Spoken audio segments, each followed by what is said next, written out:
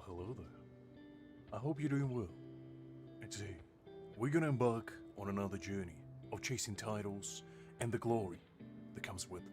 As today, we're gonna go and beat the last Noches Showdown once and for all, and climb our way to the very tippy top 1%, at least in this game. But hi there. Hopefully everyone is doing well on this Saturday afternoon. I see quite a few of you guys showed up early. Hopefully everyone is doing quite well today. Hi Random, hi the Liz. Hi Creek, hi Justin, hi Angel. Alright, so I guess let's start with a little bit of a warm-up and do some stamp farming as per usual. Probably not gonna get any upgrades, but you know, might as well. Likewise Random, likewise. By the way, while we're doing that, just on an off note, hopefully you guys enjoyed the new video I dropped. I was planning to upload it earlier this week, because some of you know I had a vacation, but something came up and unfortunately I was away until yesterday, so I wasn't able to edit stuff too much. There still will be a video coming for Neverness 7S pulls that we did. For Hattori, that one I still haven't even started. I might start it after stream today and finish it maybe on Sunday night or maybe Monday or something. But that will definitely be coming out as well at some point. I mean, if you're talking about the Last Noches Siege, basically the main trick to that one is you basically have to switch as much as possible. So if you look at I think we did it, was the last stream, I believe? It was either last or one before, I don't remember to be honest, but I think it was last. And what I realized is basically you shouldn't be doing normal rotation because that's what not gives you points. For whatever reason, and I don't know why, but the more you switch between your characters, the more multiplier you get. So you basically, the idea is to stack up your double S rank multiplier as fast as possible within like the first 30 seconds. If you maintain it for about like 70% of the time minimum, that's how you get the highest score. So the way I did it, I believe, is I used my own Mayuri first of all, because that Mayuri in a trial was pretty bad. He's not built for ultimate recharge rate, unfortunately. So you kind of have to use your own. If you don't have your own, it will be a little bit more tricky, but it still will be, I'd say, possible. It just needs a bit more trial and error. And also, if you don't want to play manually, the auto actually does a pretty decent job. I think I got about 1.5 million with auto, and manually I only did like 200k better, but that was me trying absolutely hardest. So auto in the event actually does well because it doesn't have to follow proper rotation, and since it never does, it actually excels at the event in particular, so yeah. I see, Creek, I see. I'm sure you'll be back eventually,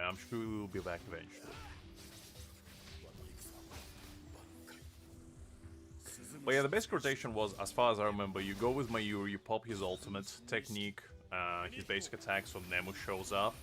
Then you go into, I think Battlefield skill for Soifon, then her technique, wait until she does her counter, switch to Grimmjow, pop his rush mode, technique, then switch back to Mayuri, pop his technique, and then basically what you do is you switch to Grimmjow, and then to another character back and forth. So after your first like proper rotation, you actually switch into Grimmjow after every single swap back. And you basically try to maintain his rush mode as much as you can. And that way you don't have to spend like the full second of redoing it, basically. In a way. No worries, Random, no worries. I mean, the event was pretty challenging. The second part was absolutely cakewalk. Like, I think I did 2 million without even trying on it, but that's because, you know, Aizen is an absolute powerhouse. But with Grimmjow, you need to be a bit more precise, because his team is super, super fast, so it's kind of hard to keep up track of all your, you know, buffs and debuffs and all that kind of stuff. Because personally, I haven't really mastered, like, ideal way of rotation for him yet, because I think ideal way is for him to keep his rush mode 100% of the time, so you never have to like redo it fully again. But I just don't know what rotation would be the smoothest for that, to be honest, because I'm just way too used to, you know, doing a proper rotation, like switch between every character once and then cycle it back and forth. But I think Strike Team is not really about that, unfortunately. Oh, well, maybe for the better. I mean, it's a fun team. I like playing it a lot, and I've been having an absolute blast playing with Grimmjow. But his gameplay is just very, very fast-paced, which is a good thing. It's not a bad thing. It's just hard to keep track of everything. Especially because him and Soifon can just switch between each other. They don't really have to, like, have an off time, realistically, so you can play with them as much or as little as you want. Which is good. Which is good.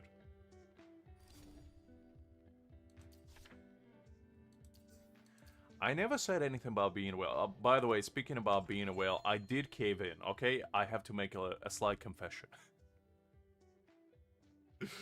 I did buy some packs for half anniversary because I know that most likely will be pulling for white, and I do need all the help I can get.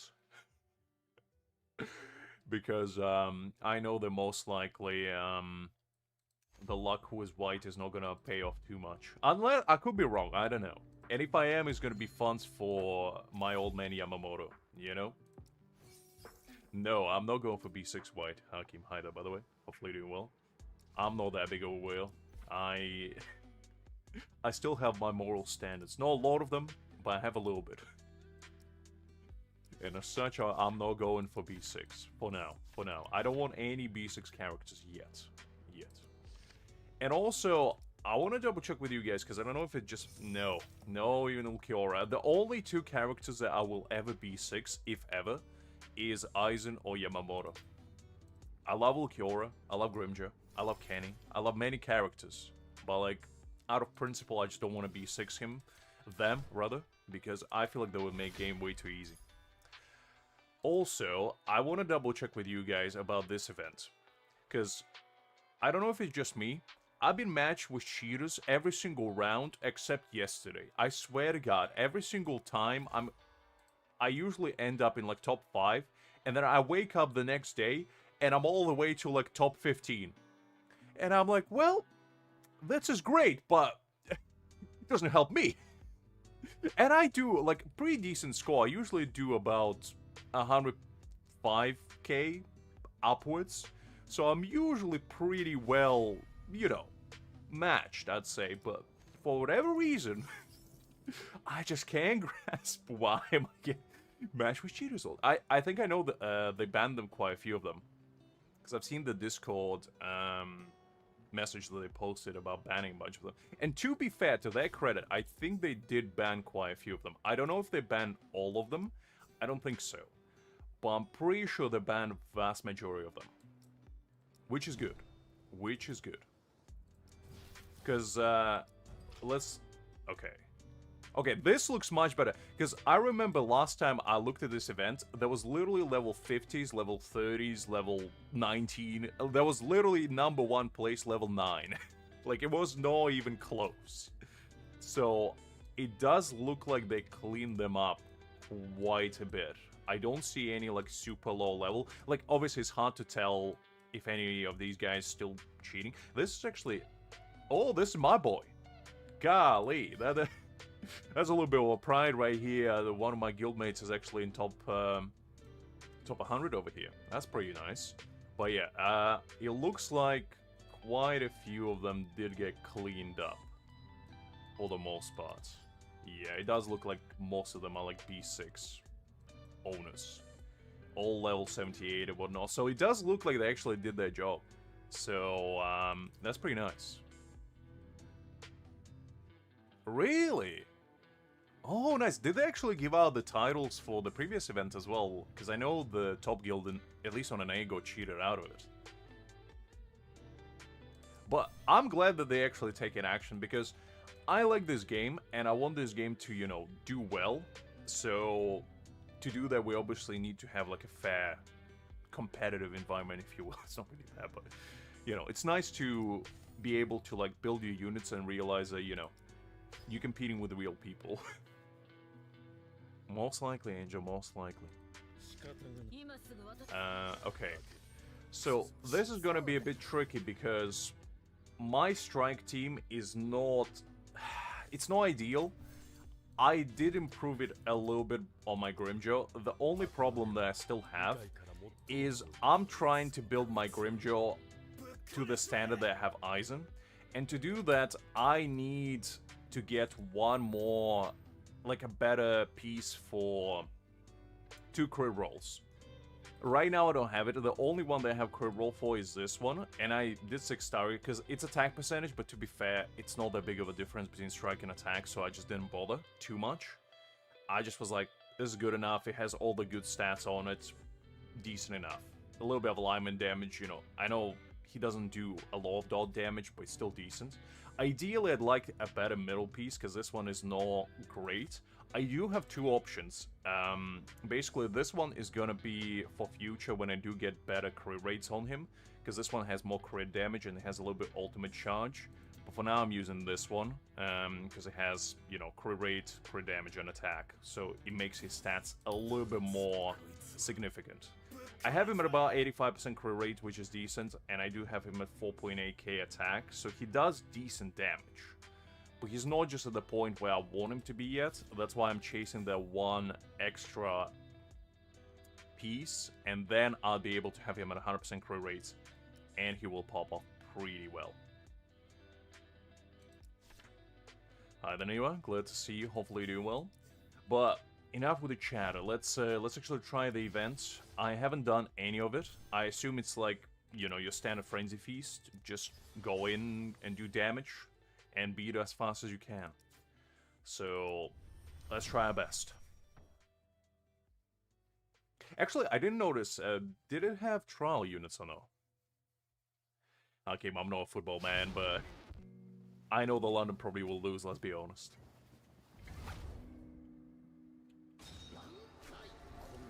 Still haven't engaged in Big 2026 as well, Creek.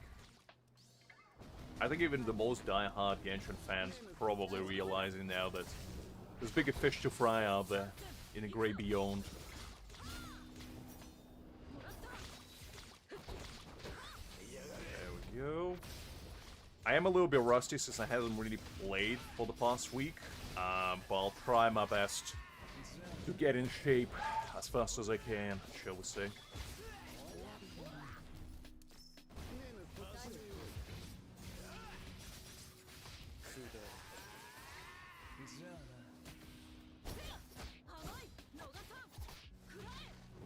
There we go.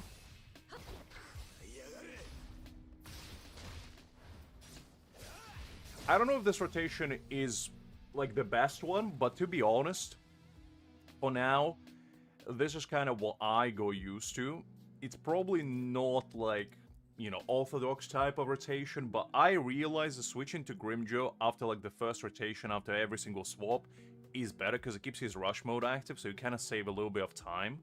I probably could have done that better actually, because I had the ultimate, I didn't pop. But so far, it feels okay.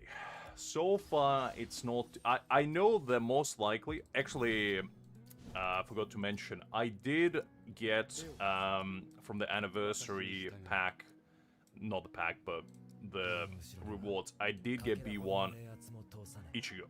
Because I thought my Slash team would be absolutely abysmal. Like, my Spirit team is fine, and to be honest, I probably will go for Kyora, so I didn't really want to bother with Toshiro. So I went for Ichigo. And this B1 is actually pretty nice because it gives him more crit rate, and he converts excess crit rate into crit damage, so it's kind of, you know, not wasted at all on him. And basically allows him to, you know, do a little bit more. Because I think the Slash will be kind of my downfall in here. Every other typing I'm pretty confident in, for the most part. But Slash is definitely going to be my weakness. And to be honest, my Kisuke is pretty good. He got about 215% crit damage. So I'm just hoping he's going to be decent enough. I hope that they're going to make him a support, honestly. Because the problem that I have with having like DPS as a SR plus is, you know, that like the limited version will be better. So it's kind of doing them disservice, and the only way they compete is when they get full boundaries, but that will take you like 4 to 5 months, and they're just not realistic to wait that long, because after that there might be another unit that's even better. You see, I'd much rather than make them supports, like, honestly, because that would complement the actual limited character much more. But I guess they're trying to make it so, like, as a free-to-play, you don't have to summon for every single unit, which is actually pretty decent. But because I still think like base Grimmjow is really good, especially with his B2. But I just don't know how long you need to wait to actually justify maxing him out. Hi there, J-Paul. Let's see. Hopefully you're doing well. But yeah, I do agree. The thing is, I like that they're adding more free units, because that's never a bad thing. Having more option is always nice. The only problem is that they're directly competing with a limited character, which, as I said, it's not the best.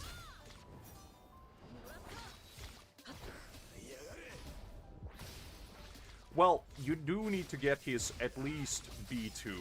Like, before he gets B2, he doesn't really do enough to justify building him, I'd say. But I feel like as soon as you do get that B2, he actually becomes very, very viable, for the most part. At least for most people. Especially with the fact that we're getting, like, so many OP units, I feel like most people just don't have enough resources to justify, you know, going for all of them. Because I will definitely use a base Grimmjow on my free-to-play, eventually. And I do hope that he will be pretty good.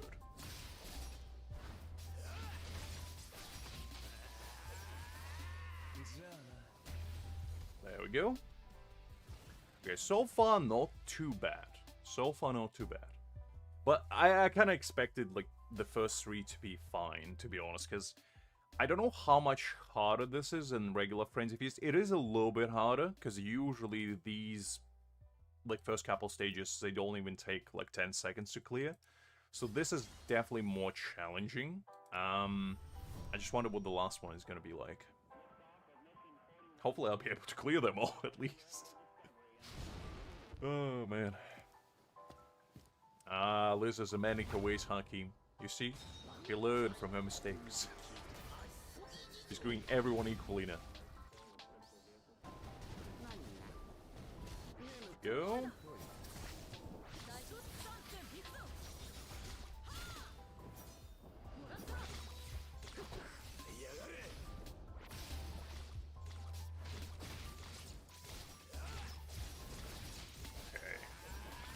Man, the fact that it's full Kiora as well doesn't make me feel settled, because I know what this man can do. And I feel like the last stage will be pretty annoying, to say the least.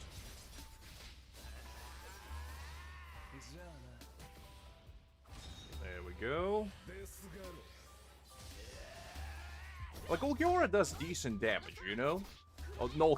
Well, Ulquiorra does decent damage. I'm getting my characters mixed up. I meant Grimmjow.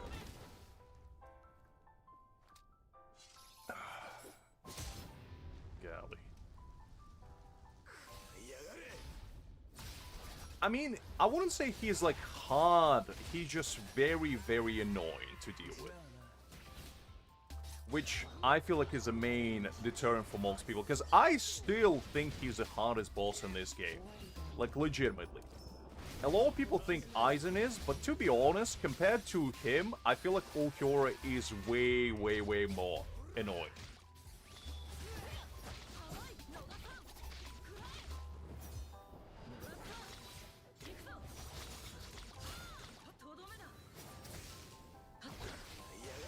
There we go. Ah, man, I messed it up a little bit. That's okay, though. That's okay. Okay, let's go with this. Ooh, there we go. Okay, that one didn't go as splendidly, but I think for now, we're not gonna try to chase, like, the higher scores. We're just gonna clear it first, and then see where we're lacking in the ranking department. And then probably we'll try to get, like, better scores and all that good stuff. I feel like Szayelaporro is just random. And that's kind of the problem with him. And he also is very tanky. I feel like unless you play an Aizen team against him, he takes way, way, way too long to beat, which is the main problem. I get that, Niwa. To be honest, the man did beat Ichigo while having his hands in his pockets like this. So that is all. I can't really argue with that, but let's be honest, Segura Tempada is pretty much as cool as it gets as well. So I do understand from both perspectives. Ideally, I probably in the future will build them both, because I like both of them. But for now, I think Segura Tempada are gonna be my ticket personally. I just can't really disregard it.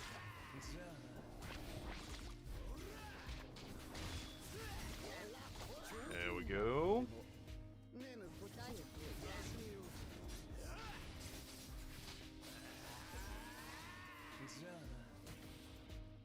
Okay, let's go with the ults. Nice. Doing decent damage. Nothing too crazy, but it is decent. It is decent.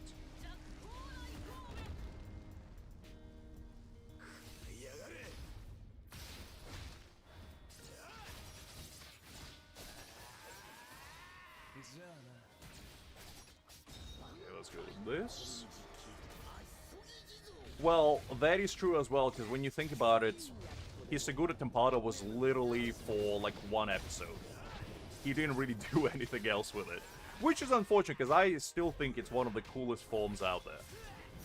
So it's a bit of a shame that, you know, you merely got like a snippet of it.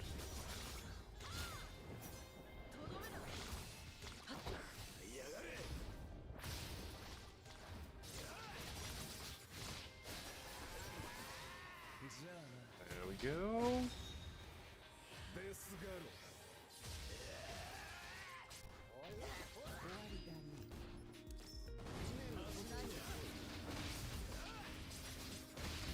Nice.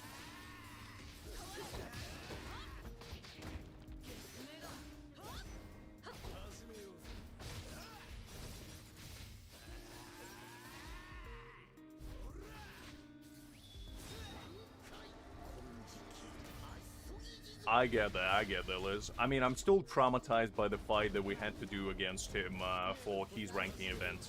That was definitely one of the most challenging fights out there, shall we say. There we go.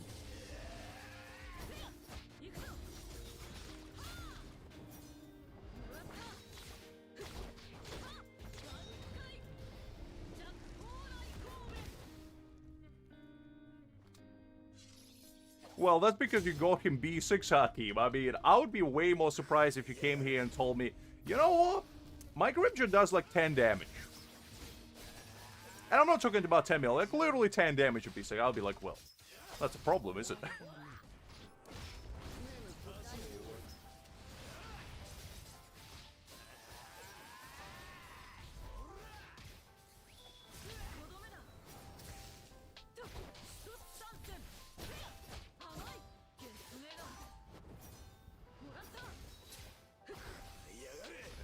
Okay, this is getting a little bit more challenging now, not gonna lie. It definitely feels much more tricky at this point. The Gulkiora all of a sudden went from, you know, level 1 crook to level 99 Mafia boss over here. Golly.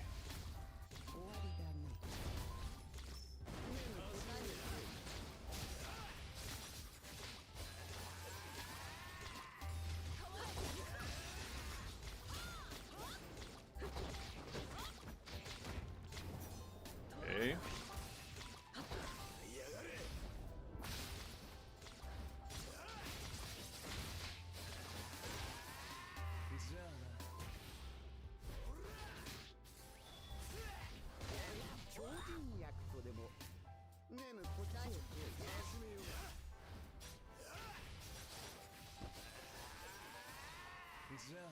Okay.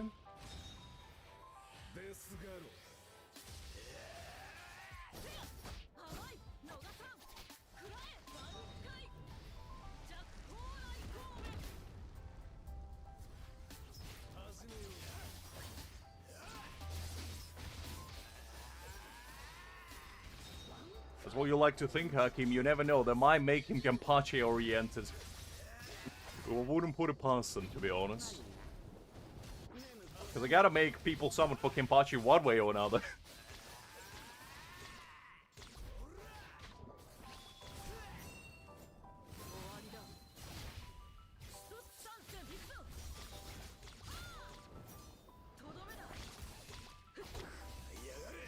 Okay.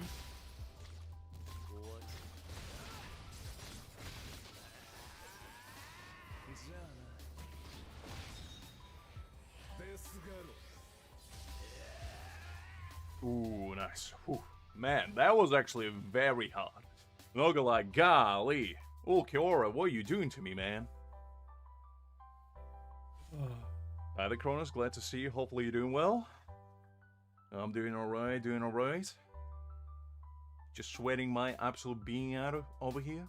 Golly, the stage 5, we might not be able to beat it, I swear to God, because that stage, it went from literally being Winnie Han Jr. on stage 3 to, like, full focus mode on stage 4. Like, jeez Louise, it's only 5 levels difference. That's what I expected from last stage, not from the prerequisite one. Ooh. Okay, let me quickly take a water break on that one. I was hyper-focused there. Probably didn't do well on rotation, but it's fine. As long as I beat it. It's alright, Cronus, no worry, I'm glad you're showing up anyway. Alright. Let's try it again. That's probably a smart idea, to be honest, Justin, because if you're gonna B6 a unit, you might as well do it for tactic units, because, like, Nell and Aizen are 2 of the strongest units in the game right now. Gin and Grimmjow obviously are as well, but, like, out of pure longevity... Ooh, wait, hold up, I messed it up. I messed it up. I was blabbering, forgot what I was doing. Out of pure longevity, tactical unit just gonna have way more shelf life, I feel like. No worries, Cronus, appreciate it. Have a good day as well. For me, white is not as hype as Yamamoto, but I definitely can see it. Justin, I definitely can see it.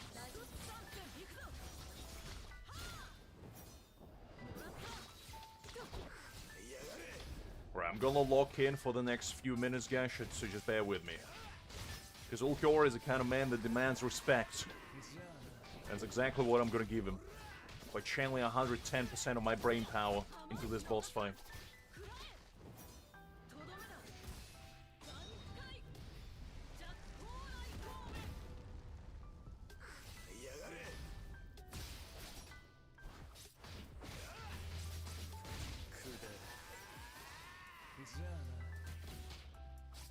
There we go.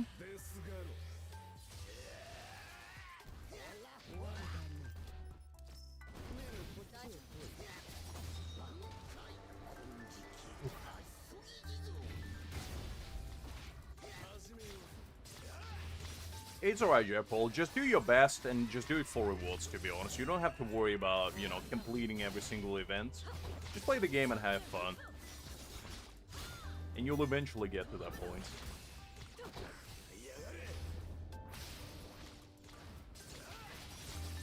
I mean, to be honest, All Man's Zangetsu would make sense to be tactic more than anyone else, because he was literally the teacher of, you know, Ichigo. So who else is more qualified to be a tactic unit than Zangetsu? Let's be honest. Okay.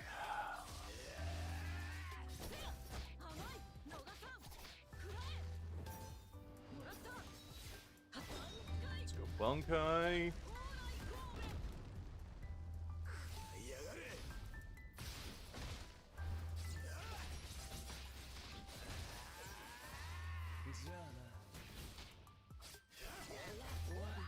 Okay.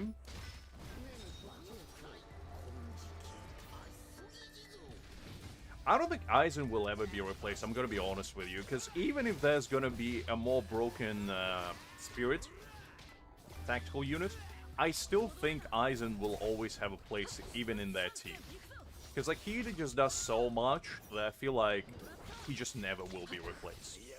he will always be part of your team. For the most part. Unless there's a more busted Aizen comes out. And that's the only way I can see it being, you know, him being replaced, shall we say. Okay, decent. We'll take that.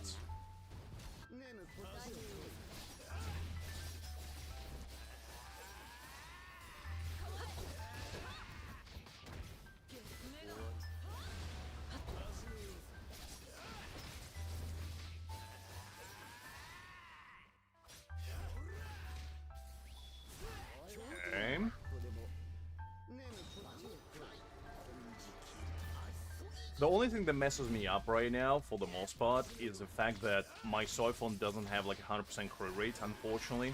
Like, the way I built her, she oriented towards crit damage more, which kind of messes it up slightly. So I'll need to improve that build a little bit in the future. But other than that, I think this team is pretty decent for now.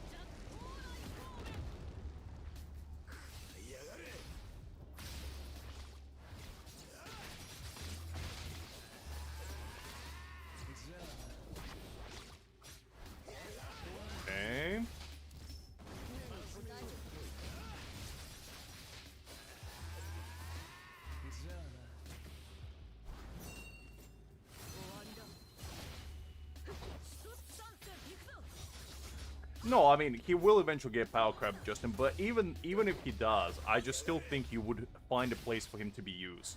Because the fact is, he buffs everyone. So, like, he will find a place in any of your teams, for the most part, and you will never come across, like, a situation where Aizen will make a team worse. Or at least I feel like it. Like, I really just don't see it, to be honest. But I could be wrong. I could be wrong, you never know. They might be cooking up some absolute heat over there. I don't think we would be able to beat this Ulquiorra, unfortunately. This looks crazy hard. Yeah, I just don't think my team is sufficiently equipped enough, unfortunately, to deal with this. But we'll at least try to get as good score as we possibly can.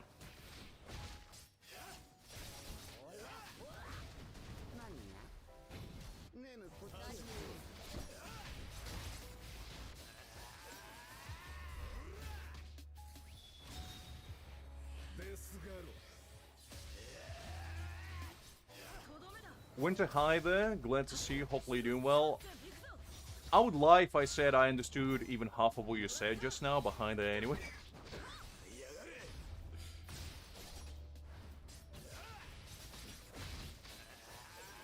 You see, Winter, the thing is, I don't keep up with the memes of today, shall we say, so... Majority of my meme culture comes from Greg, and unless he told me about it, I have no idea. And I feel like Liz is the same. That's a privilege of being an octogenarian like us. You don't have to know things, you just have to trust people to tell you what you need to know.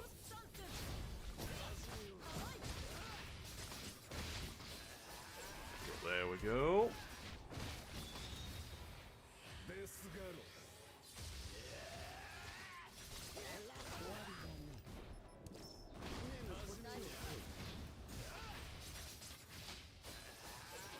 Ah, I see, Winter, I see. So you're getting all your pent-up coolness out of the way so you become an uncool adult in the future. I see, I see.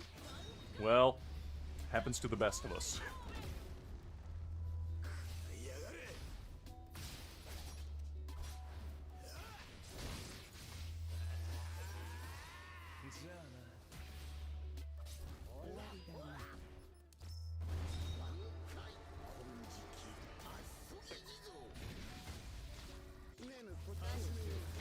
You lost me at reciting, to be honest. Don't even know what that means.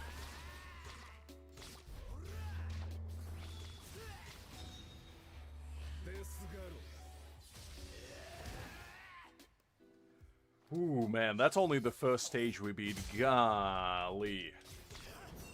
This man is tough as nails. How in the absolute nightmare are free-to-play supposed to beat this? I have no idea, because I'm struggling out here, and I have all three of my units B1. So they're not even, like, that underbuilt either. But golly, this is tough as nails.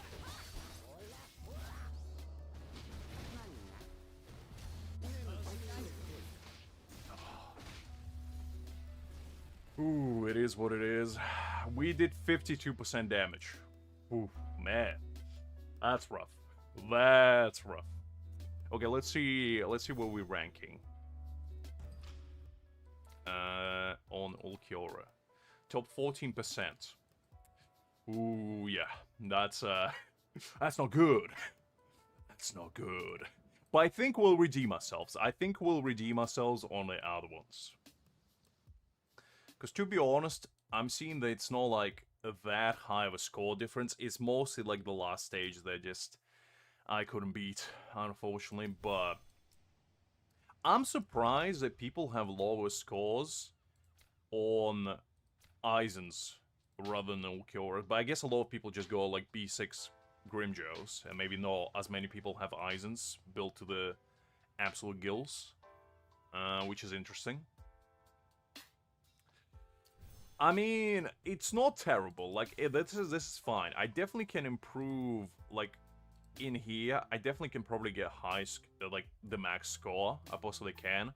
In the fourth one, I can improve a little bit. The fifth one will be, like, the toughest one, because it just doesn't do what I want it to do, unfortunately.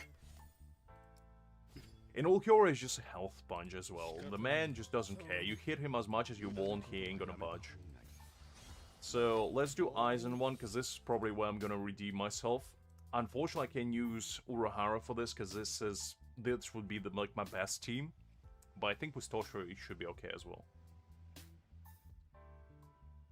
Well, that is true. That's true. The only thing that I want, and I'm not sure if I'll be able to achieve it, is to get to top 1% for this title. I don't know if that would be possible, but I will try my best to get there. Because it kind of depends how many people, I guess, doing it. Because top 1% is very vague. If there's like 100,000 people that do this event, I basically need to be in top 1,000. Which might not be that difficult to get to. But if it's like, I don't know, 20,000 people, there ain't no way I'm getting there. You know? So it just kind of depends how many players we're talking about here. Which unfortunately you can't check. So, yeah. We'll try our best. I mean, J rewards is kind of what all I'm care for as well, but I would like a title, you know? I'm not gonna stress too much about it if I don't get it, but it would be nice to get it. Hi there, Pale. I'm glad to see you. Hopefully you're doing well.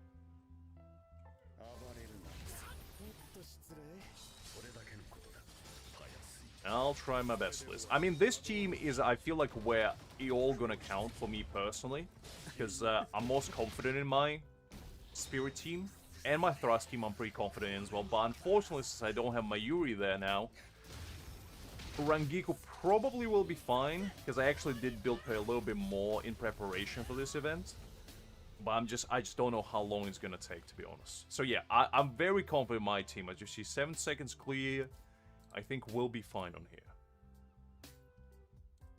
Is there a new Soifon skin? I didn't even check, where would that be? Is it in here somewhere? Was there a new event? I didn't know they got a new skin. Hold up. Let's see. Is it this one?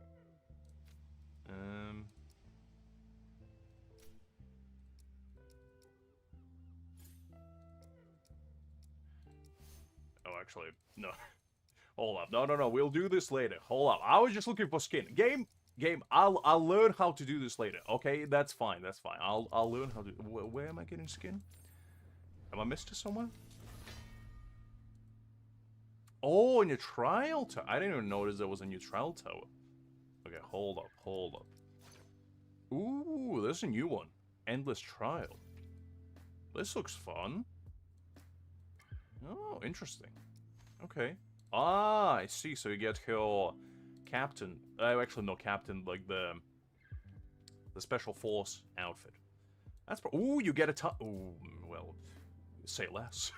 You get a title. I'm in.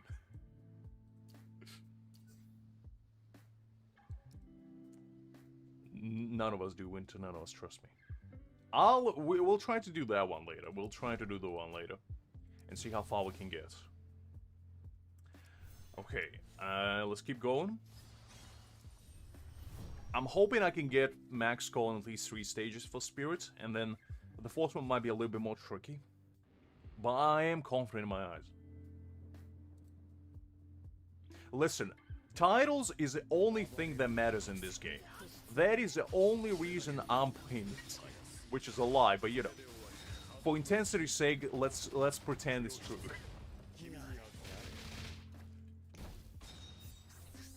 Because, I mean, I think I have every single title in a game that is like, time-gated at the moment. It might change after this event, because I don't know if I'll be able to even get to, you know, top 1%, but we'll try our absolute damnness.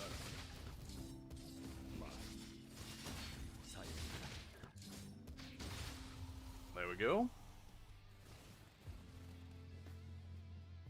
I mean, to be honest, I don't think the event would be that hard, because to be honest, Trial Tower is not that hard. It's only challenging on, like, the last few stages. Everything else you can kind of clear on auto, for the most part. But that's fine. That's fine. I hope that they remove majority of the cheaters from this event, because that's the only plausible way I have to reach in the top 1%. And I don't like this top 1%. They should have made it top 10, because that would be more realistic.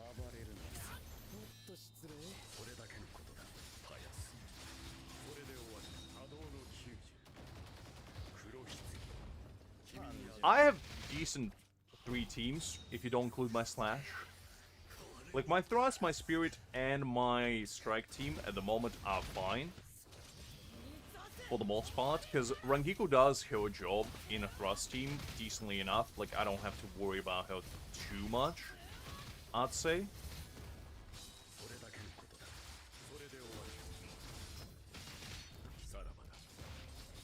There we go. Okay, that was simple enough. I assume on the next stage, that's when it's gonna get bone-shottingly hard. Because, like, Grimmjow, I feel like they put Ulquiorra as the hardest boss there, because I think Ulquiorra is the only boss that has 2 stages. Unless on stage 4, he's gonna have 2 stages as well. Let me see. Hopefully no. But Ulquiorra definitely was, I would much rather him being a Slash boss, you know? Because on Slash, I'm not expecting anything. So might as well just curb my expectation. Okay, he does have 2 stages. That's fine, that's fine. I was getting a bit too excited.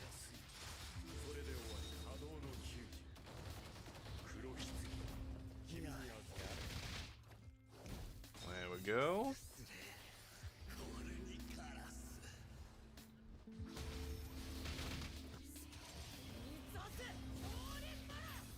Alright.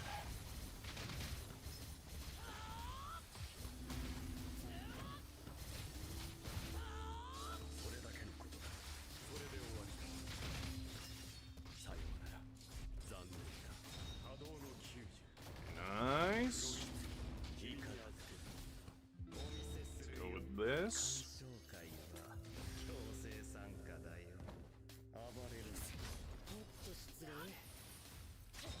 And then let's go with the ultimate.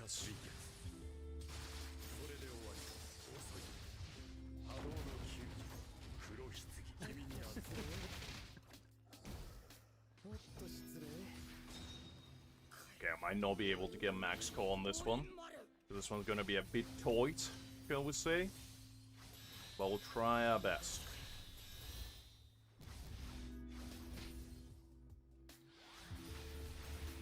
Okay, there we go.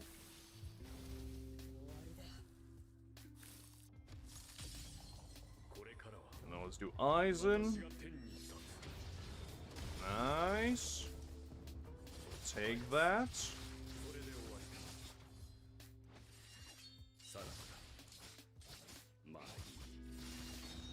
And then let's do Hado.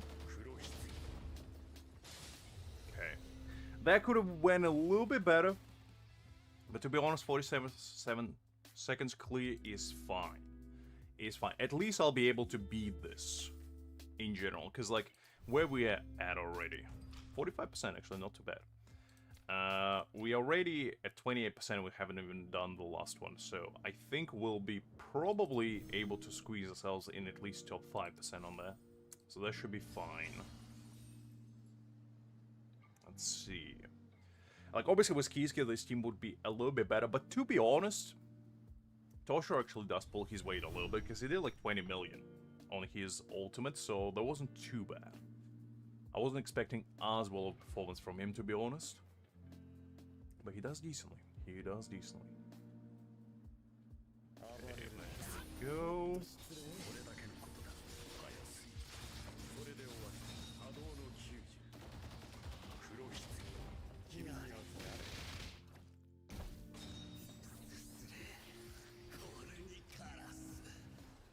Right.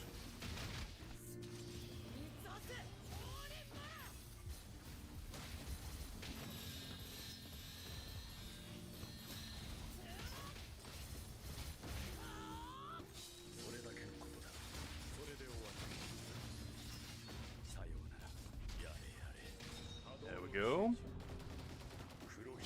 Look, it's not that I don't trust Toshiro, it's just the fact that, you know, Toshiro is... he's kind of like a middle child in my whole team, shall we say, because I use him and I like him, but I never, like, go out my way to use him, you know?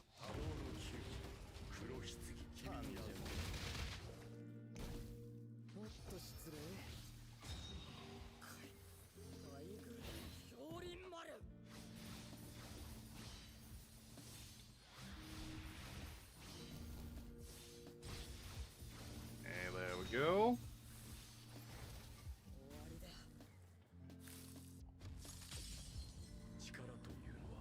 Nice, Pale, nice.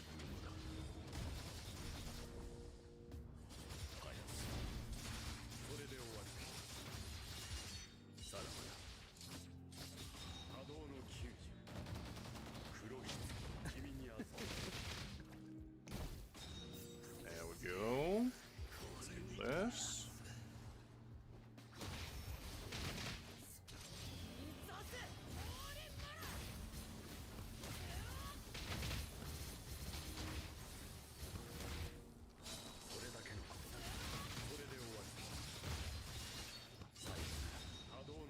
Go.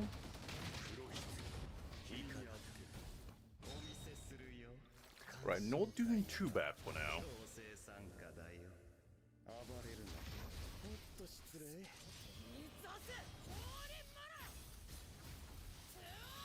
Me as well, Pale, me as well. Pretty hype for both of them.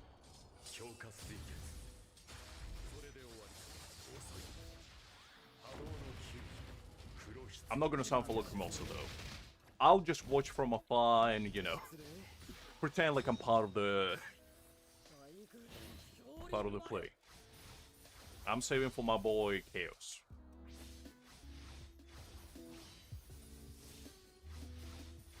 There we go.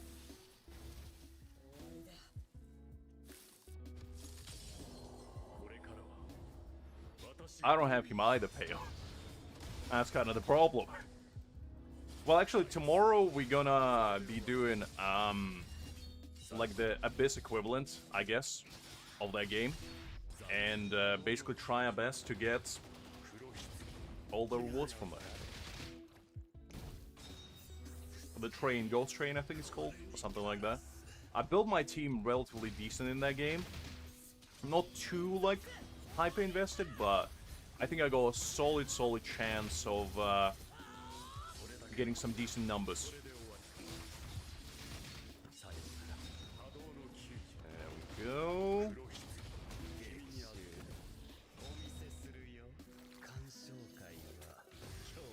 Nice.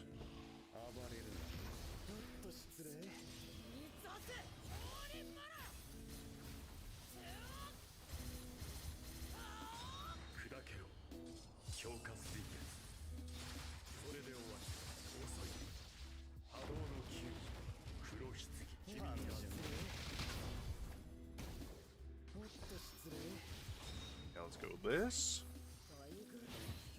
Oh, do you not summon for any limited characters? Yes, Pale. Because that seems like an awful lot of pools to have if you did.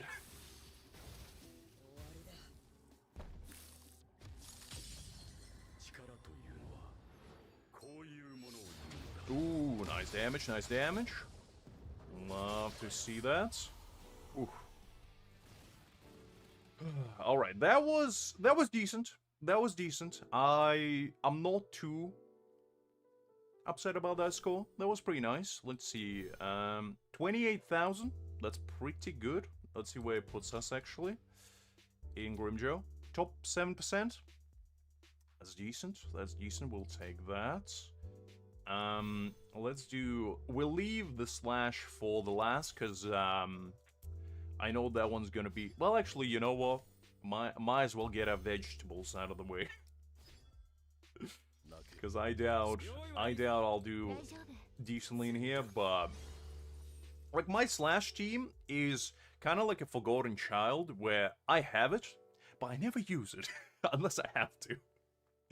So, yeah, this is gonna be an interesting one, but we'll try our best. We'll try our best. Ah, I see, I see.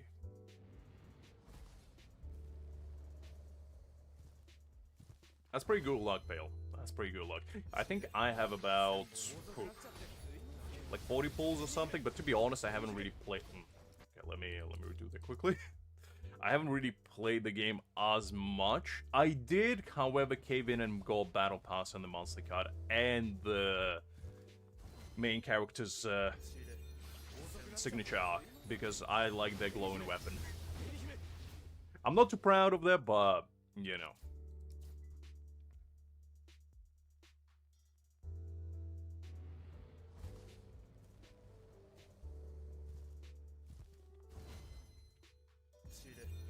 Let's go with this. What child are you talking about, Liz? Yeah, Hakim told me about it. Apparently it got leaked, didn't it? It was supposed to come out next year, but it got leaked, so... The suits weren't particularly pleased with that. And they saw like an absolute biblical takedown on the guy that leaked it.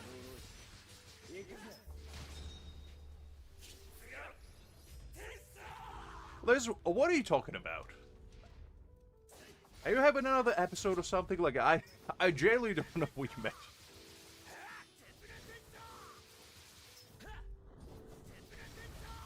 Oh, man. Okay, hold up. Hold up. I can definitely do this on max score. At least I can do the first stage on max score. Was it October? I thought Hakim told me that it was supposed to come out next year, but it got leaked. By a gentleman. Well, I don't know the name of, but it was interesting. There we go.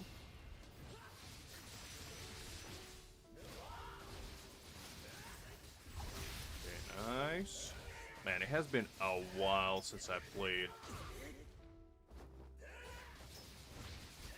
Listen, Liz, I'm just asking. I'm not throwing accusations. I'm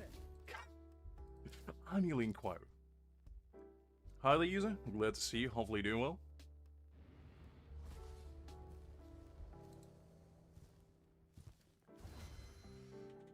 Okay, let's go again. Oh man, okay. I need to do a dodge after I do two techniques. I still need to get a better ultimate recharge piece on my Kisuke, because right now he literally misses a smidge to get his ultimate straight away, which is a bit annoying. Well, I guess it's not the end of the world, so it's fine. Okay.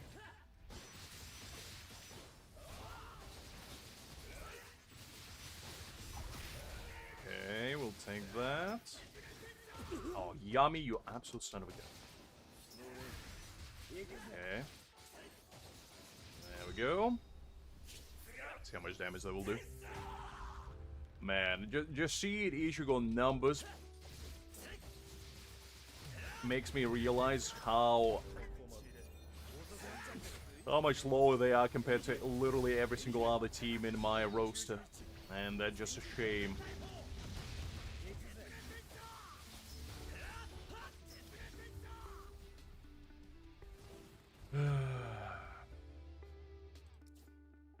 I mean, it is better than Ichigo. I can't really say anything about that, Justin.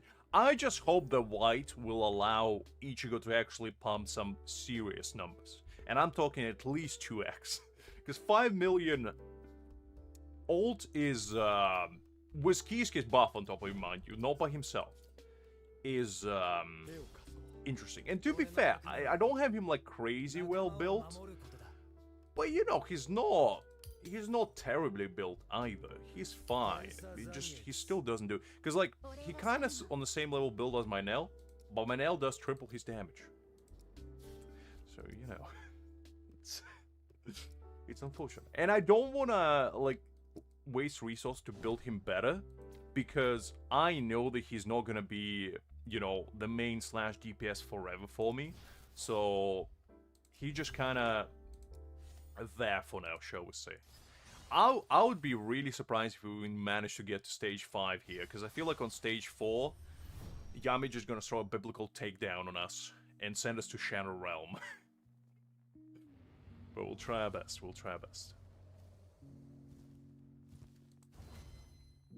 Well, I hope so, because, I'll tell you something, he needs it. Like, I don't think Ichigo is a weak character by any means, but I just don't think he does enough. And the main problem is that his kid doesn't have interruption resistance. So, unlike Kenpachi, he actually can get interrupted, especially during his, you know, combos like this. And that just makes him way, way less viable, shall we say. Like, he does decent. Like, it's decent numbers. It's just nothing crazy, which I feel like what slows him down. But hopefully the white will allow him to actually do some decent stuff. Yes, Ichigo is B1. I probably realistically should have went for Toshiro, because like Toshiro at least does decent numbers. But as I said, I'm most likely not gonna bother with well, actually I will be bothering with Ulquiorra, so I just don't see realistically a reason for me to go for his dupes at the moment, even though I think that dupe is a little bit better.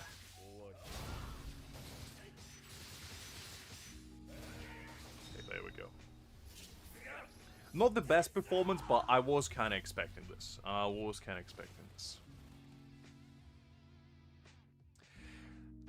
Well, the thing is, right? I was torn between Toshiro and Ichigo, but the problem with that is the fact that I will most likely summon Ulquiorra. Now, Toshiro is good, don't get me wrong, I like Toshiro more than like Ichigo, but if I'm gonna get Ulquiorra, the point of getting his B1 is kind of diminishes, because realistically I'm not gonna use him for a long time unless I need like Spirit Team in the future. But if I need a Spirit Team in the future, that will be by the time where I probably will just have another DPS to go with him anyway. And the chances are, if Ulquiorra is free, like SI, and you can get his boundaries through the Battle Pass, kind of like how you can with Grimmjow, chances are I'm probably just going to build him instead anyway, because I feel like at B6, he's definitely going to be better than Toshiro at B1. At least I hope so. So, from that perspective, I just didn't really see a point of going that far, to be honest. But Ichigo's B1 is not like anything crazy either, so you can't really go wrong either way. That's actually not a bad idea, to be honest. That's not a bad idea, because right now I am using Toshiro, Rukia, and Momo on my free-to-play as a team, and it actually does smack pretty hard. Like, it's obviously not on the level of SSR teams, but it still does really, really decent damage. I managed to clear Frenzy Feast relatively easy. I don't like struggle with deadlock stages with it either, so it is actually pretty viable. Obviously, it's not going to do as well as, you know, your Aizen team or whatever, but it's a decent substitute if you don't have, you know, anything else going. Well, yes, he does. That's absolutely right. Well, yes, he does, because it's 25 flat percent increase, and Ichigo just gets... Well, he gets cooldown reduction, I guess, on his techniques, so it might be decent in that regard, but yeah, I don't know. It kind of depends where you go on your account. I just feel like from future perspective, considering I'm most likely not gonna summon for any slash DPS moving forward until like anniversary, because full whole Ichigo will most likely be slash DPS. I just feel like it's a better long-term investment for like future events, from the perspective that at the bare minimum, I most likely will get higher value out of him right now than I would have gotten out of, you know, Toshiro, especially with Ulquiorra. But you're doing a smart choice, to be honest. I did choose Toshiro on my free-to-play, because I do think that's a better boundary. But as I said, for my pay-to-win account, shall we say, it was a tougher choice to make. And I just went with what I thought would be a better long-term investment, which I think is Ichigo. Unless you have Kenpachi. If you have Kenpachi, that's completely different. Then Toshiro obviously is better. But the thing is, I feel like by the time they give another selector in the future, we most likely will have already new units in there, like Gin, like maybe even Aizen. So by that point, you most likely will never get another boundary on him. And, you know, there will be much better units to dupe out, I'd say. Because I am expecting for first anniversary for them to include at least Gin. And if they include Gin, I mean, at that point, I would go for, like, B2, because his B2 actually smacks a lot. It gives his ultimate, like, quite a significant buff. And he already does decent damage with his ultimate. And his B2 basically gives him 35% crit damage, stacking by 6. So that gives him 100... What is it? No, actually, no 100. 205% crit damage on his ultimate. That's a lot. For one, and he also gets technique points recovery time better, but that's, to be honest, not here nor there, because he already gets them pretty fast. But like this boundary specific, like his B1 is fine, but it's not like crazy, you know. It's like he gets techniques after entering battle, and he gets technique points after his ultimate, which is fine, but it's not like crazy strong. But his B2 on the other hand, like this. And to be honest, I still think Gin will have, like, one of the highest longevity spans. And I already have him pretty decently built for, like, DPS. And I have his ultimate charge rate pretty decent as well. So I feel like that's probably what I will do in the future if they did give a free selector for Gin. I might even take him over Aizen, to be honest. Because, like, their B2 is just so good. And Aizen's B6 is good, but it's not, like, it's not 200% crit damage good. That's just insane to me.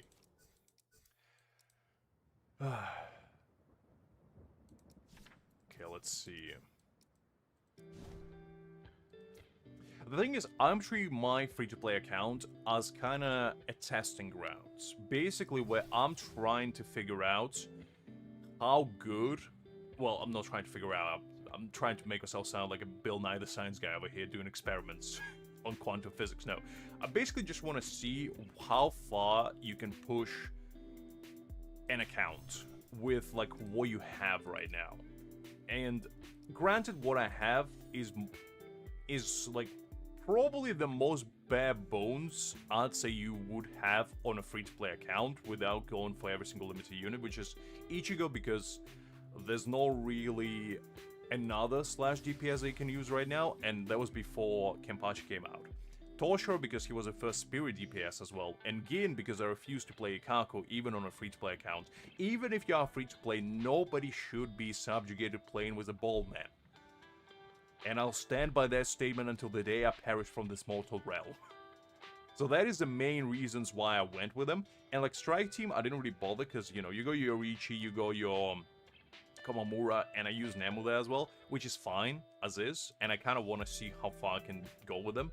And in the future, the only thing that I will do is replace Yorichu with B6 free SR Plus Grimmjow, and that's probably going to be a bit better. Well, that's the thing. I just want to have like both perspectives of like extreme free-to-play and like mid-level spender. I'll never be a whale, but I am definitely at this point mid-level spender. I can't really deny that for too long, because I can't really delude myself that I'm a low spender anymore. But I just feel like from that perspective, I will be able to have a much clearer understanding of the game and be like, give like a better advice if people ask what they should do with their accounts, because I still believe that your end goal on your account should be building 4 teams and basically have every single typing covered. But how much investment do you need to have those teams covered is a different question entirely. And I feel like a lot of people nowadays especially, they probably just go for units they like, which is nothing wrong with that. But I just want to see how far you can push like your free-to-play accounts without going overboard and pulling like every single unit.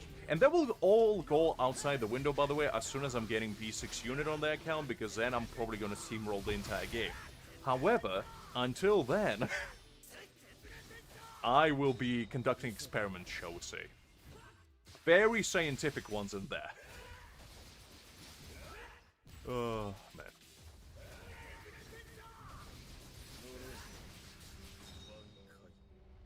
Because I am planning to get B6 unit on there eventually, for free. But to be fair, I feel like if I do get B6 unit for free, that will be fine for the most part, because at the bare minimum, it would be free to play, and everybody can do so. I just won't use them as much. Ooh, man, yummy. What are you doing to me, big man? What are you doing to me?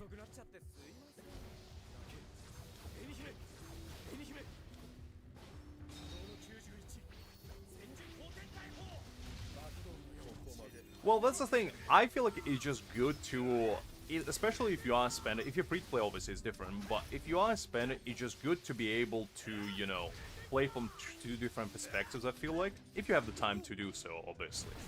Because it is a pretty big time investment. But I just feel like it makes the game more fun. At least for me. I don't know about majority of people. But for me personally, I enjoy the challenge, and I enjoy trying like different builds and different. Actually, when we do pop on my free-to-play account, I did quite a few upgrades. I made my Gin, my Yaruichi, my Ichigo, and my Toshiro actually pretty decent for once. So I have like solid core for all of my teams at the moment over there, which allows me to like clear content much easier. On there, well, I have about 75,000 Jades on there, plus however many tickets I go. So probably, I don't know, B4, somewhere there, I'd say. B5, maybe.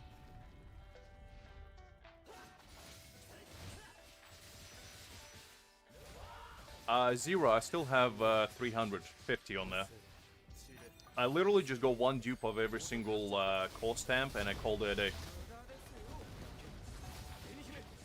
Because I just didn't really see a point of going for there. And I still believe in it.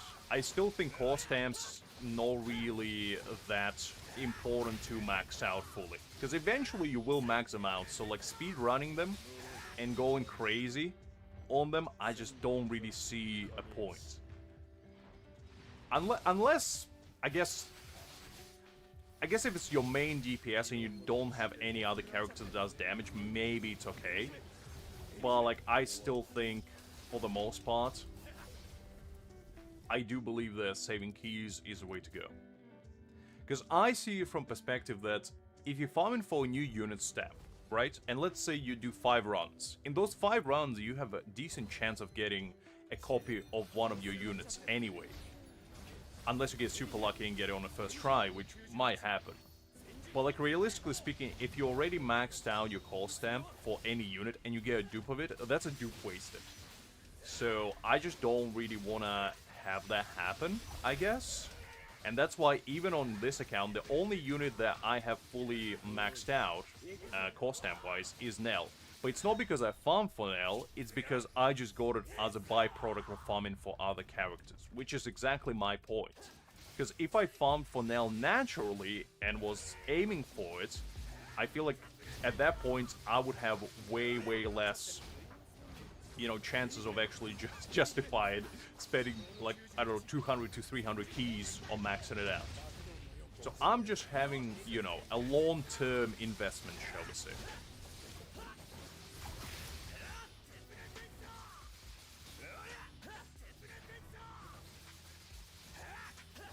Well, I know, but you need 5 copies of that, don't forget that, Justin. Like, I know you can dismantle them, but to get 1 copy, you need 5 cubes.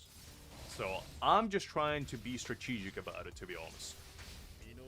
And as I said, I just don't think you get enough bang for your buck from, you know, upgrading to, like, A5 instead of having it at, like, A3.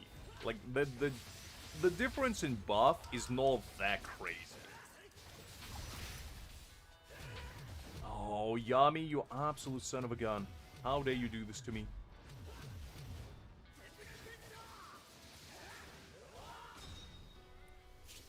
But yeah, I do know that you can dismantle them. And by the way, you can do that with weapon copies as well. So, for example, if you have a bunch of, like, weapon stamps that you're not gonna use for a character, you can realistically dismantle them if you want to, and instead get, you know, a limited character's weapon due. Which might be the strategy for future, like, especially with units that I guess you don't care too much about. Oh, Yami, can you stop? Stop! You son of a gun, I swear to God. Calm down.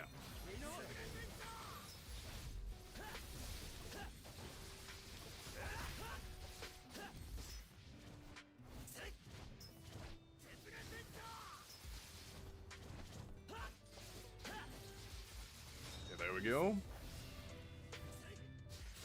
Listen, I don't want to dodge, Liz. Dodging is for cowards. I am no such thing. I challenge my enemies head-on with a cranium full of determination. Look, I just keep getting on a tangent and I'm forgetting what I'm doing.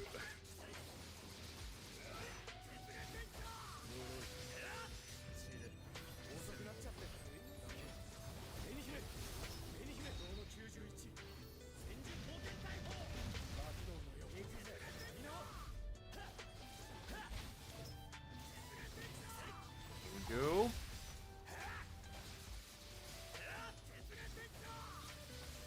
To be honest, that first dupe actually did improve Ichigo quite significantly, because now his techniques actually take about like 3 to 4 seconds instead of 8. So in that regard, I feel like he did actually improve, just not tremendously.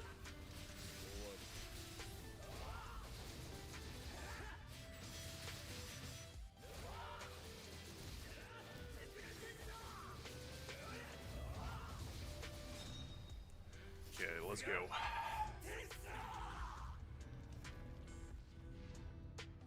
No, I'm not pulling for Kenpachi.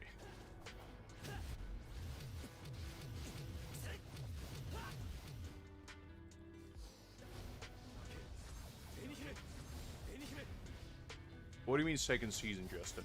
I only got B1. I'm not planning to go any further on him.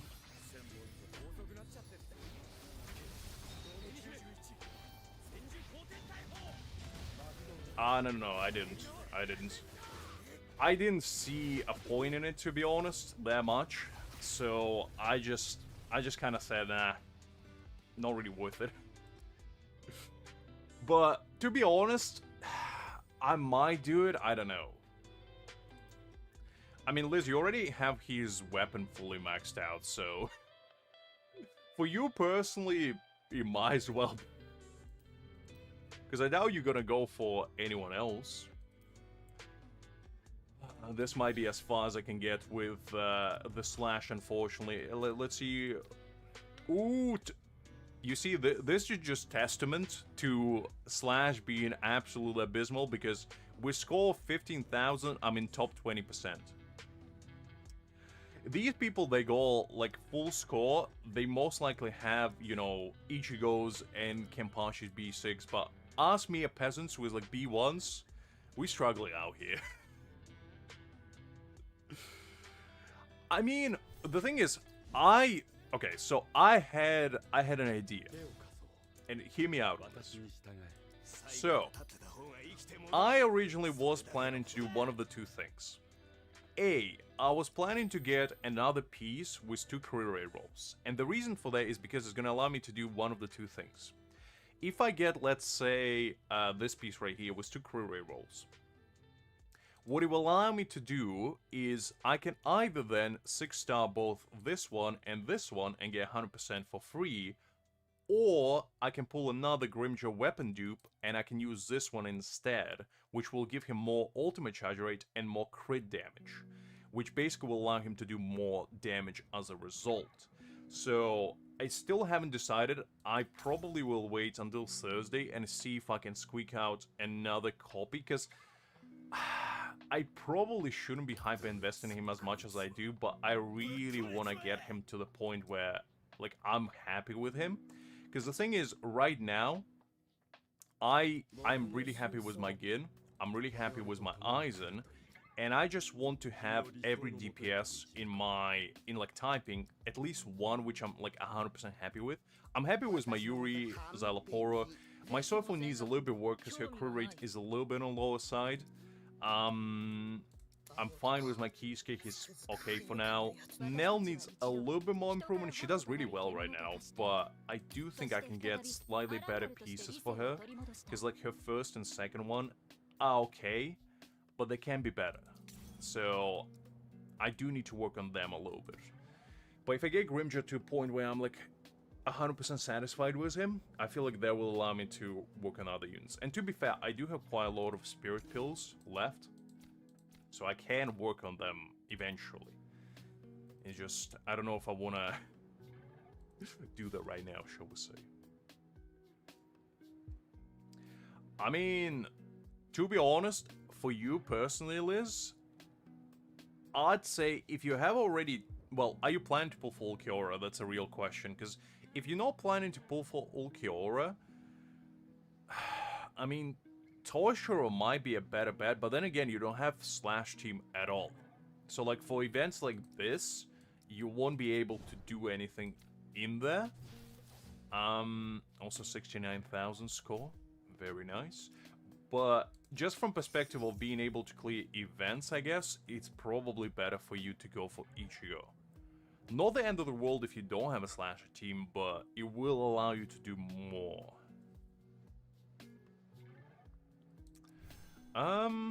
That is true, to be honest, Justin. That is true. We haven't seen her rerun. I mean, Toshiro and Ichigo haven't had a rerun as well, but I feel like they're already treating them as a standard units in a way. And I feel like after a few months, they probably will add them to the standard pool. I personally feel like it, because they know like super busted, and I feel like they wouldn't cause too much of a friction as adding like Aizen or Gin or whatever. Because Whale's probably going to be livid if they could have gotten them for free. Instead of going for, you know, spending thousands upon thousands to get them. Okay, let's do Noitora one. I'm a little bit more concerned about this one. My Rangiku is decently built. She's not crazy built, but I feel like this team will do okay. Because my Gin is really good, my Nell is decent, and my Rangiku... Actually, I haven't checked her in a while, because I think I put stamps on her like a long time ago, and I haven't even touched her since. So let's just check what she got. Yeah, actually, she got some decent stuff. Crew rates, actually, she got really good stuff. Never mind, she got some decent heaters over here that I didn't use for my... Again, all stats are pretty decent. Yeah, that's actually pretty okay. She's looking decent enough. 153 ultimate charge rates, a little bit of crit rate, crit damage, a little bit of alignment. It's pretty good. That's pretty good. Yeah, I mean, I just couldn't remember if I actually invested in her. I think I maxed out majority of her skills to the point where, yeah, I maxed them all out.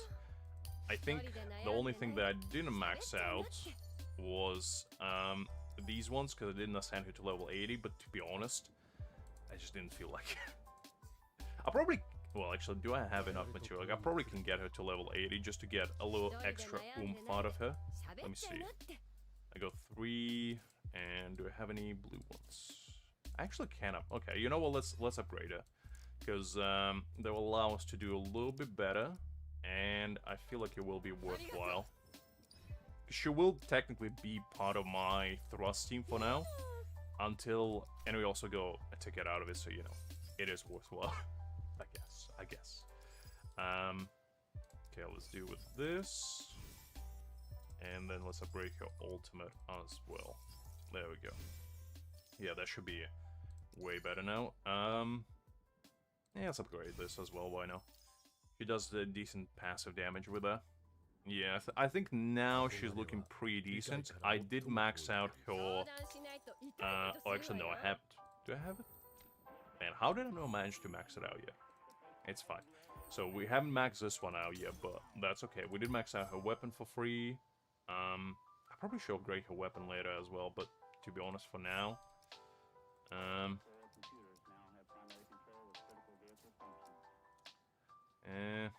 I do it? And to be honest, I don't think she needs it because she's not going to be my main DPS anyway. Nah, I think she's fine with level 60. To be honest. My Torsen build is pretty much what I would use for Gin, so this is just use this for Torsen basically. I would go thrust damage. Basically, the way you want to build your Torsen is the same way you want to build your Gin, which is as much alignment damage as you possibly can stand, because he does a lot of dot damage. So your priority is ailment and ultimate charge rates. If you get crit rates, attack, anything like that, obviously a bonus, but I would aim for having ailment and ultimate charge rate on every single piece if you can. If you can't, at least ailment damage, because that's like his bread and butter, and you want as many stacks of it as possible. The last piece, I personally would probably actually go with ultimate charge rate on him instead of ailment, because you're most likely using him as sub, as a support rather than some sub DPS, and I think he actually performs better, because unlike Gin, his takes a little bit longer to charge up, but dot damage is fine. So yeah, basically just go similar build like this, and you'll be fine. Your third piece is kind of up to you, depending on what your sap stats look at, but I think you should be aiming at least 160% dot damage on your Torsen. I don't have my, like, right now I just put stuff that I didn't use on him. This is not the build you want to go for, obviously. I was using him before, but right now he's just not in my team, unfortunately. That is true, that is true.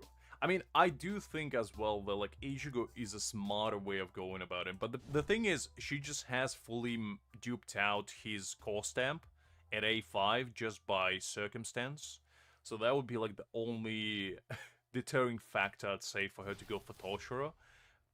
But it all depends whether she summons full Kyora or not. Because to be honest, if she's not going for all Kyora, it's probably better to have a very solid thrust, spirit, and strike team than to have, you know, a semi-okay slash team. And it's also whether you're gonna go for white as well, because white is a pretty big factor of making the decision. Because I went for Ichigo because I'm pulling for white. If you're not, then, you know, slash team is kind of not here nor there for you. Especially if you're using Kisuke for, like, your other teams too. That's another pretty big factor. Alright, let's see what we can do here.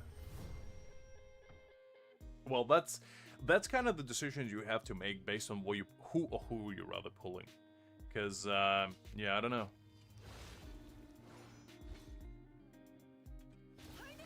I do think so as well, to be honest, Pale. Like, there's not really a world where Ulquiorra is going to be worse than Toshiro.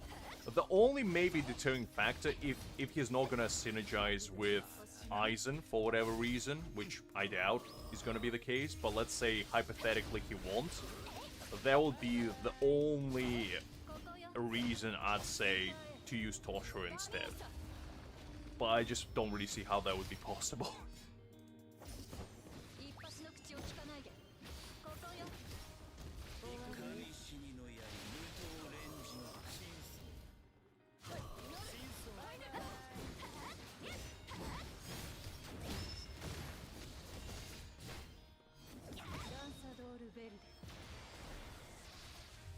I think I most likely will get...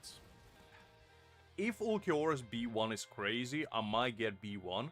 And I feel like this could gonna be my plan for the future, is basically, if B1 of the character is really good, I probably will go B1.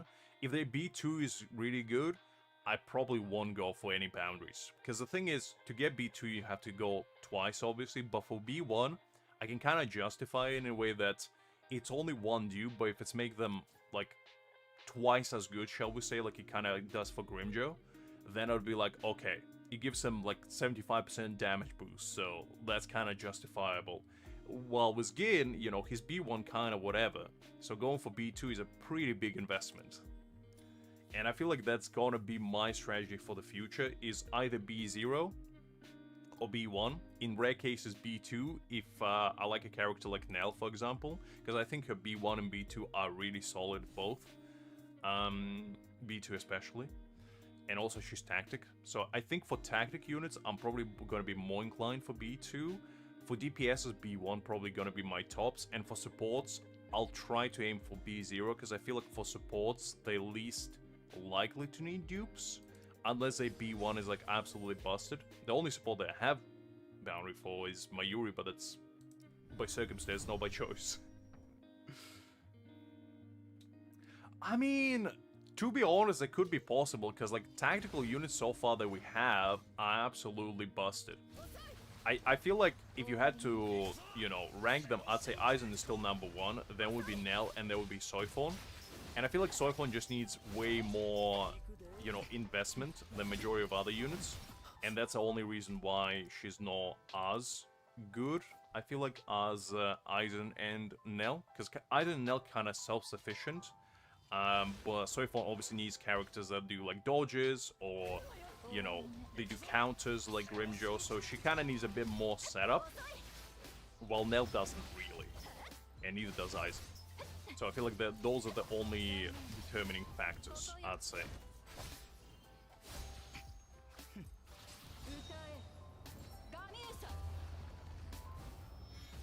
Well, I do think that Full Hollow Ichigo will be the new slash DPS, and I feel like that's a general consensus for 99% of people out there, because that's kind of the expectation.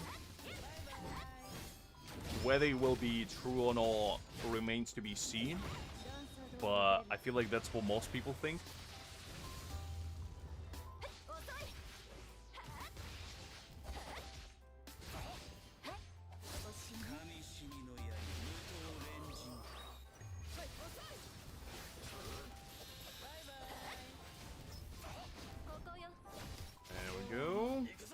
Yeah, this team is not as impactful without Mayuri, unfortunately, but that's okay. That's okay. We still probably will be able to clear most of them, I'd say.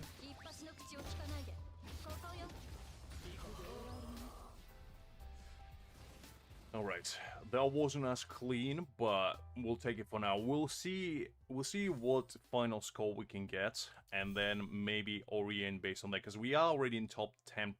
So I feel like if we clear everything, we're probably gonna end up somewhere top 5, I'd say. And then we'll have to wait and see what shall be done. I mean, Mayuri did kinda become one of the most vital units, to be honest, because like he is indispensable for the thrust team. Well, not really. I mean, you can kind of use Rangiku instead, but he is obviously better. And he became literally indispensable for strike team, because without him, the strike team is just nowhere good enough. Like, Nemu just ain't doing the job. Unless you have Komamura B1, I feel like that's the only respectable replacement that the strike team can have at the moment. And that's mostly because Komamura can provide crit rate and crit damage if you have him B1, which I feel like is pretty solid. You know, it's at least better than what Nemu can give you.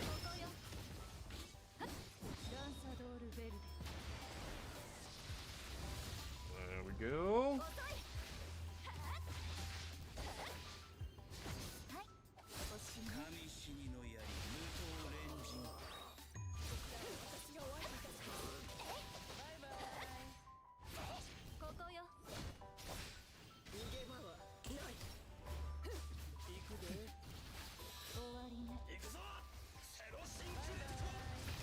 I mean, fair enough, Liz, fair enough.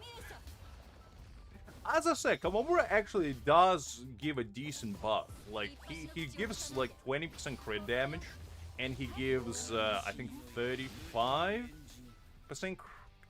no, he gives 20% crit rate and about 35, I think, percent crit damage on his B1.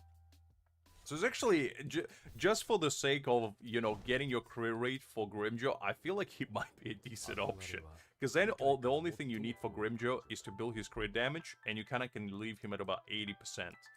But your rotation will be kind of weird. I think that's what he gives. Let me double check. I believe 40% crit damage. And I think fully maxed out crit rate, he does give 20%. So getting 40% extra damage, and you're getting 20% crit rate. So I feel like for that alone, he's decent. Like, I'm not gonna lie, I have him built on my free-to-play, and he actually does provide Yorichi with decent support. And he also gives... what else does he give? He gives strike resistance. Which I think if you fully max it out is 15%. So he gives 50% strike resistance, 20% crit rate, and 40% crit damage. So I feel like he's already way better than Nemu. So if you don't have Mayuri, I would use him instead, to be honest, even if he's not B1. Because I feel like that he just does more. No, I don't. I am considering though, because I do have that still free selector left for like 300 pulls on there. And to be honest, I probably should use on Kisuke, but I just feel like B1 Sajin might be worthwhile, because 40% crit damage is a decent little boost.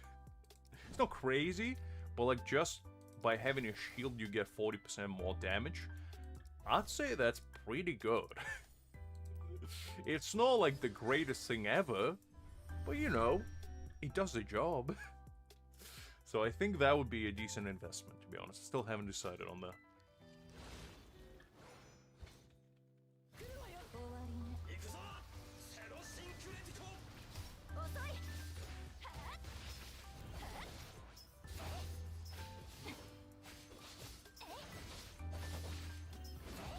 There we go.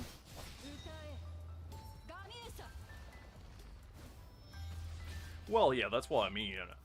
I mean, especially, the thing is, the good thing about base Grimmjow is that he uses Yorichi stamps, so even if you don't, you know, want to build him right now, in the future, when you get more dupes of him, you can just swap your Yorichi build onto him and get some decent, you know, stuff going.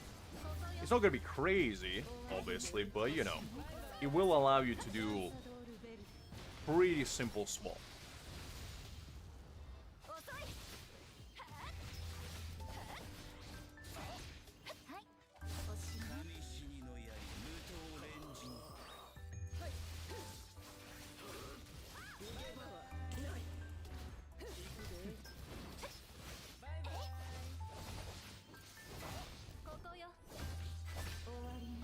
I mean, to be honest, right now we don't really have a need for another strike team, but for future, if we do get like more content with multiple teams, which probably gonna happen, let's be honest, then I feel like he will have more value as well.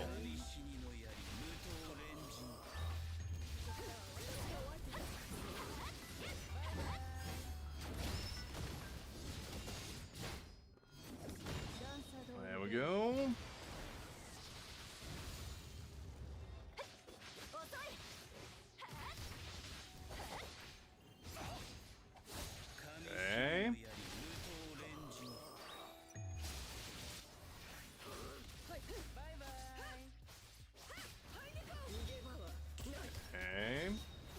Ult.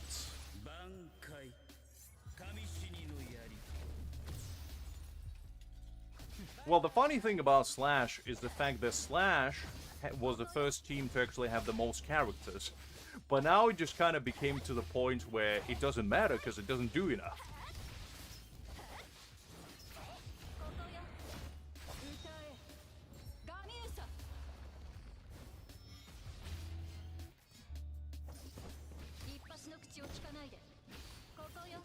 There we go. Man, I kind of forgot the rotation for this team, to be honest with you, because I haven't played it in God knows how long. But this used to be the original thrusty. And it actually still feels relatively decent for its time, you know? Like, it doesn't feel crazy strong like it used to, but it still feels decent. And just testament to how decent Rangiku is, to be honest.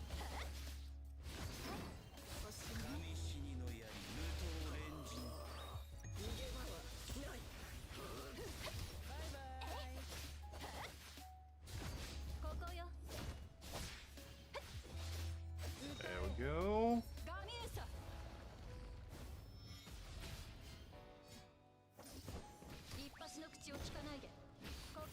Let's go with this.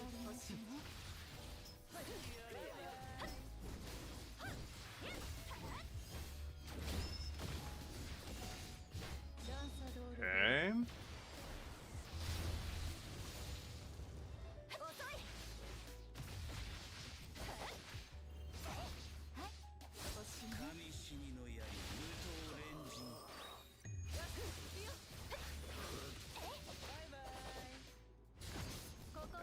Nice. Not too bad. Not too bad. Obviously with Mayuri this would have been way easier to do, but even without him, I think we're doing okay. I think we're doing okay. Top 1% might be a pipe dream, I feel like, but we'll at least try our best.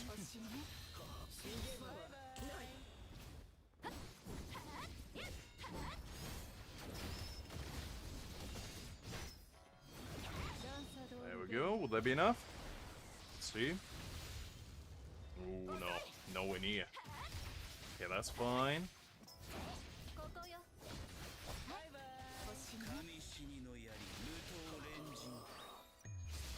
Okay, against ult.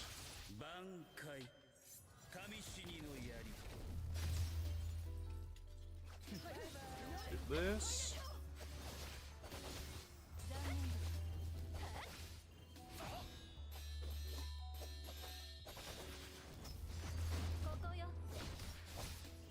Okay, now this should be enough.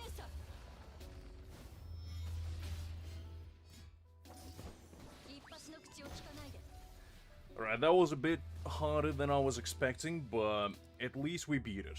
At least we beat it. My Nell definitely needs a little bit more work done, because I think she's good. It just, she needs a little extra oomph on her. Because I don't think she's at 100% career rate either at the moment. She's at about 85, I think. So I definitely can get her to a better place. Because I'm still, like, the pieces I have on her right now are okay, but they're not crazy. Like, the only piece I'm really proud of is this one. Because this one is pretty crazy. Basically everything she wants in one piece. This one is okay, but it just, I don't know. I feel like it's just not enough to make it 6-star, but I might. But this one I definitely need something better, because, yeah, the flat attack and defense percentage just doesn't really, you know, spark enthusiasm in me. So this one might be fine, but this one definitely needs some work done on it.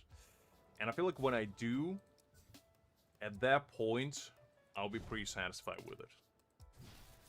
Okay, so it top 5.6% at the moment.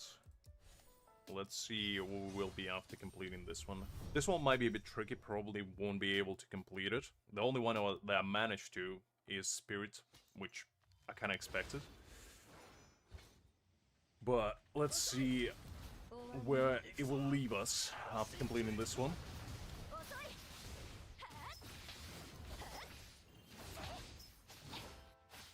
And I am curious how far I can actually reach on my freeze play. Just, I'll be very impressed if I can reach even like top 50% to be, well, maybe top 25. Top 50 probably is not that difficult. Because on that account, I don't have that great of teams built. And it's a bit of a shame that it didn't actually give you like trial characters for here. Because this is like the first event where I feel like the whales have a field day. Not that they not always do, but for the most part, every other event, like, for each place had a chance kind of to compete. Even though it wasn't a tremendous chance, it was a chance nonetheless. But with this one, it's like, you know, you gotta use what you have. And especially not very beginner friendly. Most people probably don't even have like 1 or 2 teams that have started recently. There we go.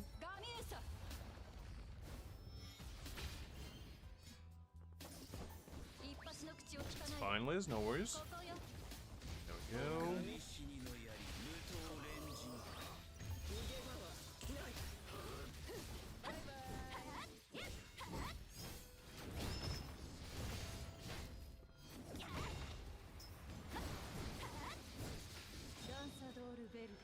Let's see.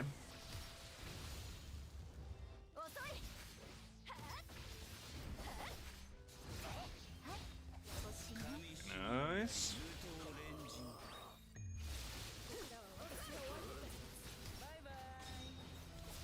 Let's go this against ult.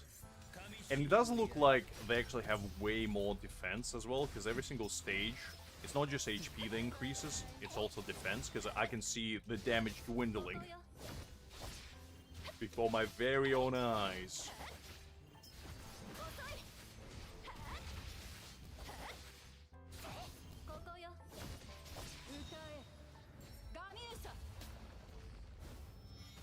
There we go.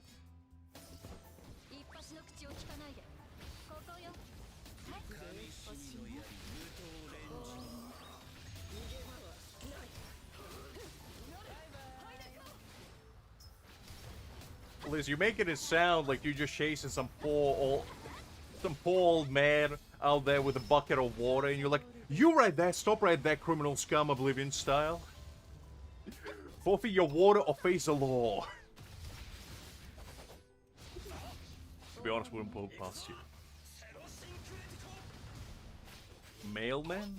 Well, no, I don't know. Delivery guy? We don't have like a water delivery personnel, to be honest. So I'm not sure how you would call it, but I usually get water from a tap. I ain't got a man delivering to me, Liz. I'm not that poor. We don't have that either. Nobody delivers bowls of water.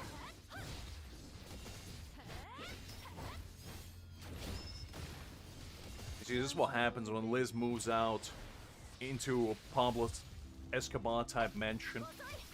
When she gets 20 butlers, now everybody delivers water to her. She got a specific man delivering water for her. Golly. No, we don't have anyone to deliver water.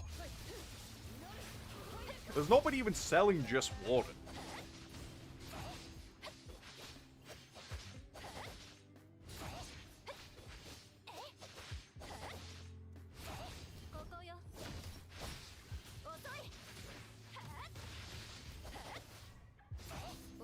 I am looking, Liz, but I don't think there's anything you could say to convince me otherwise, are you?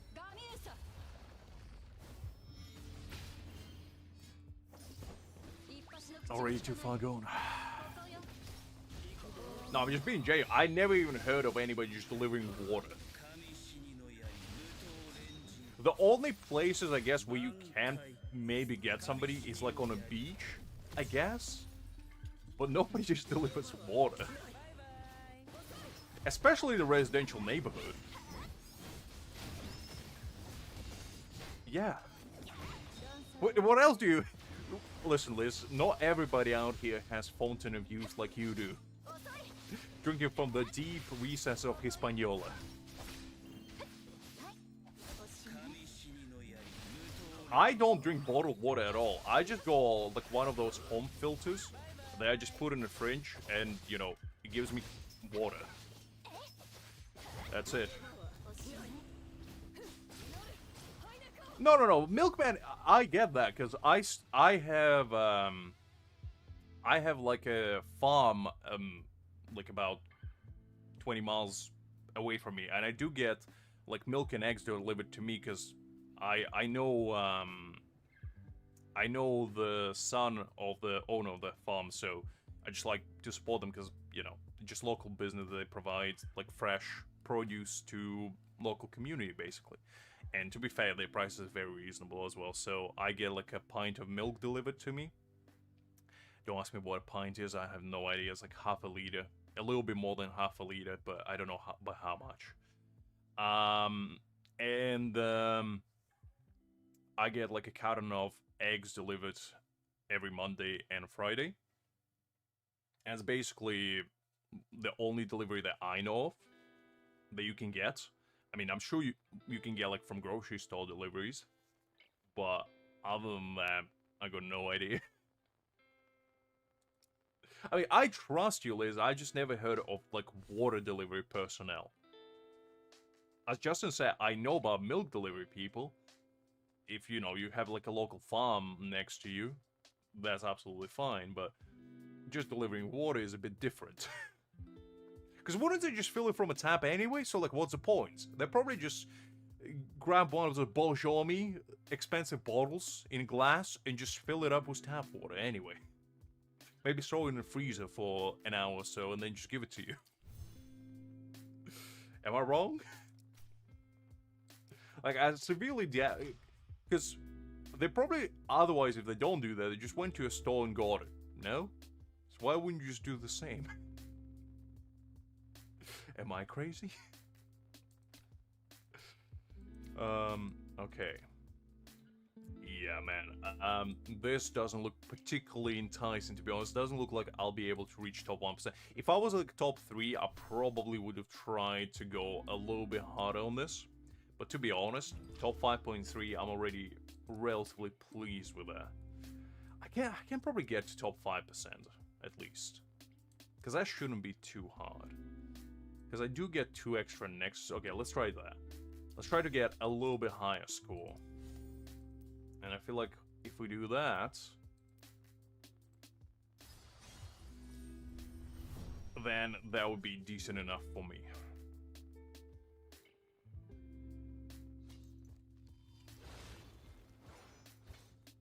Justin, what ranking did you get in this event? Just out of curiosity. Did you manage to squeeze yourself top 1%?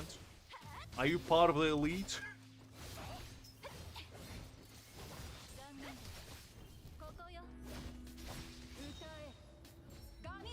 Okay, give me a second. After I'm done with this, I'll give it a check.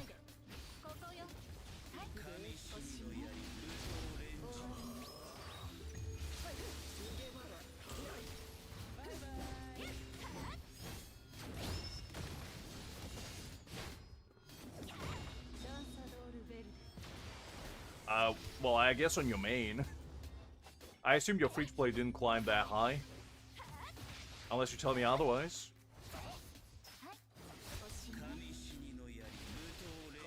I'm not expecting anything on my free-to-play, to be honest. I will be satisfied if I can even clear it.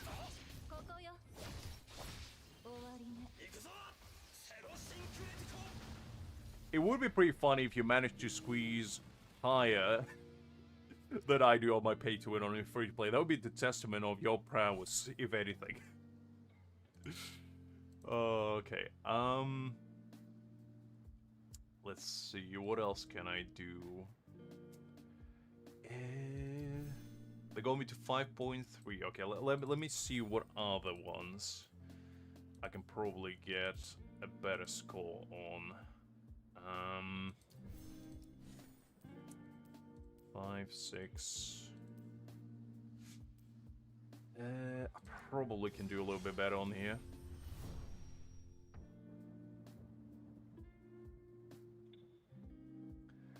Let's see.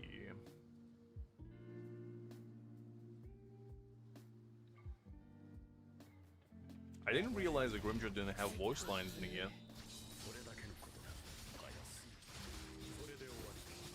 That's very unusual. Go. Ooh, nice, Justin. You gotta stay top 1%. At least one of us needs to make that.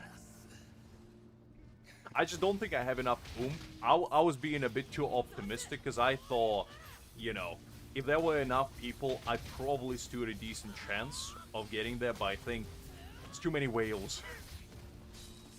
Unfortunately. I mean, top 5% is decent, I'm not gonna complain about that. That's still a very, very solid score. But, yeah. Kinda wished I got a little bit higher. It's okay though, it's okay. Can't really complain too much.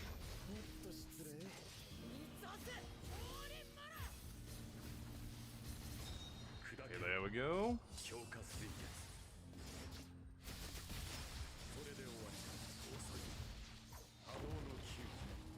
13.4, that's actually pretty good for free-to-play, not gonna lie. That's actually very impressive, Justin.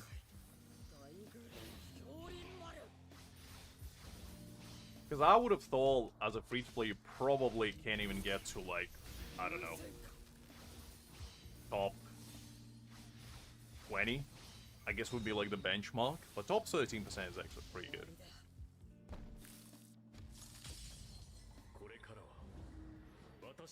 Ah, I see, I see. Do you do an order, though? That's a real question. Or do you actually do manually? Ah, I see you, Justin, you sly son of a gun. You, the true order connoisseur, like Haney. I knew that about you. Okay. So, we still have 5.3. I probably can squeeze a little bit more juice out of this one as well. Let me see.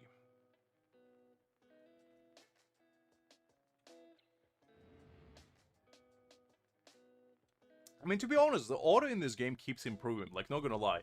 Because back when this game just released, playing an order was kind of a meme.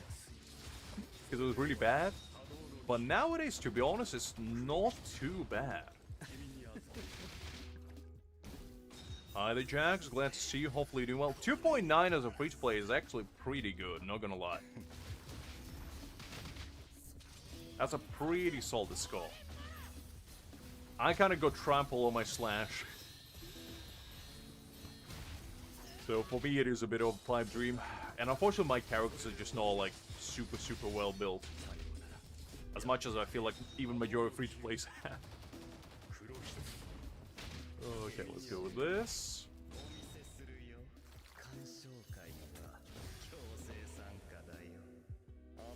I mean, to be honest, the thing about like the AI playing is not really about like the speed of it all. It's a fact that they don't do proper rotation, because the speed is obviously better. But unless you're playing like very simple teams, like Slasher team, they just don't really get the rotations down, which what slows you down DPS wise. But I feel like if they do figure it out, the order will actually legitimately be very viable in the future.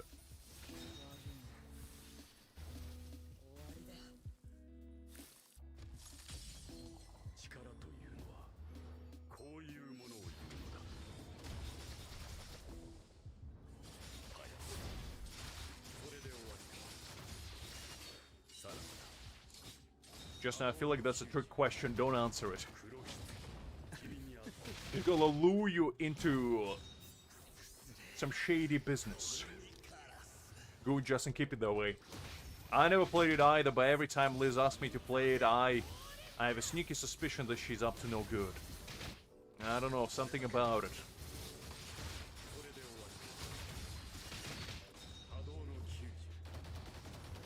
I don't know, Liz, I don't know.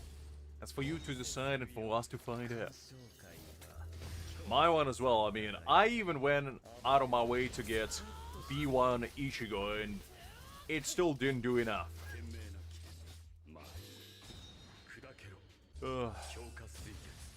I don't know, Liz. I don't know, I'm just saying. Oh, you son of a gun, he went into invulnerability.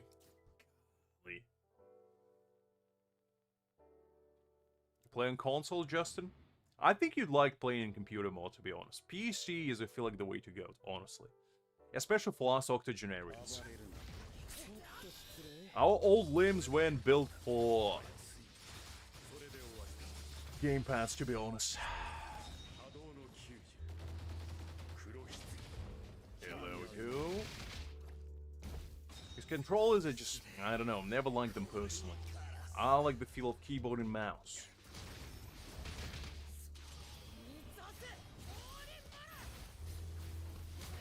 I mean, to be honest, I just never played FPS games to begin with. But that's just me. There's nothing against Apex in particular, I'm not an FPS individual.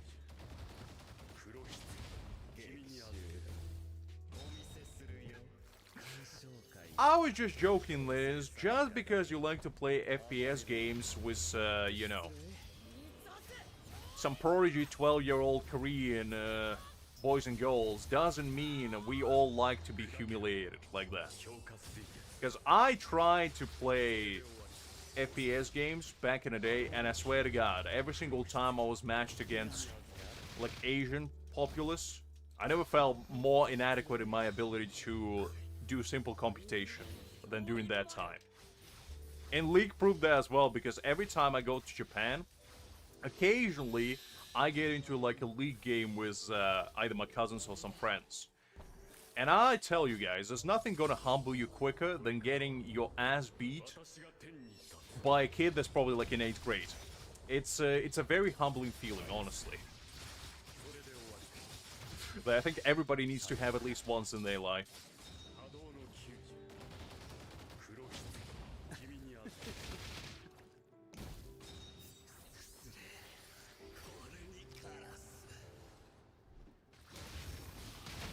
I think you'd like it, Justin, to be honest, because I don't know if it's just, you know, me growing up with keyboard and mouse since I was a kid, but I just find it a bit more, you know, easy, I guess, to get into with, like, games in general, because to me, I had, like, PlayStation 2 when I was a kid, and I tried playing with it, but I don't know, just the feeling of keyboard and mouse just is much better for me personally.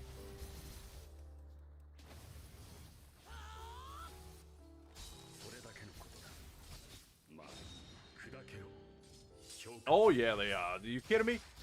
Korean Populace is one of the most competitive esports players out there. I don't think there's any other country that takes, like, gaming as seriously as they do. Maybe China, I don't know. But China takes mobile gaming seriously, not the other guy. Not the kind we used to.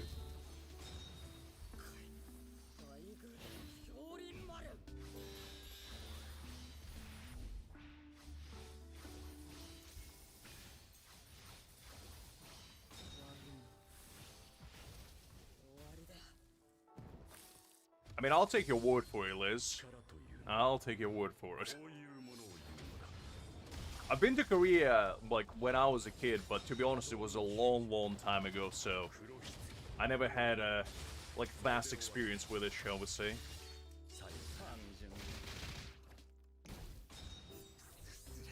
But from the experience I had online with Korean Populace, man, they put fear in God in you real quick. It feels like you're playing against fake in every single game you match against them.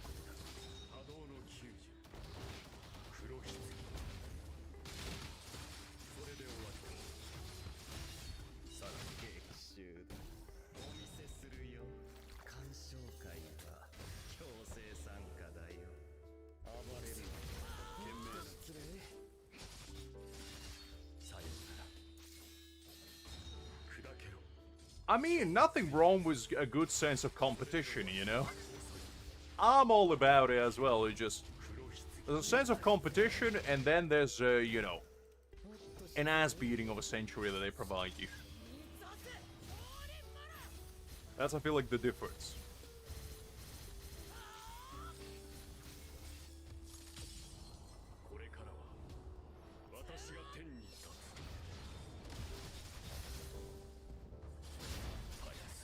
There we go.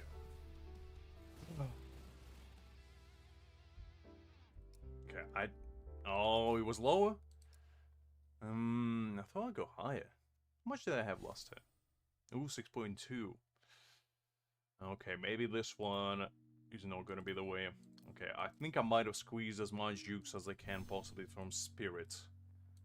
Let's see, what else can I probably improve? I probably can do a little bit better. 6.8%, not even 6.9, unbelievable. Disgrace. Guys, I need you to go on game and get higher score than me so I can drop to 6.9, because that's a disgrace I can't allow myself to have. Okay, let's see. Probably can do better here.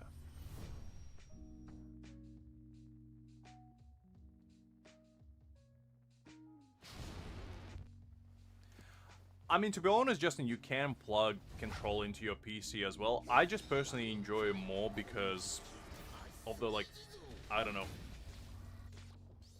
I could, like, lock in on PC, whether I don't think I can on, like, PlayStation or Xbox or anything like that. Just different perspective for me entirely. And also, I don't know. My hands are just not built for controllers.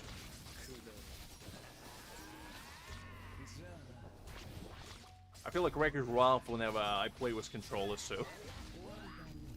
Just not my cup of tea, I guess. But if you have a normal human-sized hands, maybe you're fine.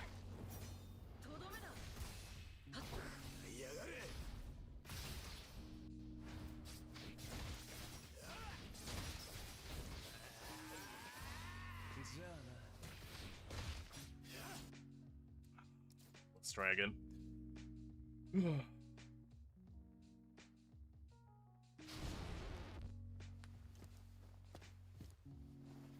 No, that's absolutely fair, Justin. That's absolutely fair. It just, I guess for me, I always use PCs like both for work and for, you know, pastime activities. So it just always made sense for me to have PC instead of a console. But I totally understand that like consoles are way more accessible than like a good PC, because a console costs like, I don't know, what is it, $500 or something. But a good PC will run you anywhere from like $1.5 to as high as you possibly want, to be honest, depending on what specs you're aiming for. And yeah, that's not like the most accessible thing in the world to most people. Most people don't want to shell out that much for a PC. And especially with prices that like keep getting hiked up nowadays, I mean, it becomes even more of a precedent.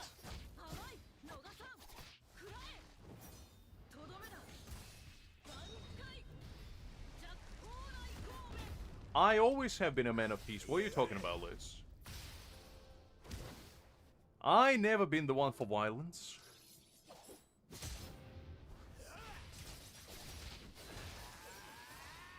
What do you mean? I'm not that aggressive, Liz. What's with your prejudice against me? What did I do to you to deserve this kind of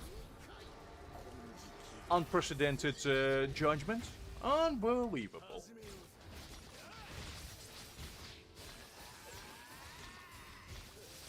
I mean, to be honest, if I am hungry, I might do that, you know? I wouldn't put it past me.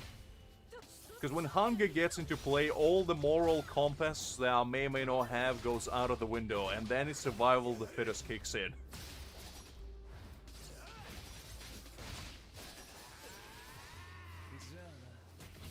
Well, that's why I feel like phone is so prevalent in Creek, to be honest, because it's the most available genre, shall we say, of gaming for the most people.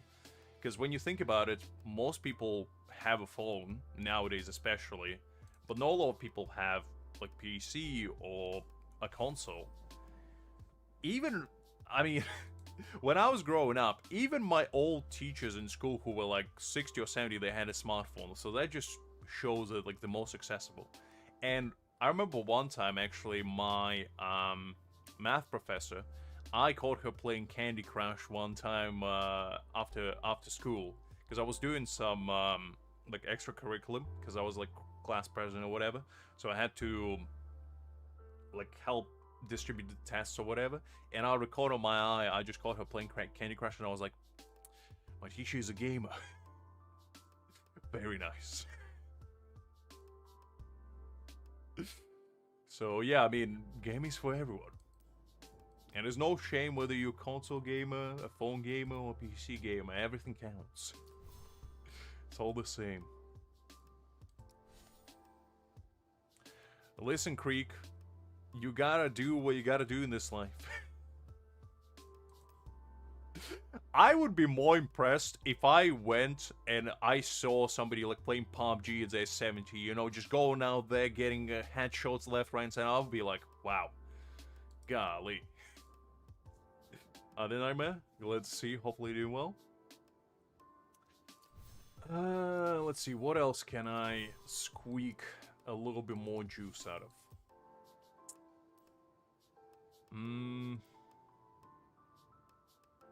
Let's see. Probably can do a little bit better on here. I wonder if NA has more, like, higher benchmark than Hakim's server. Because I feel like on Europe there's probably less people playing, but I don't know if that makes it easier or harder. Because I swear, I feel like I'm sweating my absolute being out and I'm only at 5.3%.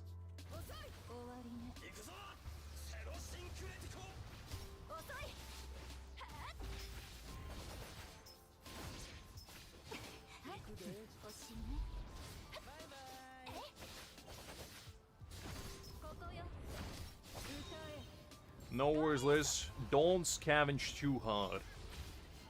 And don't climb into people's window. Unless provoked. In which case, do what you gotta do. Well, the thing is, I usually get decent scores in global rankings, because on the previous one, you know, the raid boss, I actually go into top 2%, I think. But I don't know if that's because people just didn't bother.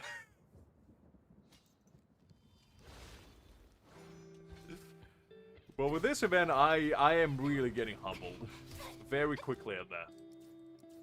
And the problem is that the only team that I'm like 100% proud of is my Spirit team. Every other team is okay. Like, they know at a level where I would be like 100% happy with them, shall we say. Hi there, Kakaroo. Glad to see you. Hopefully you're doing well. Hakim did show up, but I think the man departed. He probably had some team meetings that he had to attend to. Because how many teams he's managing? He's a busy man. Ah, no, never mind. He's here. Ah, I forgot that he was watching the football match. He did mention that there was a game on.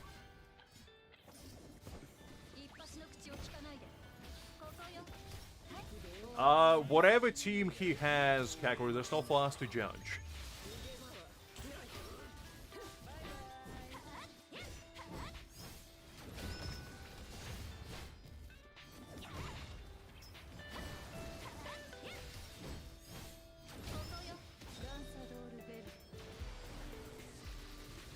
That's pretty good, Krieg. That's pretty good.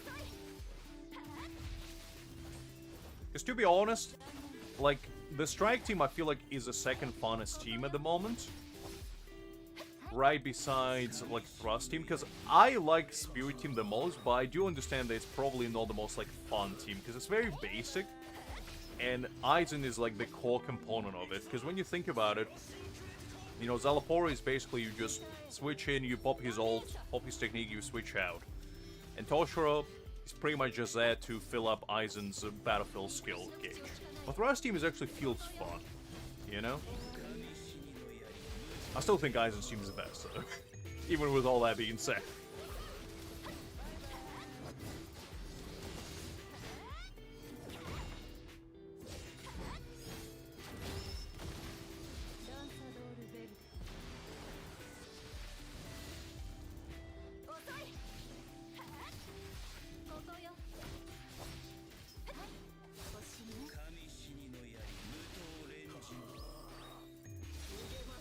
Oh, is that finals? I see, I see. Well, I hope for the sake of my sanity that you guys win, because otherwise I'm never gonna hear the end of it, because I do have some friends who are like big football maniacs, and I swear if we're gonna win, they're gonna be talking about all day tomorrow, and I'm never gonna hear the end of it.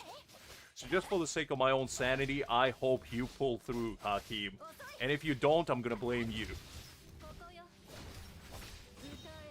To be honest, I don't care either way, but it would be more funny that way. Because British people get really, really mad when they lose in football, I'll tell you that much.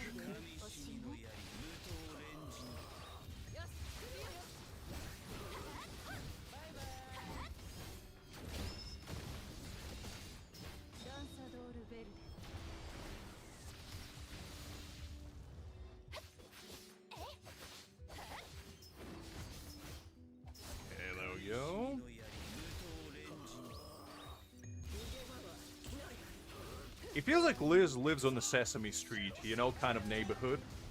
Where people just come around selling bowls of water. She climbs in people's windows, stealing their candy. It's a pandemonium out there.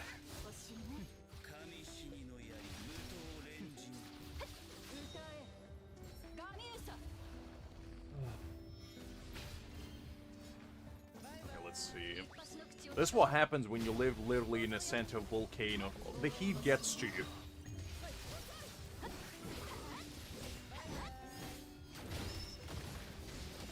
Let's see.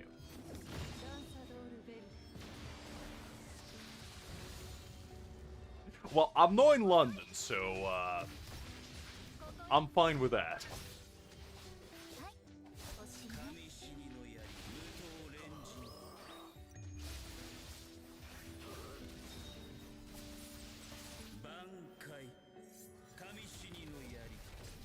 Yeah, I understand being passionate about a sport. That's absolutely fine, but getting physical about it is a whole other can of worms. Because it's like, especially from the fact that you're not the one playing. It's not like your salary is on the line whether you win or lose.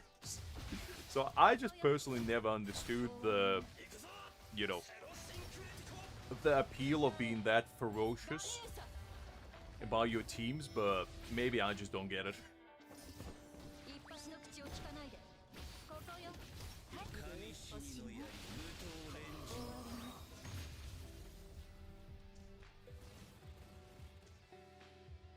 No, I do get it. It's still crazy to me personally. I don't know. Maybe just because my mentality is not that, you know, competitive, I guess, when it comes to these kind... Ooh, I am top 5% now. Let's go. Okay, so I am in a coveted this bracket now, but I do need it a little bit higher because I feel like they will push me out, these sons of guns.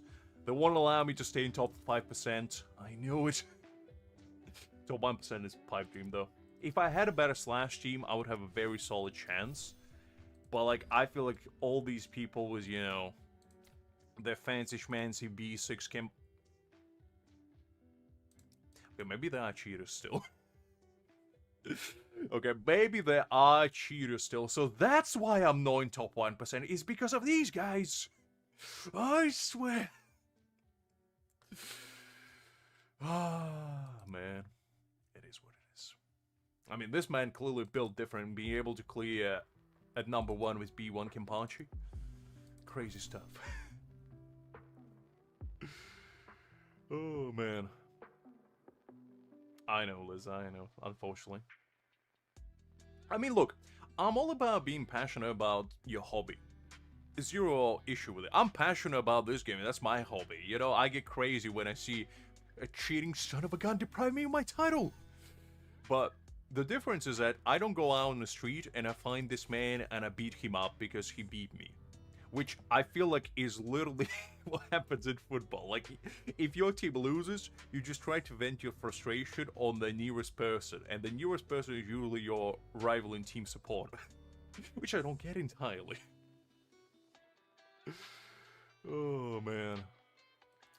You see, I don't have Kenpachi. I just use my Ichigo, and it's the best I can do, to be honest. Yes. The man ain't doing me any favors, I'll tell you that much. I mean, climbing is a sport, Creek. You joking, but it is a sport, and she mastered it. Listen, Liz, climbing mountains is a sport, and who's to say the climbing 5-story building to reach somebody's window is not? Same principle, same principle.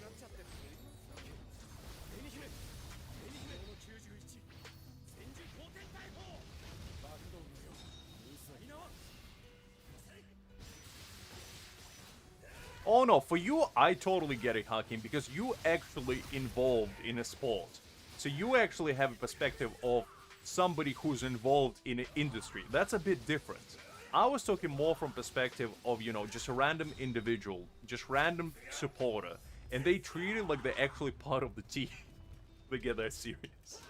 Which I just find a little bit funny, honestly.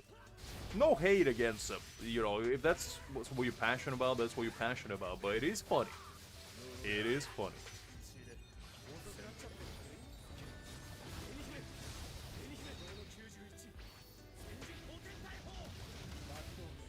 I mean, you still can, Liz. Nobody's stopping you. You still can go out there and, you know, climb as many mountains as you humanly can. All you need is determination and a large lung capacity.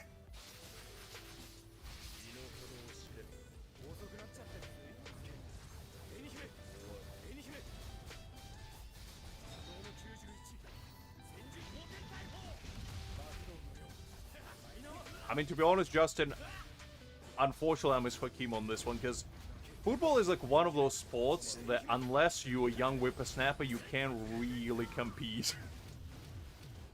It's a very relentless truth, unfortunately, because like right now, I used to be really good at basketball, right? But right now, 25, I don't think I would be even 1/3 as good as I was when I was 18.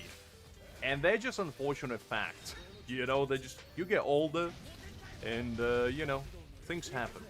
Doesn't mean you still can't have fun with it, but unfortunately, from, like, competition perspective, it is unfortunate. I mean, that's fair. Experience does count, to be fair.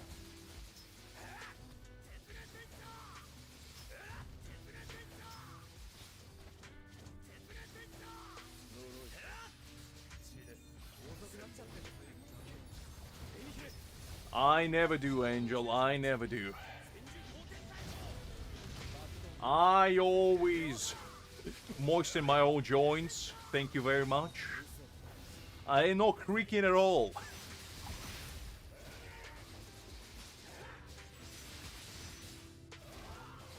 How the Simonium? Glad to see you. Hopefully you're doing well. Ooh, let's see.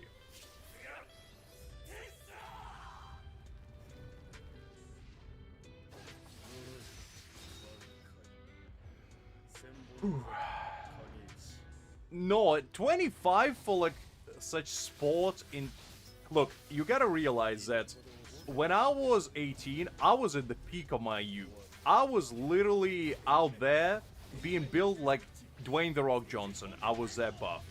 Right now, I don't have a six-pack, I have a one-pack. So, from that perspective alone, I'm nowhere near my prime, shall we say. I want to say I'm out of shape, but like that's not really the question. Because there's one thing being out of shape and another, you know, competing professionally in a sport. It's not really the same. Of shattered hopes and dreams, Creek. Of shattered hopes and dreams. Exactly, Liz, exactly. The finest tea this world has ever seen.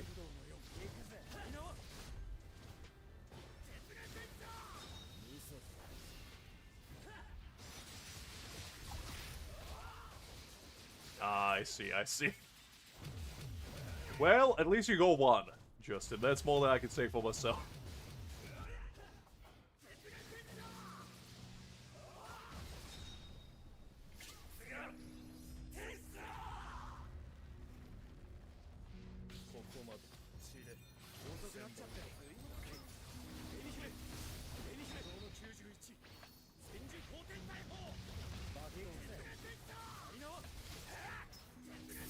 I mean, to be honest, when I did have a six-pack, I was working out like an absolute horse. I would literally wake up, I would drink my protein shake, I would go for a run for like an hour or two, then I would go to school, or actually, I was in college at the time. I would go to college, I would get my studies out of the way, and then after that, I would go back home, I would eat, I would go to gym for like 2 hours or so, and I would go home and I would go for another run, and then I would have another meal after that.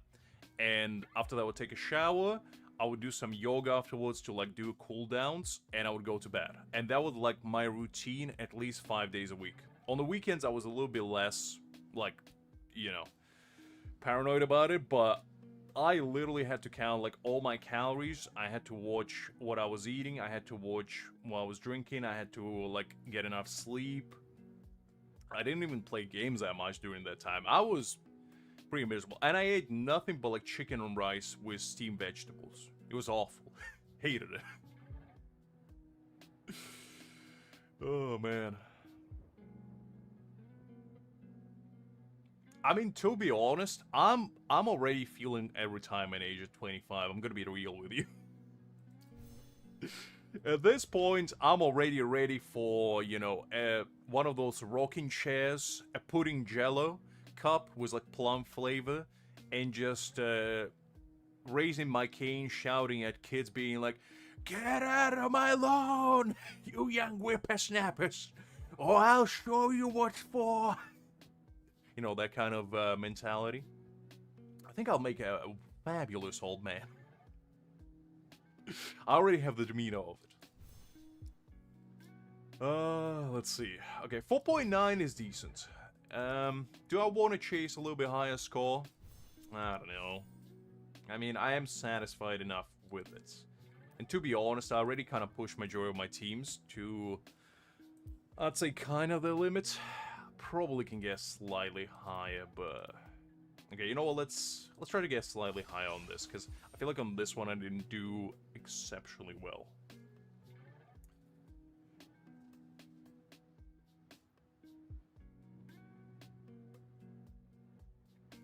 Yeah, to be honest, but you gotta realize, Hakim, that the reason for that is because ladies have much smaller builds than us guys, and that's the main reason.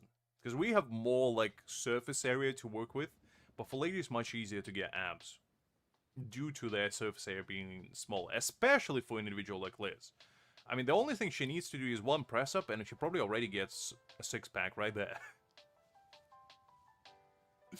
That's a privilege of being 1'2". Easy life. But yeah, it's also depending on, like, your genetics as well, because I naturally am at like a lower body fat level than I feel like majority of people are, and that's due to my high metabolism rate. And if your metabolism rate is slower, then it's much harder for you to like lose weight and get muscle. So genetics play a very, very big part, unfortunately, in like your physique in a way. You can still achieve like whatever you want to achieve, but it's just gonna be harder. Height as well. If you're higher, usually it's easier to get in shape than if you're shorter, and I think that's mostly due to like your body proportions and the fact that, you know, there's more weight distribution, I guess, happening. Because if you're like smaller, obviously you need to exercise harder because smaller build. I don't know. I know quite a few people who, you know, are on the shorter side, and they find it harder to actually maintain shape. Meanwhile, I know quite a few people who, you know, were not even exercising that much, but they were pretty well built. And they were all above, like, 5'9", 5'10", I'd say. So, maybe they're just in my experience, but I don't know. It's what kind of I found, personally. Really?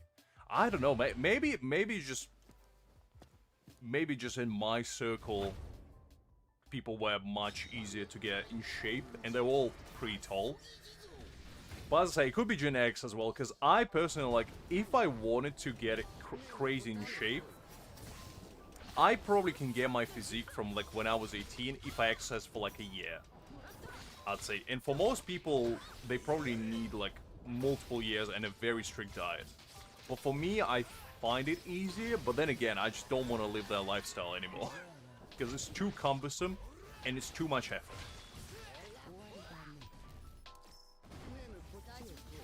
I guess. Maybe I'm just misremembering, but... I'm not flexing, I'm just telling you how it is. What do you mean? If I was flexing, I would be like, guys... Yeah, getting in shape is so easy, let me tell you. I can do like one press up and my six-pack just reappears back. That's how simple it is. That's all the guy mentality I have, Liz. Come on. Cut me some slack.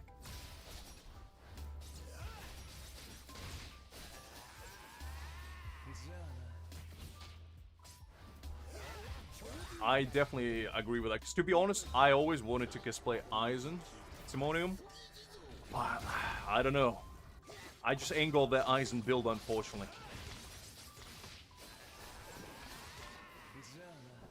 I could probably get it if I tried really hard, but too much work.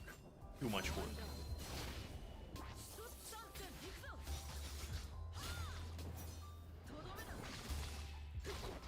You know who I can cosplay from Bleach very easily is Omaeda, my boy.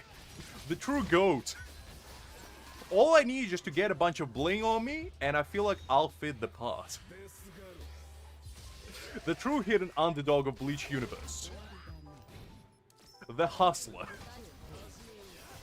Hakim, I feel like he would be your favorite character because the man is always hustling. He never stops. Omaeda? You don't know who Omaeda... Okay, Liz. After I'm done with this fight, I'm gonna show you the greatest man you'll ever see in your life. Because, trust me, it's an experience worthwhile pursuing. Just give me a second. After I discipline Grimmjow... Well, Grimmjow as well, maybe. After I discipline Ulquiorra, I'll show you exactly what I mean. You will be amazed by his unbelievable sheer prowess. Okay.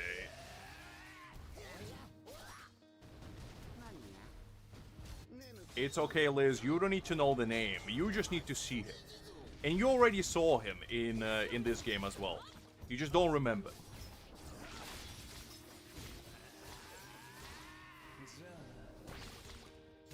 Same. Ulquiorra is pretty hype.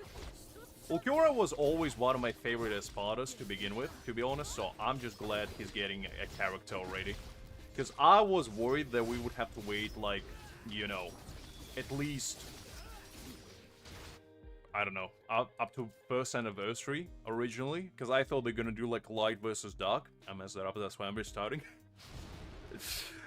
And they would do, like, Ulquiorra and Full Hollow Ichigo back-to-back, which would be actually pretty hype. But I'm glad they don't, because I want to have Ulquiorra sooner. I mean, Stark is pretty hype as well. I like Stark's personality the most. Because, like, Stark is the most me kind of character, I feel like, in the entirety of Bleach. Because the man, he just wants to chill, you know? He just wants to relax, he just wants to not be bothered. And I can relate to that. He is my GOAT.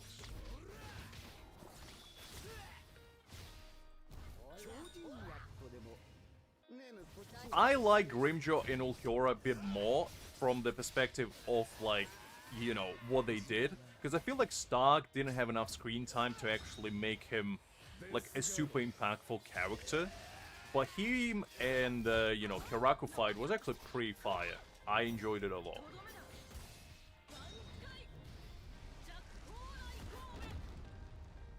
Oh man, that didn't crit. Okay, let's restart that.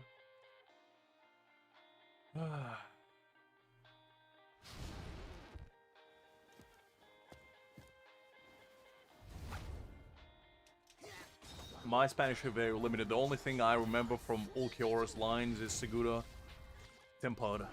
That's the only thing I remember. Liz got another fellow Spanish speaker finally. She can feel like home. The tortilla land finally answered her prayers. The corn gods descended upon her poor soul. And now she doesn't have to just deal with Hakim.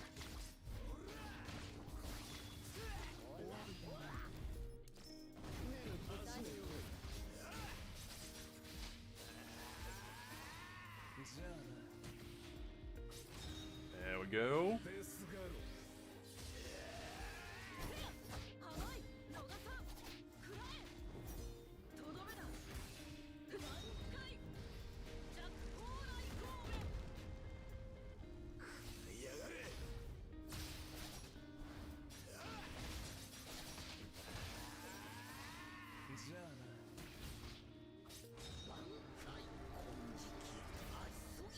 I mean, it is, especially for, you know, Las Noches, obviously. Because I feel like Bleach is an embodiment of three cultures. Obviously Japanese, Then you have, you know, Spanish with Las Noches crew and all the Spartas and whatever, no. And then you have German with, you know, Quincy's and Stern Raiders and whatever, no. So there's actually quite a few blends of different cultures mixed in, which is kind of fun.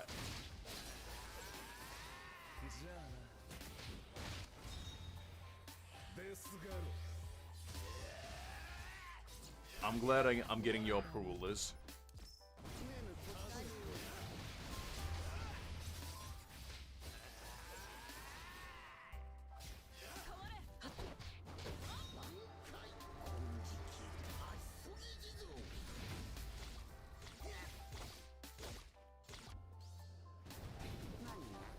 No, yeah, Kakura, I haven't even tried to get it, to be honest.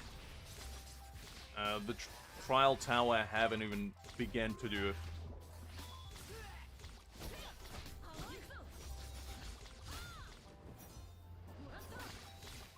Hakim is probably watching the football match. The man is busy. He'll join us at some point later after he's done. Man, I messed it up again. Okay, let me try this quickly. I mean, I already reached top 5%, so this is just for pride grinding at this point. Because that was my goal, and I achieved it, so... At this point, just... I'm getting disciplined by Ukiora for fun. If you don't know what that word means.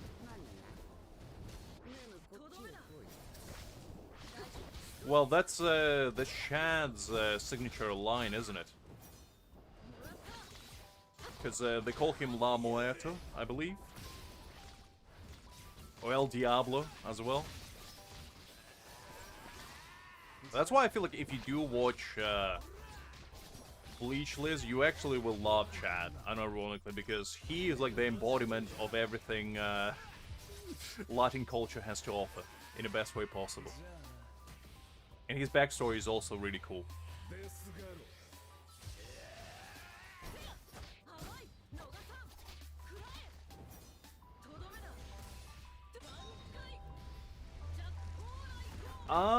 Well, football, because, you know, I live in UK. If you mention soccer over here, that's pretty much, the declaration of throwing hands, whether you like it or not.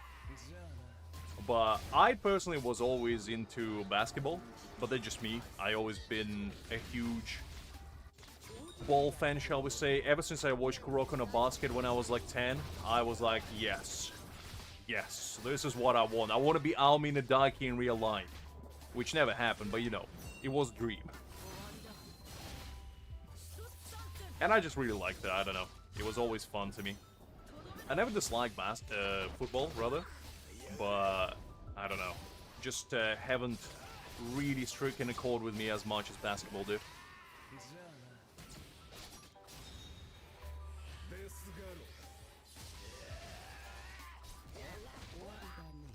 Sonic Clash has been really rough on me as well, because I've been matched with a bunch of hackers all the time. I don't know about you guys, but literally for the past like 3 or 4 days, I ended up in like top 15 by, you know, basically people just playing dirty.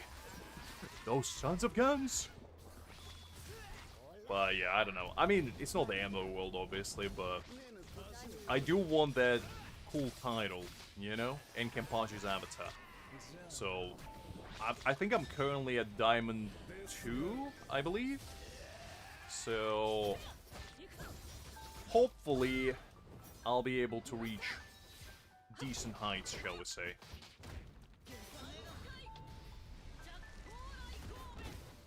Okay, there we go. I never watched NBA personally. But I just always liked the sport. I was never really, like, watch sports kind of guy, because I always preferred playing them, rather than watching. But there's nothing wrong, obviously, with watching them as well. It just, my ADHD doesn't really allow me to just sit there and watch a game for, like, 2 hours, because I get bored very easily. And it's not because the game is boring, it's just my brain functions in a weird way. So I need constant entertainment, shall we say, to stimulate it. Otherwise it gets out of control.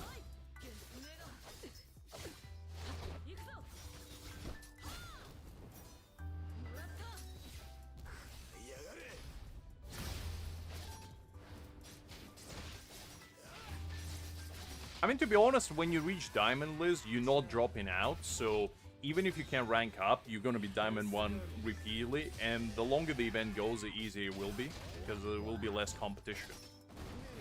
So I think you'll reach Apex sooner rather than later.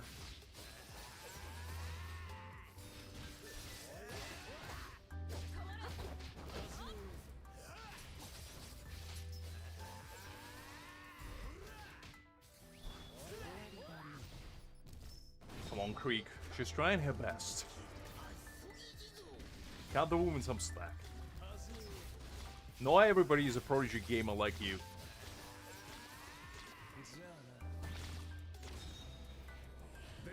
I mean, to be honest, on my free-to-play, I'm Gold 3 as well, but that's because I only play on Open. I don't care whether I reach, like, high rank or not, to be honest. But on my main, I mean, as true title heathen that I am, I need to, you know, play the part.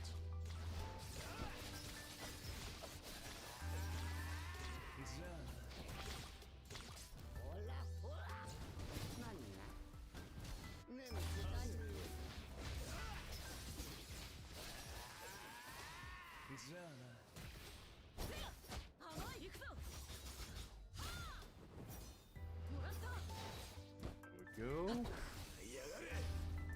Okay.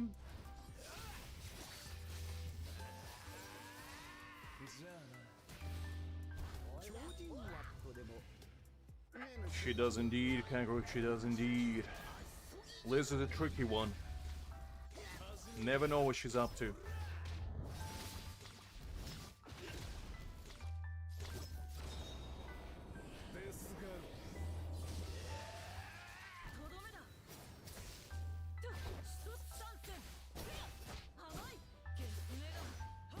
I messed it up in the end, man. I messed it up. I was doing so well, and I had to look away for a second.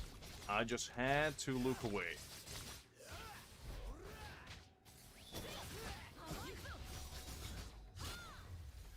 Whatever. It's fine. It's fine. Oh, is it a lower score? Golly, I thought I did better. Well, I didn't mess up in the end, to be fair. This is what happens. I get too overzealous. To be honest, I think we're fine for now. Like 4.9% I think is respectable. I think we did enough for now, so we'll probably... Let's do some other events for now, and then we might bounce back in there and try to get a little bit higher. You're always a tricky one, Liz. You've never been anything but tricky. Everybody knows that. Actually, hold up. Did I change my team or not? Because I kind of forgot. Let me just double check that. Do you lose 2 stars?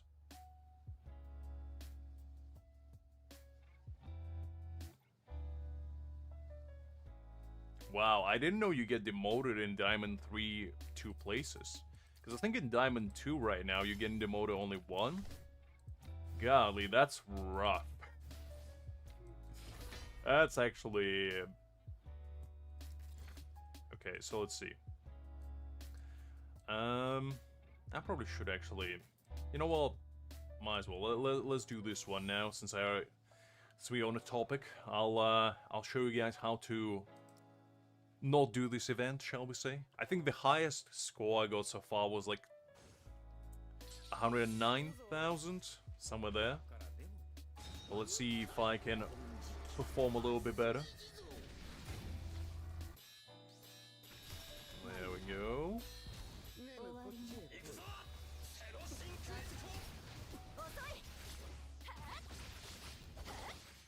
Szayelaporro is always gonna be like the annoying one out of the bunch, because he's the most random one.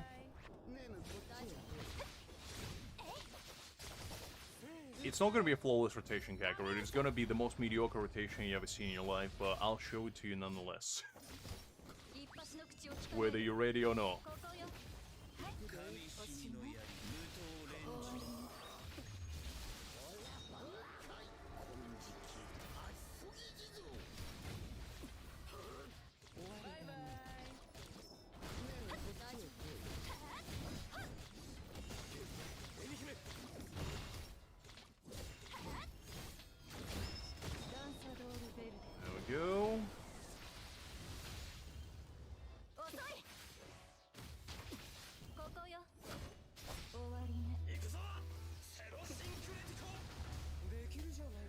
Alright, that was okay. I did mess it up a little bit, but it was fine. It was fine. So this is gonna be the problem.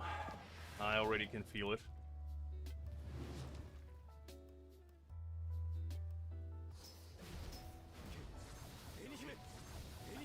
Oh, hold up, hold up. Mezzoing up. Hold up, hold up.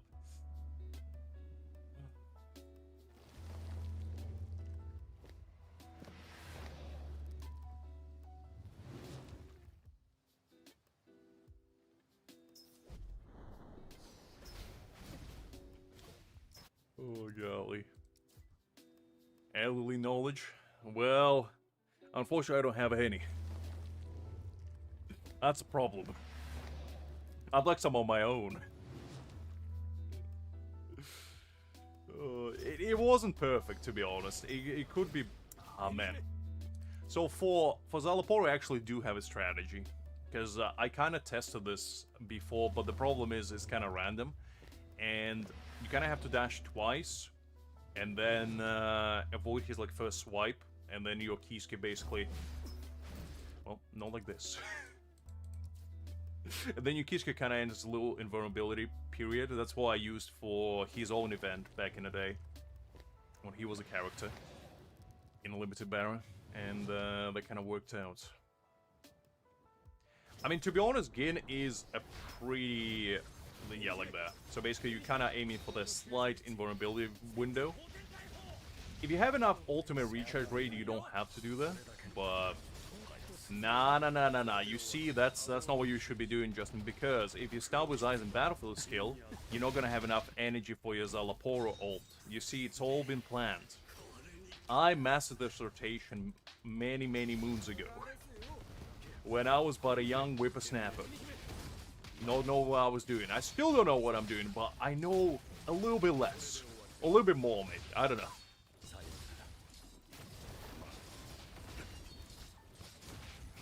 There we go.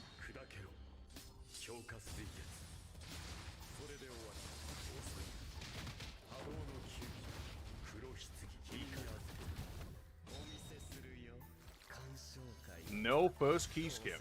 Look, guys, I already know that you might not understand this, but trust me. This is how you do stuff. Because when you do stuff like me, you'll understand. Oh, man, Okay, you know what? I need to restart this. I missed the last stack. I would have killed him otherwise. Okay, hold up. This could be better. This could be better. But yeah, this is a part which is like super random. So with Szayelaporro, there's no really a strategy. There's only like trial and error, unfortunately. Well, you do twice sweep, like I just did. Then you do the ultimate. Then you pop off your skill. Then you go with technique of Szayelaporro, dodge, or counter rather, Aizen's technique, and then battlefield skill. And then you switch to Szayelaporro. You pop his ultimate. Go back to Kisuke. And then basically just stack up your ultimate charge rate with Aizen. Preferably don't get thrown around by Szayelaporro like I just did. But that's optional. That is optional. Momo is nowhere good enough, Kakarot. I'm telling you. Kisuke is a real way to go.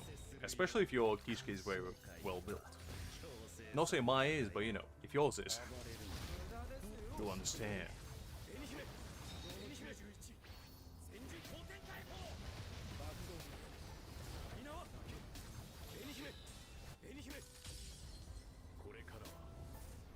Fair enough, Krieg, fair enough. Okay, this didn't quite work out the way I wanted. Like, he keeps dodging at the last bit where it messes up my rotation slightly before I pop off Aizen's battlefield skill. Which is kind of the problem. Now, you might be asking yourself, Lux, why are you not using battlefield skill a second time for Aizen when you know it's fully charged?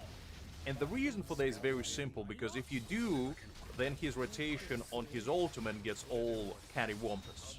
And you're not gonna have enough charge to actually execute it properly. And to demonstrate, I'll show you right now. I'll do it that way. I'll show you that it's suboptimal. Hi, the Maliku.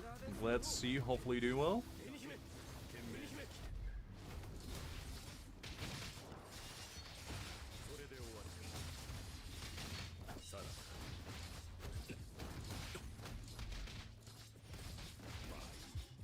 There we go. Yeah, he is the most annoying one out of them all, to be honest. But he's not like one-shottingly hard, to be fair. He's easy enough to deal with. But that does come with the premise that, you know, he doesn't do anything weird like he does now.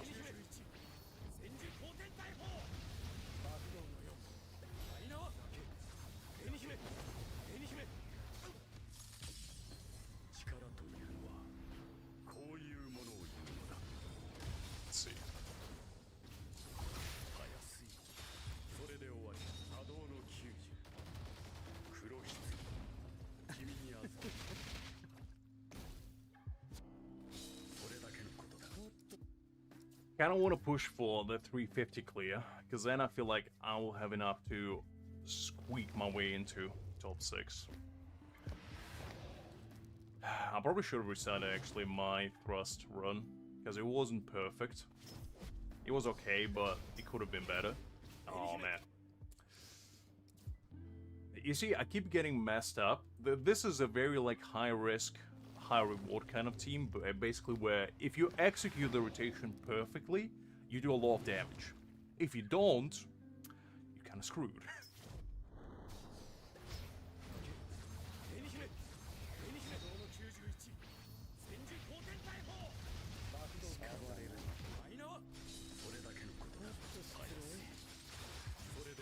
Let's go with this.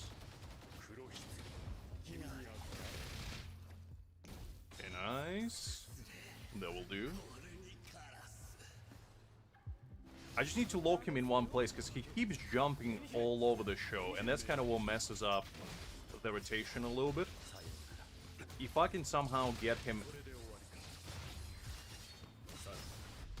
at the point where he doesn't do any dashing whatsoever, I feel like that will be the money maker, and I feel like this might be it.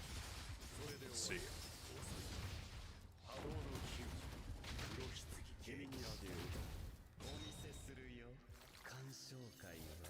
I can run it on auto if you want the next run. Okay,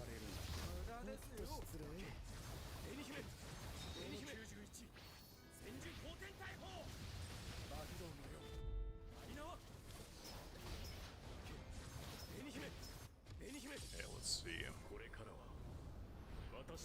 But to be honest, I just don't think auto will be able to deal with this.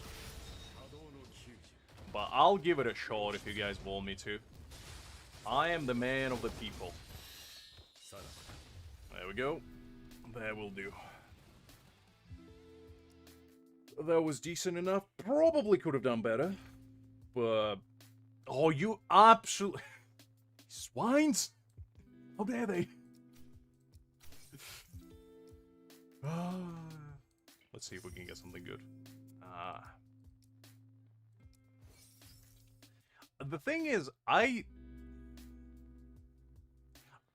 my Momo is not built Kakarot. I'm not gonna use her. She's worthless. She's not built at all.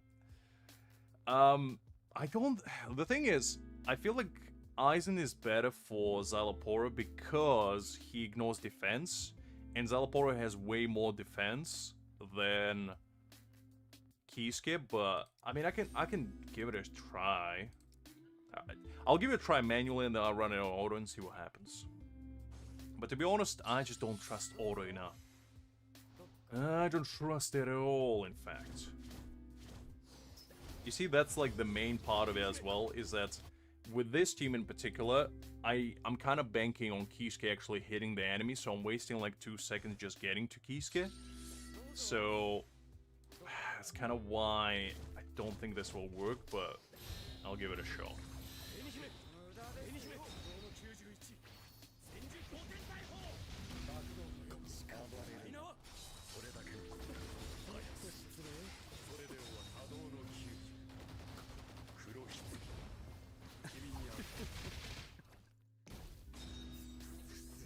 I mean, to be honest, I just didn't build my Momo, so he's not gonna do better than my Kisuke. My Kisuke has a low crit damage as well, so he actually gives me a very, very solid buff.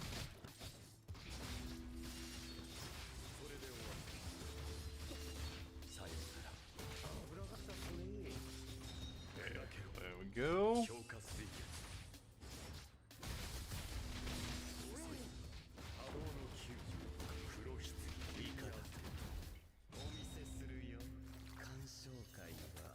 Nice, Krieg. Save for anyone in particular? Okay,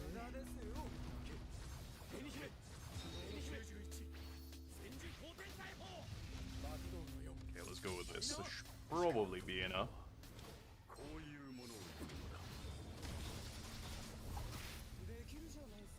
So yeah, it was a faster clear, but like, it wasn't noticeable enough, because with my Nell team I can clear it in about 30 seconds, and that was like 35 or something. But let's see. It might be better, I don't know.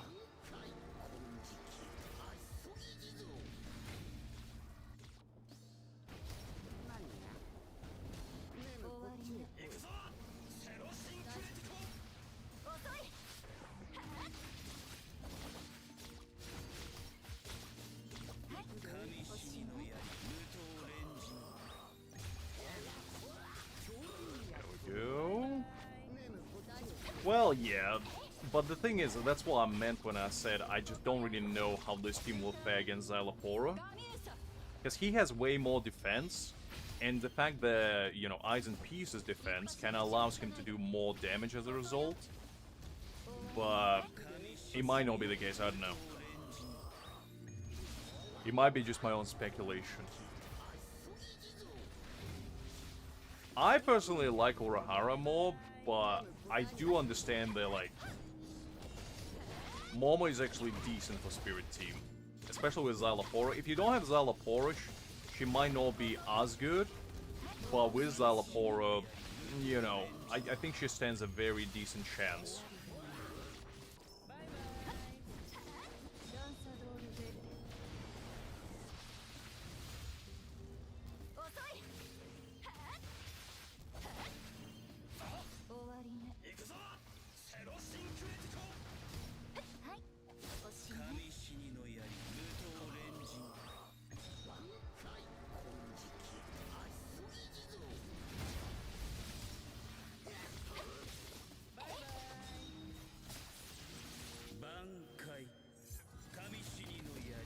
Wow, Krieg. Wow.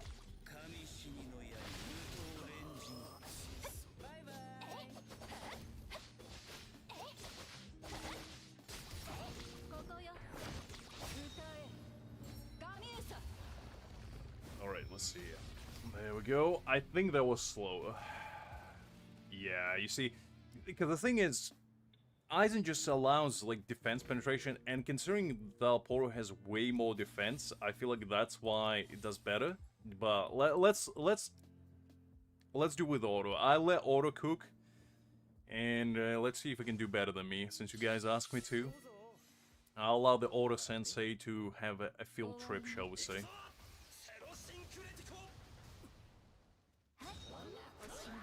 I mean, I think she's fine. I personally don't find her that annoying. She's barely even showing up in the series, but who's though?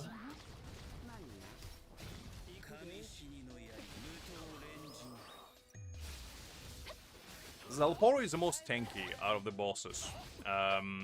Maybe Ulquiorra is slightly tanky, but like, Szayelaporro just has a lot of defense and a lot of HP. It is also extremely random. So ignoring defense just works much better on him, I personally found, than, you know, just raw damage or, like, dot damage from Thrust Team. So, yeah, I don't know. It could be my own, you know, speculation, but as I said, that's just what I found. Okay, I can see that this team already not performing as well as I did, because it's already 30 seconds and Kisuke still has half HP left, but I'll indulge your guys' delusion. I'll let it cook.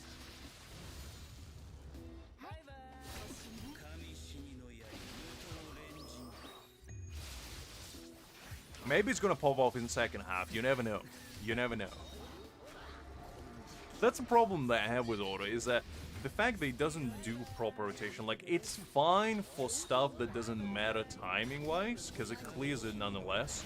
But when you need, like, precise, you know, team, like, it cleared 15 seconds slower than I have, which is, in retrospect, it's not the biggest deal in the world, but, like, for events like this where timing counts, it is.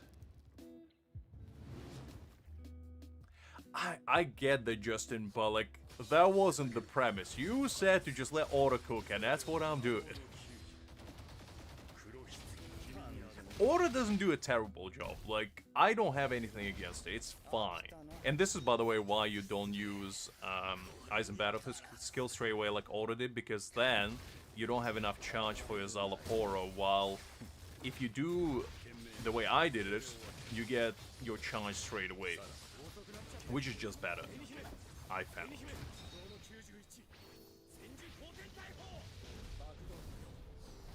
Well, no, because Oda worked actually pretty well on Last Noches Siege, but that's because the rotation there doesn't matter. What matters is you switching spastically all the time between your characters, and the more you switch, the higher your score multiplier is. So that's like a very rogue case where Oda actually is better. Well, not better, but like good enough.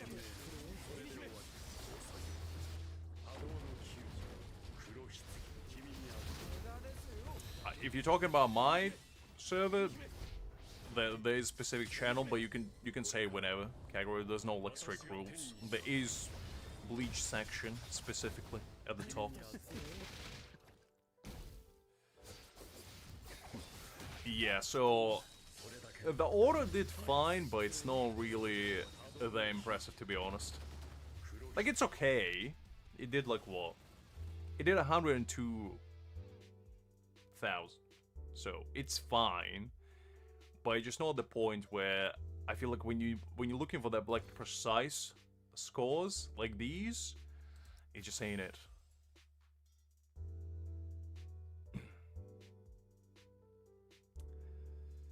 Greg, how many times do I need to tell you to stop day drinking? Either. Hopefully you're doing well. No, we don't have that. You can chat with whatever you want. Just don't displease Greg over here, because Greg will smite you where you stand if you do. I'm just kidding, I'm just kidding.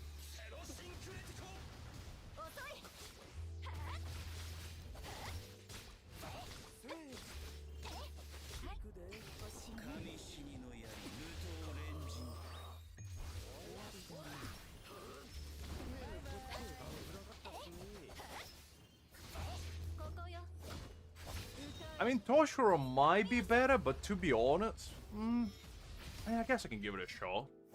Just to see if it actually performs better.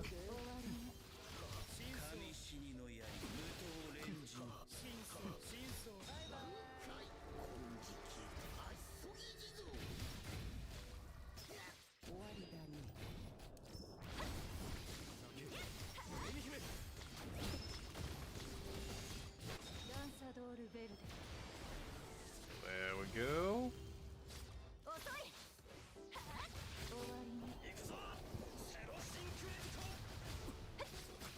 Okay, that one got messed up a little bit.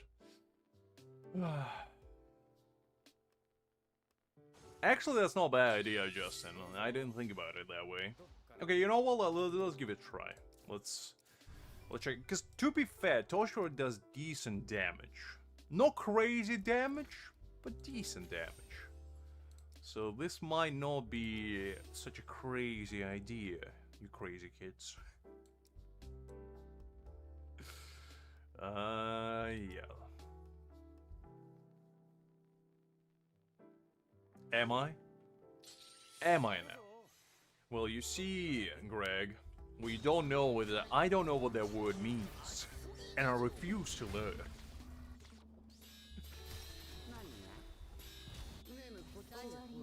That is true as well, Justin. That is true. I mean, the main reason why I use Kisuke instead of Toshiro is for the buff to Aizen himself.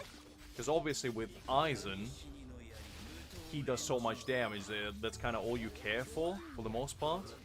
And that's kind of what I've been prioritizing. But to be fair, for this event in particular, when you're trying to clear it as fast as possible, Toshiro might be a better way to go about it. Because to be fair, Mai does decent damage as well. He does about 20 million with his ultimate, so might be no bad idea.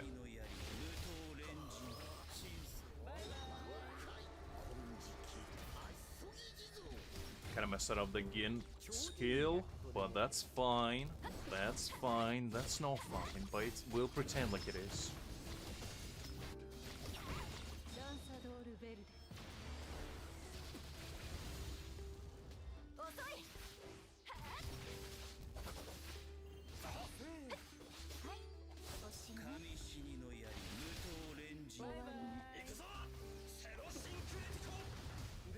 There we go. Okay, the first half is usually fine, and there's nothing really to worry about there. But the second half, this is where the backache starts.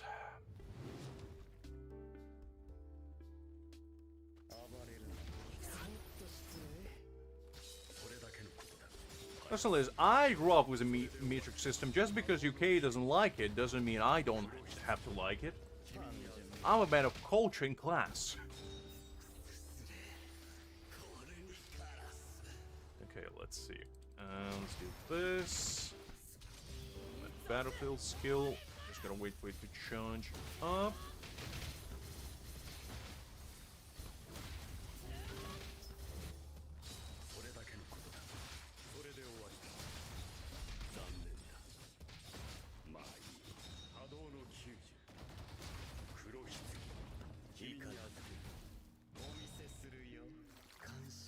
Oh, I see, Liz. Well, I just had to make a statement as well.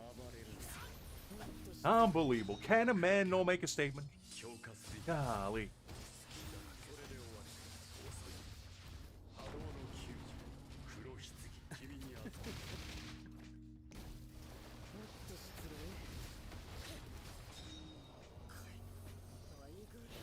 Greg, you see, this is what capitalism does to a man.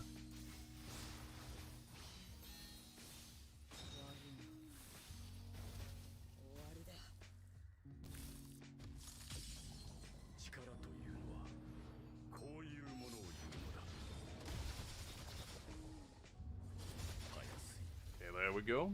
Actually, this worked out much better with Toshiro. Interesting. Because we got 10.6. Now, there might have been, you might argue that I just did a bad rotation. In which case, you'll be 100% correct. But, for the sake of the argument. Okay, you know what, Justin? I'm a big enough man to admit when I'm wrong. I guess Toshiro does do better in this.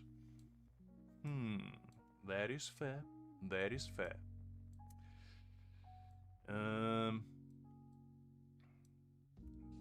I'll probably stick it. If this guy gets ahead of us, we'll try it again. But for now, I think we're sitting decently enough. There is quite a few people that haven't done it yet, which makes me a bit worried. But we'll have to wait and see. Okay, let's do Deadlock event now. And try to clear that out. I assume it's probably not going to be that difficult to do, but in case it is, we'll try our best. Let's do this. It's fine. The next banner is Friday. Next Friday is gonna be... It's every 3 weeks rotation, like in Neverness to Everness, basically. So yeah. You're gonna have your time to shine soon enough, Greg. Don't you worry. Don't you worry. Shallow. Listen, Greg. Memory is a fickle mistress. Sometimes you gotta call it in order to ensure that you're still within its good books. And clearly, drinking 2 liters of vodka for breakfast is not gonna help such matter now, will it?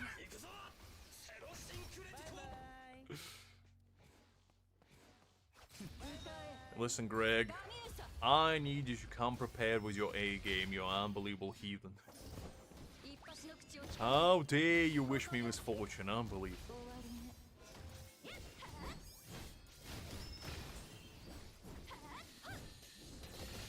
Exactly, exactly.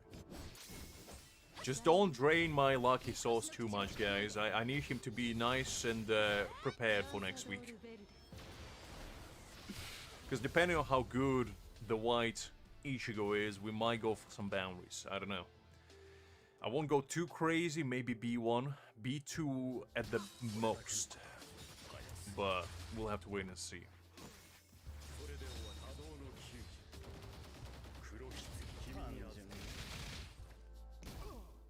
Exactly, Greg, exactly. Because you know what will be the consequences if you don't. I will get Hakim on a case, and he will tell me the finest recipe of duck confit this world has ever seen.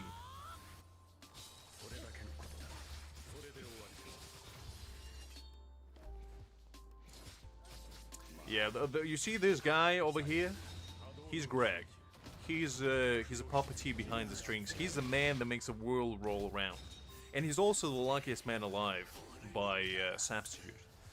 This man has never lost a single 50-50 in his life except to B6 Chi-Chi. But that was his dark past that we don't talk about. But in every other game he ever played, he actually gets insane luck.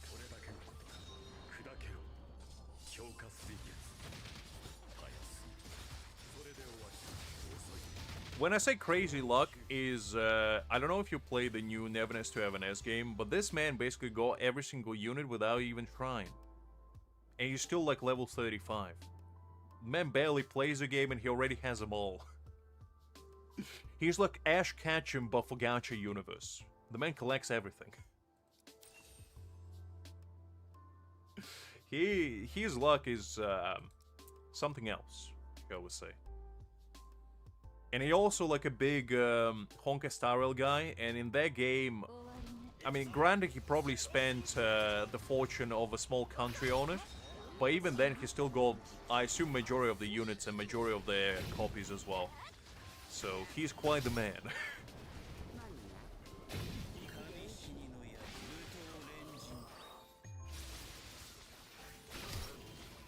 I mean, those Italians, can never trust them. Remember what they did in 1942?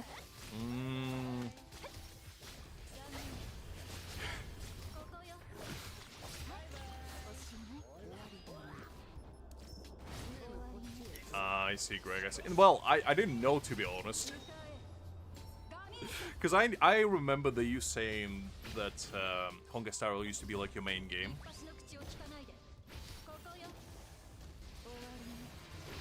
I mean, I'll take what I can get, Liz. I'll take what I can get. I can't really decide fate. It's for fate to decide, and fate's Greg. Alright, yeah. You see, Greg, that's what happens. I've been there, done that. Because when you get into MMOs, that's basically the only thing you play for the most part. It reminds me when I used to play, like, WoW back in the day when I was like 12, 13. I used to grind that game at least 8 to 12 hours a day. It was crazy. That's why I don't play MMOs anymore.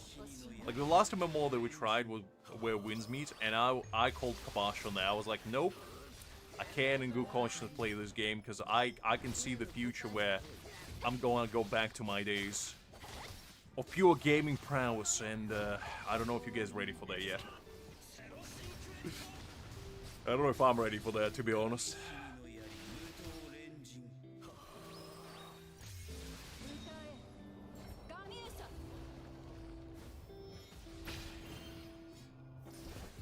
I mean, to be honest, Simonium, trusting a gacha game is like trusting a drug addict with a bag of money. Even if you give it to them and ask them not to spend it on, you know, illicit substances, chances are it's just not gonna happen. It's a slippery slope, and it's all about spending within your budget. The one pitfall that I feel like many people who get into gacha fall into is the sense of being invincible. And what I mean by that is when you get lucky in a game.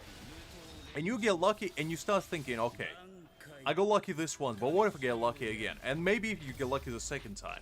But by the third time, you know, you're gonna be like, okay, I got these characters in like a couple tenfolds. Now let me top up 100 quid and see what happens. And then you spend $100 on the game, and you end up getting shafted to like Chi-Chi or something, and you start contemplating the meaning of existence. And next thing you know, you're gonna end up on Reddit, where you spent all your wedding money, and you're gonna become the laughingstock and a meme for eons upon eons to come.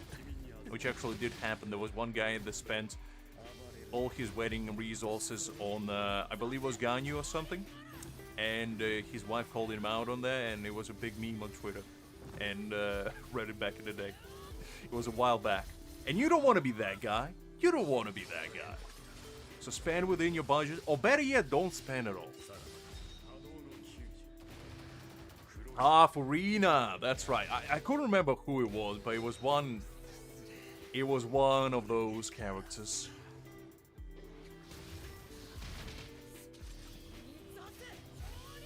I mean, listen, Kakarot, just because I don't have luck doesn't mean other people don't.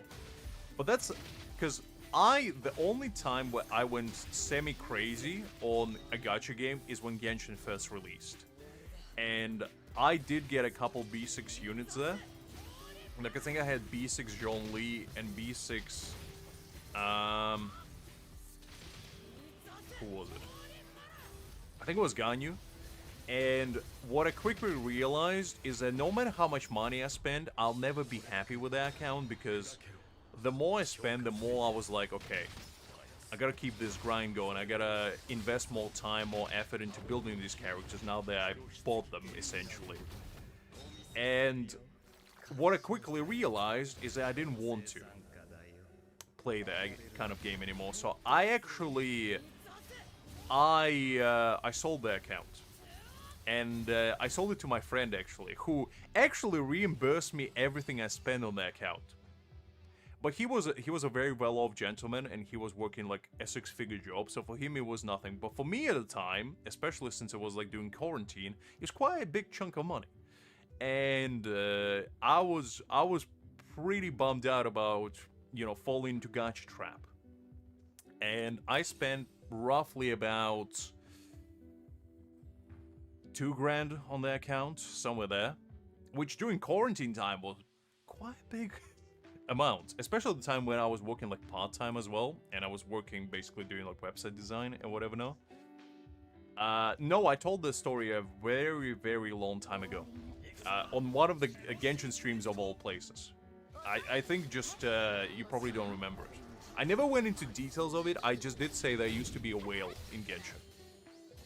But basically the story goes is, I was in a pretty, you know, slump at the moment. Like, I was stuck at home by myself, and I didn't have anything better to do. And Genshin just came out roughly about the time where, like, all my work was finished, and I didn't have much going on at the time. Listen, Greg, you curb your tongue, you heathen. And basically, I started playing, and I played it normally, and I was free to play for the first, like, 3 months of the game came out. And when Zhongli released, I was like, I kind of like this guy. And I pulled on him, and I got him in, I think, a first 10 pull, which was a slippery slope now that I think about it. And I pulled for him, and I actually pulled for his weapon as well, and I got his weapon in like first 20 pulls, which in retrospect was not a big win either, but at the time I thought was king of the world, because his weapon is garbage. However, at the time I didn't know that, and I was like, oh, shiny weapon, I might as well get it for it. And I did. And then I was like, okay, I kind of like this guy. I started playing with him more, and I was like, you know what? I like this individual. And the more I played, and then when the last week of his banner was happening, I was like, you know what? I like this game. Let me recharge a little bit. And I proceeded to buy every pack of Genesis crystals, which I think was roughly about $200 or something like that. And I proceeded to pull for his banner, and I got, I think, in I don't know how many it was, 30k, whatever it was at the time. I got, I think, 3 copies of him. So I was a C3 at the time. And I was like, well, I'm already at C3, so I might as well just go all the way. And I proceeded to spend another 300 bucks, I believe, to fully max him out. So all in all, I spent about 500 to 700 bucks in total. I don't remember exactly. And that was like my first slippery slope. And after that, I believe Ganyu came out like shortly after. And similar situation happened with Ganyu, where I pulled for her and I got her in like first 30 pulls, I believe. Then I pulled for her weapon and I got her in the first 10 pull, actually. So all in all, 40 pulls. And after that, similar situation. I think it was actually a bit earlier than like 1 week towards the end of the banner, and I was in the same predicament. And I was like, you know what, I really like this character and I would like to get her C1. And I proceeded to pull. And I didn't manage to get her C1 as a free-to-play. Free-to-play with B6 only. So I had to turn into a bit of a whale again and dip into my bank account, shall we say. And I bought another $100 pack. Proceeded to pull again.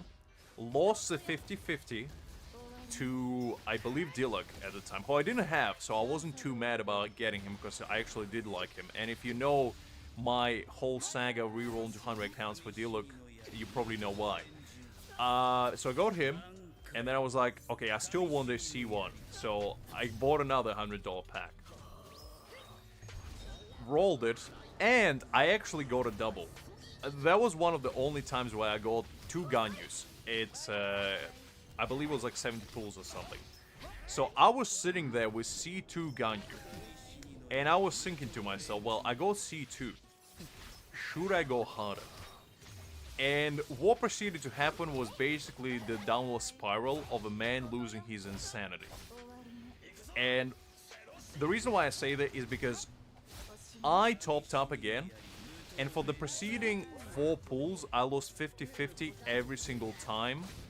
I think I lost twice to Diluc, so I had C2 Diluc, and I lost twice to Mona, who I also had, so I had C2 Mona.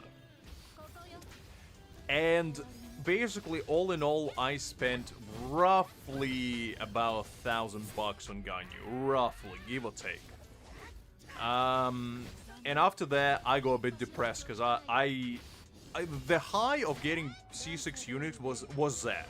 It was the first day, like, high. I was feeling great about myself, and then the realization hit. Because the next day, I woke up. And I looked at my transaction history and I realized just what I did and how much actual money I spent on 2D pixels. And I was like, yeah, I'm never doing that again. And I proceeded to play the game. And the problem that arises is the fact that I had such powerful characters, the game actually became less fun for me. And the more I played, the more I realized that I wasn't having fun anymore. And I remember just having conversation with one of my friends at the time who just started playing Genshin, actually. And I think it was roughly about March time of 2021, somewhere there. And I spoke to him and I was like, yeah, man, I did a dumb choice and I, spent a bunch of money on these characters and now I have them. And I'm thinking of, like, selling the account, because at the time I was like, you know what, I just know having fun. And he was like, oh, if you want I can buy it from you, because I was planning to get into the game and I do quite enjoy it. And I was like, oh, okay, what were you thinking? It was like, how much did you pay for all your transactions there? I'll match it. I was like, okay, well, done deal. We shook on it, and I gave him all the details. He transferred me the cash, and that was actually a very good resolution to what otherwise could have been a very, very expensive lesson for me. And ever since then, I never really went like hyper whale mode in any game I played. Until I played this game. No, even in this game, I'd say my spendings are moderate, and it's all only due to the fact that, you know, I do streams and I make videos for this game, which I find enjoyable. So this is kind of like my hobby, and I just find investing a little bit of funds into a hobby is fine, and also it just makes it more entertaining. So that's the only reason. If I play this game by myself, I don't think I would be even mid-level spender. I probably would just get like a monthly card and a battle pass at most.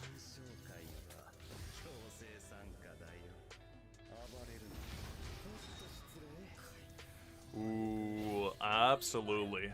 I mean, gambling is extremely prevalent, Simone. And the thing is, I have a very easily addictive personality as well, which I had to realize with time and through lessons like that. And that if I get invested into anything, that doesn't have to be a game. If I get invested into sports, into a fandom like anime, manga, whatever, I get invested 110%, and due to that, I have a hard time like bouncing back if said like enthusiasm turns into more of an obsession with a medium, and due to that, that's why I don't really get like hyper invested into things anymore.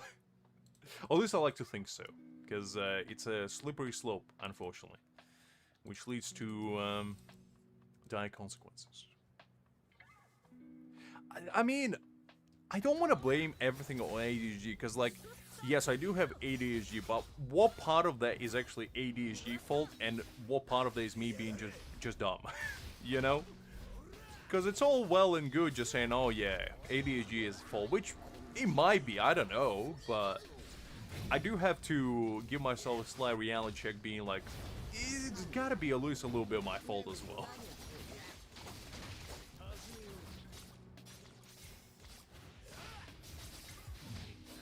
But yeah, that's basically my endeavors with, not just a gambling addiction, but you know, the prerequisite of it, shall we say. Well, the dopamine hitter, yes. Yes, indeed. I mean, yeah, but the thing is, I used to play gacha games since I was a young whippersnapper. Like, my first gacha game ever was when I was like 10 or 11. And it was a browser, like, Naruto game. It was called, like, Naruto Shippuden Ultimate Shuriken Extra Large with a side of fries, or whatever it was called. But that was, like, a very crappy, like, turn-based game where you basically had to summon for characters and build them and, you know, do PvP, PvE stuff. There were raid bosses.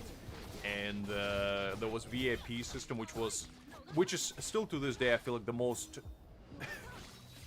trashy mechanic in any game ever, where you have to spend money to get higher VIP levels. I hate that mechanic so much. But, so yeah, I've been playing gacha games for the best part of 1.5 decades. And somehow I avoided, like, sinking a large amount of money until I turned into adult.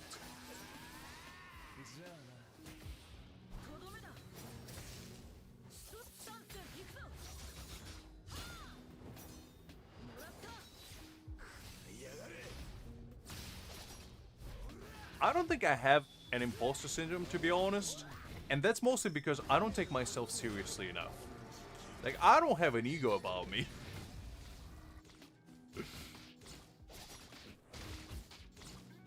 Because, like, I feel like it's all well and good, like, striving towards higher goal and whatever, no, but it's important to realize who you are and, you know, what your abilities are. And I don't think I'm better than anyone else. Simply because anything that I can do, people out there can probably do better. There is at least one individual out there that can do anything I can possibly do, probably better. And that's fine. You don't have to be the best in the world at anything. You just have to be, you know, satisfied with who you are yourself. Battle Pass wasn't a thing until, I feel like, Fortnite came out. That was like the genesis of Battle Passes. Because before then, I don't remember any Battle Passes in any game, really. Actually, there might be a lie, because I think Honkai Impact 3rd used to have Battle Pass, from memory. And that game came out in 2016, which was before Fortnite. So that might have been like the first gacha game actually with Battle Pass, from memory.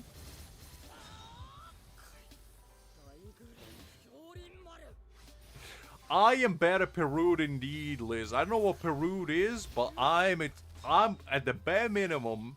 When you look at this British gentleman, you can say he's a better Perude than me. That's what everybody knows about Mr. Lux. He's a Perude unlike any.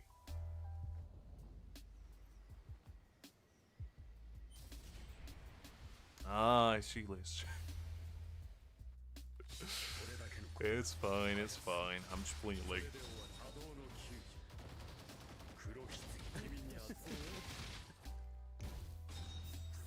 No, absolutely. I mean, everybody has weaknesses and strengths. There's no such thing as somebody being talentless. Because, like, what is talent? Is it being good at something? And, like, how can you know that you're good at something unless you try it? And for majority of people who think they don't have any talent, it's probably because they just haven't discovered it. In some cases, like, let's say you're naturally gifted at running. Unless you go out there and you do, like, track and field or you do, like, football, if you just walk all the time and you don't do running, how else are you going to discover it? It's one of those things. It's like, unless you find your niche and you pursue it and develop it, I feel like, you know, that's the only way you possibly could think that you're talentless. Because everybody has their own, like, purpose for existing. And for some it might be smaller, for some it might be bigger. But at the end of the day, we're all here for something. My purpose for existence is to spread as much eternal enlightenment as I humanly can. As a mere humble purveyor of eternal knowledge. For Liz, is to spread as much chaos and destruction as humanly possible, and for other people it might be just to live a happy life, you know? It's one of those things.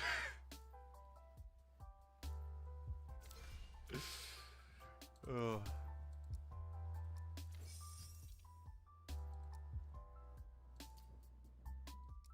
I appreciate the monument, I appreciate it. I mean, I don't know, ever since I was a kid, I never really had, like, the perspective that there is somebody out there that can do something I can't.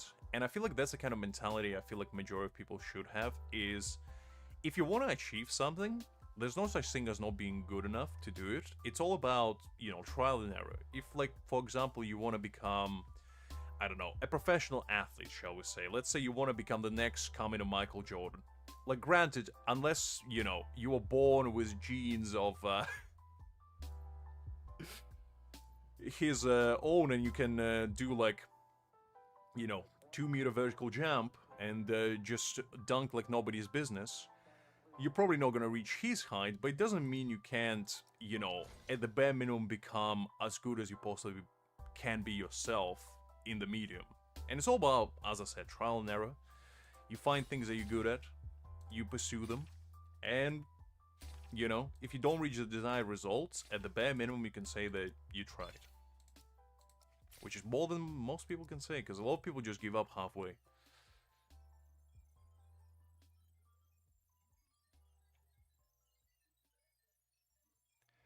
Are they draining? Glad to see, hopefully you're doing well.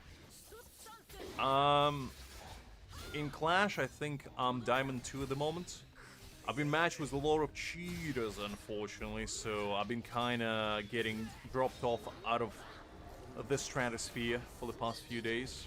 I climb to the Diamond 3, and then for the past, I think, 3 days, I just been in Diamond 1, unable to rank up until yesterday, because I keep getting matched with people who like level 50 and they just outplay me. And it's clearly because they're better gamers than I could ever be. Because how else can they clear, you know, 10 times faster than me with level 50 units? I don't know. That's the only thing that could possibly explain it. Definitely not cheating.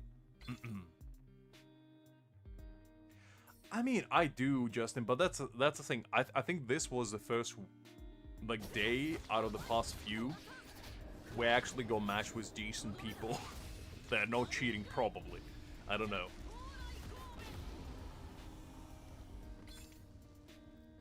Thanks, Avik. I appreciate it. Actually, funny thing that you mentioned it, because on my previous videos, I actually spent more time. While on this one, I just kind of just let my imagination run wild. And I cooked it up in a span of... I started at like 5 p.m. and I finished it by 1 a.m. So I cooked it up in like 8 hours. And usually it takes me at least a couple days. So I don't know what happened. Maybe I had like a Zen mode activated, but I'm glad you guys enjoyed it. Ooh, yeah. I can't even imagine what it is like on CA, because that's where all the sweats are. Because on an A it's already bad enough. Can't even imagine what it's like over there.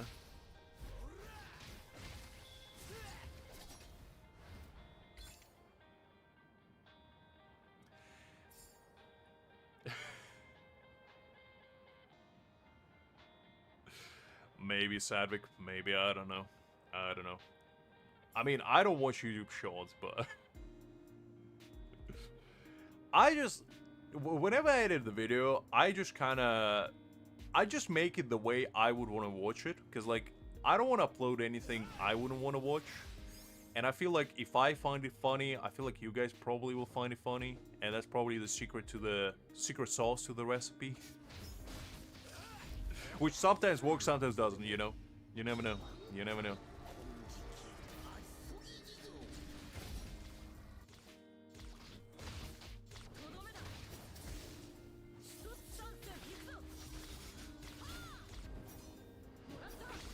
And also yesterday I spent...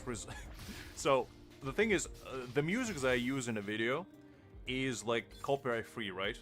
But a bunch of the videos for Bleach, actually all of them, I went to my YouTube studios yesterday and I found that every single video actually had ID copyright claim next to it. Which was not copyright claim, but it's like... It's basically what it does, it tanks your searchability quite significantly. And I just realized that all of them had it, because I received a bunch of emails, all at once, basically just saying the video has been ID claimed. And I was like, okay. So I checked it out, and I was like, well, this is all royalty-free music, so I don't know what the issue is. So I went back to the website where I got them from. And I just found a bunch of licenses that apparently I was supposed to insert whenever those copyright claim actually came through. And I just did a bunch of them yesterday, and all of them got resolved, and I was like, was that something I was supposed to do? Apparently, yes. Apparently, yes.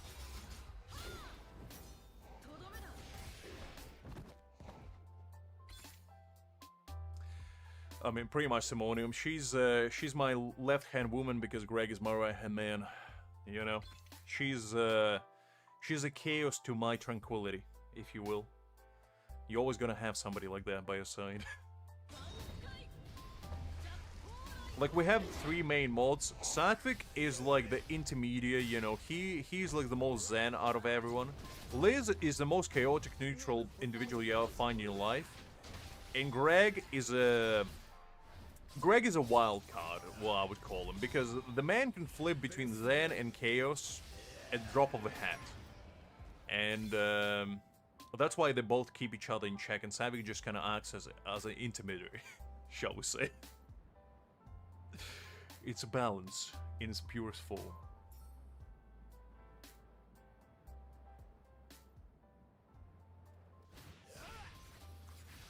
I mean, this is only because it's a global event, draining, to be honest.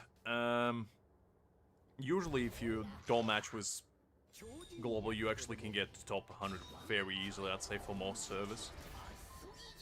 But I do wish that the title that they sneaked in for top 1% was actually available for, like, top 10, considering you're competing literally with everybody.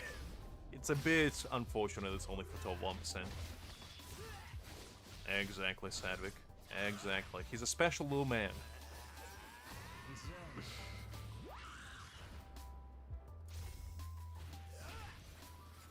Exactly, Justin, exactly. Gotta have support from the Freedom Land, because what if I'm gonna lack freedom? Where else can I get it? From the freest country of the world, obviously. One of these days, I'm just gonna give Justin a call, and I'm just gonna see a bunch of fighter jets just rolling outside my window, and like bald eagles just start storming me out of nowhere, and just Justin rolling out of helicopter. He's like, "Did anybody order some freedom?" Start dropping crates upon crates of stuff on me.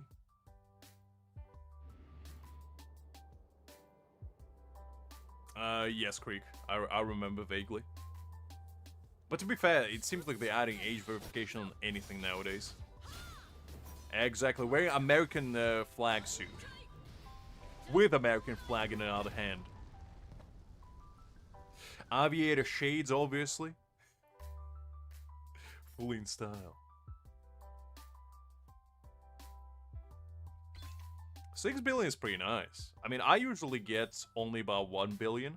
But to be honest, I don't really sweat in co-op that much. I'm fine as long as I'm top 20%.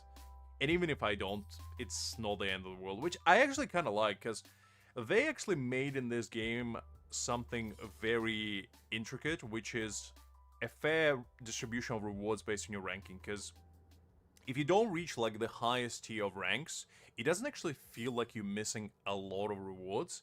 Which is nice, because I feel like in majority of other games, if you don't reach like high rankings, you're missing out a large chunk of your like premium currency for your monthly endeavors, shall we say.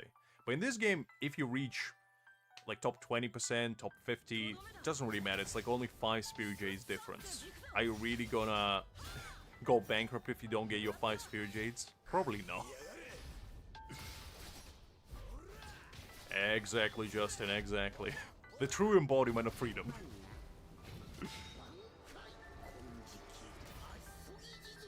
I mean, Cyberk is the same age as me, so he's the wise one as well. That's what happens when you reach our age. The will to exist dwindles, but the intellectual prowess increases. It's a linear graph, you know? The lower one, the higher the other. Well, that's the thing. I like titles, so I try my best to chase them as well. And I have every single title so far. Even from the last ranking event for the guilds. My guild managed to squeeze our way into top 20. But this will be actually the first title I'm missing. From like permanent titles at least. Which is a bit unfortunate, but it's not the end of the world, to be fair. Exactly, Sadwig, exactly. You can't have it all. Can't have it all. I know Sadwig is a bit younger, but Liz, it's not about the age. It's about your mentality, and Sadwig is as old as I am in that regard. Man's seen things. He's been on the internet as long as I have. And when you live on the internet since a young age, it changes you. Because like, if you compare a 25-year-old 100 years ago to 25-year-old nowadays, it's night and day difference, because 25-year-old back in the day was 25. 25-year-old now might as well be 160 from the amount of stuff you learn by the time you're 12. It's a different landscape. It's a different landscape entirely. Because I'm telling you guys, if Sun Tzu grew up in the age of internet, the art of war would look very, very different.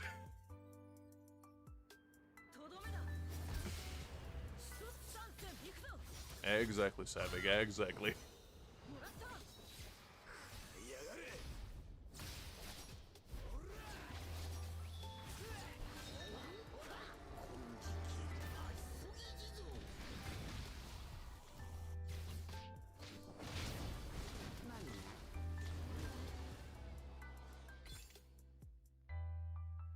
I mean, to be honest, I personally just don't see a point of age verification in anything, to be honest. Because in UK, I don't know about other places, but in UK they implement age verification for any, shall we say, spicy stuff, you know? And I'm not talking about curries over here. I know we're famous for them in UK, but that's not the kind of thing I'm mentioning. So anything adult themed basically has age verification. And the problem with that is the fact that people can just use VPN and bypass it immediately. So what's the point of age verification? I don't understand to begin with. Because you can circumvent it exceptionally easy. So like, it just feels like it's just pointless. And let's be real. Nowadays, kids know everything they need to know by like age of 10. They already educated themselves enough. I know I was. Because I don't know if you guys ever had birds and the bees talk with your parents. But I didn't. Because by the time it came to, you know, my parents giving me one, I just sat with them and I was like, Father, Mother, I know everything I need to know, so don't worry. I know what I'm doing. And they're like, okay, fair enough. Stay safe on that. And that was it. And I feel like that's the case for majority of people out there.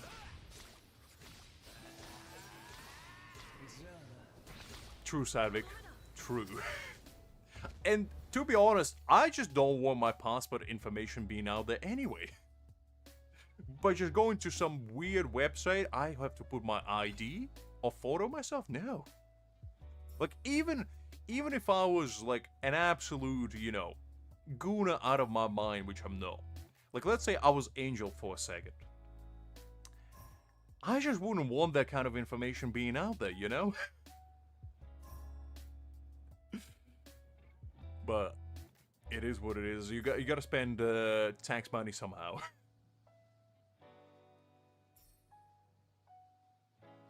Yes, Creek, I get that. I get that. B4 eyes are nice. I didn't pull fucking Pachi myself personally, to be honest, so I am a little bit jealous of that. I had to settle for B1 Ichigo from the free anniversary pack. Listen, Sadvik, you know as well as I know that little man, he's too far gone. The man sees even any resemblance of a female within 5 miles radius, his Guno sense is starting tingling. That's how far gone he is. Which is, you know, it is what it is, just life for you. He got a good head on his shoulders, but man, what's going on inside that dome is a mystery unlike any. It's up there with Pandora's box. You never want to open it, because you never know what's going to come out.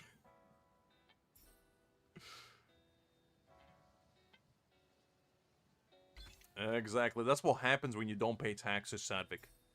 The only thing that prevents us from becoming gooners ourselves is the taxation. If we didn't have taxation, golly, I'm too afraid to even imagine the possibilities. Oil money does help as well, you know? That's another factor that I didn't consider.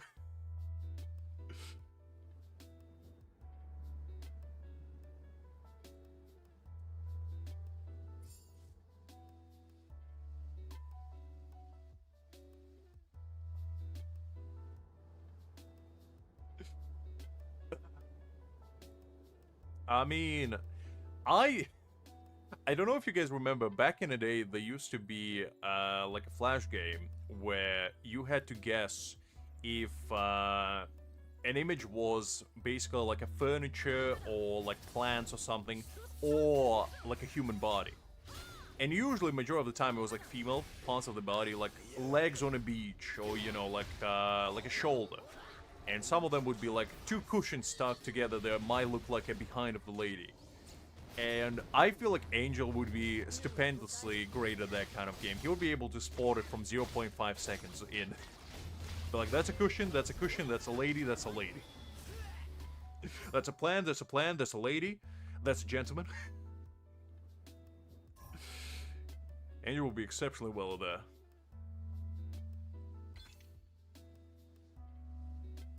Exactly, Savik, exactly.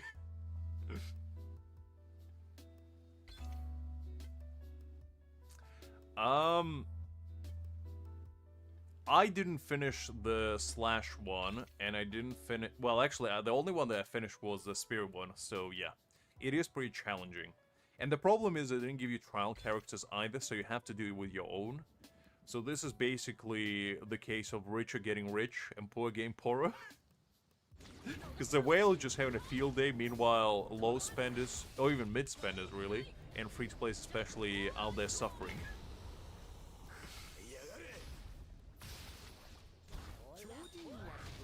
I do agree, Creek. It is pretty nice.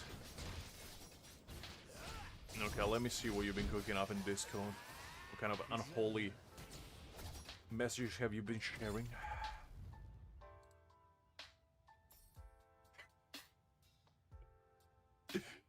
To be honest, Justin, I wouldn't put it past you to wear this. Okay, hold up. Let me pull it up. Let me pull this up. So this is gonna be the getup that Justin gonna show up one of these days in front of my place, just fully kitted out. And this is exactly what I was thinking, to be honest, when I mentioned full American suit outfit. This is the most embodiment of freedom I ever seen in my life, and honestly, this is probably the freest man that is. Even the shoes are American flags, like, come on. The only thing that's missing is the glasses. Missed opportunity. He had to make glasses into American flags as well. Missed opportunity. But otherwise, 10 out of 10. Oh, man. Exactly, Sadvik. Exactly. Cholesterol is just part of the deal, you know? You can't have freedom without cholesterol. It's like peanut butter and jelly. They just go together. Can't have one without the other.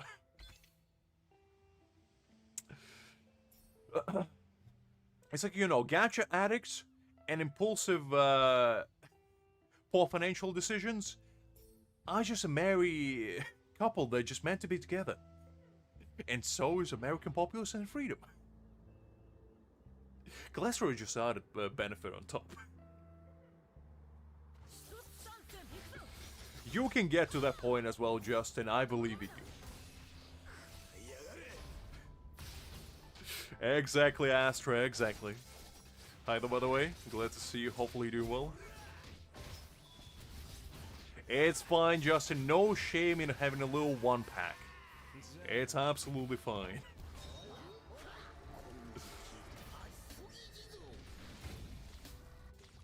I mean, that image probably was AI generated, let's be honest, but if that's the kind of price we have to pay for having our RAM being, you know, 100 times more expensive in the future, golly, that's a price worth paying. Because that's a kind of freedom that I wouldn't be able to witness otherwise. I don't know, Sadvik. Maybe you're doing Mr. Botrix right. I don't know.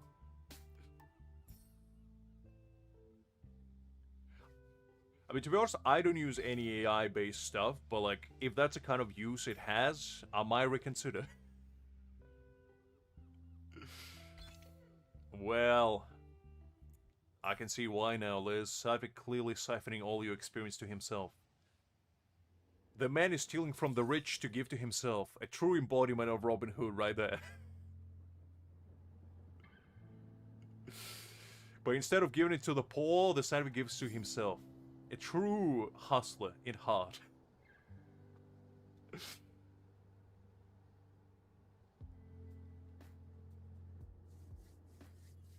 I didn't even know ChatGPT can make images, to be honest. I thought it was like Grog or whatever.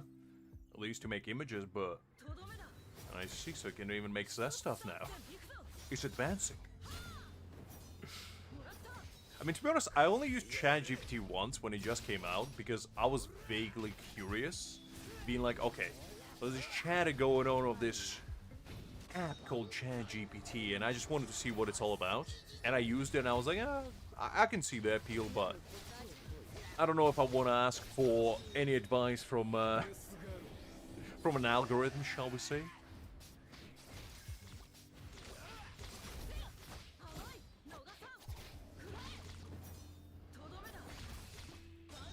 Listen, Liz, you're the only AI I can get behind.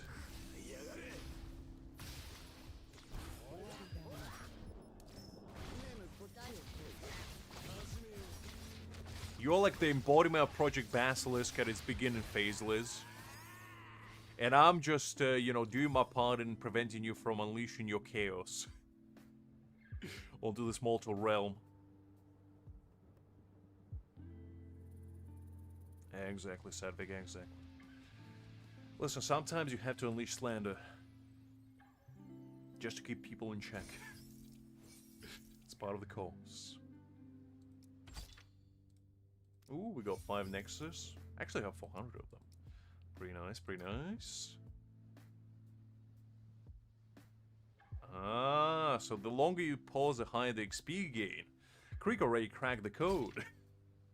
The man is mid-maxing XP gain over here. Okay, so finish that. Let's do the regular frenzy feels. Let's see what it feels like to actually feel powerful for once. Back to our roots, where we belong. I just don't use them, Kakarot. I don't use them at all.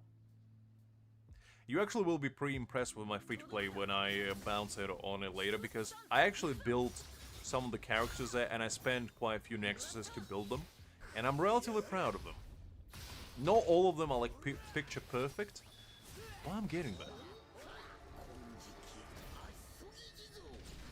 Nobody's slandering you today, Liz. Everything is okay. For now.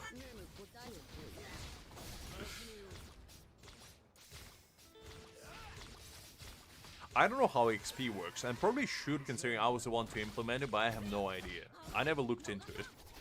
I was just like, experience.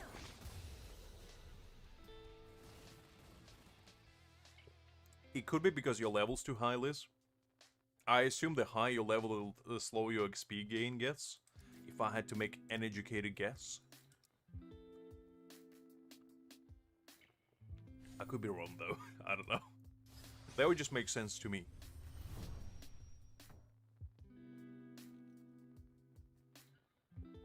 Not really. I kinda... Unless, like, for example, the only passive that I probably would reroll if you get, like, battlefield skill damage on, like, a support unit. Or, like, DPS unit. That's the only case where I might reroll. But otherwise, I don't really bother that much, to be honest, Kakarot. Because the chances of you getting what you want, which is... like, on Aizen getting battlefield skill damage are probably close to none, let's be honest. And the Nexus are so hard to come by that I just don't see a point of wasting them at the moment. And you never know, in the future they might implement a mechanic where you can actually select which stat you want if you spend like a certain amount of Nexuses. So I'm just banking for that kind of, you know, glorious future, if you will, and saving my resources for now. Because at this point, like, my teams are relatively well built where I can clear majority of the content in the game. Except like high-end ranking events.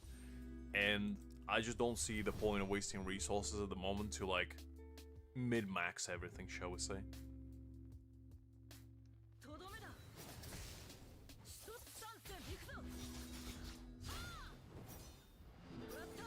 Probably this, probably. I mean, there's only so much experience to come around. So Botrix just probably distributing based on needs.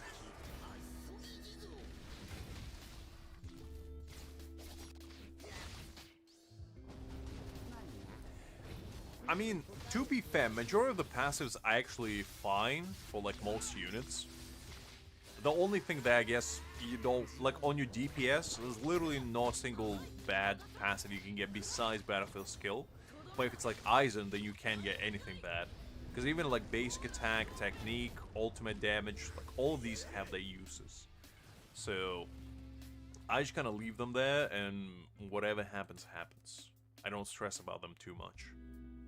Because at the end of the day, as long as your stats actually, you know, align with your build, that's the main thing. As long as you have enough crit rate, crit damage, ultimate charge rate, ailment damage, like whatever it is.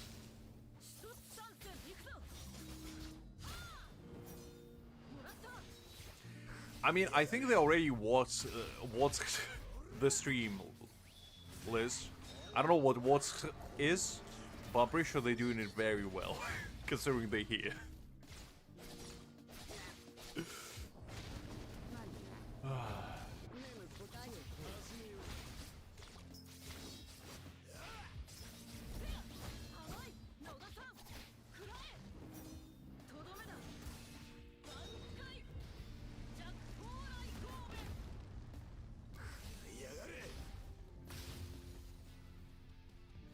Like the more fun I make of Liz's autocorrect, the more likely she to encroach upon me under the cover of darkness one of these days and smother me with a corn.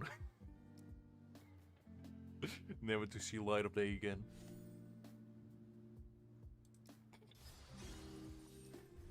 I mean, you never know, Sadvik. You never know. You're joking, but it might happen. It might happen. And that's Liz's plan for world dominance. One overpowered level at a time.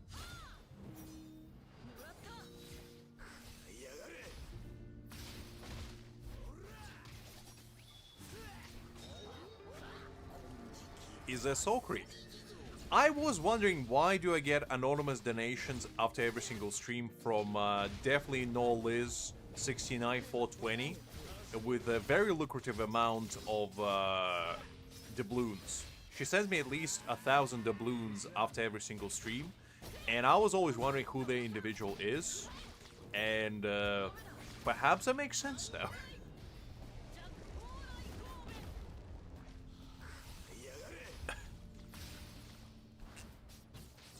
Look, Liz, I don't know who the individual is, but I'm just saying.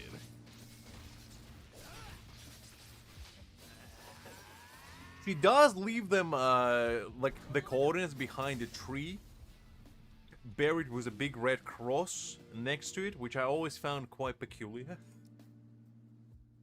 But, you know, you gotta do what you gotta do.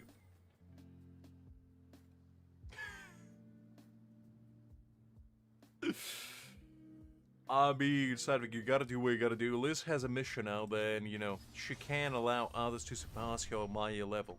Do you think 10 levels lead comes cheap? Liz is grinding out there. Can't blame her for that.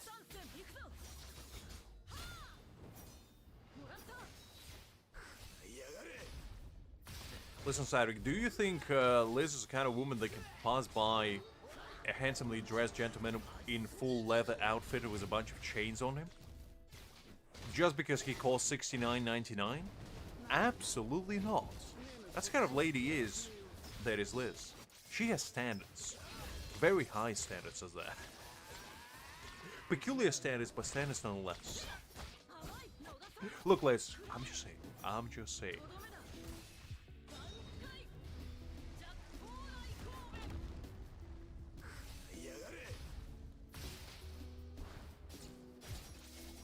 Look, there's no shame in that. We all meant for greatness one way or another, you know? I meant to provide enlightenment. Liz is meant to have the biggest stock of chains and leather this world has ever seen on a human form. In 2D form, shall we say. And that is okay. That is okay. That's what we all have our purpose in life.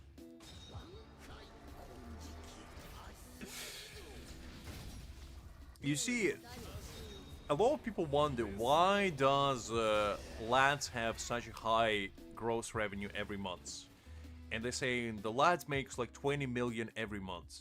But what they don't realize is that 99.9% of their revenue comes from a single anonymous donor. And who said donor is, I'm not gonna say, but I feel like, you know, we all know. We all know. And to be fair, after experiencing it firsthand, I get it. I get it.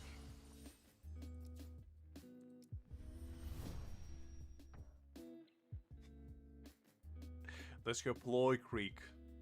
That's her ploy. She gets asked to slander her, and then she has a reason to type even more, getting more experience, and getting richer as a result. That's her goal.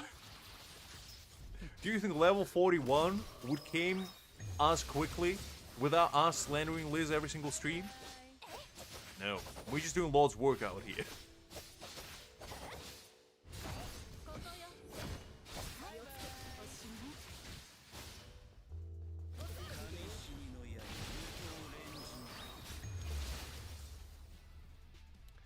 It's okay, Liz. It's okay. I mean, neither have I, to be honest. I just been stating the facts, and the truth and nothing but the truth. But, you know, if she considers it slander, that is what it is. It's fine, Liz. It's fine. Don't worry about it. I'm just merely joking around.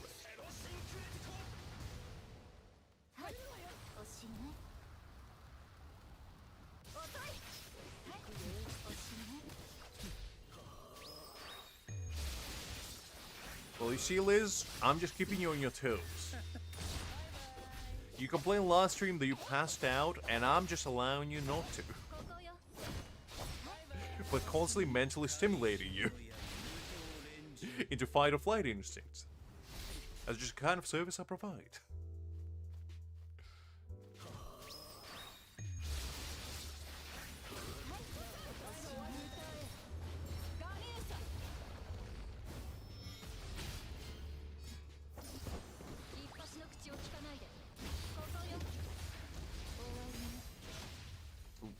Okay, nice.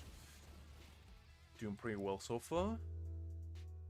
And to be honest, the regular Frenzy Feast feels like a child's play after doing that bone-shudderingly hard version. This feels like going from, you know, Rusty Nails to Weenie Han Jr. all of a sudden. But to be honest, I'm glad to be back. I'm glad to be back where I belong!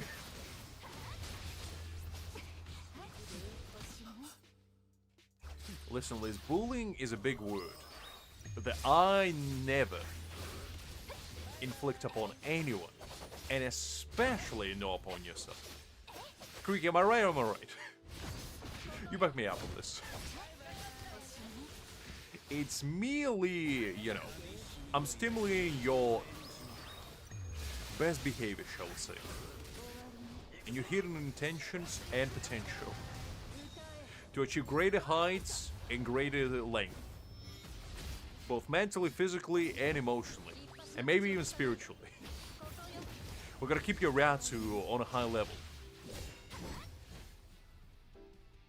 Can't let your bankai training slip. I don't know, Liz. That's for you to decide and for the world to find out.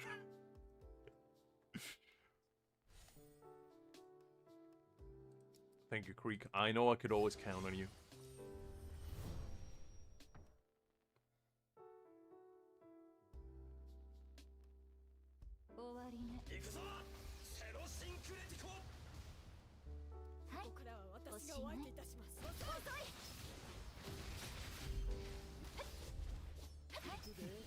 What is the list? What would you like to say?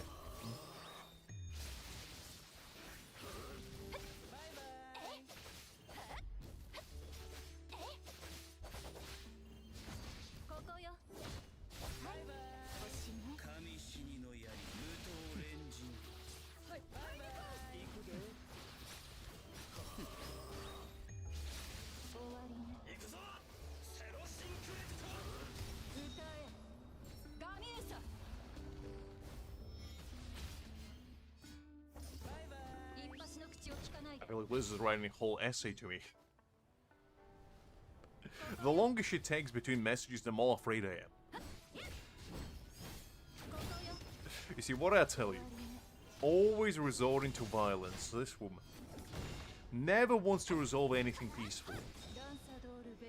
Unbelievable.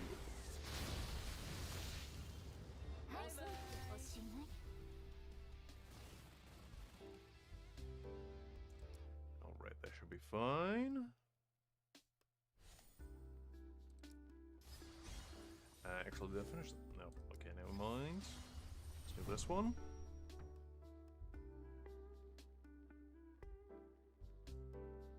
I think today we're actually gonna farm some stamps on my free-to-play as well, because I do need to work on a few stamps there.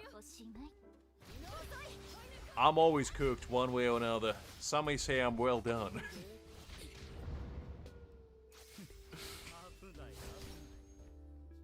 That is true, Malik, to be honest. Can't really argue with that.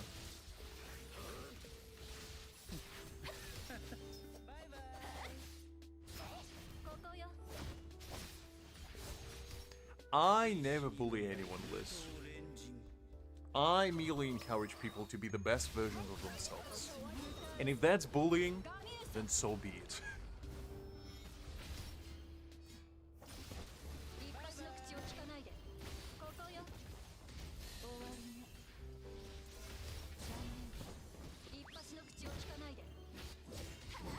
I mean, to be honest, growing up in Ukraine, we always had like any sort of food well done. I never even had like medium rare as an idea before I came to UK, because whenever you get a steak in Eastern Europe, it's always well done. You never get a medium rare. That's an anomaly if you do. Because in Eastern Europe, we believe unless the meat is gray on the outside or white, it ain't done. Any sort of residue of life within it, not good enough.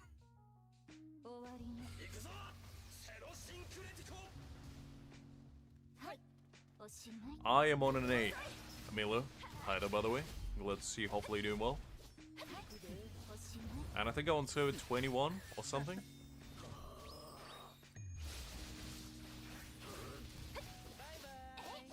The thing is, when it comes to a lot of food, I don't mind well done. However, the one exception where I do prefer medium rare is steak, because I just feel like well done steak just doesn't bring enough flavor, personally. So, that's like the only exception. When it comes to like burgers and whatever, no, I tried both ways, and to be honest, there's not that much of a difference. Like, if the burger is fully cooked, it's fine, and if it's medium rare, it's fine as well. But like, steak is the only one that, you know, I feel like if you cook it a little bit less, it just brings out more flavor. While if you cook it too much, it just becomes too stringy and too tough, which I feel like you want to avoid. But everything else, like chicken, I know some people who cook like chickens with a slight pinkish, you know, hue to it, shall we say, just because it makes it like more juicy and whatever, no. And personally, I'm not about that business. I don't want to get salmonella. At least not willingly, shall we say. So I cook that thing until it's nice and fully white, shall we say. But yeah, some people, because I've been on a few cookouts, and one of my friends made a bunch of chicken sandwiches. And his chicken sandwich was just a tiny bit pink on the inside. Just a tiny bit. No, not enough to like be noticeable. But it was enough for me to be like asking a question, you know? And I still ate it, and I was fine, but I asked, oh, why didn't you cook it like all the way? And he was like, well, if you cook it all the way, all the juice leaks out and dries out the breast more. And I was like, okay, I guess makes sense. At the time, I was like, okay, fine. But in retrospect, I do realize I could have gone salmonella. So, I know some people do that. I don't think I agree with that personally, because if I went to a restaurant and they give me pink chicken, I'll be asking questions. And also, I don't know if you guys ever tried beef tartare, but that's one thing that I'm too afraid of as well. Like actual raw beef. I don't think it was raw egg in there as well. No. It just doesn't sound peculiar to me. I like sushi. I like raw fish. But beef tartare is just, it's a bit too refined, shall we say. Yes, it's basically raw. Well, I probably didn't paint it correctly, but Creek, come on. Sushi is awesome. Have you ever tried like a proper sushi? It's amazing. I'm telling you. But beef tartare is basically ground meat with a bunch of spices. I think some dill pickle in there and raw egg on top. And the raw egg yolk. Excuse me, raw egg yolk. And usually you mix it together and you eat it as kind of like a dip almost with like chips or whatever. Or you can eat it by itself. And it's usually mostly like German delicacy, but I just never had enough bravery in me, shall we say, to try it.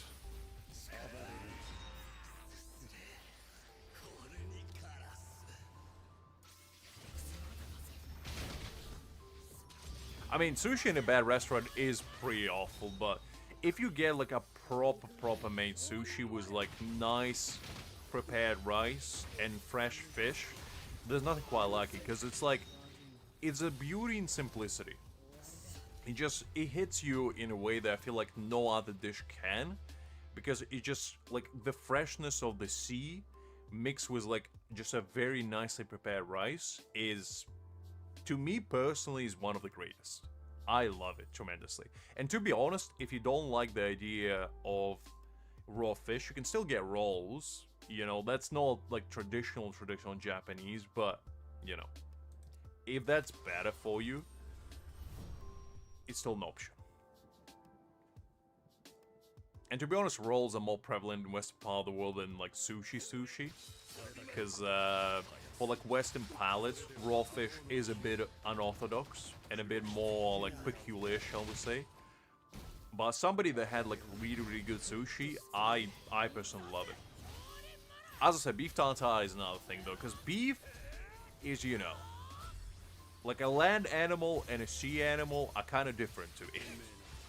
And I much rather land being cooked properly. No, it doesn't. It has zero fishy smell. If it's like a proper fish, it has no smell to it whatsoever. Except like, just like, imagine if you go to a seaside and you just inhale that. That's kind of what it would smell like. It would just smell like salty sea breeze. It is the best way I would describe it. It just smells fresh. And that's the only thing you can get was like fresh fish. And usually in a really good sushi restaurant, they get their fish, like fresh fish, every day. Like they go to a fish market, they get fresh fish, and they prepare it on a day. In a bad sushi restaurants, the reason why you get fishy smell is because that fish probably has been there for, I don't know, a week, if not more. Well, it doesn't taste like the ocean, it tastes like fish, but it smells like the ocean.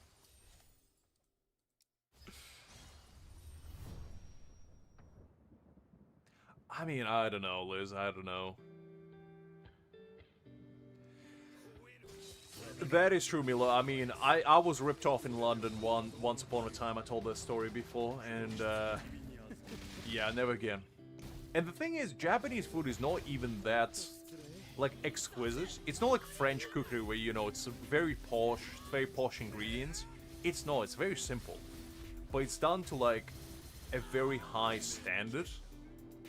And if you ever go to Japan, sushi there is not treated like, you know, high peak delicacy. You know what is? Fruit. Because if you want to impress anybody in Japan, just go and buy some fruit. Because, let me tell you something. A pack of strawberries there could set you back like 50 bucks. And if you want a melon, well, prepare to shell out a couple hundreds. Because that's a kind of fruit connoisseurs we're talking about there. They treat their fruits like they treat royalty.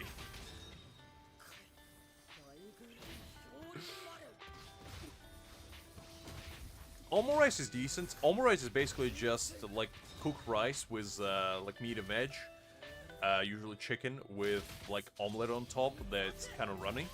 And more times than not, you add a little bit of Japanese like sweet ketchup on it. I find it fine, but I feel like it's more oriented towards like kid palate because it's very sweet. And I personally prefer more savory oriented dishes. But it is tasty. It is quite tasty. I would recommend it.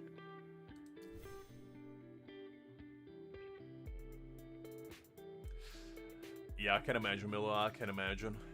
As I said, for whatever reason, like the Japanese food outside of Japan is treated like the peak of culinary delight, which it is, but not for reasons that they're pricing them here for. Because over there, whenever I go, I can go to like a decent sushi bar and get a decent meal for like 20 bucks.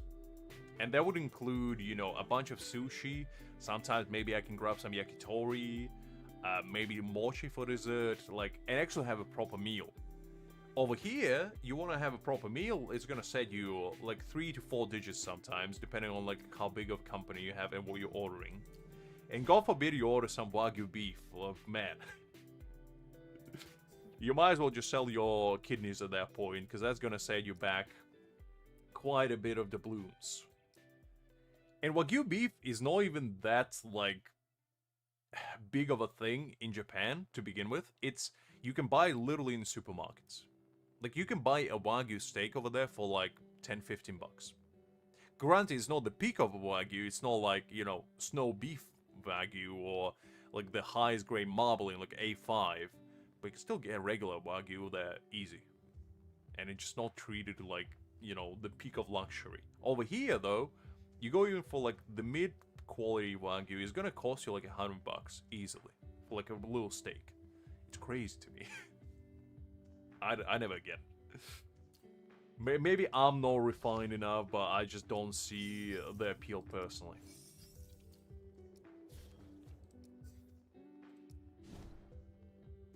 Well, same, because I usually cook, like, very, very rarely I go out to eat, and if I do, it's usually in a company with other people. But more times than not, I just cook my own stuff, because my usual weekly grocery list is about 30 to 40 bucks, because I don't eat a lot, and the stuff that I eat is not that expensive either. But the thing is, if you go to like a restaurant, you can easily spend that in one sitting. So why would I spend like my weekly grocery bill on just a restaurant outing? Especially by myself. If it's in a company with other people, fair enough.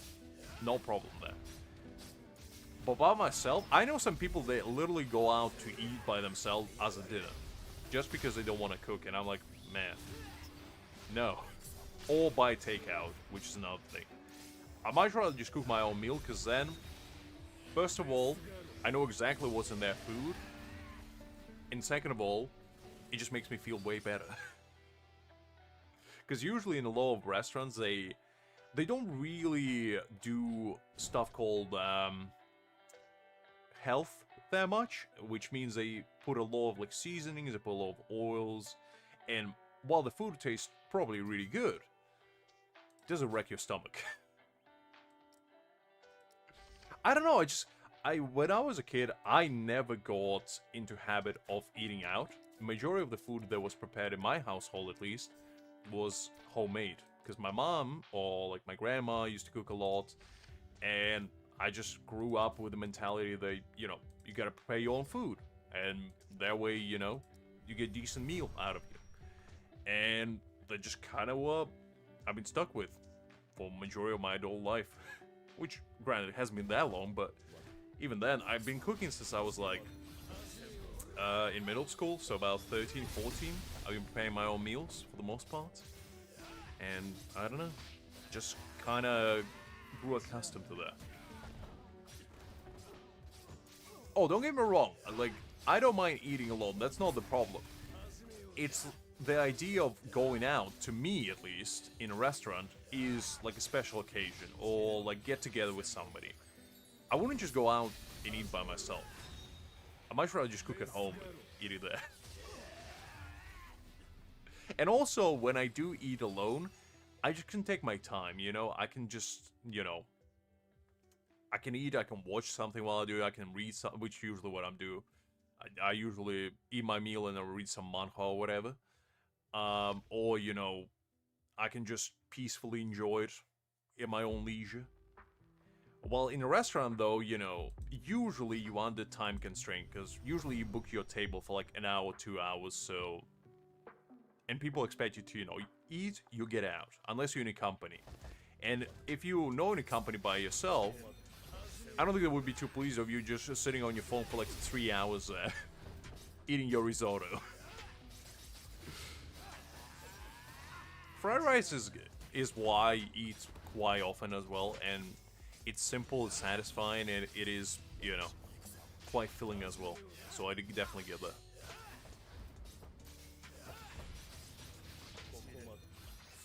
No worries, random. No worries whatsoever. As I said, the event is very misleading because you might think that you need to do like proper rotations, but you don't.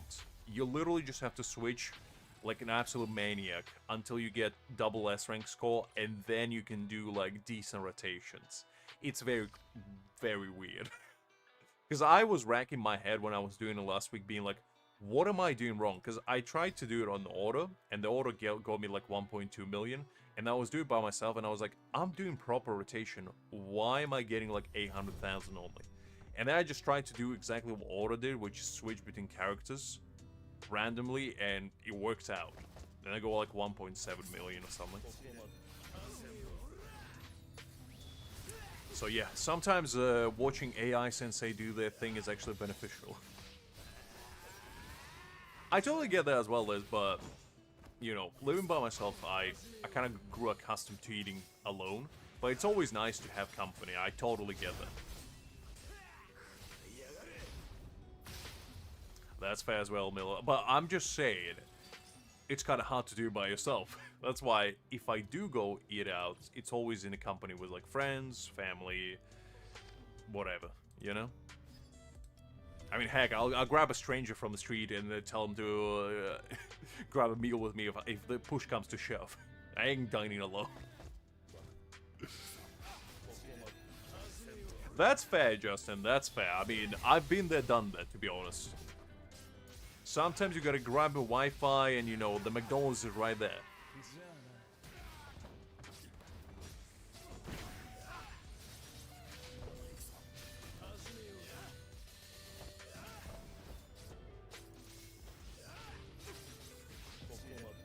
The true fried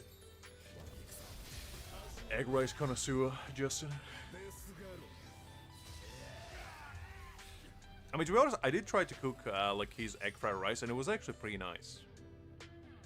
So he knows what he's talking about. Maybe, Milo, maybe. I mean, I try not to use the AI as much as I can for the most part. The only time that I do use it is when I'm doing like stuff like this, which I don't really care that much for. But if it's actually something like ranking events, I usually do it manually.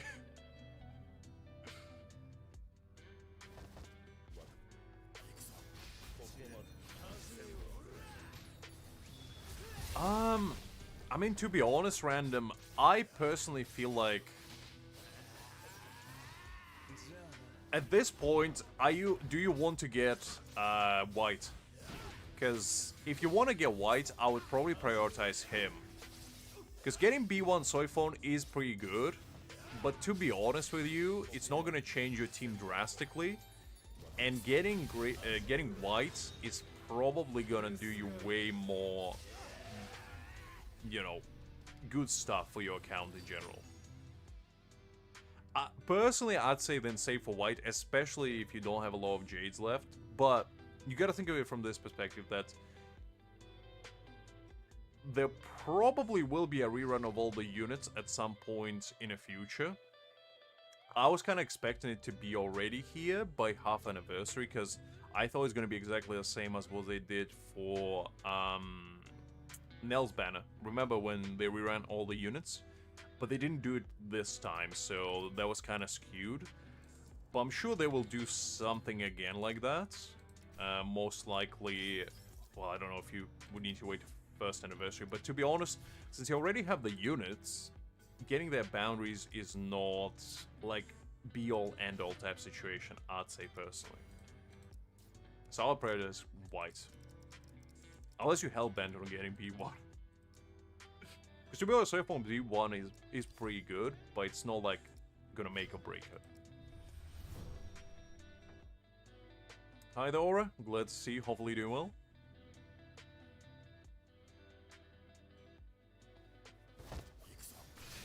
But yeah, I'd say, actually Justin made a good point. I'd say wait until probably Wednesday or Thursday and see if we get, like, information about his kid revealed. And if we do, just make an educated guess at that point. Because I still think White will probably be way, way better than Byakuya. So I do think he will be a pretty detrimental unit to get, because you gotta keep in mind that if you don't get White, we don't know how long it's gonna take for next / tactical unit to appear.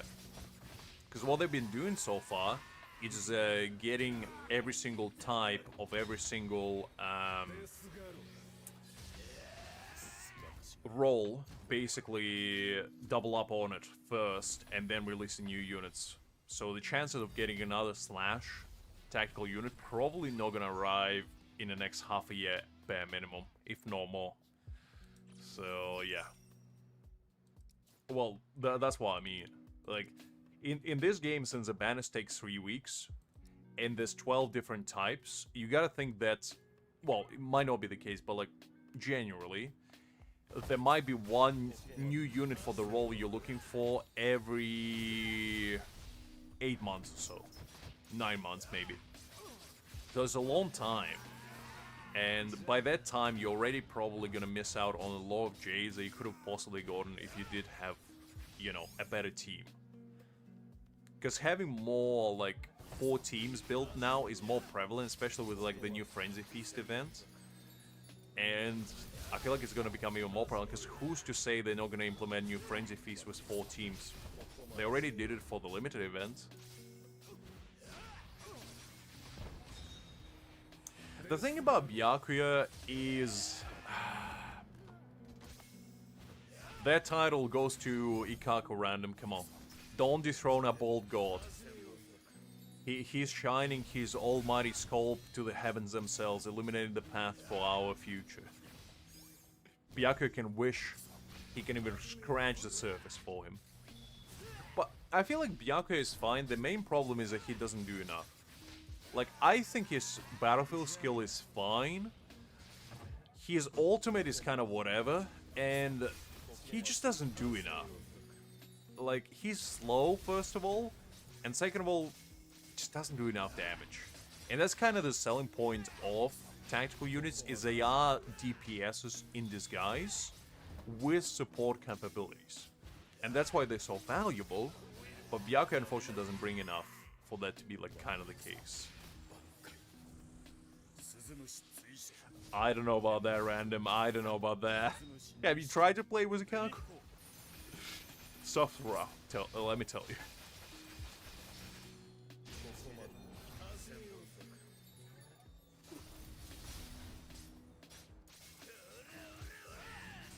Well, that's what I mean, Justin. That's what I mean. Like, the reason why we got Kenny so quickly is due to the rush, obviously, first of all, because Grimmjow was supposed to come earlier, but they rushed him. And the reason why we're getting Ulquiorra is, well, Toshiro is already 6 months old. So he is pretty old.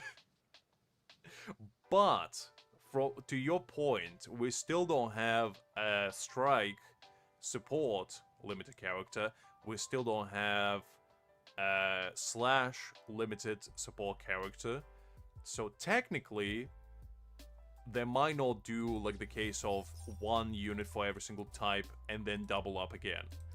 They might change it up. But for now, they just seems to be like a very good educated guess. Sorry, I forgot, Kagura, I forgot. I didn't mean no disrespect.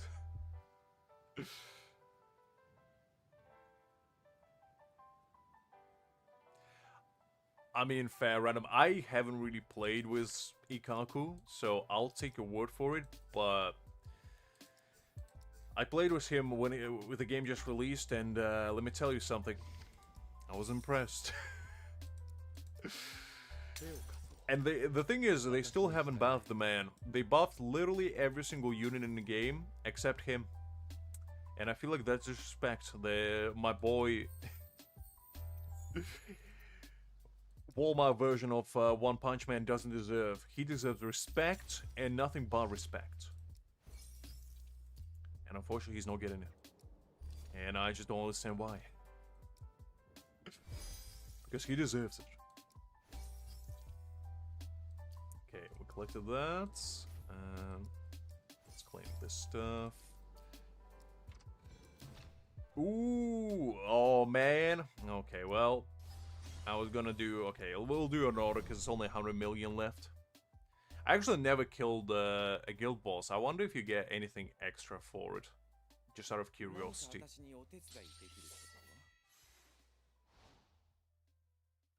I don't have any dupes on Byakuya, so I'll take your word for it.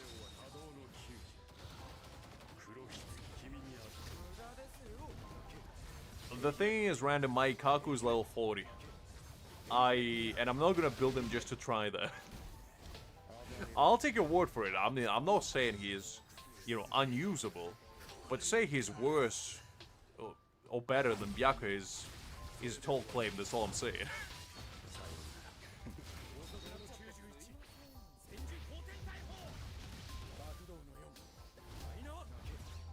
I mean, the only reason why I built Byakuya is because back in the day, he was part of the best team in the game, believe it or not.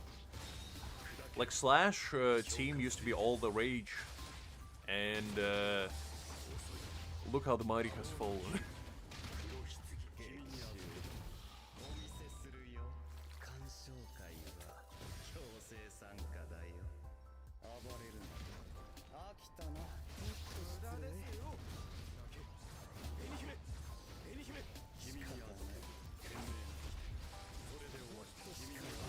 I understand Mayuri, but I don't know about Nell.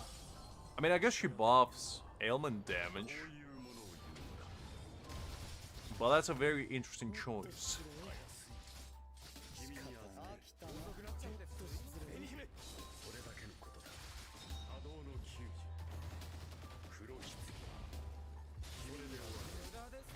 I do remember that if you beat, you get an extra run or something. Well, I wonder what happens on the last boss. If you get like a congrats, you did it. Little message. And like Con shows up and gives you like a $5 pack or something.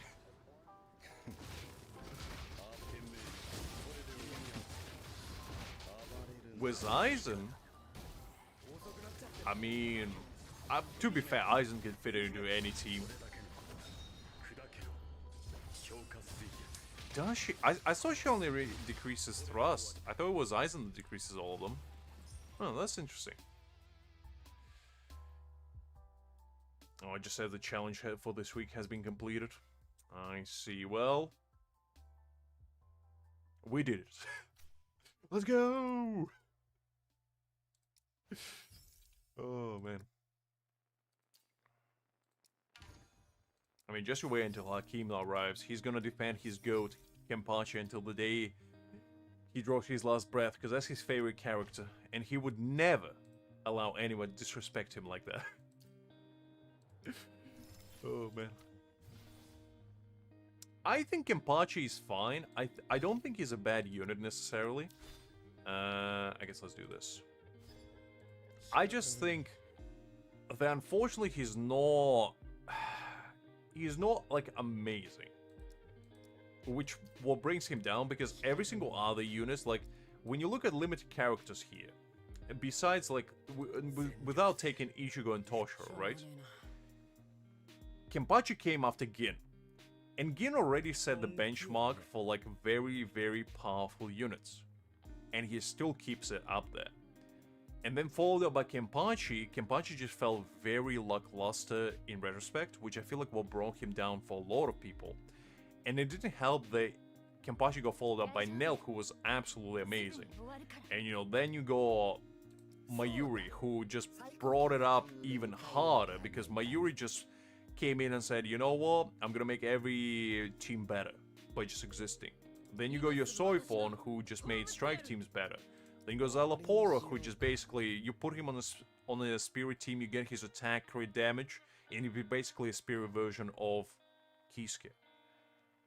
And now, you have Grimmjow, who is an absolute monster. The man is an absolute menace, unlike any.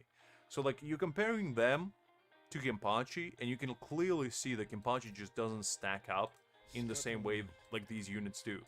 And that's why I feel like a lot of people finding, and why they think Kenpachi is weak. Because on paper, he's not a bad unit, right? But just because on paper he's not a bad unit doesn't mean he's good enough compared to what we have.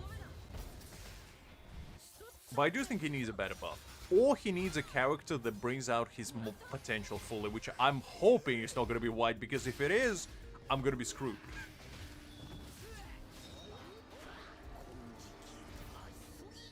No. Listen, for my sake, random, I hope that's not the case, because I need my Ichigo to pay him dividend. I got his boundary. I specifically gotta expect him white to buff him. I don't want that to be wasted.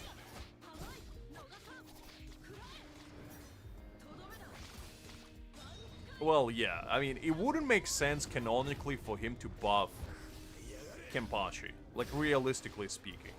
Because the thing is, Ichigo, which is why Ichigo, that's his name, is basically like Ichigo, just more cool. And Ichigo doesn't have any element damage, and it would make way more sense for them to do like a double, you know, Getsuga Tensho as their ultimate. That would be so cool. So I do feel, and obviously the reason why Kenpachi, and Kenpachi already has synergy with Yachiru, so you know, I feel like he already has his character, and if they're gonna make another character to synergize with Kenpachi, I feel like that would be a bit unfair to our bankai Ichigo enthusiast over here. By choice or by circumstances.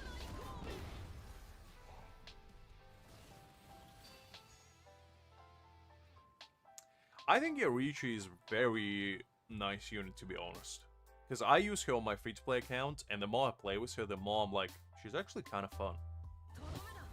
Originally, I didn't think of her as highly as I probably should have, but she has been proven to be actually very fun.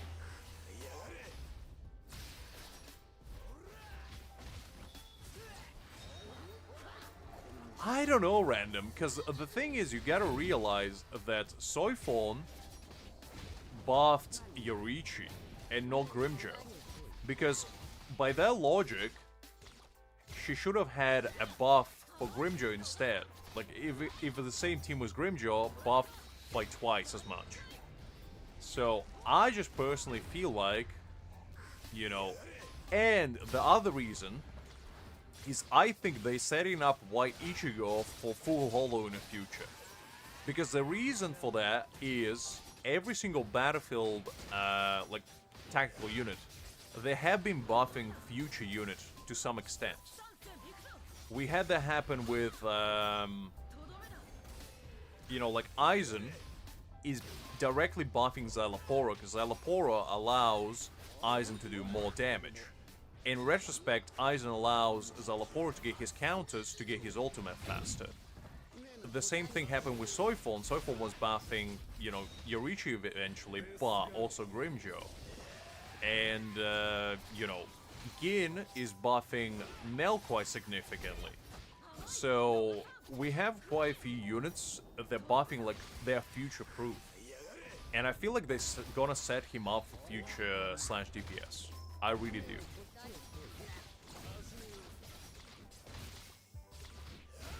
Well, it is, but I'm just saying. Yeah, but the thing is, you're forgetting that both Kenpachi and Ichigo are old at this point. I don't think the game devs even considering them as like quote-unquote new, you know? Because you gotta remember the Kenpachi released back in January. It's already May. It has been 4 months. If they're really gonna buff an old unit like that, that would be crazy. And the thing is, I just personally feel like the full holo, there's no shot he's gonna be ailment based. He's probably gonna be just a raw powerhouse of basically what Bankai Ichigo is multiplied by like 100. So I feel like they're just gonna make him future proof and buff their unit more. And that's basically gonna be a very good indicator of what full holo Ichigo is gonna be like. At least from my personal perspective. Because I think if they're not gonna do that, that would be kind of wasted opportunity on their part. Full holo just comes in with a little med kit, fully dressed in a nurse uniform, and be like, oh, okay, boys, stop fighting. I got work to do. Proceeds patching you up. I mean, to be honest, if that is the case, I'm not going to be too mad about it, I guess. But then again... I mean, maybe. There has been talk going on of, like, the new typing coming out. I think it was Peace or something. So if they do something like that, I could definitely see him, you know, being completely different. But right now, I just don't see him being anything else besides Slash. Considering Ulquiorra is gonna be a Spirit DPS. Like, the only possible circumstance was for him to be a Spirit DPS, because, you know, he's all about spiritual pressure. But now that we have Ulquiorra coming out, he's definitely gonna be Slash. Like, there's no shot that he's gonna be anything but that. Because we already have Grimmjow, so technically there's no way he's gonna be, you know, Strike. And it wouldn't make sense for him to be Thrust as well, because he's not thrusting anything. Except, I guess, he's aura onto his opponents. So, I just really think that, you know, he's gonna be best case scenario slash DPS. Maybe tactic unit, but I just don't really see him being tactic, to be honest, because he's not very tactical. His entire character is all about raw power. Oh. So, I don't know. Other kind, let's see. Hopefully you're doing well.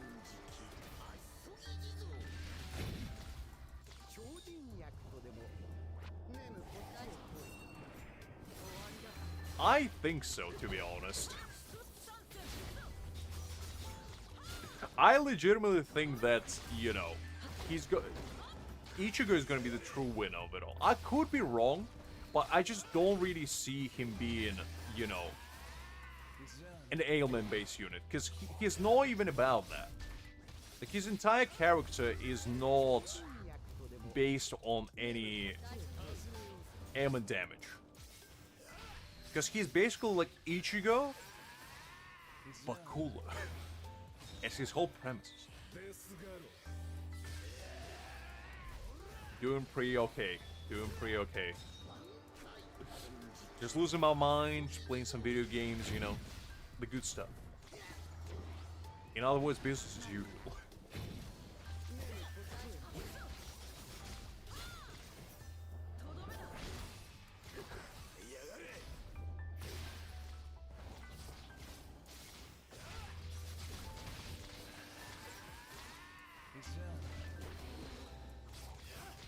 Exactly. Savik is on his own grind over here.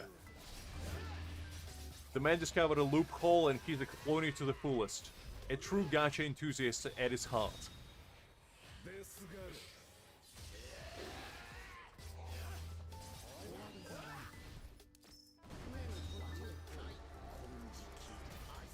I mean, if he buffs attack, then he's gonna be indirect buff of Kenpachi regardless.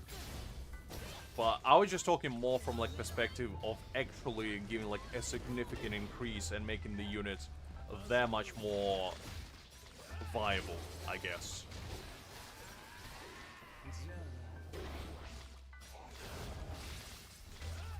I mean, the thing is, the reason why a lot of people feel strongly about Kenpachi is because of the fact that they summon for him. And that's a problem. Because for most people like myself who don't have Kenpachi, they don't really care that much whether he's good or bad. But if you have Kenpachi and he's an absolute ass, you pretty much care a lot. So you want any buff you can possibly get. And the thing is, the devs themselves said that he was rushed. So it wasn't like, you know, people were speculating or anything. He was rushed. And because of that, he's not as good as what he possibly could have been otherwise.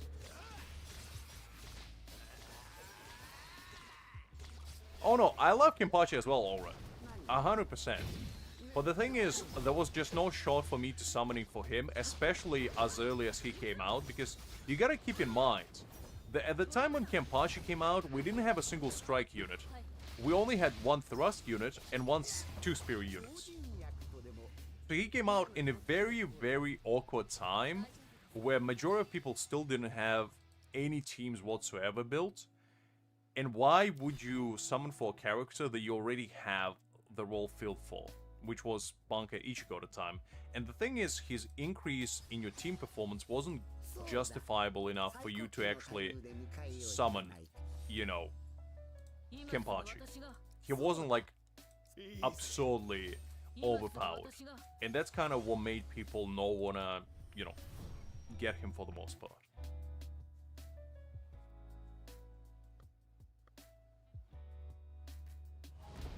Well, the thing is, they don't really superpower crap, Sadvik. It's just, it was a flaw in design, and they admitted themselves that Kenpachi wasn't supposed to, like, be as he is. They rushed him because they didn't have a choice. Originally, it was supposed to be Grimmjow that was coming out, but Shueisha decided that they don't want that to happen, and basically, the company had to make a rush decision and make a new unit. And that was also at a time when the banners were only 2 weeks as well. So majority of people, you know, were very strapped on Spirit Jades at a time. And most people just saw Kenpachi as an easy opportunity to save up like 2-3 weeks worth of resources and skip him. And that's what most people did. The only people that go Kenpachi are the people who didn't have Ichigo, or people who just really like Kenpachi. Because his performance just didn't justify actually getting him otherwise.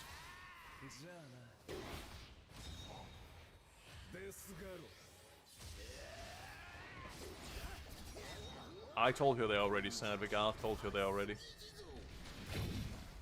Did they start on Aizen already? To be honest, I don't remember. I know they started roughly about that time, but I couldn't remember which banner it was.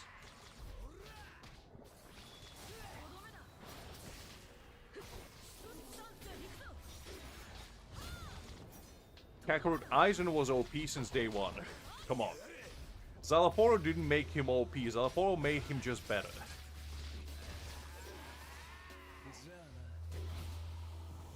But that's a difference between, like, you know, having just a good, high-quality character design. Because I put a lot of thought and effort into Aizen's, you know, character in general. But for Kenpachi, unfortunately, they didn't have the time or the ability to do so, which what kind of made him less impactful. I never played GTA, kind. I don't know what you're talking about. Ooh. Why did the game send a lag? Oh, golly.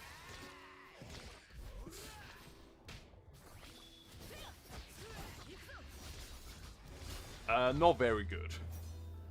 He's okay, but I wouldn't call him amazing. His stamps are decent. He go 100% crit rate, but I don't know. He's okay. Exactly. I don't know what that was all about, because usually I don't get any lag in this game, but there was clearly something happening over there. Yes, Creek. Tomorrow we're gonna do the Abyss equivalent of that game, which is a Ghost Train. So, tomorrow I'm gonna sweat even harder probably than today. Which is gonna be very exciting for you guys, I bet. Because I think it resets next Wednesday, and since I officially became a whale in that game by buying Battle Pass and monthly card, I am morally and legally obligated to beat every single content in that game to prove my dominance. You know, I have to oblige. No, I actually just really like that game. I found it very nice. It reminded me of good old times of Genshin, you know? Which I haven't felt with the gacha game in a very, very long time. Of, you know, just having, like, fun exploration. And also, I just really like co-op. Like, me and Greg getting together up to Hajik. Literally last week, me and Greg spent, I think, solid 2 to 3 hours just goofing around the city, driving cars, stealing cars, robbing people, and, you know, just being absolute menaces. And I feel like it was fun. I have indeed, Creek. I have sinned, and as such, my penance shall be severe tomorrow. Maybe, I don't know.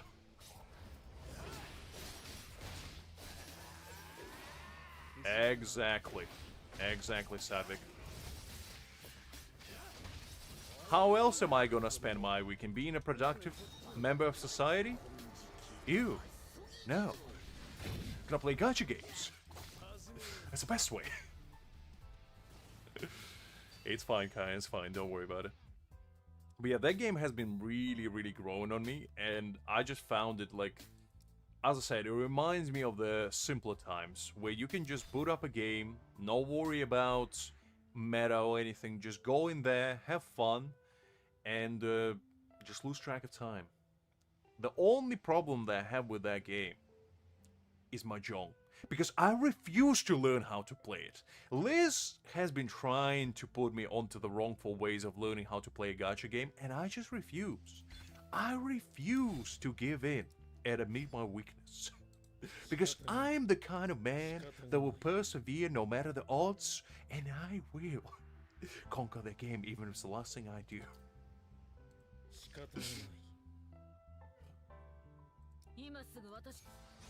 Anyway.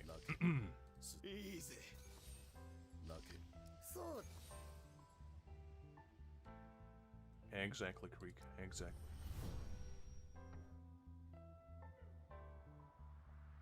What do we never get in a car with me, Liz? Always get in a car with me because I'm the safest, most reliable, most law-conscious driver you'll ever meet in your life. As long as you don't know what those words mean, and you keep your eyes closed, we'll be okay. And if you hear sirens in the background, don't worry about it. Just put on the headphones, relax, sit back, and enjoy the ride. Potentially in the newest water source. As I careen down a steep hill, all the way into the ocean.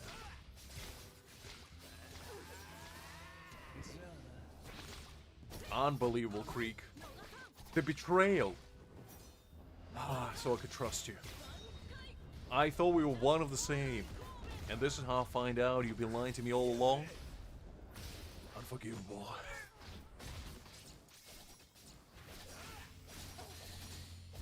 Listen, guys. Just because you refuse to admit my unbelievable driving prowess doesn't mean that you will not have a time to acknowledge it tomorrow. Because let me tell you, I will prove tomorrow that I am indeed the greatest driver that ever graced this earth. Right after Dominic Toretto. Because I learned all my driving skills from Fast and Furious 1, 2, 3, 4, 5, 94, 73, 147, and Fast and Furious Reckoning the Return of the Family, Part 2. That one especially counted quite a lot.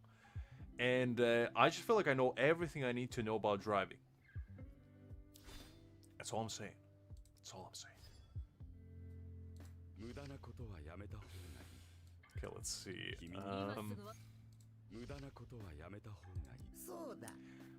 What do you mean, Sadvik? What do you mean? Those are the names of the greatest franchise that ever graced the big screens. What else could it be? So, basically last week, I went to prison, Justin. I know, surprising. Probably no, but I spent 3 terms in prison, and I met a very kind gentleman that I gave graciously a name of Justin in your honor, and he was basically my getaway man. And what he was doing, he was waiting for me on a boat outside the prison, and every single time I would bust out of the joint, he would be waiting there loyally for me, and we would just drive into Horizon together. Just him and me, the boat and the sea breeze under the cover of darkness. And we really bonded. We really bonded. He became my friend, my family, and my teacher of life. I learned many things from that man.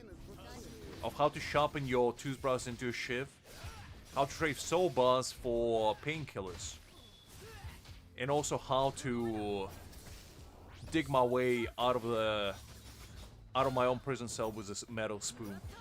Many great lessons were learned that day.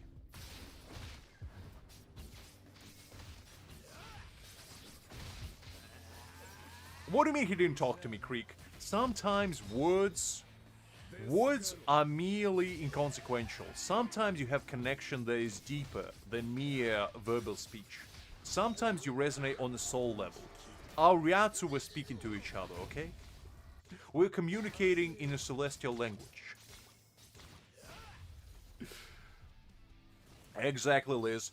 I escaped the prison 3 times, and I was considering going for my 4th run, but these people stopped me. They said, Lux, please stop. You decimating the law system too much. You're setting an unbelievable precedent.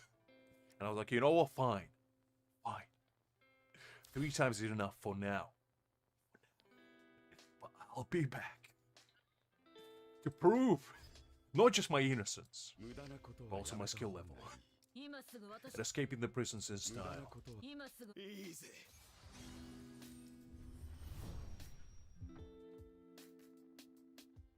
I never asked for chains, Liz. That was your request. Don't bring me into it.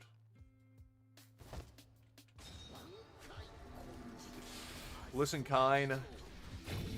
I wasn't your Cupidus. I was there for a very specific mission, and that is to gather as many soaps, magazines, and playing cards as I possibly could while causing as much havoc, destruction, and mayhem as I humanly could. And I achieved that goal. Just because you didn't achieve yours, doesn't mean it was my fault. I tried my best. I was your wingman, and you just blew your chance. That's all it took.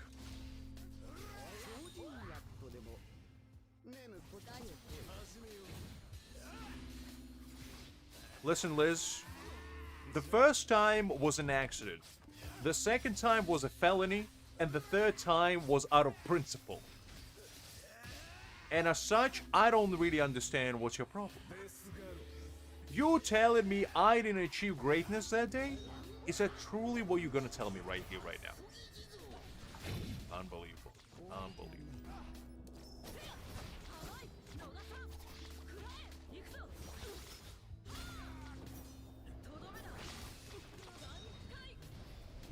Listen, Kine, I wasn't dropping soap. I was exchanging for painkillers. I don't know what kind of soap endeavors you had, but definitely wasn't the kind I had.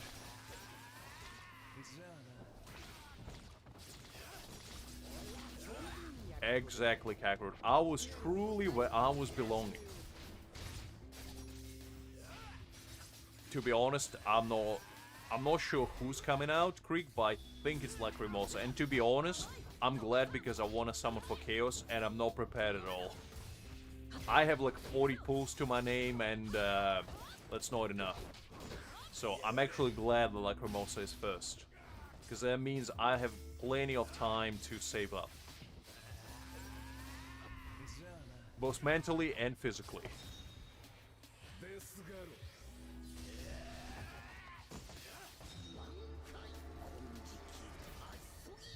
I don't know, Kine. That footage is lost to time. Nobody knows.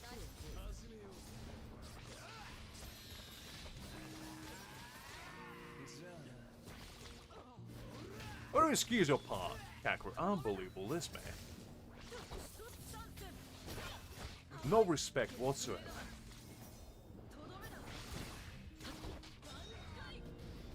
It was indeed, Sadvik. It was indeed.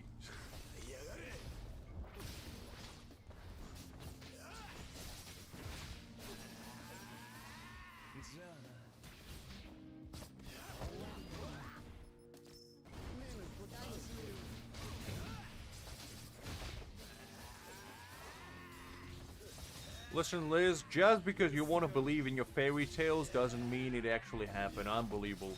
How can you desecrate the pure, kind, caring individual such as Jason? To merely derive him to be a fictional figment of my imagination? Unbelievable. How do you sleep at night?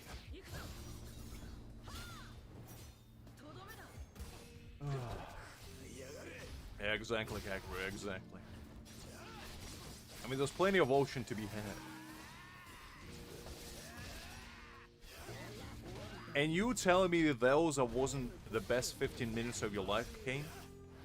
Come on. Kinda, you really gonna tell me that?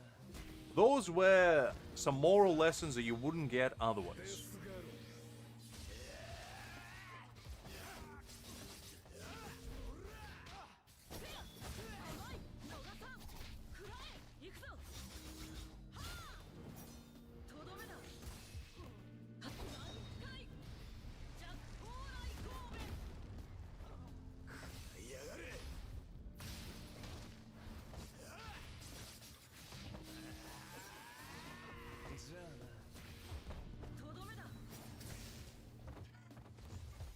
Hopefully no NTR, Sadvik. That would be a very, very different kind of experience. Because if you're expecting me to sit on a chair while watching, stuff, I don't think it's gonna happen. Unfortunately, I'm sorry to break it to you.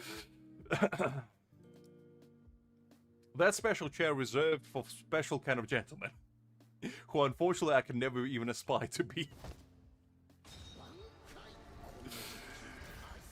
But no worries, Sadek, no worries. Have a good night resting you, and I'll catch you later.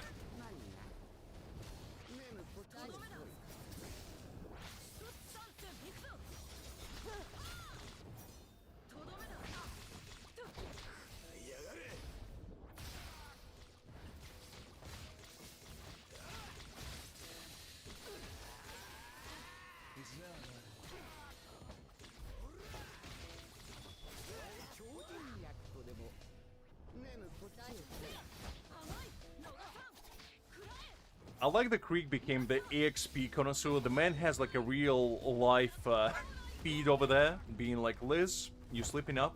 Your experience gain has been decreasing by 5.7% in the past 10 seconds. And I think you're slipping up. You need to get your game back up. Sadvik, you're doing great. Your experience gain has been increased by 57.2% today. Keep up the good work. The man is gonna bust out the abacus soon enough.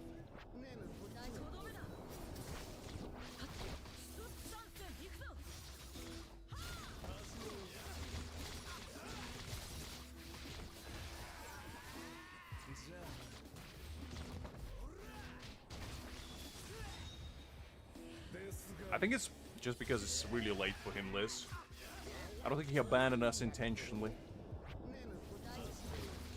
Because I believe it's like, what, 3 AM for him right now? Somewhere there. I think it's like 8 hours difference.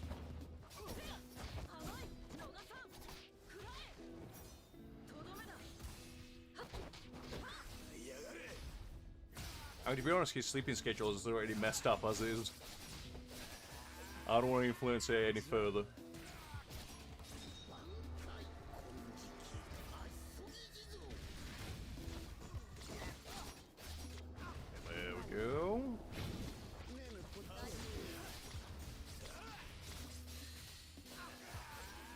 Yeah, Liz, but you live in an imaginary time zone. Everybody knows that. I'm still in the past with you, Justin, don't worry. Just because you're in the past further than me doesn't mean I'm not in the past either.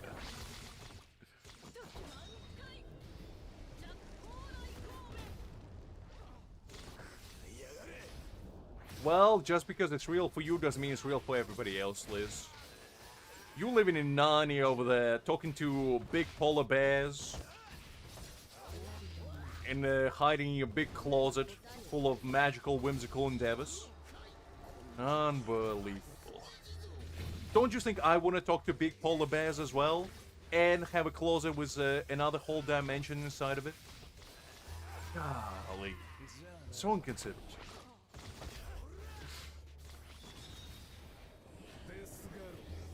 I don't know, Liz. I don't know. You might be a figment of my imagination for all I know. This all might be a fever dream that I'm never waking up from. 5 hours is not too bad, Justin.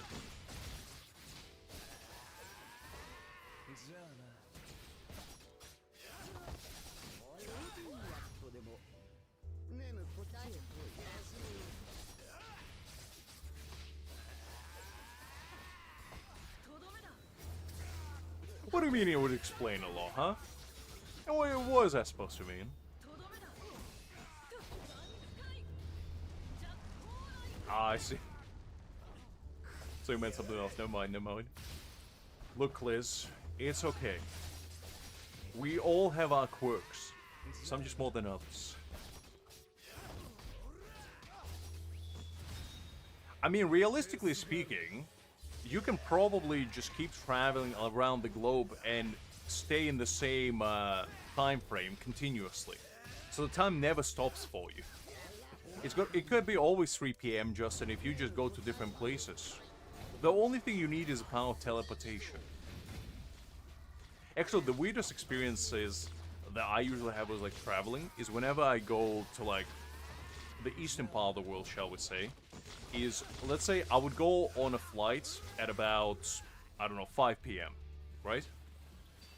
But the time I arrive, just because of how time works, it will be already next day, like 4 p.m. or so.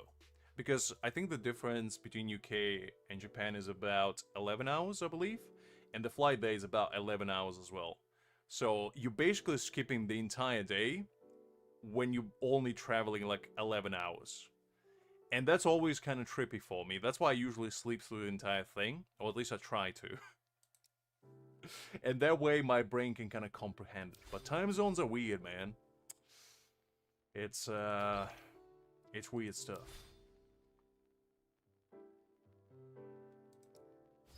When time allows it, Liz. When Narnia open... Oh, I forgot to change this. When Narnia opens its gates for us, Liz, that's when we'll arrive.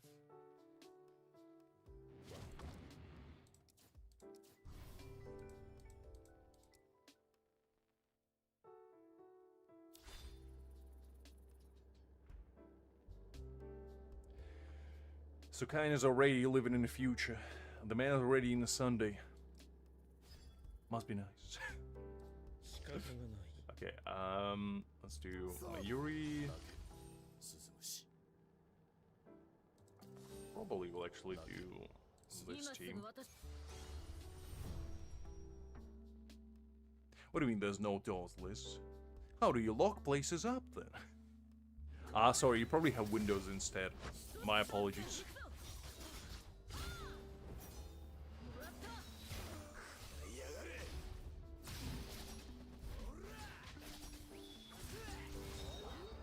I don't know, Justin.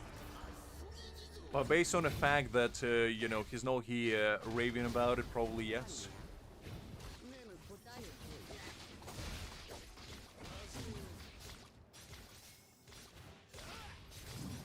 I mean, weather-wise today has... Actually, today has been one of the few days where it's not sunny anymore. Because for the past week, believe it or not, it's actually been sunny outside. It was plus 20 degrees every single day.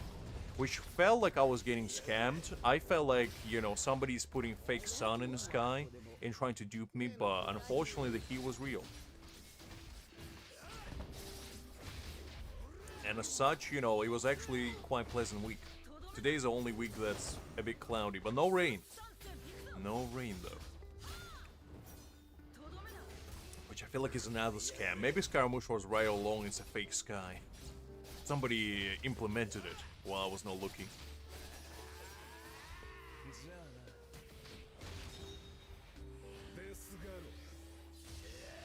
I mean, to be honest, summers are not that bad.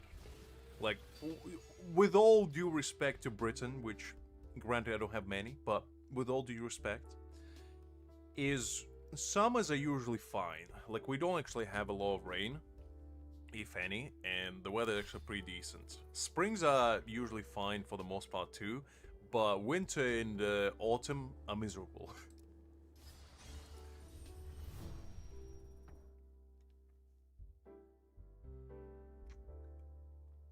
In UK?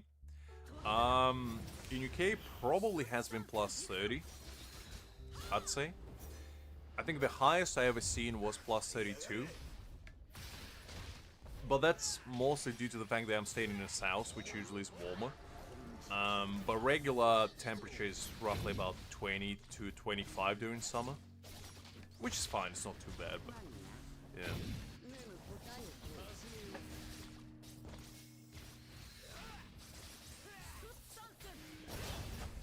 Perhaps, Kaku, perhaps. Maybe Kaku answered my prayers for some nice weather and come to grace me with his almighty ball presence.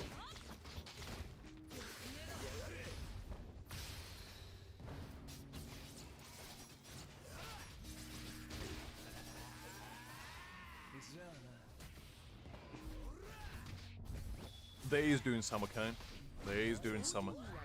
Outside of summer, it's like 15 degrees at most. And it drops. Sometimes it gets into negatives, but usually not often. Usually during winter, it's about like anywhere between 5 and 10 degrees, somewhere there. It's not, like, terrible. Yes, 15. Roughly about there. Even when it's raining, to be fair. Like, all things considered, UK doesn't get, like, cold weather, to be fair.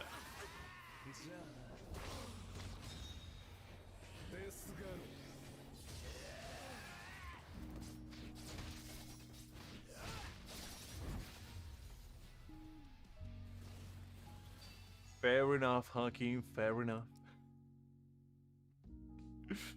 I feel like the man felt like he was actually playing with them. He was probably on the phone being like, Jermaine, you son of a gun, score a goal. I swear to God, I'm gonna go and show you how it's properly done. Man had the entire room set up like a watching booth. Footballs everywhere, posters everywhere, drawings on their wall like caveman paintings, resurfacing all the tactics that were utilized during the game. I mean, fair enough, Hakim. I guess it was a good game then. I mean, based on the reaction that Hakim displayed right now, I assume not.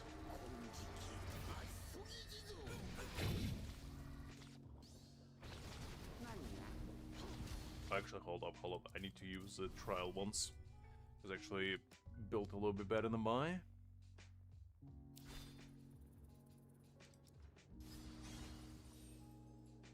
$60? You're talking Celsius, right? I didn't even know 60 degrees was possible humanly to withstand. I thought you melt at that point.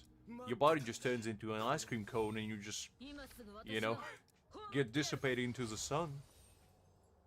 If I ever got into a predicament where it's plus 60 degrees outside, I feel like I would just decide willingly to find the nearest raccoon and just take me out.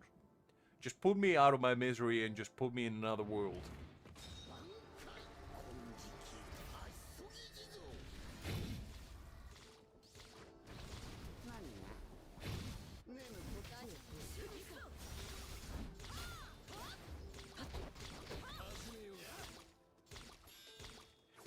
$60 degrees Celsius is diabolical, honestly.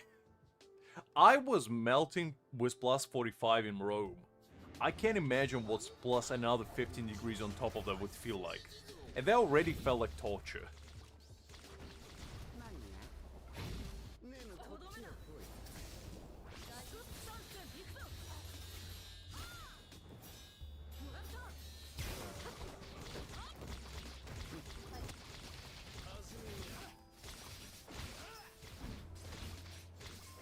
I mean, 45, yes, Liz. I never heard of anything above, like, 50. But then again, there are some pretty hot places out there.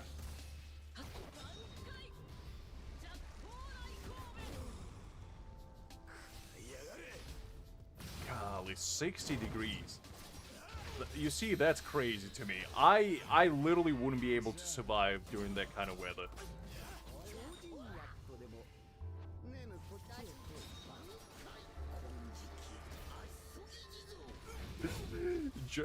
Justin had put the man down a little bit. Take him down the peg. I respect that, Justin. I respect that.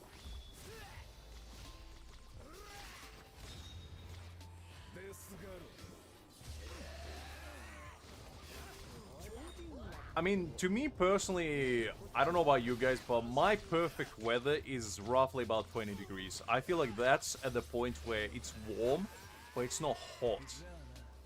And at that point, I feel like you can actually enjoy existence.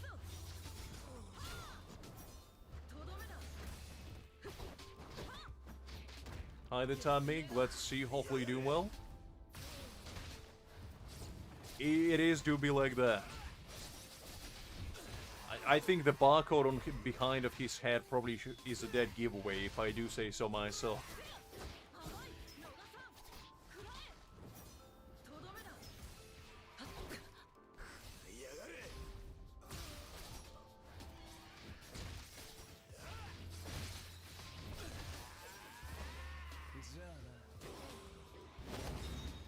I mean, I grew up with really, really hot summers in Ukraine, you know, because we had summers that would reach roughly about anywhere from plus 25 to plus 35.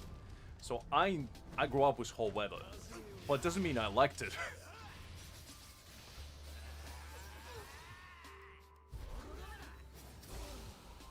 I don't know about that, Tommy. I don't know what kind of gentleman you just come across and he just has a tattoo of barcode on behind of his head.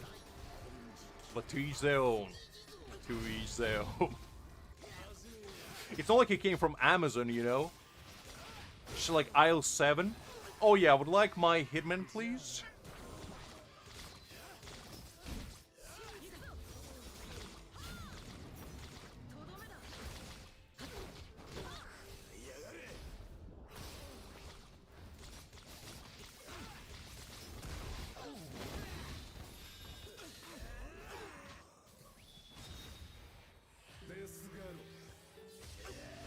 Oh, I didn't know that, to be honest, Simonium. I'll do that.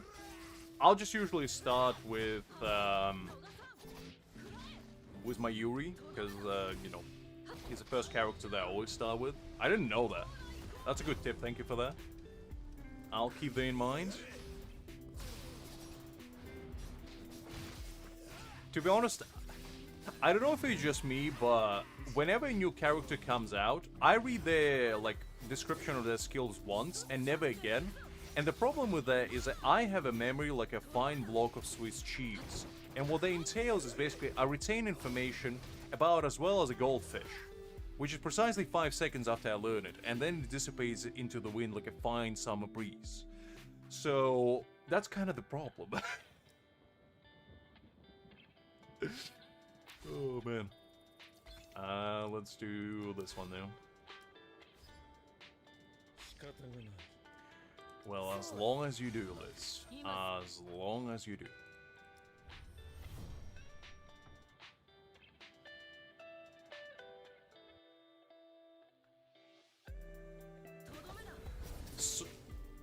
Solid Snake did kill. What are you talking about? Have you ever played Metal Gear Solid? Solid Snake literally comes around, snaps people's necks left, right, and center.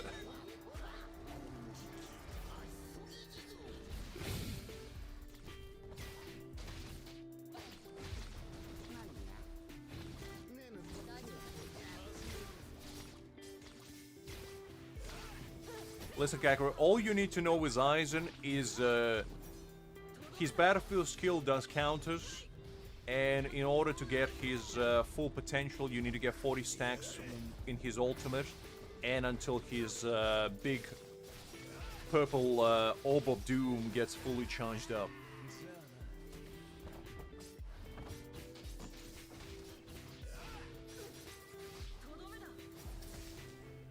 I got that Simonium. Absolutely no worth, thank you. Oh, really? I didn't know, to be honest, I didn't know lore-wise. I just know that Metal Gear Solid, you could just walk up to people and, you know, isekai them right then and there.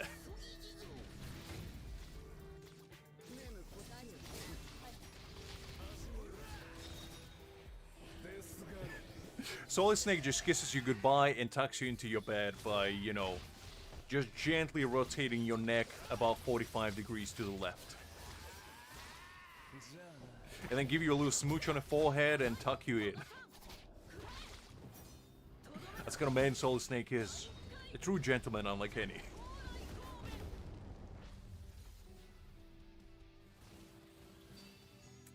I see. I didn't know that at all, to be honest, about him, so thank you for pointing that out. I do appreciate it.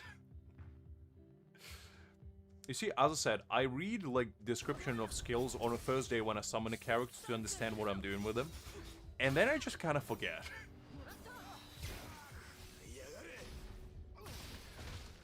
True, Kagura, true. And let's be honest, reading is overrated. Who needs reading?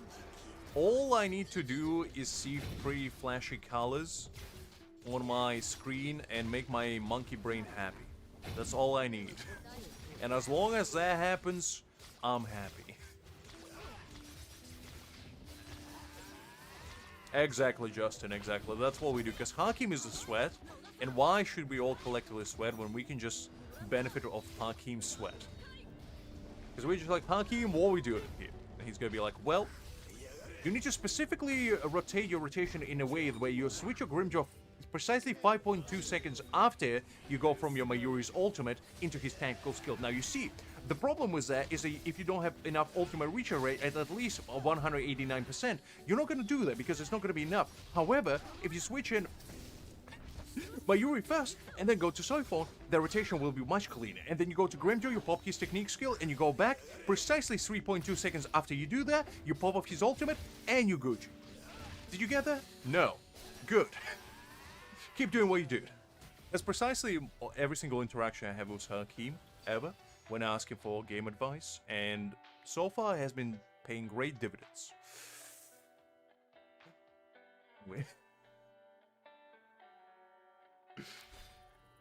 Oh, man. Exactly. Hakim is the only man that actually knows what he's doing here. Everybody else just, does what they can.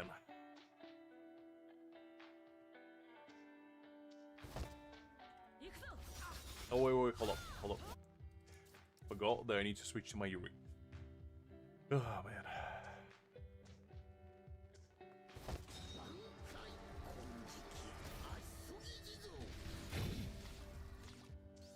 There we go.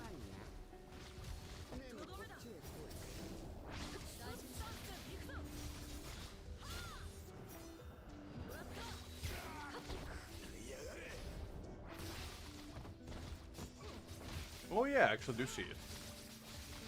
You see, when I play this game, I don't actually keep track of like the lower bar, which I know is probably what you should be doing, realistically speaking, but I just kind of forget.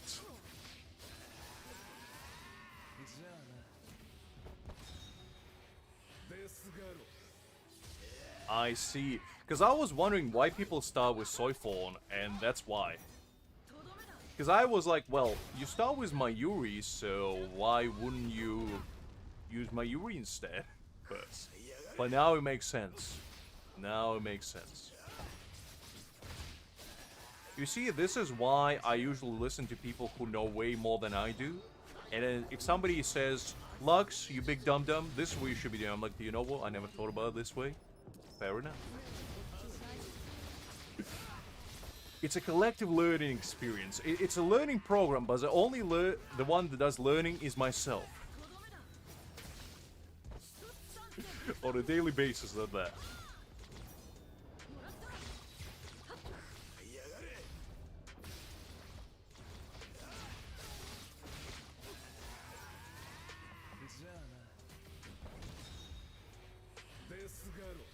Good kind, keep it that way.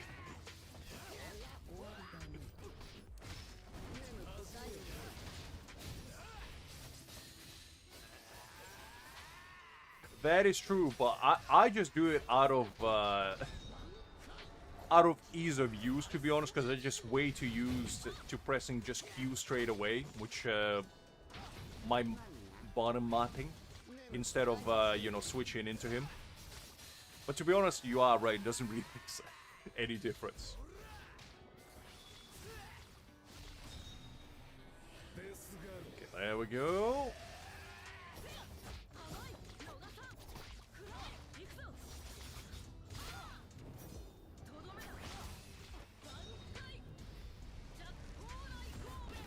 Nice. We'll take that. Oh man, the buff expired. I didn't even notice that. Okay, that was a bit of a bummer. That's fine though, that's fine. Okay, there we go. Let's rebuff quickly.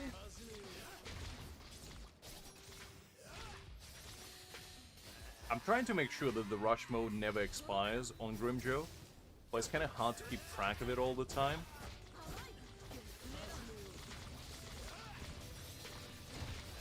There we go. Nice. I might need to restart this one because I did kind of mess up a little bit.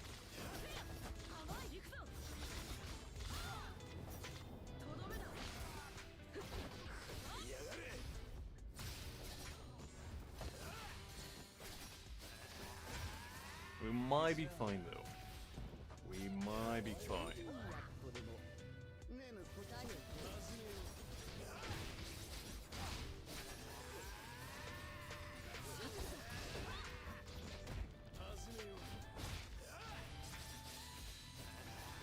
Go.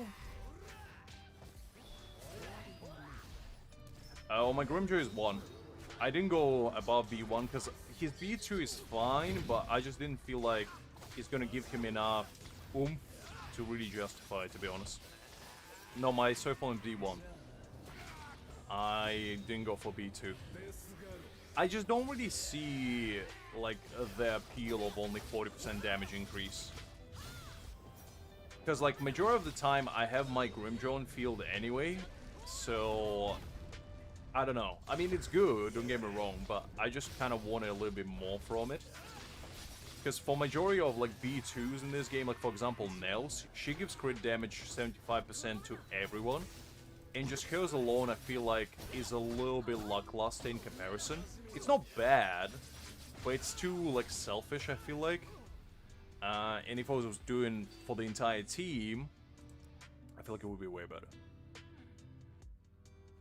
No, obviously 40% damage increase is big, but I'm just stating from like perspective of, you know, whether I'd rather get, you know, a new unit or a boundary for a character. That's the way I see it. And to me personally, her B2 just didn't really strike that much. I mean, I might pull another weapon, to be fair, but the problem that I have with that is the fact that I feel like that would be admitting defeat. I feel like that would be me saying that I can't do it through, you know, the good old trial and error type of ways. Because I did it with Aizen, and I could have easily just gotten another dupe of his weapon, but I refused. Out of my own stubbornness.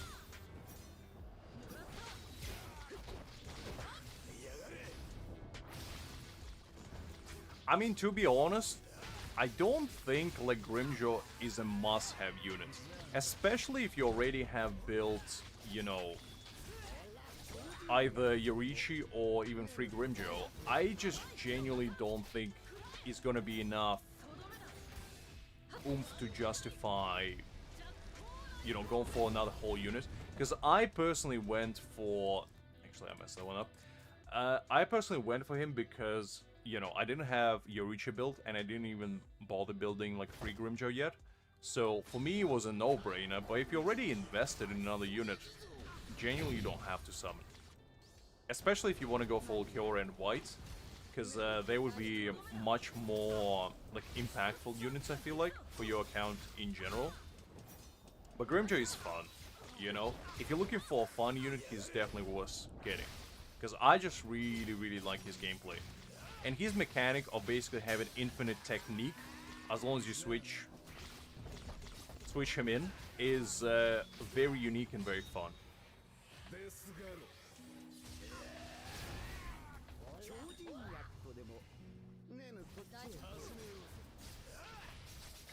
Because, like, look, this is basically, like, the main selling point for me, is just his gameplay is so cool.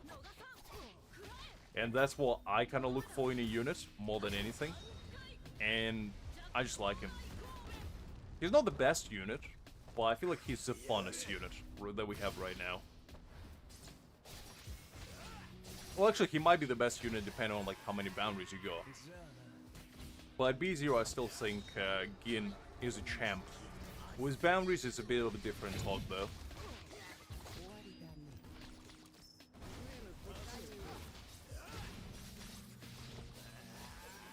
Yeah, absolutely. And especially if you're free to play, like, you gotta be smart about who you're summoning, to be honest. Like, it's one thing, you know, wanting to get characters that you like, which I think you should, because at the end of the day, it is a game. And the other thing is, like, prioritizing your account well-being and, you know, trying to get something decent going that will allow you to, you know, progress faster in a game, get more resources, and, in retrospect, you know, play better, shall we say. I don't know if I agree with that, to be honest, Creek, because I personally found that, like, B0 Gin just allows you to do so much that I don't know if B0 Grimmjow allows you to do as much as he does. Don't get me wrong, I love Grimmjow. He's fun. But I just don't think he would overthrow Gin at B0 at least.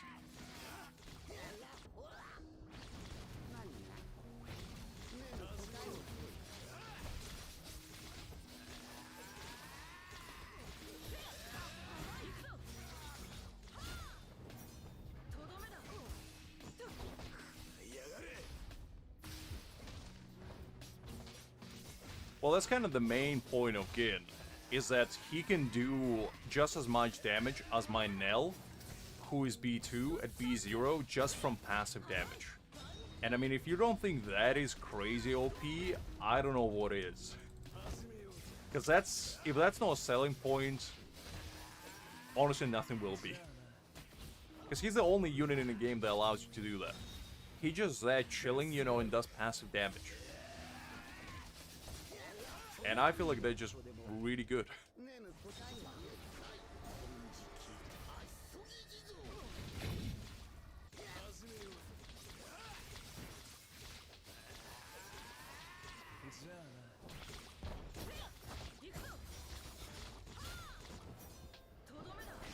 Okay.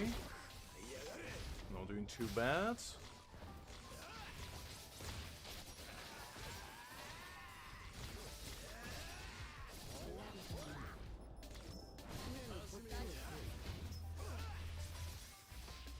Nice.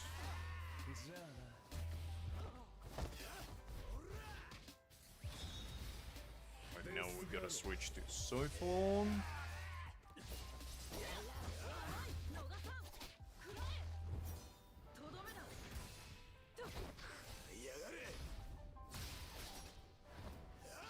Oh man, I didn't switch fast enough. I lost the buff. That's annoying. Fine though, it's fine.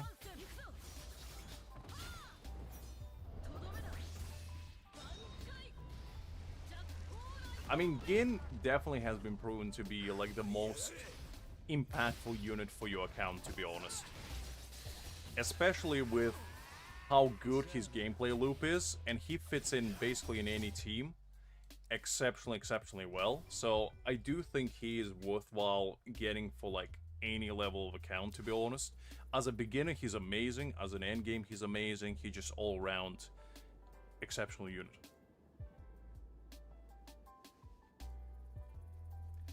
I mean, I just feel like Gin came out after Aizen directly, and a lot of people were still under Aizen's high, so they didn't realize how big of a unit Gin was. And to be honest, I was gonna skip Gin as well. Originally. And what made me reconsider is I pulled him, well, actually a couple of reasons. So, originally, we had a bunch of leaks happening, right? And there was a leak that Grimmjow was supposed to come out of the Thrust DPS. And when Gin came out and he was a Thrust DPS, I was like, well, I like Grimmjow more than I like Gin, so I will save for Gin, right? And in retrospect, it was kind of a blessing in disguise because I summoned on my free-to-play, I played with him, and I was like, man, this unit is really fun, I want to get him on my main as well, and so I did.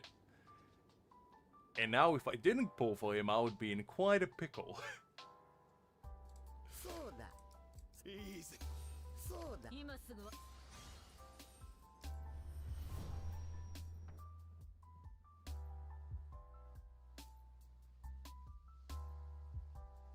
Well, I feel like that will change as soon as you have all the teams like fully built, which we're slowly approaching that period. Because right now, I keep forgetting to put Soifon in first place. Because right now we already have like a very solid 4 teams going. Obviously Slash being the weakest, but on paper they're still okay. So the only thing we're really missing is like a high quality strike support and a high quality, you know, Slash DPS. And I feel like at that point we will be cooking. Yeah, pretty much. I mean, they changed a bunch of them, I feel like. And it was mostly to do out of necessity, I think, rather than want. Because what you gotta remember is that Grimmjow was delayed not due to, you know, the devs' decision. It was just basically they were forced to. And due to that, we got a bunch of units that maybe they went, like, 100% happy with. Because if you saw, a lot of the units, they got released after like, Kenpachi, they had a bunch of buffs done to them after, like, a few days of releasing, which I feel like they were testing the waters and seeing what people thought about the units. And then if people didn't like them, they basically buffed them. So I feel like that was their way of basically, you know, doing some real-time pad testing and understanding where the units lie. Because I probably didn't have enough time to, like, actually make them as cooked up as I wanted them to. And due to that, they were forced to, you know, mostly just do what they can. But to be honest, I think they knocked out in the park with Grimmjow. And I was wondering who was supposed to be, like, half anniversary unit.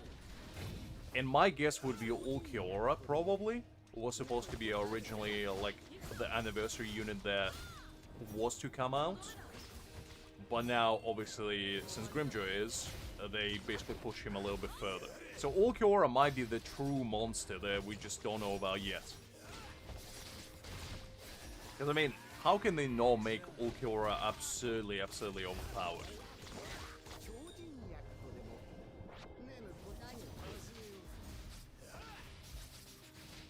And I hope there's not gonna be, like, a trend where every single unit is better than the last. Because if it is a trend, we're gonna have a problem. Where you'll have to summon basically for everyone and anyone. Oh, really? I didn't know that. Interesting. I wonder what they're gonna cook up for, like, full anniversary then. Because if it's gonna be 3 units, obviously Full Hollow will be one of them. Maybe Yamamoto would be fire. And, like, Kyoraku or something? Maybe? Because Kyoraku is pretty hype as well. So that would be pretty interesting.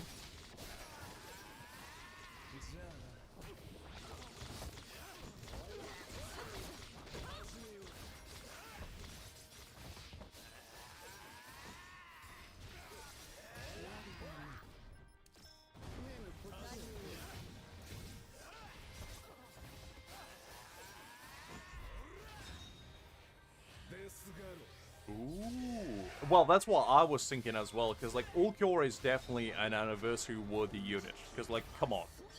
He is really hype. Some people probably even more hyped than about Vastalord, about Segundo Tempada Ulquiorra. Because, I mean, he's the ultimate aura farmer. How can you not love the man?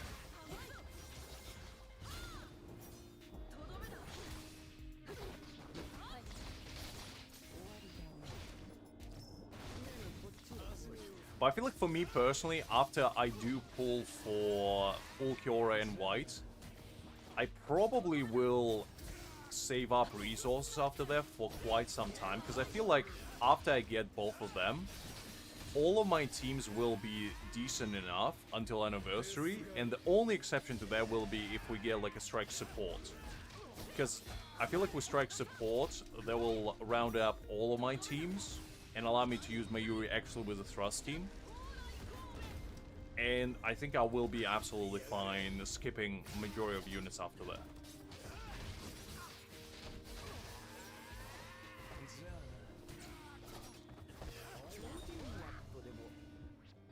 No, I totally agree, Sam, because, like, realistically speaking, Ulquiorra is more hype than Grimmjow. Let's be honest. Grimmjow is still hype, don't get me wrong, but when we're talking about the pure hype powerhouses, you know, we're talking Full Hollow, we're talking Mugetsu, we're talking Segundo Tempada Ulquiorra, you know, Old Man Yama, like, these kinds of units that Aizen, you know? The units that everybody just goes crazy for. And Grimmjow is one of those units, but, like, on the ranking scale, he's towards the lower end. And the real big hitters, I feel like are still yet to come.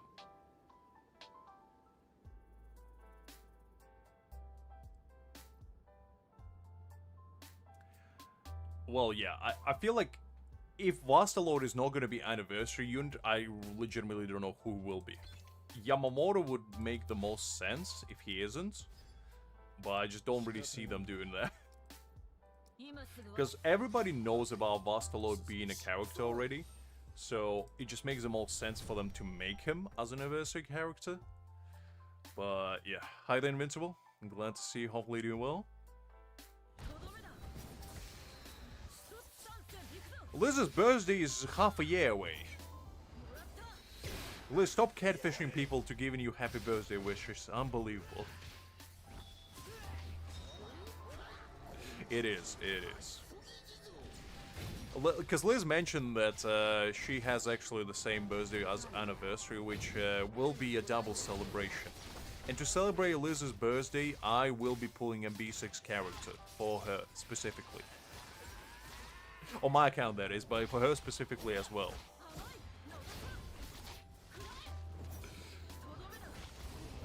I mean, to be fair, I think Ulquiorra will be probably on the same level as Aizen, let's say. Because how can he not be? I mean, we're talking about literally one of the most hypest units out there. And I do believe that originally he was supposed to be half anniversary unit. I really do. And I think what they did instead, obviously, was the layer of Grimmjow. They kind of pushed him back a little bit, but I think he's still gonna be cooking absolute heat. I just don't see him being bad in any universe. Yamamoto will be the ultimate Chad of this game. When he comes out, this game is finished.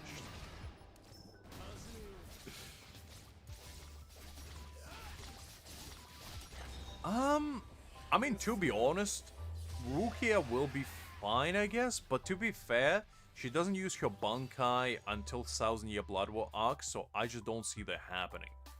Personally. It could happen, but I just don't see it. Neither do I, Creek, to be honest. To me, it's just another day. I never really go out of my way to, like, celebrate it too much, to be honest.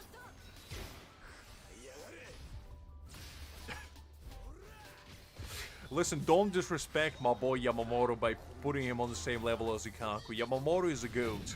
Ikaku is a goat wannabe. He's a warm-up version of my man. A bargain bin, if you will. Wait, hold up. What do you mean 1000 Year Blood War coming out in July? Hold up, when was that established? We still didn't even have Shinji's crew or any, you know, what you call them, Fullbringers. Since when are we going straight into 1000 Year Blood War? Oh, the anime? No, the anime is fine. That's not what I was mentioning. I was talking more from this game perspective, because, like, that would be crazy if they jumped straight into 1000 Year Blood War. We still didn't have, like, very big units at all. Like, we still didn't have majority of the captains, majority of Espada.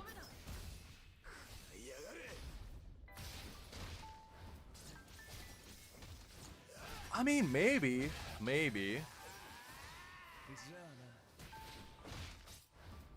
I guess.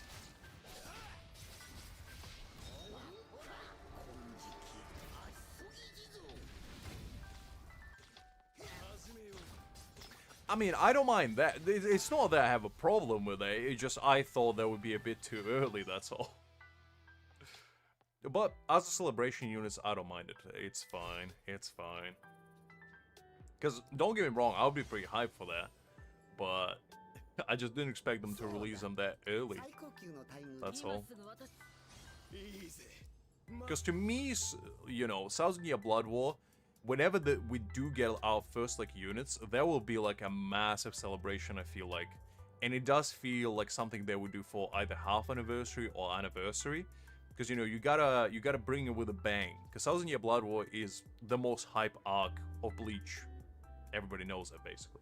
Because, you know, you go everybody uses bankais, stern ridders everywhere, you know, you get multiple versions of Ichigo popping out left, right, and center. You got the big man himself, Mr. Chair Enthusiast, sitting on his golden throne. watching over Soul Society. I mean, so many amazing units. Even Yamamoto uses his bankai there. I mean, come on. You can't get any more hype than that.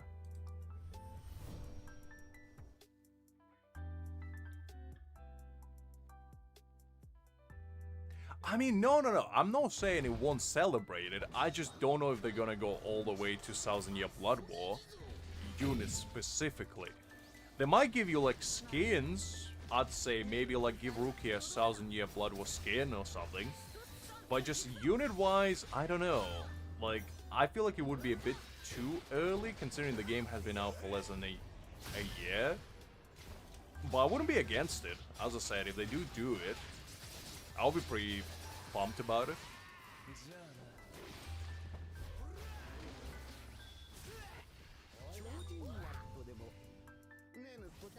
Yeah, let's see.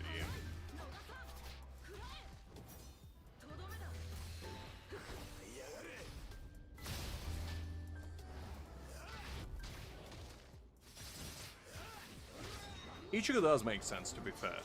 I wouldn't put it past them to release, like, you know, a full-bring Ichigo type form, because that would make sense.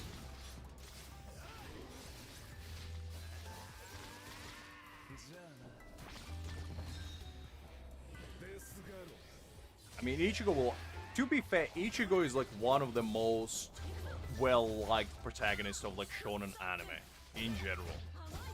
Because, like, a lot of people just, you know, like him in general, and I do feel like he is usually one of the most hyped characters. And to be fair, Ichigo has some of the most hyped form. I mean, Full Hollow, Mugetsu, you get your 1000-Year Blood War look.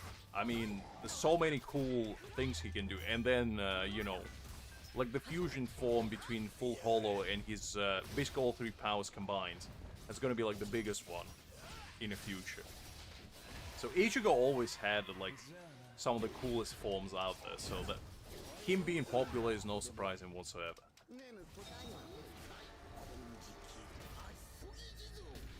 It's going alright, Hakim. We're just chatting about what units potentially might be getting released with 1000-Year Blood War anime coming back. And people saying that we might get Rukia and Ichigo in their full 1000-Year Blood War drip.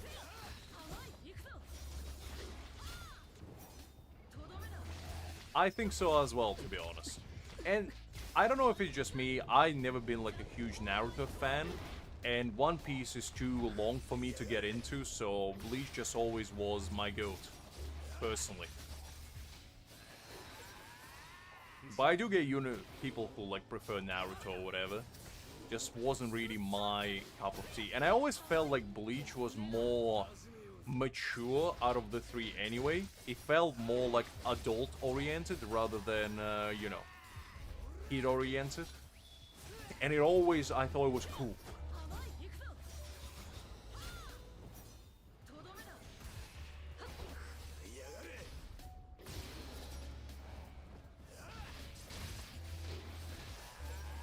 I mean, to be fair, they already kind of did that, Justin. Aizen is still the most popular character in the entire game, let's be honest.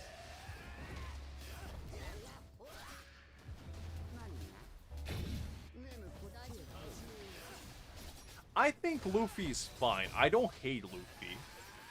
But the thing is, I just never got into One Piece that much. I watched it all the way up to Dressrosa arc.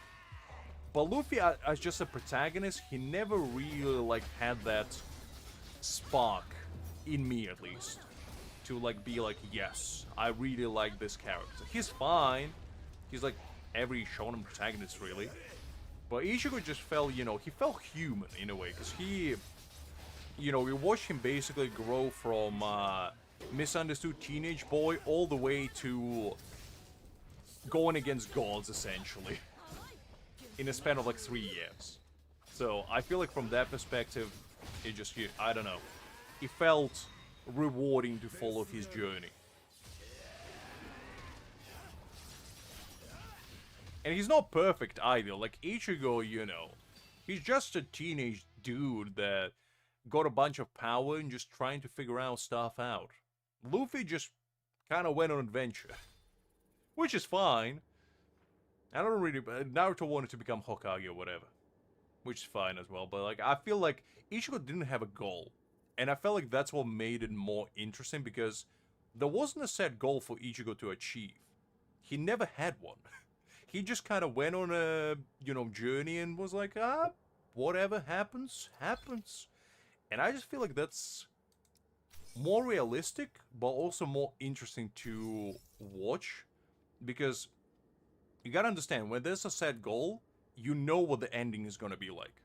You had no idea what Bleach's ending is gonna be like because Ichigo never really said what he wanted to do. The man just kind of start wheeling his Zanpakuto and be like, okay, well, I guess this is what we do. Pretty much, Simonium. No. I'm not saying it's like kid oriented. It just felt like Bleach was more adult oriented to me personally, at least. And I never really watched Naruto, so maybe that's why I don't have like a deep appreciation for it. But I don't know, just something about Bleach always had that spark for me personally.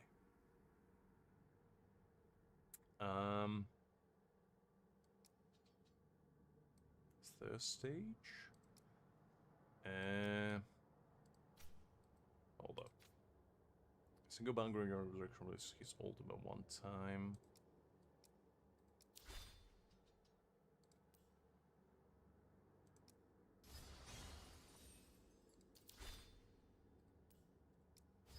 Okay, I guess let's do this one quickly. Just to get a mission reward.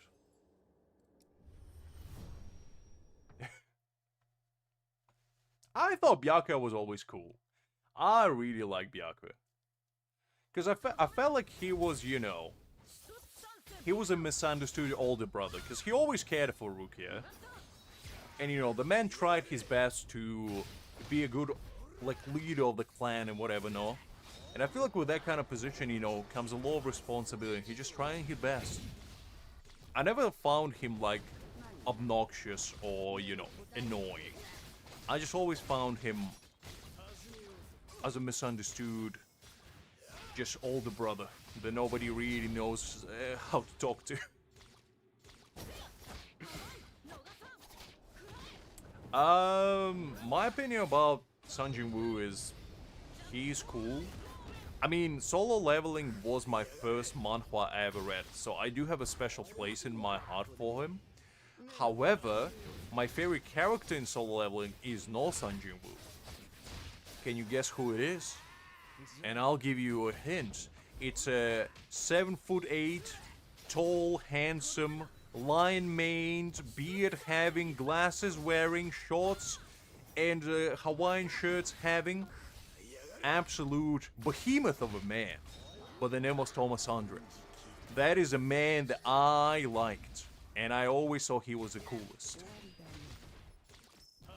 Because he was one of the only people that lost a fight to Sun Jin-woo, and he never tried to, like, take revenge on him or nothing. He was just like, man, I got my cheek slapped. It's cool. It's cool. And then he came back and, helped out Sun Jin-woo when he was in a pickle, fighting, like, Dragon Monarch and all that. And that's why I like him. Because he never took himself too seriously. He's just a dude. He's a rude dude, but he's a dude nonetheless. You see, I don't know any opinion about the game, Thomas. I only know canonically accurate Thomas, and in canonically accurate Thomas, he's an absolute beast. Literally and metaphorically. Listen, Liz. I gotta do what I gotta do.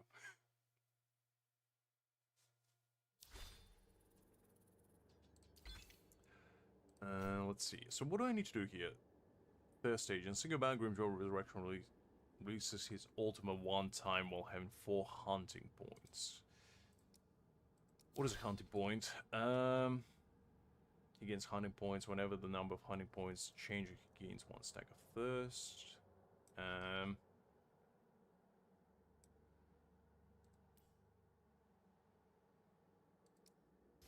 Okay, let's try this again.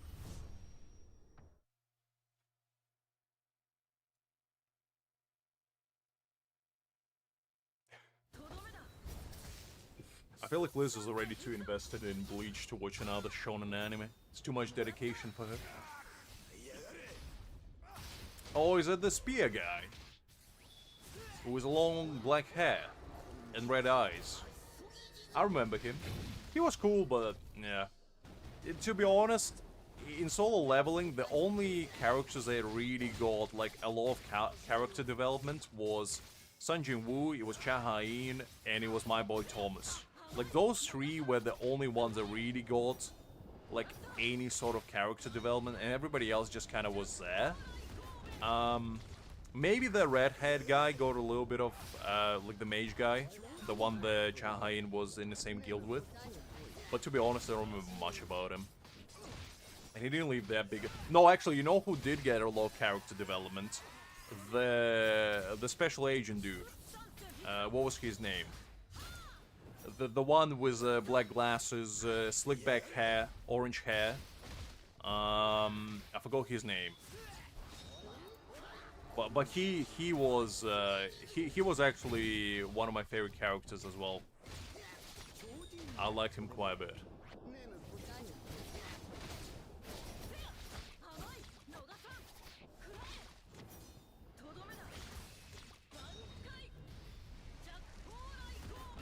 Yeah, that's the one. I love that gentleman. He was awesome. You see, the problem that I have with manhwas is the names are usually very, very like difficult to remember to me. So the only characters that I usually remember are like either characters I really, really care for, or the even protagonist names sometimes I forget.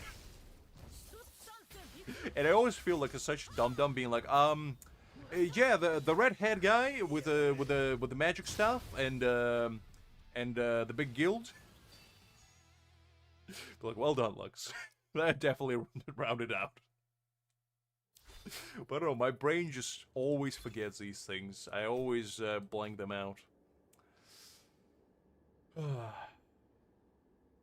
let's see. Okay, you know what? Let me try this manually, see if I can do it. Look, guys, remember the cheese philosophy. Always, whenever I make a dumb statement or I forget something, just remember the cheese philosophy, okay? The fine block of Swiss cheese is Lux's brain. That's what you always gotta keep in mind. Which more holes in cheese. Anyway. No, it's just, I read so much manhwa that I just genuinely forget about stuff. And I'm not doing it on purpose. I just genuinely, like, misremember things.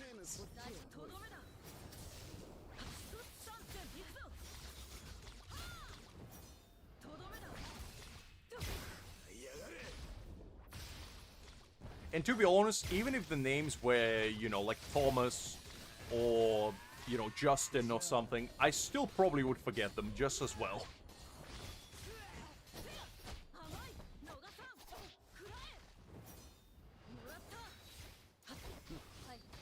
Creek over here is grinding this guy.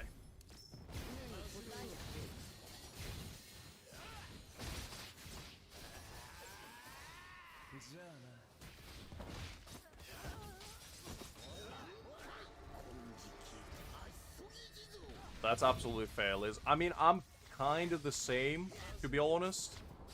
Because, to me personally, unless I really, and I mean, really get invested in the story, I genuinely just kind of forget about most, like, background units or units that you don't see that often.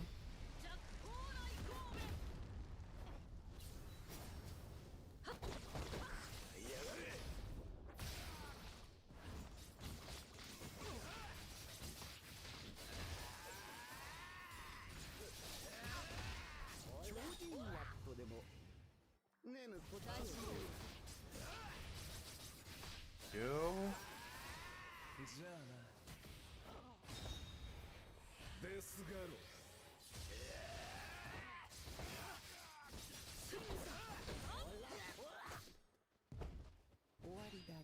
Okay.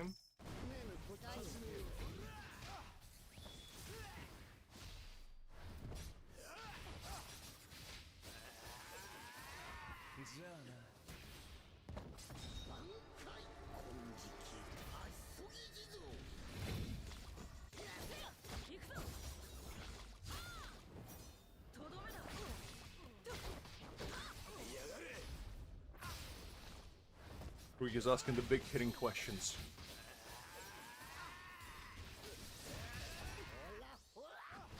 There we go.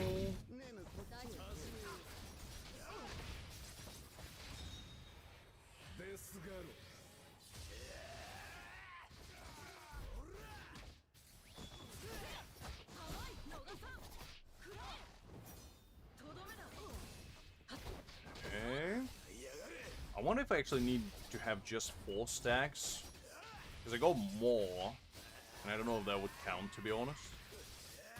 We'll just kind of run around for a little bit. Because I just need to verify this. Because it said you need to have 4 stacks to use his ultimate. But I assume the high number counts. Unless they're going to be that pedantic about it. Which, to be fair, they might. All things considered. We're just gonna, you know, just run around a little bit. Just have a good field time. There we go. See, we're just gonna run around and, you know, just assess the territory. Bad. Imagine you fighting somebody and they just do this. They just keep running around you spastically and being like, what a fascinating fight you have going. Truly an unstoppable force meeting a movable object, isn't it? Okay, so it is. I see.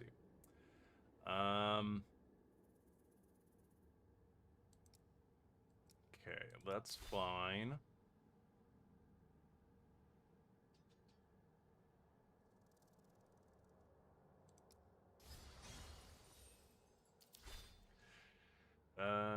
Whenever the number of 100 point chain again, one stack first.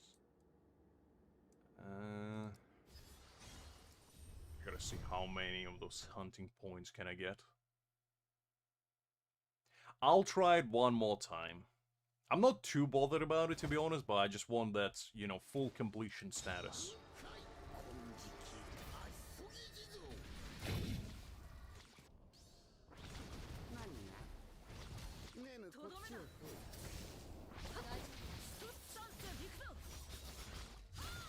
We could just build different lives.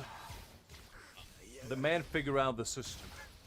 Soon enough, he's gonna challenge you for your supremacy throne.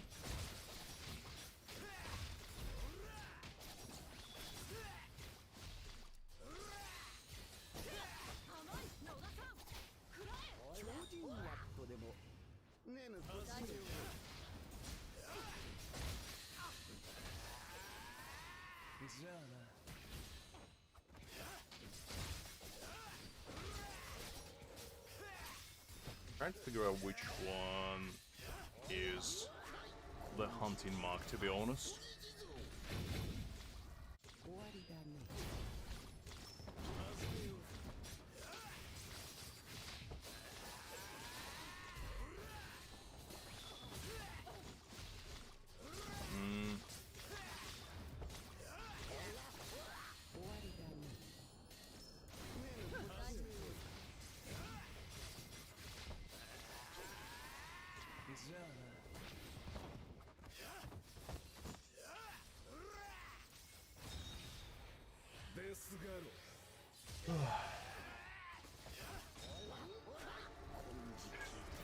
Liz hanging her jersey and she's retiring.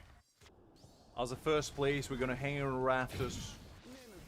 He will always be remembered as the greatest EXP farmer this world has ever seen.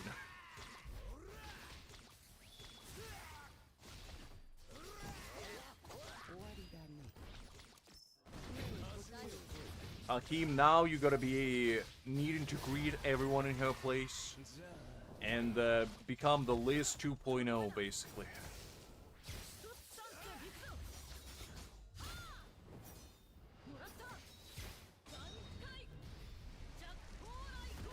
Oh, is it? Okay, maybe I didn't realize. Ah, this thing. Okay. I'm blind.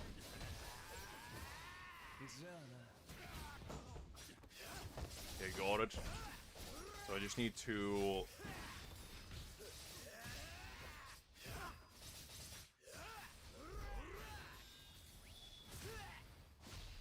Okay, so I just need to do his technique, and that's how I get it.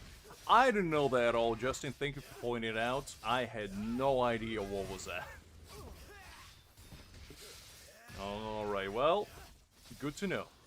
Good to know. Okay, there we go.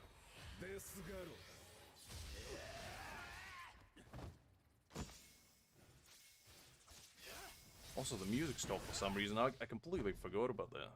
Hold up, let me restart that quickly. There we go.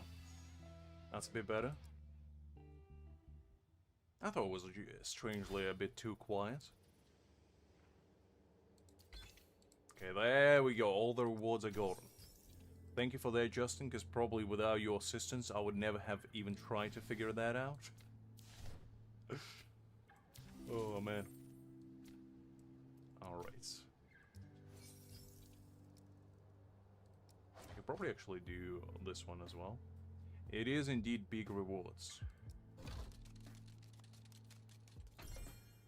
Okay, we'll do some good old-fashioned gambling here for a second. Oh, look at that. That's what dopamine rush feels like. Just opening random gacha crates and getting spirit jays out of them. Let's go.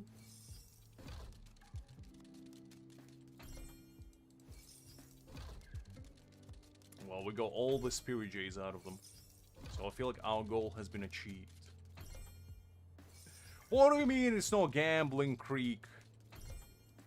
Unbelievable. This is the only gambling I'll ever do in my life. Okay, there we go. We collected them all. The one that's has predetermined results. It's only gambling I accept. Nothing else. Okay. Ooh, somebody dropped us to the 6th. These absolute heathens, I swear to God. Should I try to... You know what, let's try to overthrow this guy. Just to give me a little bit more peace of mind. Now that I know that Toshiro rotation is a little bit better, let's try our best to actually, you know, get a slightly better score. The Trial Tower, we'll probably do that next week, to be honest. Because I still got a bunch of stuff to do on my free-to-play. And it's already like, what, 9 o'clock.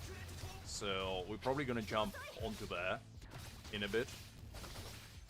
But I'll definitely give it a shot. Because I am pretty intrigued about that Trial Tower. It is 60 days before it resets, so we'll be fine for the most part. We're doing it later.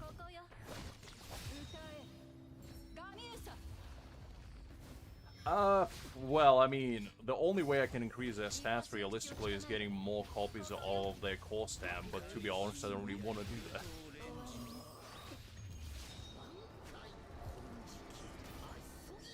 that. Yes. Yes, I have.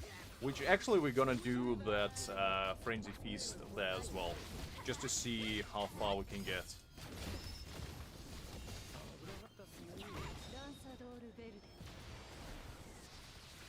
Are they, Yuli? Glad to see, hopefully doing well. No, I haven't done the Endless Trial yet.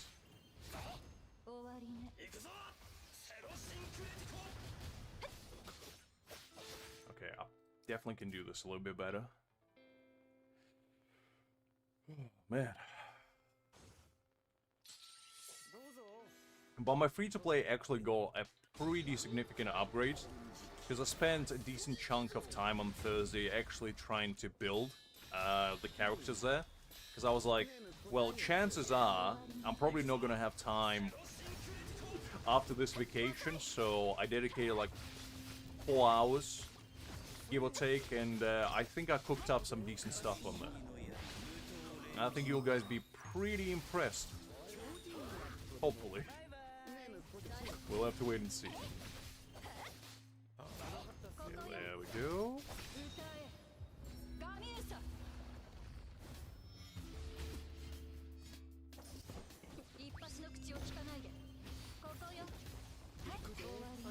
Oh, why did Gin's technique didn't go off cooldown?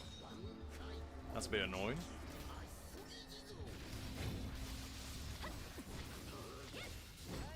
No. I haven't got his boundaries even yet. But I am pretty intrigued by that defensive note, because to be honest, I feel like it could be a pretty decent game changer for him. And I would be quite excited to test it out on my free-to-play at the bare minimum. And then if he does perform really well, I might even build him on my main. Oh man, it's finding the clone. Let's restart that quickly. So, I hope he's gonna function the same way as Aizen does, because if he does, I do think he can become a mini Aizen.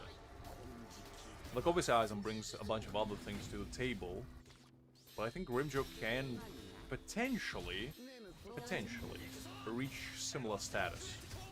Especially if we get all his boundaries later on, I do think he will become a very, very viable option for a lot of people out there.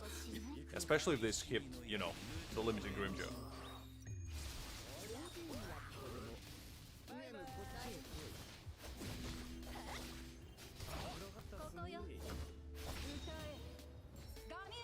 Right, let's see.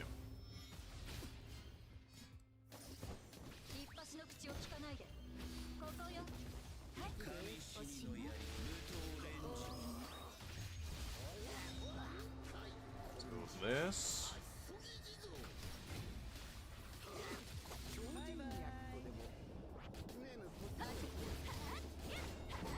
I think Mai is at like level 54 or something.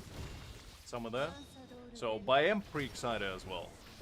Because I think he does have quite a bit of potential. And genuinely, I think he could be a very, very solid option for a lot of people out there.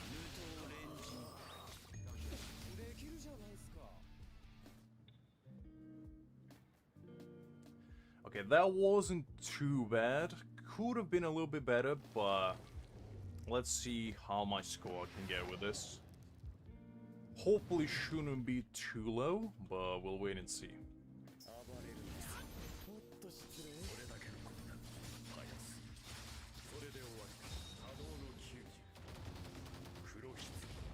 Okay, that's decent. And let's go with Toshiro. Toshiro actually brings some decent damage to this team comp, not gonna lie, because I originally didn't use him because I was like, well, he's probably better, especially since I go B4 Aizen. But to be honest, after using him here, he does prove to be a very decent option, not gonna lie. Okay, there we go.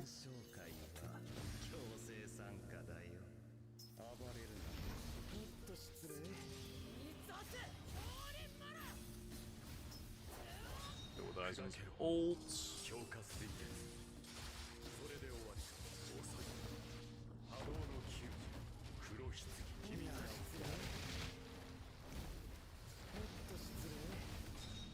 Go with Toshiro.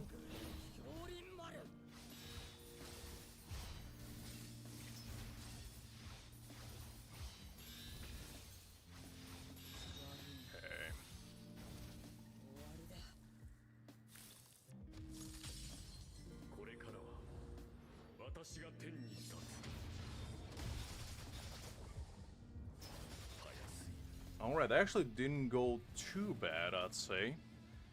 And we did get... No, I think we got a slightly lower score than last. Did we? I don't remember.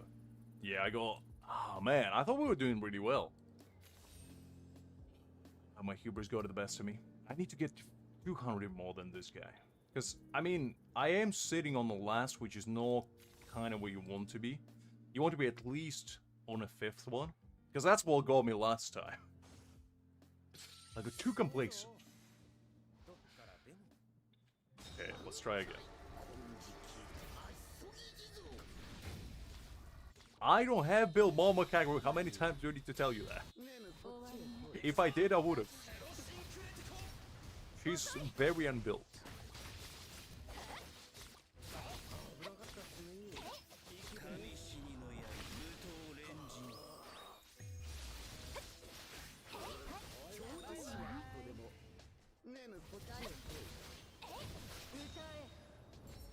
Other numbers? Good, glad to see. Hopefully you're doing well.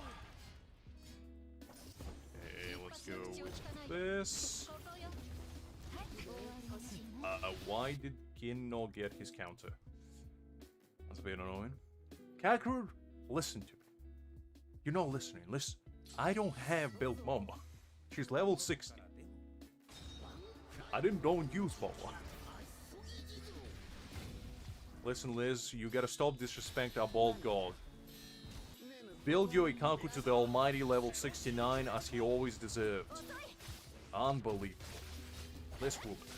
No respect.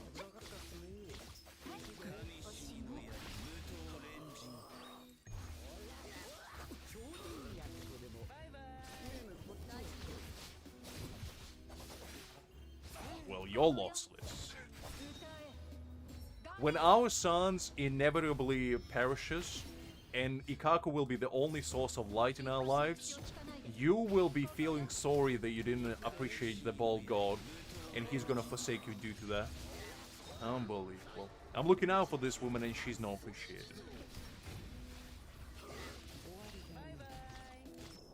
Let's go with this.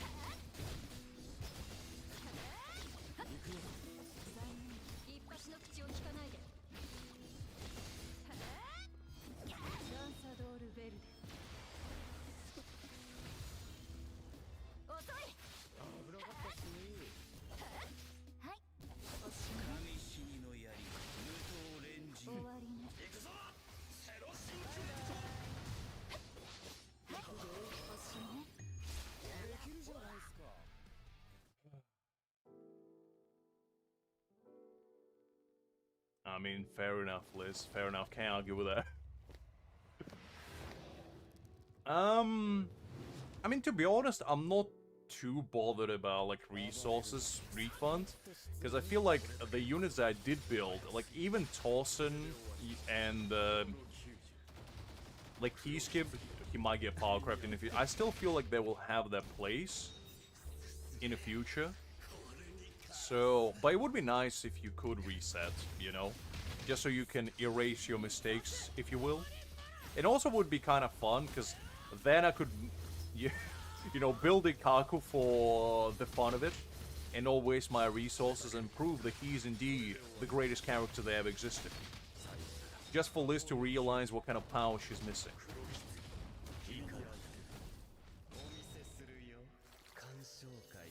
Well, I do think Kisuke will always be good, but he might not always be, like, the best option for Slash support.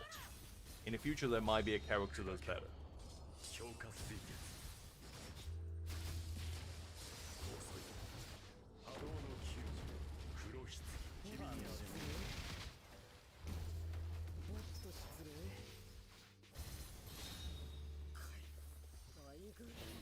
You know what, Kakarot? You got a point.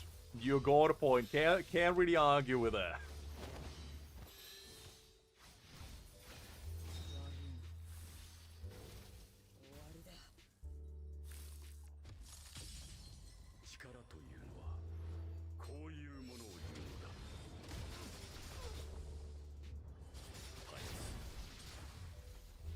Okay, how much was that? Oh man, I did even worse. Golly. Oh man. Okay, one last try. Let's do one more time.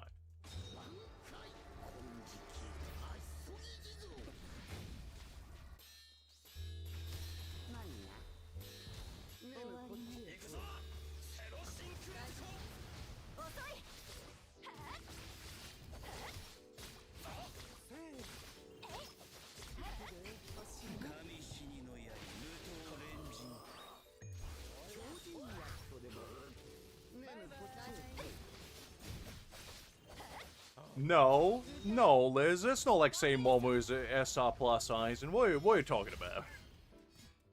Momo and Aizen are not even the same planet. Golly, the disrespect on this one. Let me try that again. I'll mess that up a little bit.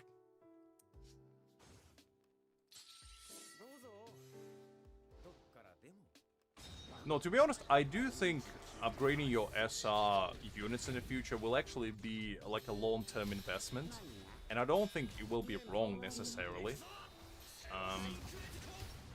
It just kind of depends whether you want to wait for their boundaries first, or if you want to go for their boundaries and then, you know, just hope that your gamble will pay off. Because I feel like if you get them at B6, you will have a clear outline of basically, is this unit good, is this unit bad, and why. And I feel like that would be pretty important. Listen, Liz, at the bare minimum, both Yamamoto and Ikaku are bald. Last time I checked, Aizen was a man. Unless you tell me otherwise. Unlike Momo. So, at the bare minimum, that comparison holds a little bit more water.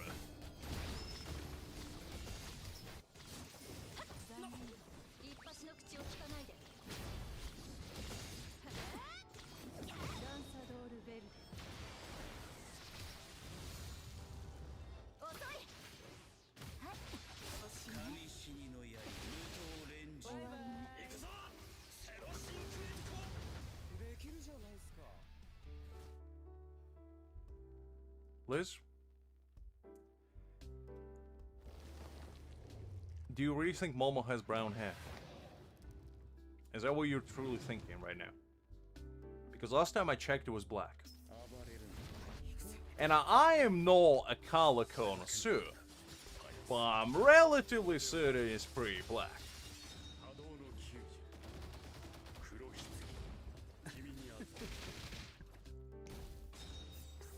Is it brown? I don't remember, to be honest. I thought it was black. I don't remember. Guys, just pretend I'm right for a second. And if I am wrong, I'll apologize later. I don't remember, honestly, but I thought it was black. I don't know, Liz. At this point, I don't know what reality is. I know the Ikaku has brown hair. That's what I've been told. This is the greatest hair card in the game, honestly. Ain't nobody can even compete with his level of power.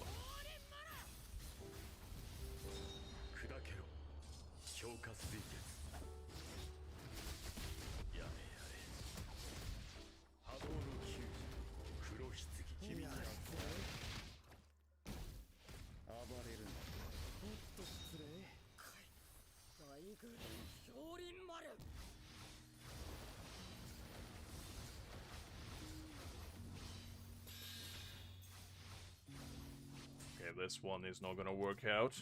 I messed it up slightly, so I need to go run it back. Need to run it back. Exactly. He's a skinhead now.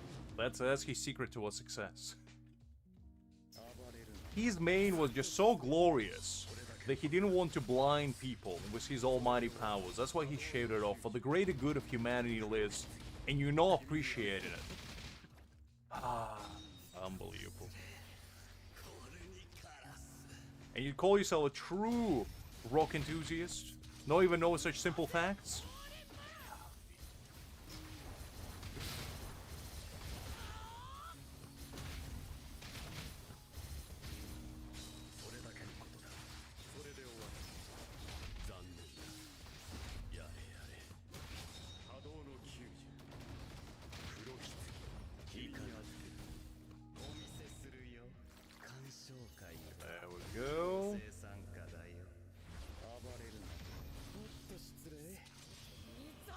What do you mean, no, Liz? Unbelievable.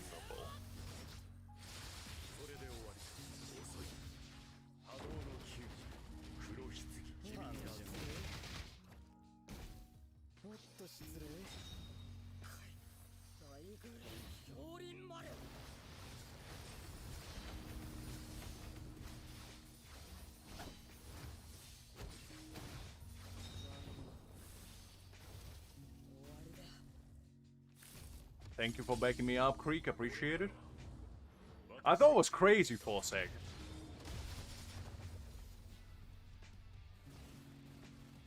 Okay, now we can rest in peace. Now that we conquered Mr. Warrior 788, I think I can rest in peace. Better luck next time, Mr. Warrior.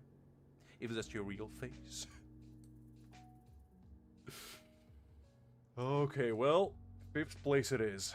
I'll take it. I'll take it.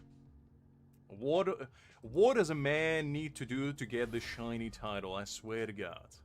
I swear to God. This title is gonna be the end of me. But I want it. I need it. Is it brown? Okay, we'll settle this debate. Hold up. I'm gonna be honest with you, Liz. Looks pretty black to me. I mean, there is a little bit of brown over here, but I feel like there's shading. Okay, you know what? Fine. Fine, let's Google it. Does Momo from Bleach have black or brown hair? Okay, we'll let Google Sensei decide. Okay, Liz. Terrible news. Terrible news, Liz. Google Sensei says Momo Hinamori from Bleach has black hair. Yeah.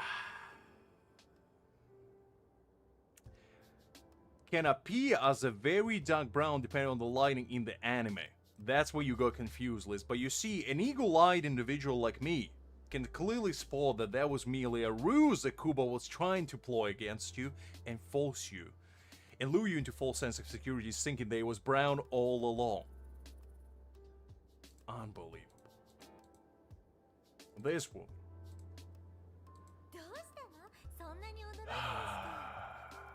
It's still black, Liz. I don't know what to tell you. I'm using Opera GX. Come on. It's a pretty nice browser, Creek. Actually, one of the better browsers out there. What, you using Google Chrome, big man? That's even worse.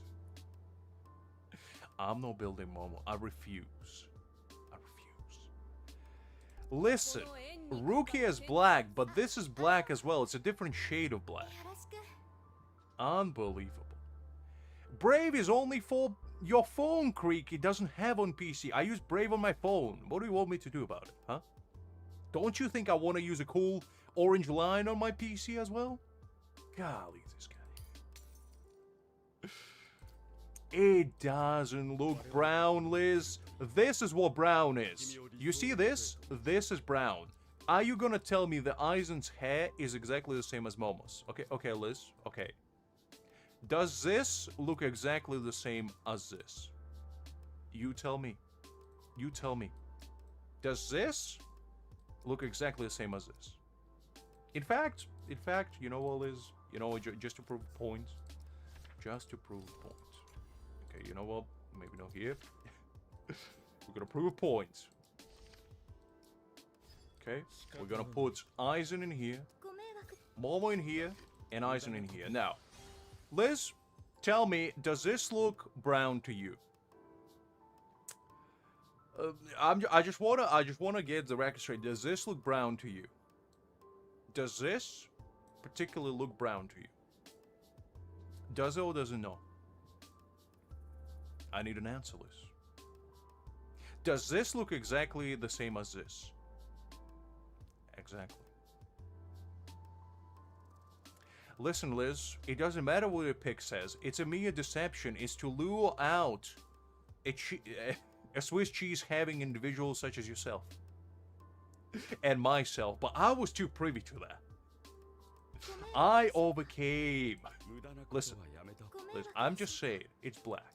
Like, even on here, like, you're seriously gonna look at this and tell me it's brown. Listen, Liz, this is brown. This is brown, this is black. This is black, this is black, this is black, this... kind of purple, to be fair. This is purple. This is brown. You see? This is brown. Okay? It might look black here, but it's brown here. And Chan's hair is brown. I know that. But I'm just saying, Momo's hair is black.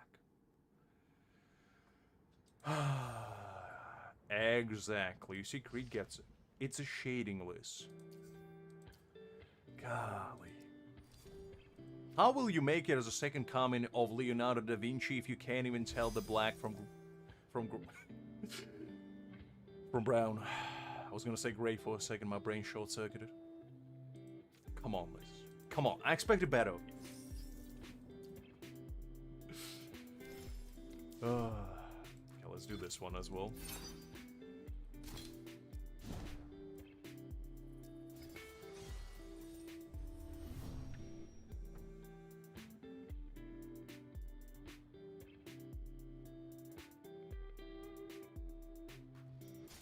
Let's come on. I was just saying that brown and black are two separate colors. That's all I was trying to point out of the hair colors. Now, if somebody comes up to you and they have, you know, a dark hair, you're not just immediately gonna assume that it's brown, now will you? So I gave you a valuable moral lesson, and that is to never judge a book by its cover. Look behind the fringe. Look behind the haircut. Look at what the true soul of the hair is. And that's how you will become more enlightened. No need to think of it. Listen, Liz. You can never be such assuming assumer. You always gotta realize that there's always a trickery at hand. And I'm just saying, if Google Sensei said it was black, it's black. If Google Sensei said it was white, I might have been like, you know what, I never thought about it this way. But maybe it is. Maybe it is. Maybe Momo is already 80 years old and she had premature, you know, grayish period that we never realized. It was merely an illusion that Aizen set up. We never know. We never know. It could have been green for all we know. She might have been cosplaying Shrek. And we just never had the eyes to see it. Truly a shame.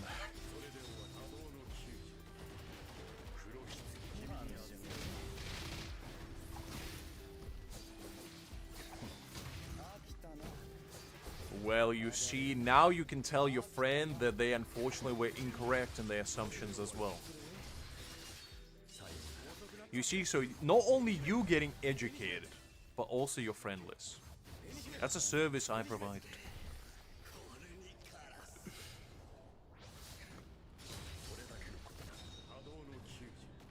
Alright, fine, Justin, fine. I'm not gonna do it with Aizen, though. I have too much respect for my man. Alright, I'll let her rip. I don't know if it's gonna be this wide version or if it's gonna be the other one, to be honest. Because the thing is, I wouldn't bank on his animations to be exactly the same as in this boss fight. We might get that.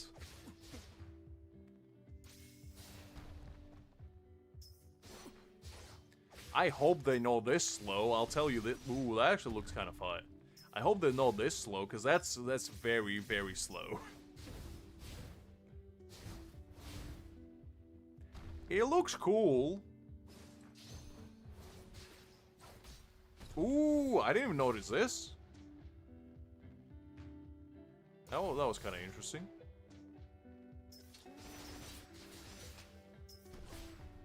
From Shikai to Bankai. Ah. Interesting. Wait, he looks cool. I do like his animations. I don't think there will be these animations on his character, because we also have Kenpachi boss fight, and his animation looked nothing like his boss fight. I hope so, Niva, otherwise I will be extremely disappointed, because that was way slow. That was even slower than Byaku's, for goodness sake.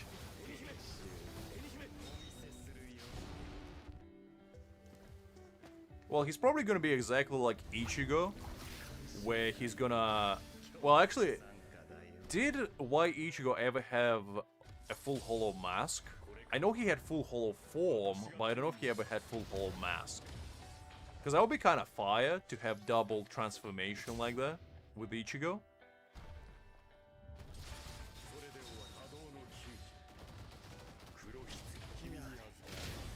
I see the Liz got corrupted by Hakim and his Kenpachi-hating ways. Did he? No, Vasta Lord, I know that. I know he had full Hollow Form. But did he ever have, like, just the mask like Ichigo has in his bankai form? Because I don't think so. I don't believe we ever saw that.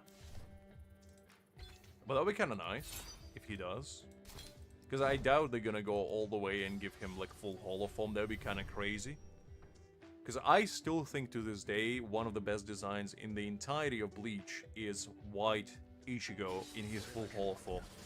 I just think that design is so clean. Like, the white and black distribution, it just looks so cool.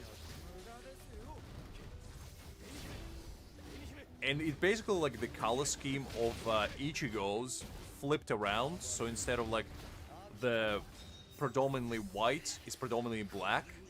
And I just think it looks so cool.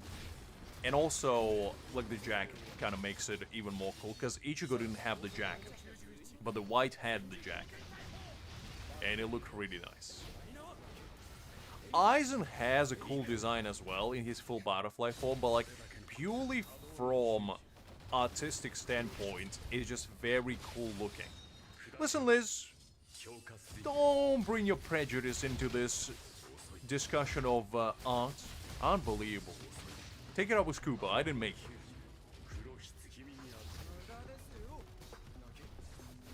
I just think the predominantly black on white rather than white on black looks cooler. I don't know what to tell you. It just color scheme. I don't know, to my eye, it just looks more pleasing.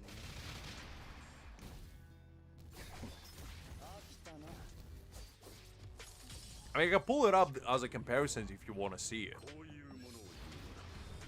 Because I just think White Hollow just has such a cool design. And it's literally just reverse color scheme.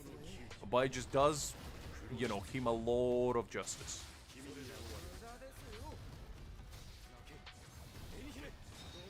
Listen, Liz.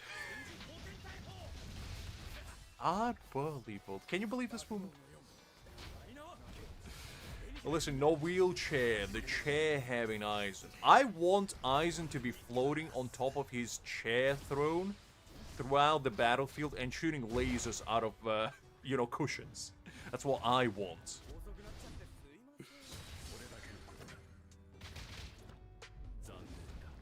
Am I Kakarot? Somehow I didn't know that. Listen, the only support the chair Aizen's gonna provide you, Creek, is disintegrate your enemies by making them submit to your will. That's the only support Aizen can give you.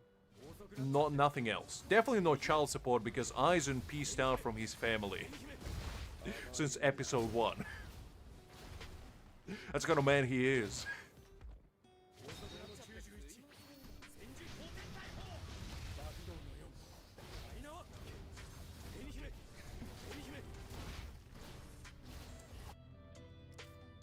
I didn't kill Aizen Creek, the game did. The game is to blame.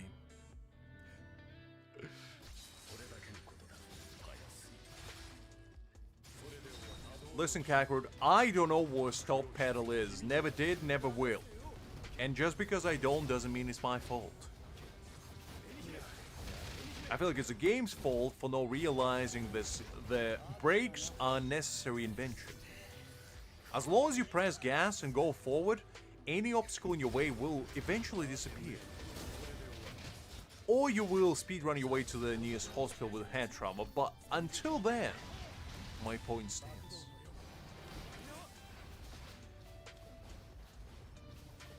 Now, I'll pull it up after we're done with this fight. Because I do want to show you exactly what I mean, and you'll tell me if I'm crazy. I know you'll tell me I'm crazy anyway, but like, on that subject in particular.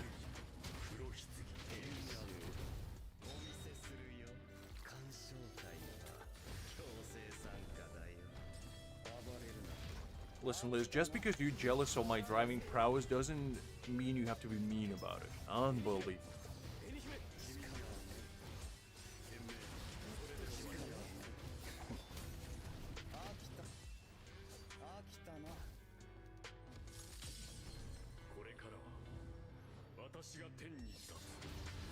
Well, jealous, afraid, same thing really. It's emotion that expresses deep desire of being as far away from an individual that you either jealous of or afraid of. Achieving the same effect in the end, that's what truly matters.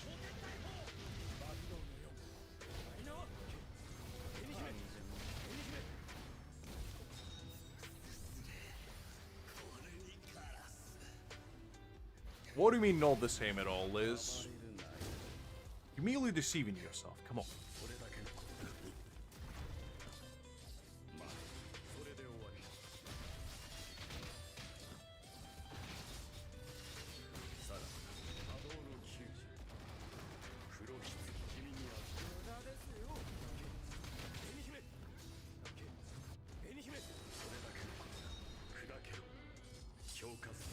Exactly.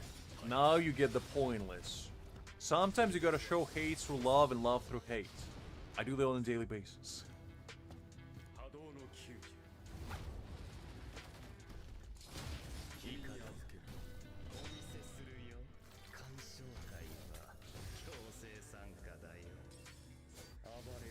Listen, Kakarot, I'll find a way to cause as much mayhem as possible, even on a bicycle. Heck, even on a tricycle. You give me a tricycle, and I will become the biggest menace the world has ever seen. Any sort of transportation method, I will find a way to cause as much possible carnage as I humanly can unleash. There's no stopping point for it.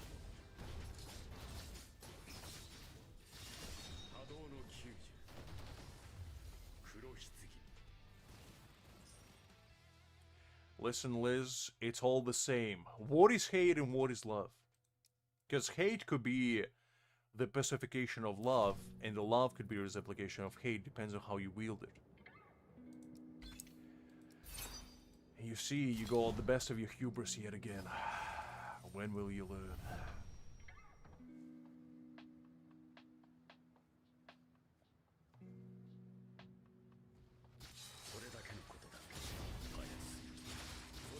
Exactly. You see, Kakarot got a very, very valid point. Because who's to say that one day's mortal enemies can all become, you know, something a bit more warm, shall we say, the next day? It's all about having the eye to witness the true glory of the bold god known as a Kakarot. The key word, Liz, that you forgot to put is yet. Yet. When you truly learn of his almighty charm, that's when you might change your mind. Exactly, Liz. Exactly. That's what I mean. The possibilities are endless. I'm not saying it will happen, but it could happen.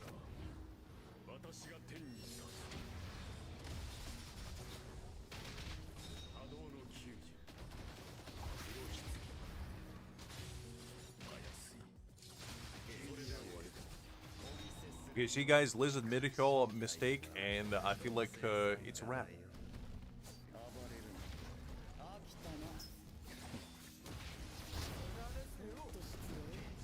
Well, Liz, how would you know that? Have you ever heard the saying, never say never?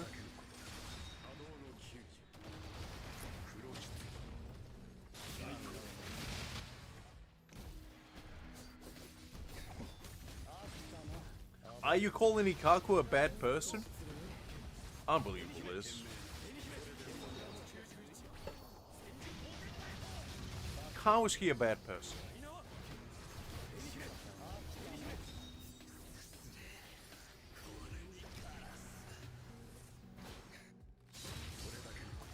Have you ever heard of Sun Wukong, Liz?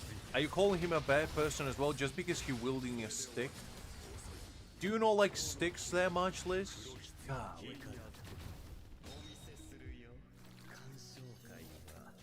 Yeah, but what's to say you're not gonna like him tomorrow? Or maybe even today? Maybe right now? Nobody truly knows.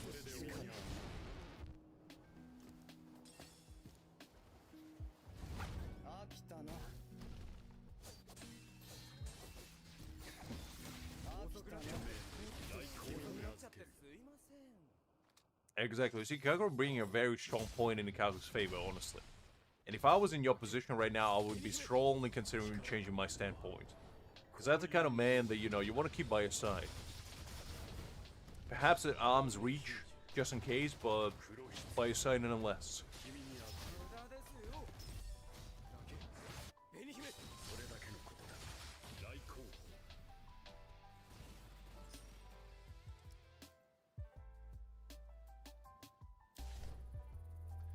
Okay, that's sorted.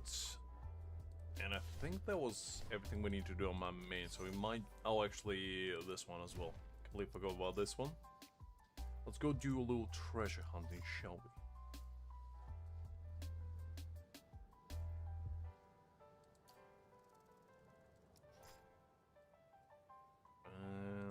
Okay, let's run over here. Oh, actually, I did unlock my boy's bond as well, so we might as well try it out too. There we go. And let's put it on... where is he? Why is he at the bottom? Oh, I already equipped it. Never mind, it's fine, it's fine.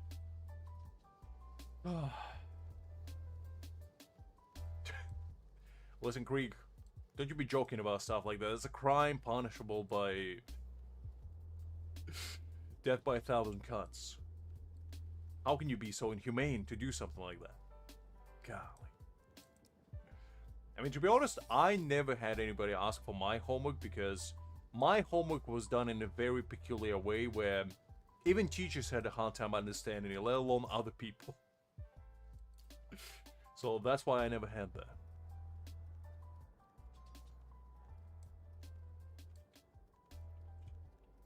Listen, Liz, I wasn't the one throwing that at you. I was just mentioning. The Ikaku is a great gentleman that deserves nothing but great things. And you disrespecting his almighty nature. And I'm just saying that, you know, you gotta realize that Ikaku is indeed the man that we all are unworthy of. But we all desire to be like. And that is okay. That is okay. One day you'll understand that his greatness is something us mere mortals can never replicate. He's like a sun, you know? He's so close yet too far. And when you touch him, you get burned. Especially when you touch his scalp, because that thing is like 1,000,000 degrees easy. And that's just unfortunate. And why wouldn't you want to be like Ikaku is? What is wrong? So you want to be like handsome Squidward, but Ikaku is not handsome enough for you?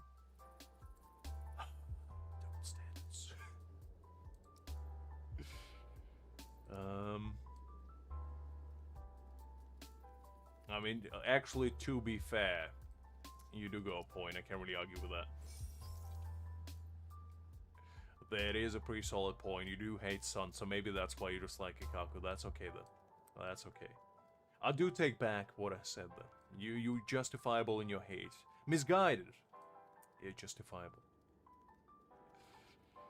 Okay.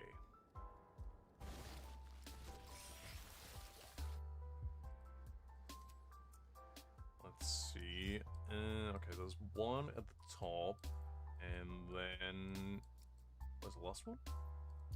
Oh, maybe it's not on the map. That's fine.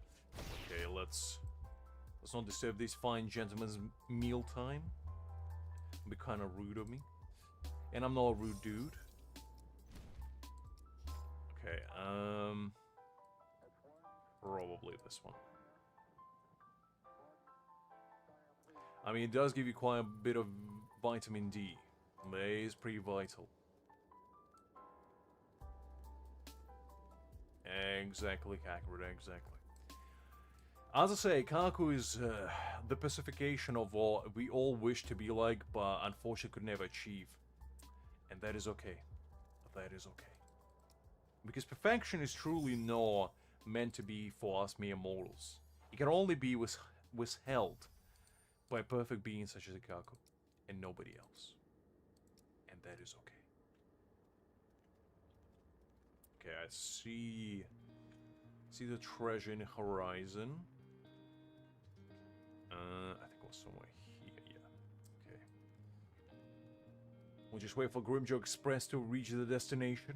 We'll claim our bounty, and then we'll jump on my free-to-play and see what's popping over there. I'll show you around. I'll show you the new characters that... Well, no new characters, but the old characters I built after 6 months. And we'll go on from there. I mean, to be honest, I do get somewhat ill during hot weather as well. So, jokes aside, I do understand why Liz doesn't like cold weather, because I personally get quite a bit lightheaded. And especially when it's like super, super hot. Because remember when I mentioned about the trip to Rome, when it was plus 45 degrees? Well, that trip made me question humanity and existence at its core, because I never felt like I was about to get isekai'd more than when I was there.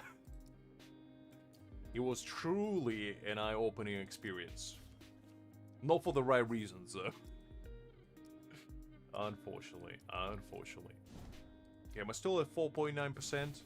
Or did these heathens dethrone me? Okay, no, 4.9. Good. That's what I like to see. Alright, we completed all of this stuff. We actually still have 40 stamina, so we might as well do one more run for Grimmjow while I boot up the free-to-play account, and then we'll go on from there. Let's see.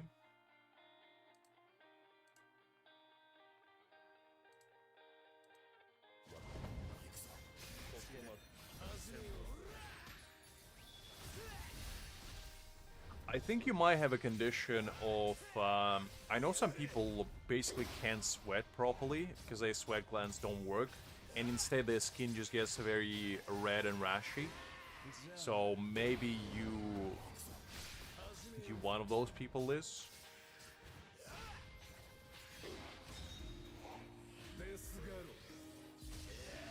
Because there is an actual, like, medical condition.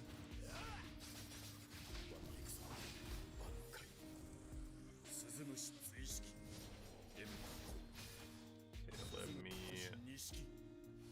me mute this one. Well, a rash is basically just like your skin getting slight bumps on it, and it's itchy. So, yeah. I think that is the condition that I talked about. It's basically where your sweat glands just don't work the way they should. And due to that, you know, your body basically tries to expel heat. Yeah, pretty much. So I think you do have that condition then.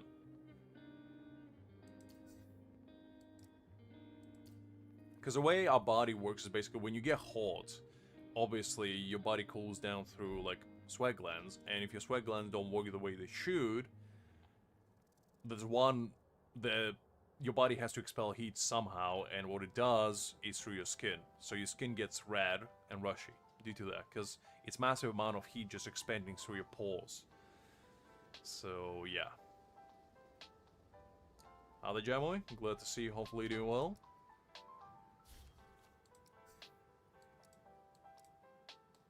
Weird feelings. What do you think, she starts seeing visions?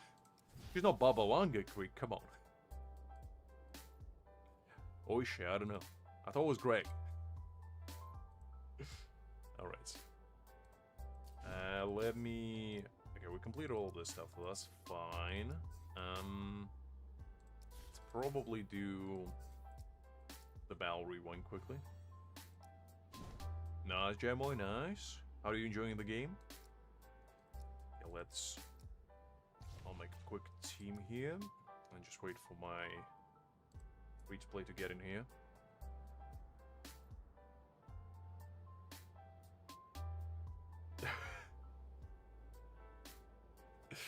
Listen, Professor Lux is here to do you justice, kind. I'm here to give you the finest biology lessons this world has ever seen.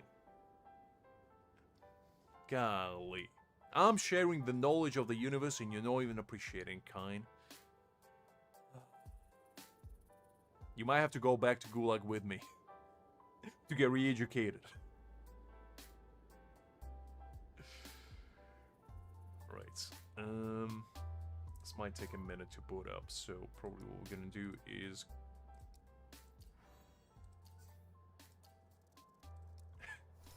I don't think that's the kind of biology you like in particular, kind. I think the kind of biology you like is a very special kind. Let me actually check what ranking I'm still at. I'm still 16, so that's very surprising. I'm actually doing pretty decent considering we did this event a week ago, and I still didn't really move. So that's kind of nice. Still 5th in Summit Clash? That's good, that's good. That's what I like to see. I swear, if these young whippersnappers throw me down, I'm gonna throw hands.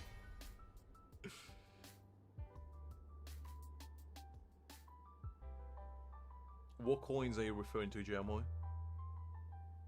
If you're referring to the cans, just farm them.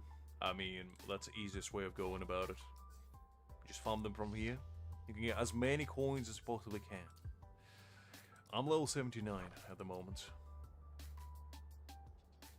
Okay, so that booted up. Let's do Battle Rewind now. See how far we can go in there. And fine. And here.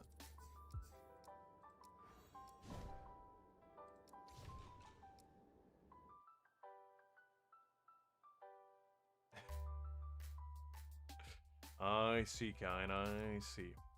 Alright, maybe I misjudge you then.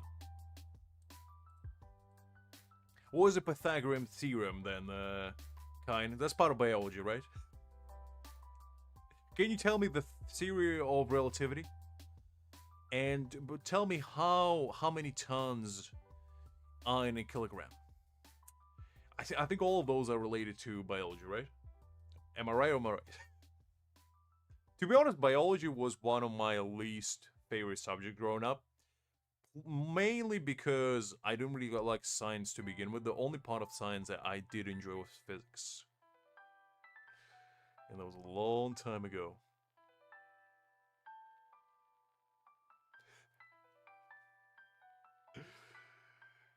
Come on, kind, come on.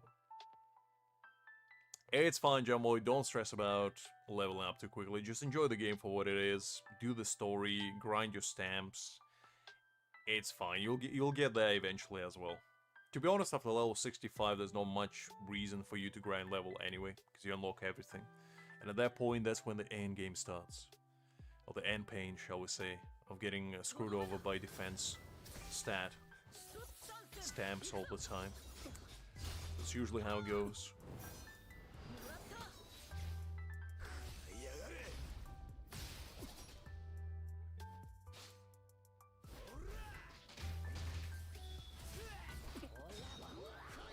Other Shin-sama, I'm glad to see you hopefully doing well. I mean, math used to be one of my favorite subjects as well, because math was just basically understanding the principle behind the formulas and understanding the curriculum, and you kind of understand math. With biology, it was more about understanding vague concepts and also dissecting like frogs and whatever, which I didn't really like. So maybe that's why I wasn't like the hugest of fans of it. Physics was kind of fun though. I did enjoy it.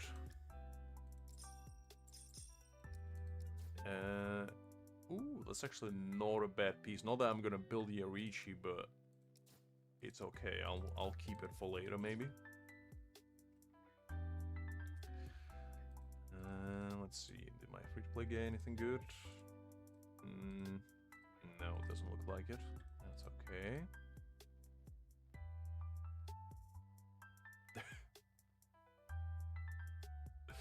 I mean, to be honest, like, at the end of the day, if you're not good at math, it's not the end of the world. It's how your brain works, because naturally, we all lean towards one subject or another, and some people better at math, some people better at, like, art, some people better at sports. It's you know, it's normal. I was just more... My brain was always more oriented towards, like, calculations, formulas, stuff like that. Like, theoretical knowledge, and rather than like broader concepts like art and stuff like that. Because artistically wise, I think as I grew older, I became more artistic through my expression. But definitely when I was a child, I didn't really like, you know, painting, singing, anything like that. But as I grew older, I grew appreciation for it more and more and more.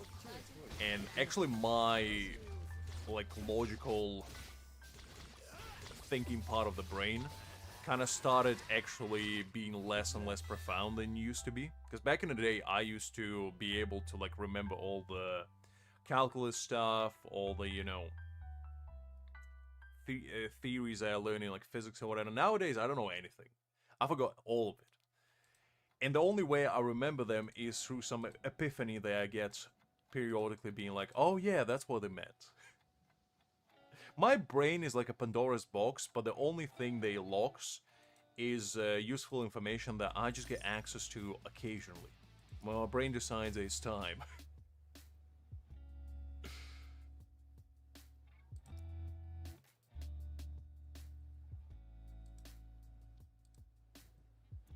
Okay, let's do the Aizen one. What are you scared of? Calculus? Wait, are you scared of the pie? Like, what is there to be scared about math? It's not gonna bite you. It's not like you... It's not like your math teacher is gonna summon you to Octagon, and if you don't finish your square root problem, she's gonna just start challenging you like Mike Tyson to a 10-round knockout fight. There's no real consequences of getting a wrong formula.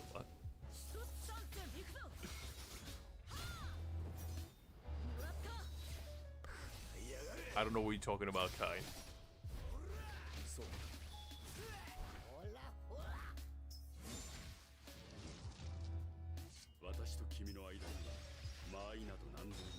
I mean, that is fair as well, to be honest.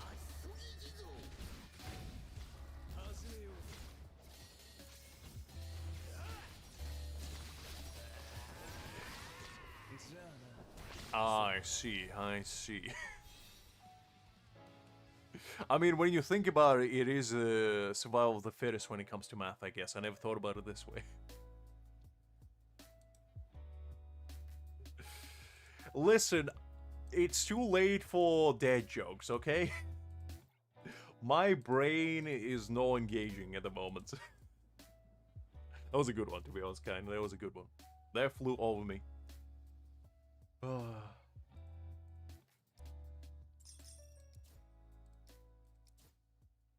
Listen, listen, listen. It is a time and a place for dad jokes, and that is precisely during daytime. During nighttime, the last thing you want me to do is think. Because it ain't happening, I'll tell you that. Oh. I do like a good dad joke, though, you know? The older I get, the more I grew appreciation for them. I miss knock-knock jokes, you know? When the times were simpler, and you can just do a simple knock-knock and be who's there? And then do a punchline to it. That was great. That was a peak of humor, if I do say so myself. That's when humanity peaked. And it's always been on a downhill from there.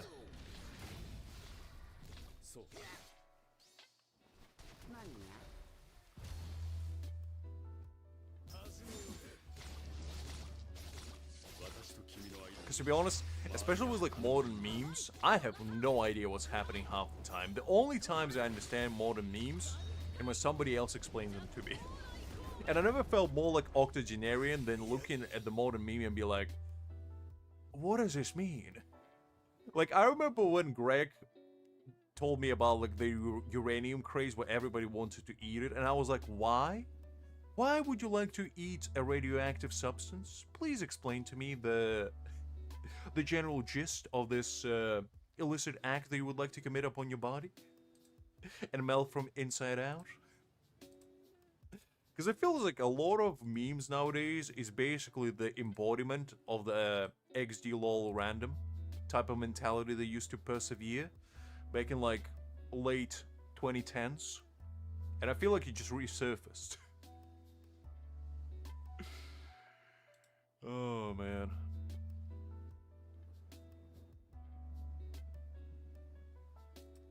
Look, kind, my brain is an enigma. It thinks in weird ways. Sometimes you might get intellectual locks, and sometimes you might get the locks that might as well be as coherent as a drunk man that had 12 liters of vodka about to collapse and enter the third dimension. So, you know, it's one of the two. There's no in between. It's either the enlightenment to its core or the most inebriated gibberish you ever heard in your life. I know, Shinsama, and I feel like that's the point. I feel like that's the point, because I remember the first time you guys told me about the 6-7 meme, and I looked at it and I was like, I don't get it. It's just noise. Like, generally just noise. Because at least with other cool numbers, like, you know, 21 back in the day, 420, 69, you know, they made sense. There was a reason why they were funny. But 6-7 doesn't make any gist of sense. Just random noise. And I feel like the louder the funnier mentality is just persevering nowadays. There was one stream when I was a little bit drunk. A little bit drunk. It doesn't mean anything, Greek. That's a point. It doesn't mean anything. If you actually Google what 6-7 means, it doesn't tell you. It's just random noise. And I feel like that's a point. That it doesn't have meaning. And that's why it's funny, I guess. I don't know. Your guess is as good as mine. Exactly, because at least, you know, if somebody tells you 69, you're gonna be like, nice. And everybody knows what that means. Like, you don't have to explain it. You hear 69, and immediately in your head, you're like, that's nice.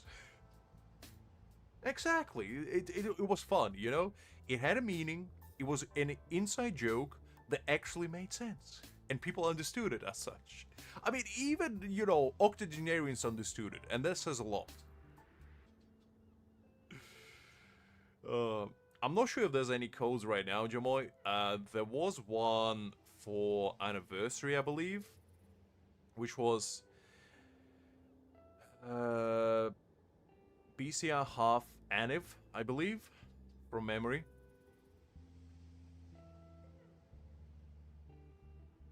I never even used TikTok, to be honest. I just never understood the point of it. Maybe just my old brain talking, but I don't really like short-term content. Simply because I just don't find it humorous. Okay, let me... There we go. Okay. So, before we begin with our adventures here, I wanted to show you quickly... Oh yeah, thank you, Justin. Appreciate it. But yeah, that was a code. I think it was the last one. Yeah, I don't think there was any others.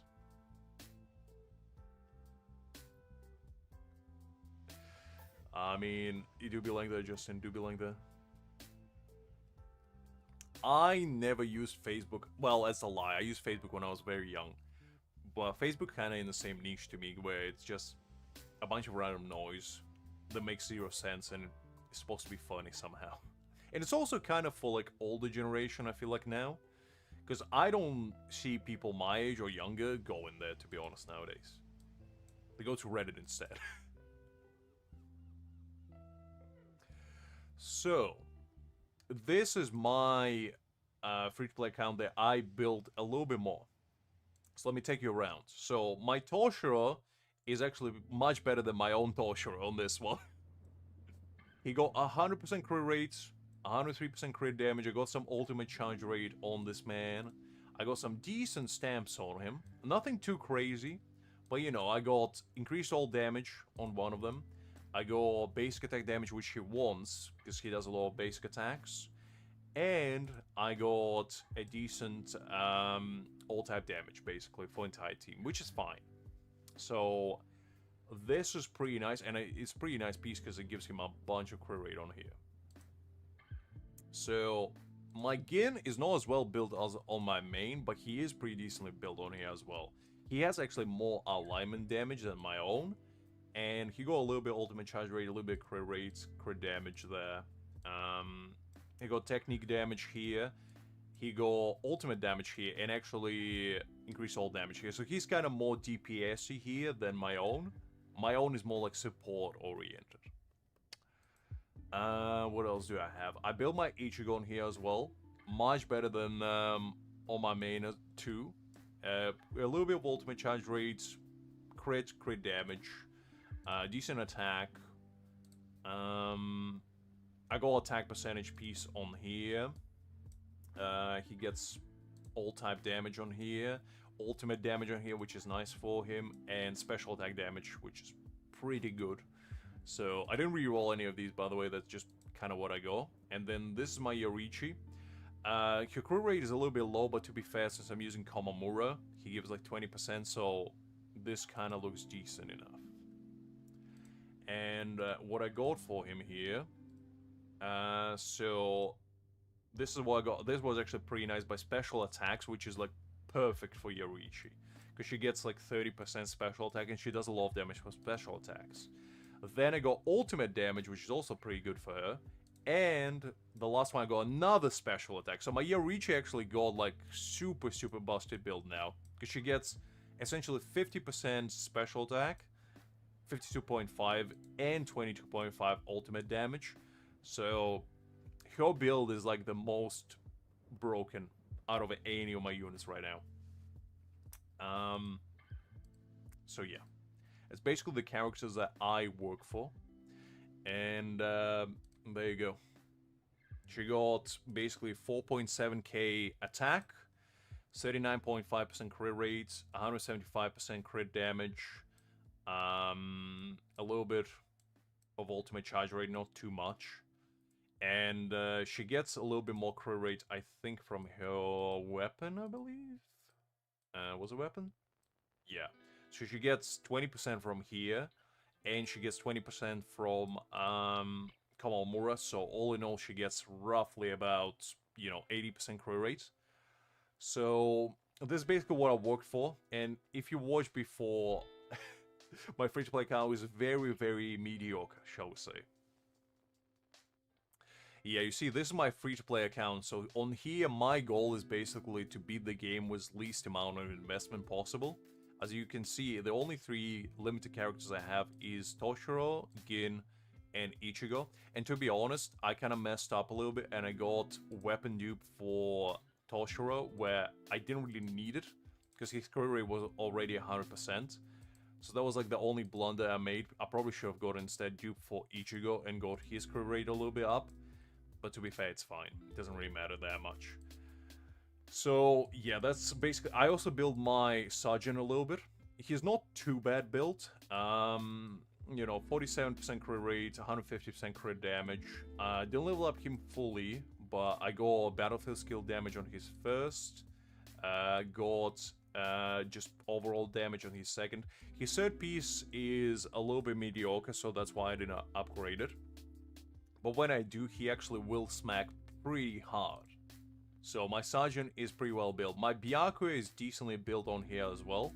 I got a bunch of his ultimate charge rates, crit rate, crit damage. I didn't have like the best pieces ever for him, so I didn't upgrade his left side or the right side too much. His middle piece was really good. Then I got basically just 9% extra damage. I didn't reroll this, even though it's like support based, because 9% is good enough. And I think that's everything I leveled up.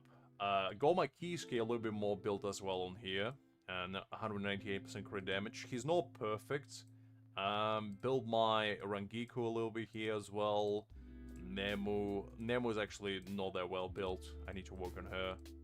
Build Momo on here as well. He's actually pretty well built. 148% ultimate charge rates, crit rate, crit damage, because I thought might as well give her some damage. My Rukia decently built as well, 59% crit rate, 88% crit damage, 161% ultimate charge rates. So my teams now look relatively solid.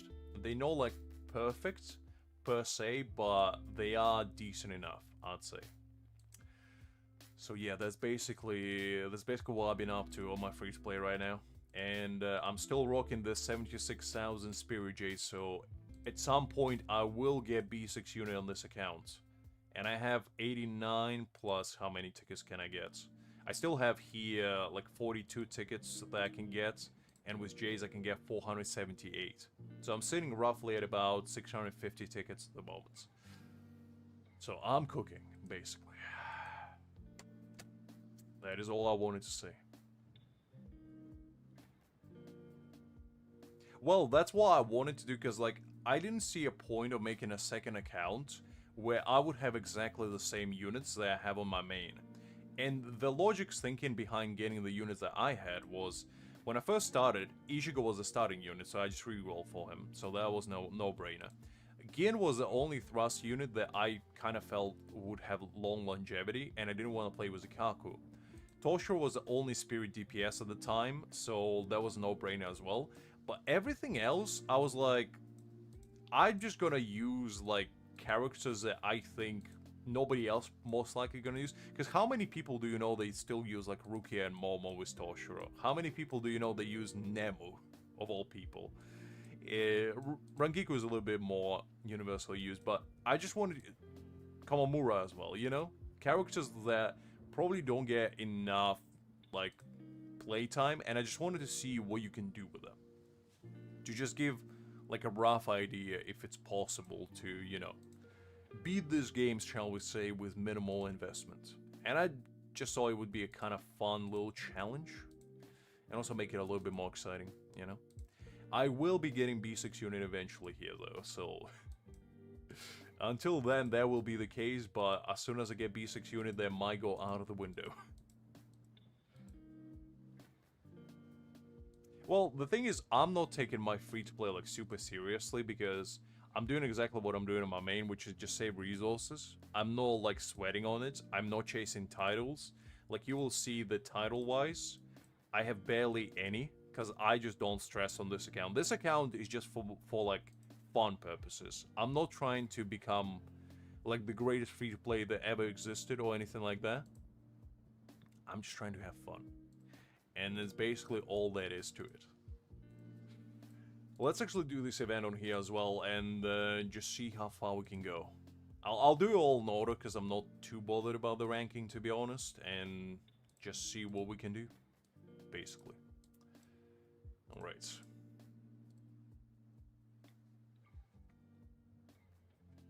But I found the second account, especially having, like, a free-to-play account, is pretty fun. If you already have, like, your main as a free-to-play, there's not much point making a second account. But for me, I just thought it would be a nice perspective to have. Also, I forgot to switch on the sound. Give me a second. There you go. So, yeah, I don't know, it just felt more rewarding.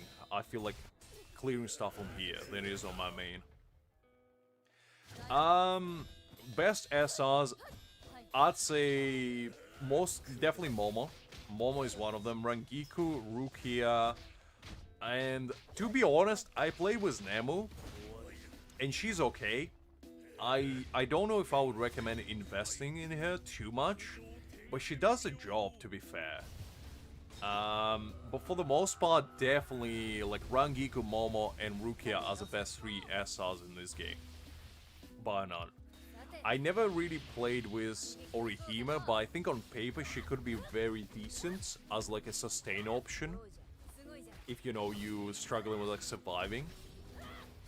But other than that, Yachuru is decent. Renji I never really tried to play with. Chad don't really like his gameplays that much, kind of slow. And I think that's all of them, right? Actually, Uru is pretty good. I remember the time when I actually used to use Uru, and I think Uru is pretty nice, to be honest. I still remember the days when I used him for Ikanko ranking events. That was a pretty wild time, shall we say. The first week of the game, actually.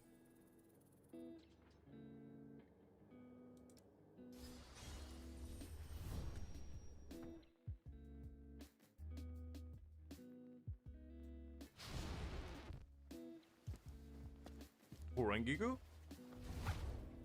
I don't remember her giving crit rate, to be honest.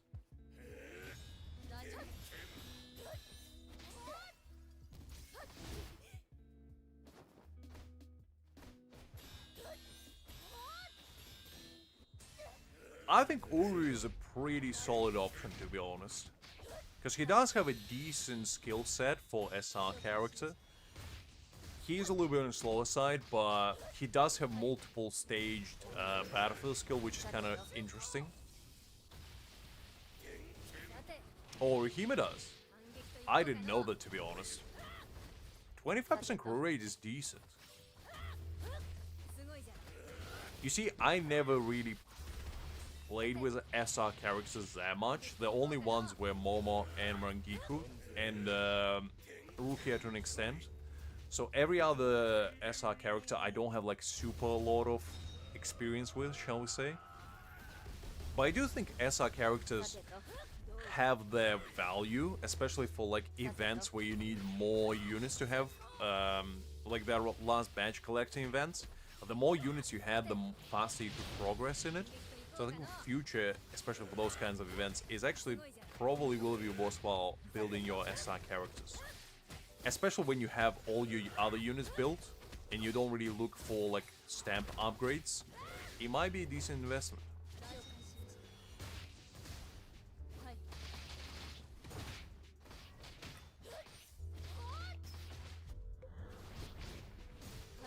I think Yacho is a decent unit, especially if you have Kenpachi. I mean, because she does provide him with decent boost. To me personally, I just never used Kenpachi, so I never really had a reason to build her. And I always had, since like the first week, Kisuke, so I never had to use Yacho either.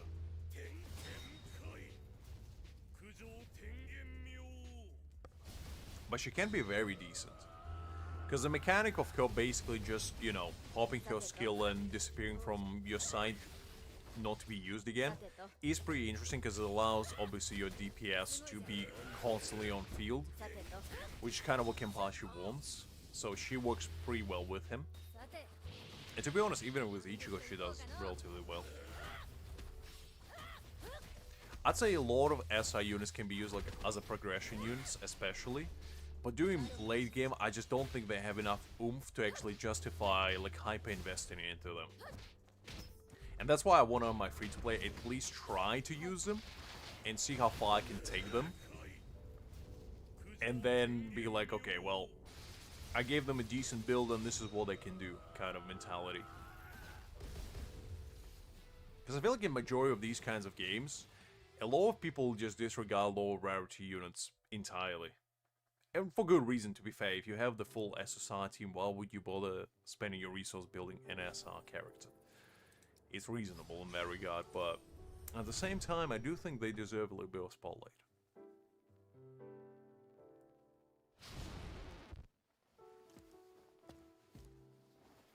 Personally, I found Kenpachi's gameplay a bit too slow for my liking, and also he just came out at a very, very strange time where you basically already had Ichigo most likely to start playing day one, and we only had like 3 limited units, and he came out right after. So to me personally, it was like, well, I don't need another slash DPS when I'm missing literally everyone in the strike team. I'm missing thrust, tactic and support. I'm missing slash. Well, actually, slash was the only team that was complete at the time. I was missing spirits, you know, support. And I was like, well, there's quite a few slots that I need to fill in, so what's the point of getting another slash DPS instead?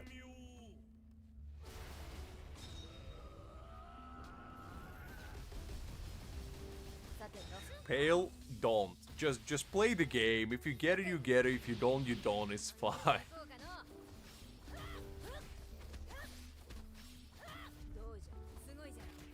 It's just a cosmetic. Don't worry about it.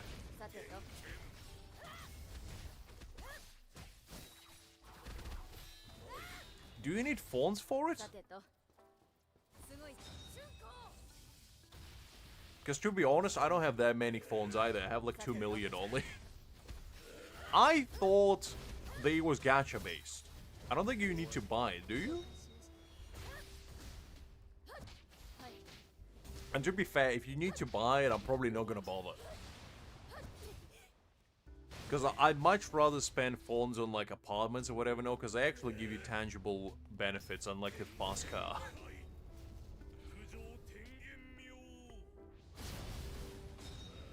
Because you can eventually buy a fast car, and the thing is, the only thing that it's useful for is racing.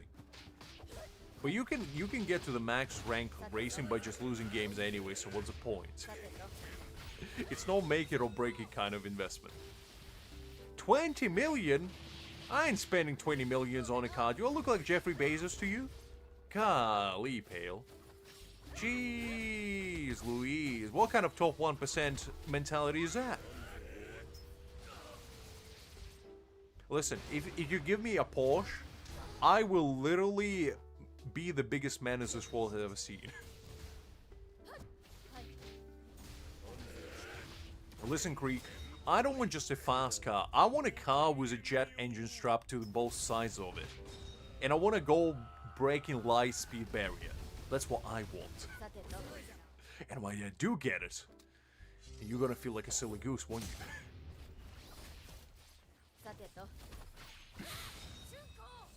I mean, look, Pale, when it comes to like cosmetics like that, I'm not too bothered. Because it's not like you're getting a character or anything. It's fine. I'm fine with my Toyota. If I do get it, I'll be like, cool. I like that. But if I don't, it is what it is.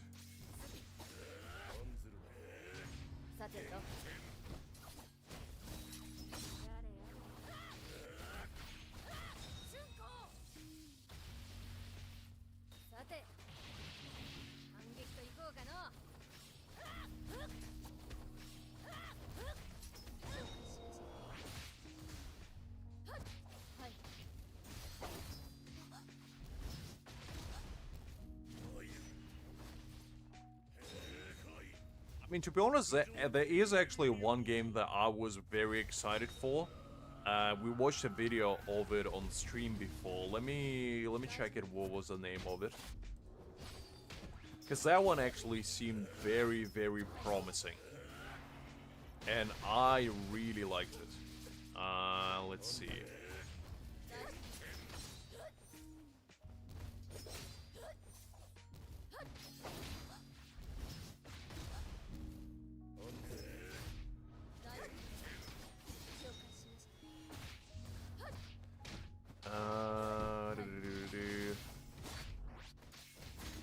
Rewinding Cannons.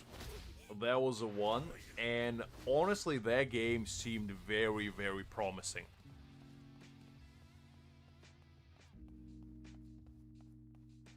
And I would recommend checking. Yeah, that one, Creek. And I thought that game actually looked very, very cool. Like, it didn't look like the best game I've ever seen in my life, but let me tell you something. The animations, the story seemed very fire. And we watched like full 20 minutes breakdown of it. And to be honest, I was very, very impressed with it. No. I never even heard of Silver Palace. Golly, how many gacha games are there? There's only so many brain cells to lose. How can you play them all? But I don't know, I just find Neverness to Everness just very, like, casual fun type of game, which I feel like we all need occasionally, and... Because, like, Bleach to me is a very try-hardy game. Not because it is, because I make it so. But with Neverness to Everness is basically when I go to chill. And that's why you find that, like, Saturday streams are usually more, you know, grindy, shall we say, and Sundays are more, like, chill and off the cuff, where we just let loose and do whatever.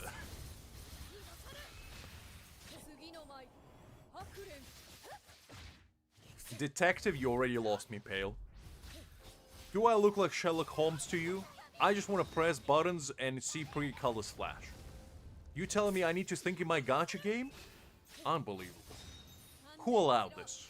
It wouldn't be Big Winnie. Big Winnie would never allow this kind of disrespect.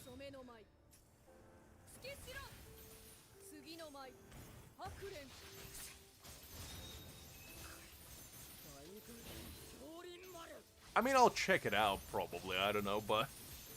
Just like, detective game doesn't sound that appealing to me personally.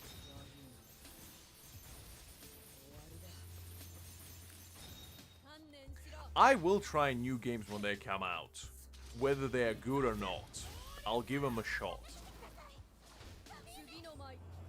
But it's all about whether, you know, I would want to play with them or not. Because Bleach is like my main game right now. And I feel like Noches Showdown is going to slowly become the second game that I want to play. And the more games we add to the roster, the better, obviously. But the only problem that I will have is the fact that majority of the games, they're trying to be like each other, and none of them want to be something else. And I just hope there's gonna be like new games, kind of the breaking new barriers and trying new things, and actually, you know, making some good games due to that. Because Genshin formula is not a bad thing. I don't hate it, but I would like to see some innovation as well. Listen, Pale, just because I'm from England doesn't mean I need to like every Sherlock Holmes-esque game. I don't believe it.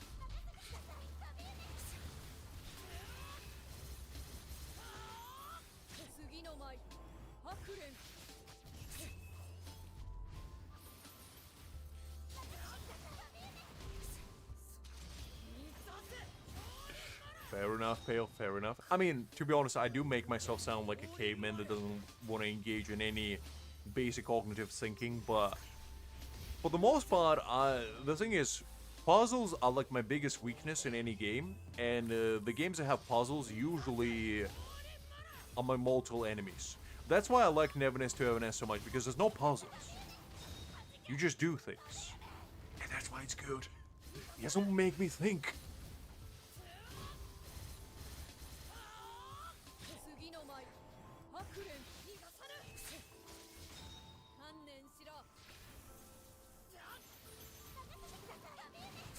Well, the thing is, I do think that the formula gets elevated, because we started seeing more, like, diminishing of 50-50 idea, and also diminishing the fact that, you know, you need to go above and beyond, like, 80 to 90 pulls to get a character, which I like. I think that's a good direction we're taking as a genre, and, you know, I do feel like every new gacha game brings something new to the table, because Noches Showdown is basically, you know, an anime GTA. Which, whether you like it or not, it is something new, because we haven't seen that before. And I do think it's worthwhile, you know, commending. That there is a little bit of innovation going on. And I feel like if we do keep innovating, that'll be a good thing. Because, like, there's so many gacha games on the horizon, and they get released every other year now. Because back in the day, you only had Genshin and nothing else, but now, you know, there's a new game coming out every, like, half a year or so.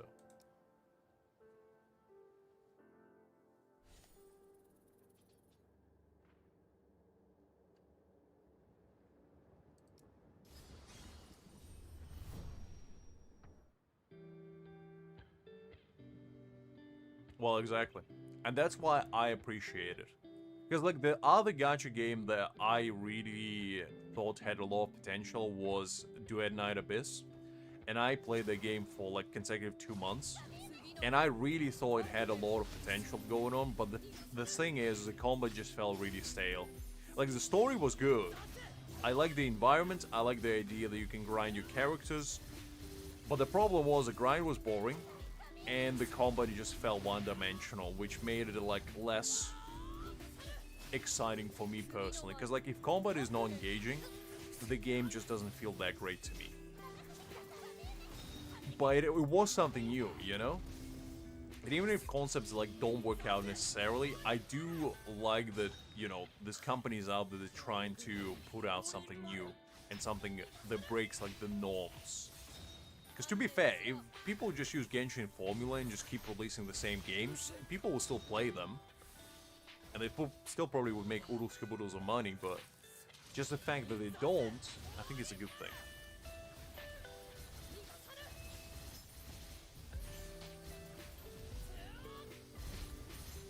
I mean, I wouldn't mind it, to be honest, Justin. Because I do like Yu-Gi-Oh! Universe, but I just don't know if there's enough hype for that particular universe out there nowadays, especially.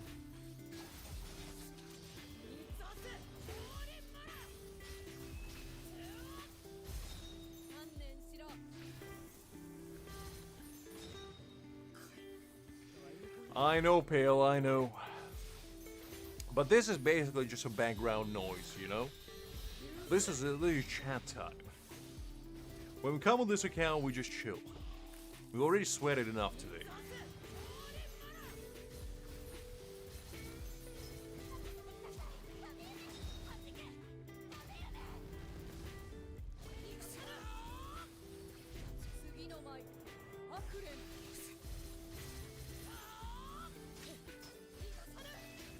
I never actually played any Yu-Gi-Oh games, to be honest with you. I used to collect Yu-Gi-Oh cards as a kid back in the day. But just Yu-Gi-Oh games didn't really spark the enthusiasm in me, per se, so I never gave them a shot. But I do think, like, open world Yu-Gi-Oh game, you know, when you can duel against other people, would be pretty interesting, maybe. I remember the time when it was actually pretty big. There used to be, like, tournaments and everything.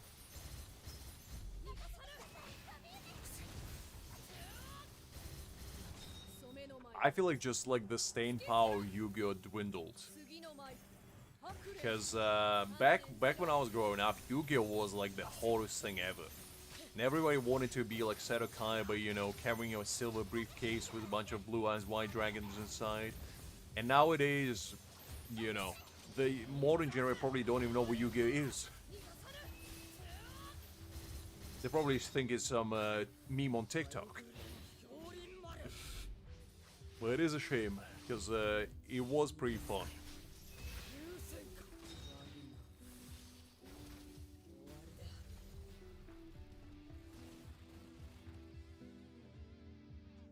I see it all the time, Pale. I see it all. I don't know what these two are all about.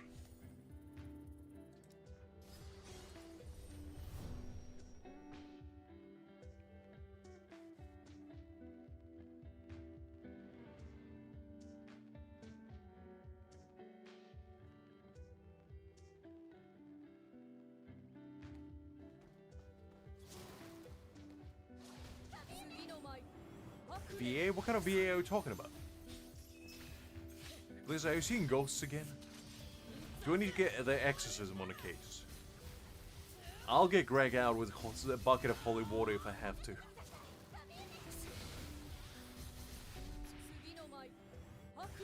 I mean, to be fair, Yu-Gi-Oh is a pretty complex game, because even as a kid, I was like, "Ooh, man, there's tough things." And I was really into Yu-Gi-Oh as well. So, from somebody that never played it, it probably is a pretty complex universe to get into. But I do think it's one of the fun card games out there that you can play.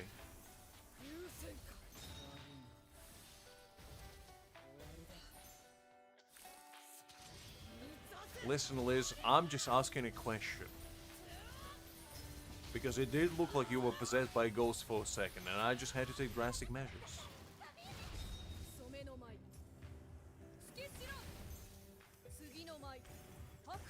Ah, I see. His VA is pretty good. Listen, Liz, you gotta make your point clear. I thought you were getting possessed by some VA. Definitely wasn't me, I'll tell you that much.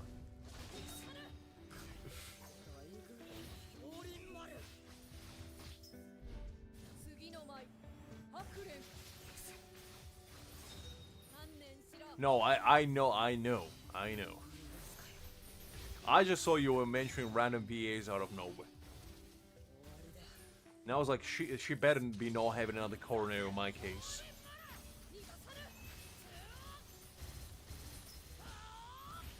Listen, Liz, I've heard Aizen's Japanese VA, okay? Ain't nothing beating that. And also, have you heard Yamamoto's JPVA? I mean, talk about cool. That's, to this day, I think Yamamoto's VA is like one of the most amazing old man voices I've ever heard in my life. Like, I swear to God, if I came across an old man that sounds like Yamamoto, I would just kneel in respect just for the sake of it, because that's kind of voice, you know, you can't disrespect. Oh, man.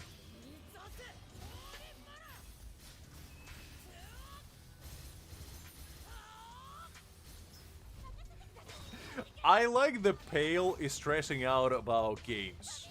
I feel like we as a society reached a very stable point when the biggest concern is like, man, I'm gonna have a rough day tomorrow. I'm gonna grind in gacha games all day long. Getting them rewards, golly stuff. Meanwhile, 200 years ago, you had to go walk in a coal mine. That was an easy day. That was a Weenie Hard Jr. over there.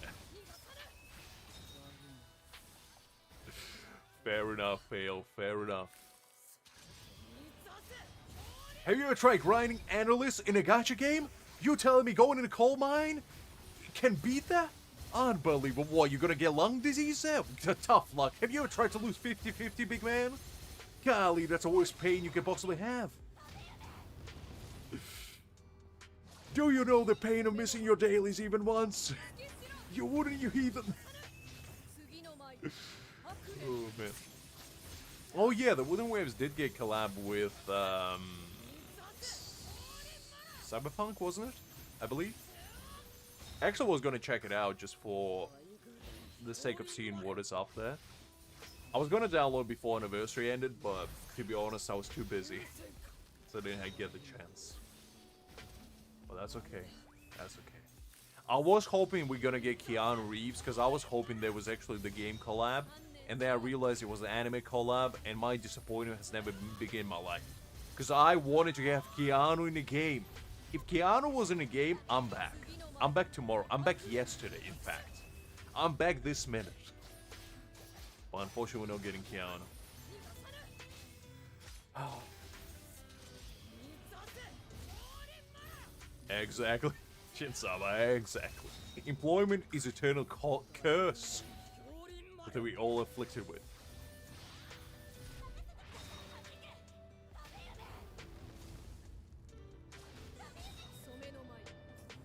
Exactly, Liz. Exactly. Unfortunately, Keanu's not coming. He's only gonna be a fleeting dream that we're never gonna get. Unfortunate, but what can you do?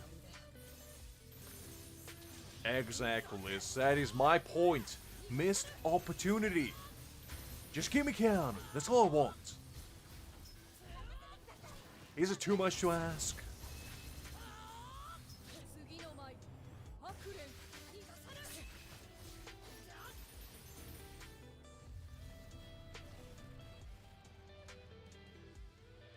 Okay, we'll take that.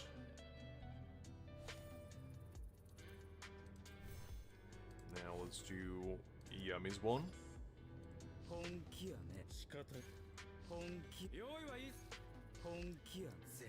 This actually might be better score than on my main, because these characters are better built.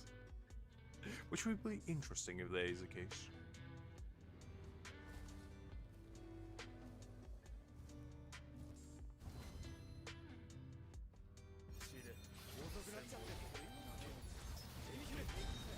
That is unfortunate, Shinsama. I really wanted myself Keanu. That was the only goal I had in life, is to be able to play with Keanu in that game, and unfortunately it got crashed before it could even begin. No Scar and no Keanu. Uninstalling right now. Haven't played in a year, but uninstalling nonetheless. You're gonna deprive me of two greatest men that I know? Unbelievable. Unbelievable. Hi there, Abitsa. Let's see, hopefully you do well. Exactly, Liz. Exactly. My disappointment immeasurable, and quite frankly, my day is ruined.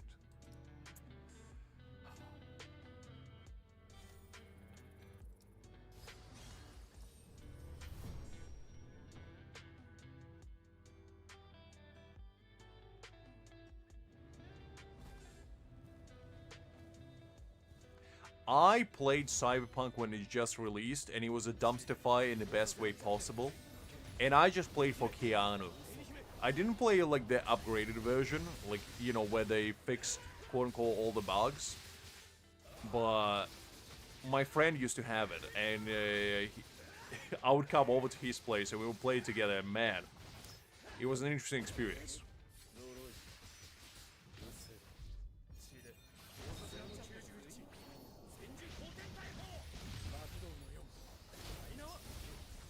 I mean, the game just didn't appeal to me too much, to be honest. As I say, I was only there for Keanu. And as soon as my Keanu fix got fixed, I just didn't feel like staying. It doesn't make me feel better, Liz. I'm appalled that you think bullying other people can soothe my rage deep inside me. Is that really the kind of man I am to you? Unbelievable.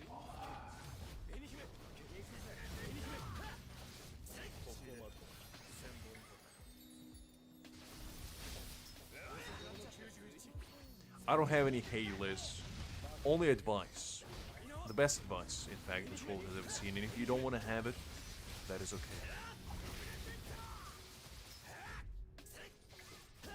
It is no, Abitsa. It is no. Unless we're talking about Bobby Flay. So I wish I could be that man. Have you seen him cook up a feast? Golly. I wish I had even 1/10 of his cooking prowess.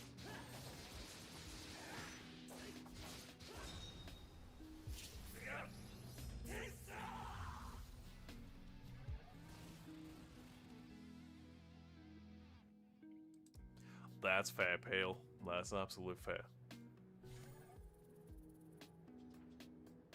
Is it like GoldenEye?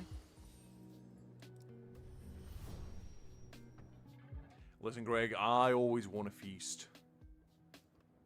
I don't think you need to ask me. Just prepare it and I'll be there. Because you can call me whatever you want, guys. Just never call me late for dinner. Because I'll be there before the schedule.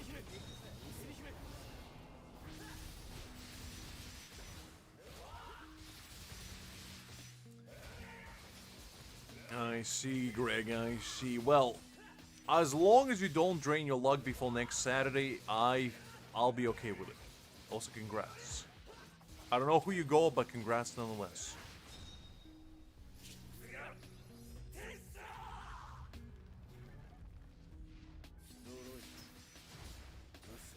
I mean, to be honest, the main issue with Cyberpunk was that it wasn't finished. That was the problem. They released half-finished game. And if they didn't, you know, they just released a fully finished game and like years later, that would have been better. And it's kind of a precedent with a lot of games nowadays where they release a half-baked product out there and then they just patch it. So, and I don't like that. Because what happened to actually releasing a full game for full price instead of getting quality of life updates, quote unquote?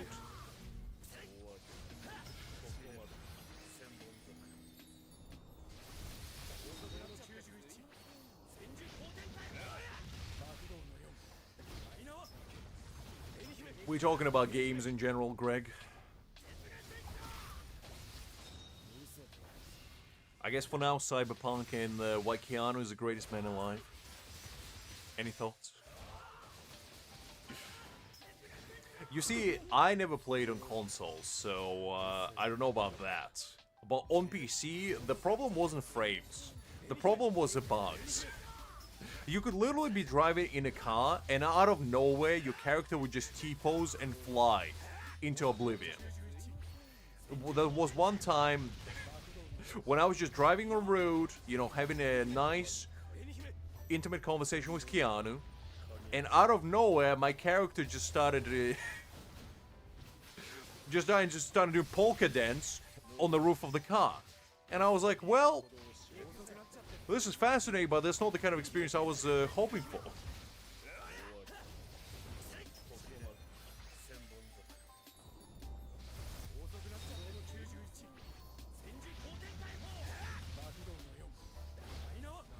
Skull and bones.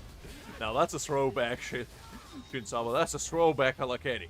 What happened to Black Flag? Black Flag was where it was at. And then for whatever reason they decided to forget how to make pirate games. They were like, we don't know what that is. Black Flag? What is that? Never heard of it. Skull and bones. I never played it, but I know what kind of dumpster fire it was. The first quadruple A game, indeed it was, indeed it was. I mean, I don't know why they stopped at 4. They might have as well called Pentuple, Pentuple A game. Because who's gonna refute them? Put as many A's as you possibly can. Put 6, heck, just put infinity at that point. Just put A and infinity mark next to it. The most A'd game ever. Exactly, Greg, exactly. I'm glad you appreciate my driving prowess.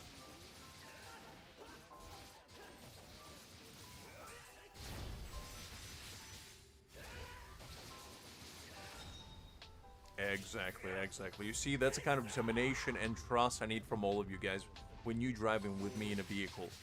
Just because you're gonna be gripping your seatbelt and holding for dear life while we are driving doesn't mean you don't have to trust in me. Because as your captain, I'm gonna lead you towards success or potential jail time. One of the two, but I'm gonna lead you to it nonetheless.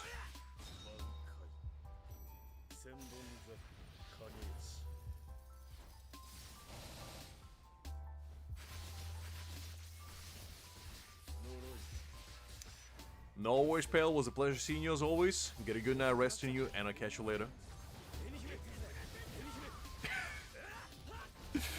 Listen, Shinsama, never put it past Ubisoft. They were bought by, you know, some oil money individuals, shall we say. So perhaps with enough money, they're gonna make quintuple, a pentuple, and maybe even a sextuple. You never know.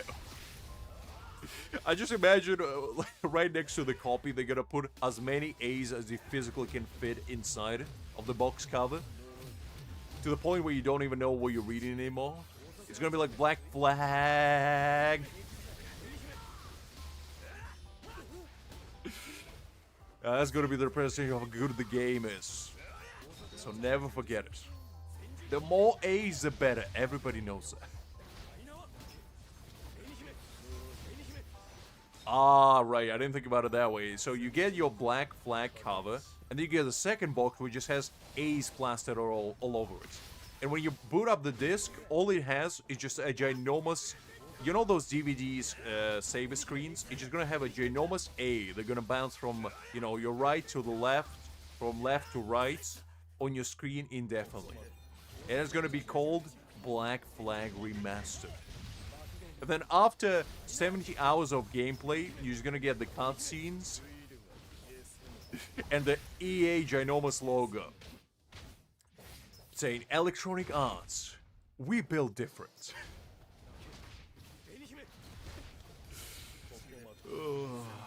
That's even better, Greg. That's even better. I always do Creek. I always do. I'm living the Garfield kind of lifestyle.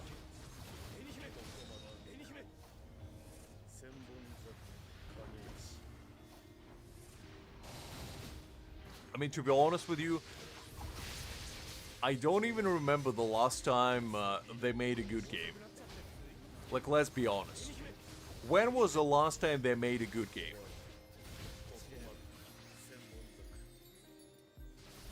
Like Ubisoft, EA, all of these, like Rockstar, when was the last time all these big companies made actually a decent game? I feel like nowadays it's pretty much a standard of, you know, just building games as mediocre as you possibly can and ride a moral high ground pretending like you're better than everybody else. A shame, truly. And you know what the best part about it is? Is that Chinese game developers started dominating the gaming industry more and more because the Western industry just became more and more like unhinged by releasing absolute dog water.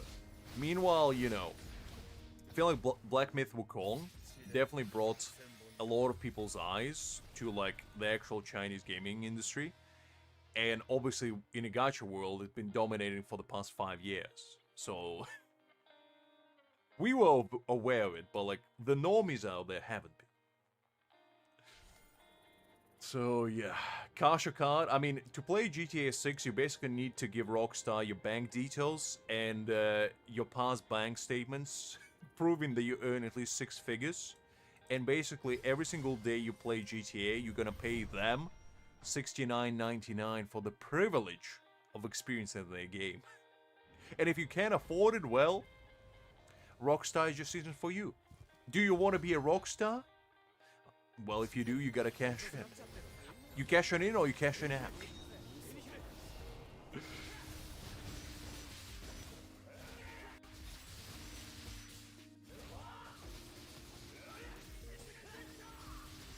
I mean, it is indeed. Shinsama. I don't think it will ever release. It's gonna be like a unicorn, you know? People gonna hear about it. There's gonna be whispers on the street being like, have you heard of GTA 6? And, you know, we all gonna be like old and decrepit, sitting on the lawn chairs with our canes in one hand and putting jello in another. Eating plums. And there's still gonna be like 10-year-olds running on the streets gonna be like, did you hear? The GTA 6 is scheduled for next year. I remember those days. I've been waiting for GTA 6 for the past 67 years. Oh, man.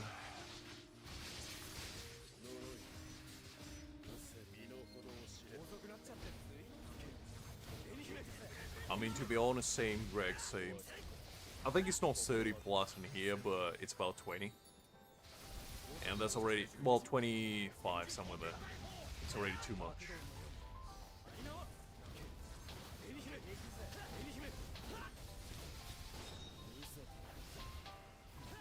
I mean, that is fair, Justin. That is fair. I never played, like, FIFA or NBA or any of those kinds of games.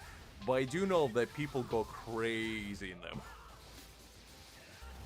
And to be honest, I never even liked any of EA games. Like, I never really cared much for any of their franchises, I'm gonna be honest with you. So maybe I'm just not too privy, but I know that they're like notorious for squeezing as much juice out of you in the form of microtransactions as they possibly can.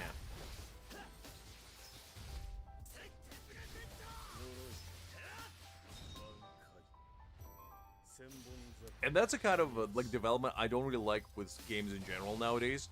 That every single game that you buy fully, like you pay for a game 70 bucks, right?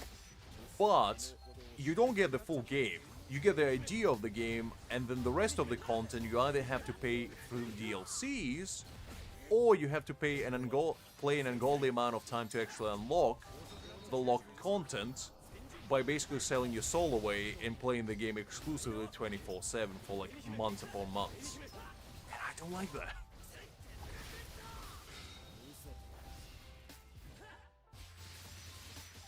Listen, Greg, listen.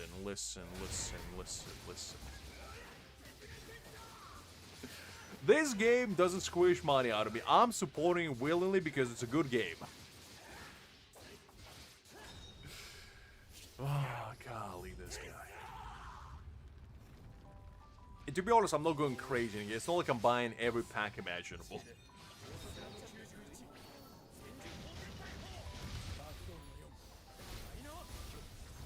Plus, I'm doing it for the sake of providing better entertainment for you guys. Because you're gonna tell me you don't like watching me lose my absolute gourd while pulling for fictional 2D characters? Come on. Come on.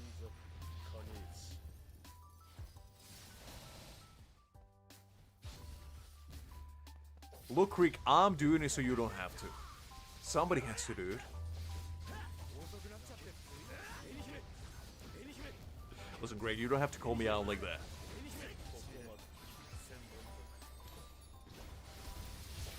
Just because you're right.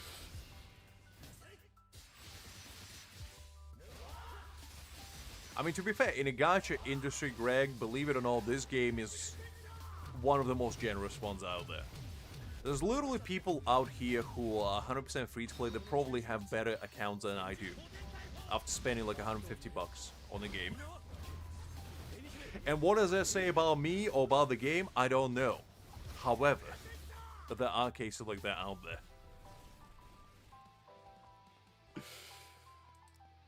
And Liz is one of them. Have you seen her account? Have you seen her Ikaku?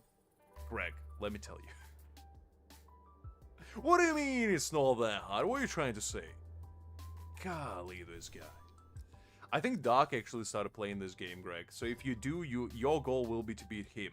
And Liz as well. Which is not going to be that hard, but you know. That will be your goal. I actually don't know if Doc started, because he was asking questions about like re-rolling or whatever now. But I don't know if he made an account yet.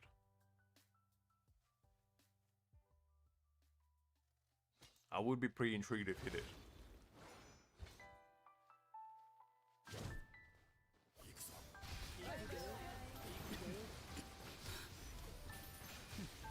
The thing is, I used to love MMOs back in the day as well, because I grew up playing like WoW, Royal Quest, Aura Kingdom. I used to play a bunch of like anime-esque MMOs, and a lot of them were really, really fun.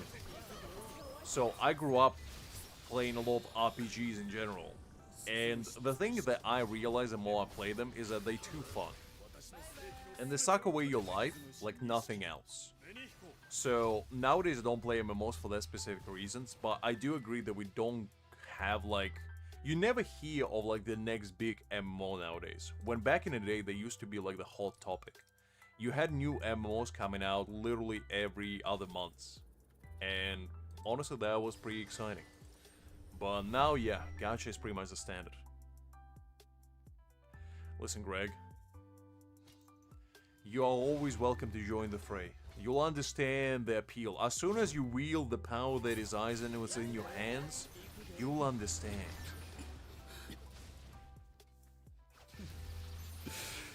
I'm just gonna show up one of these days and Greg's just gonna roll up, join me in co-op one day and just have like a full B6 roster, and the man didn't even spend a single dime. He got it all through free-to-play measures. By getting 10 units in a single temple, I'm gonna be like, Greg, I don't know you were playing this game. Like, yeah, you know, a little pastime activity of mine. I just come here to, you know, get a couple characters every now and again and just log out. Anyway, how you do? Meanwhile, I'm gonna be sweating over here. Literally having my soul sucked away by the whales.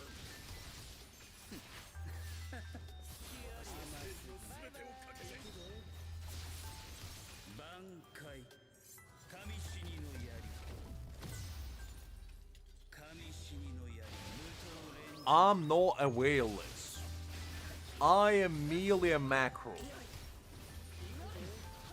A big mackerel, but a mackerel nonetheless. Because you never quite see 6'4" mackerels out there as often as you do. Other fish, but you know, I'm a special example.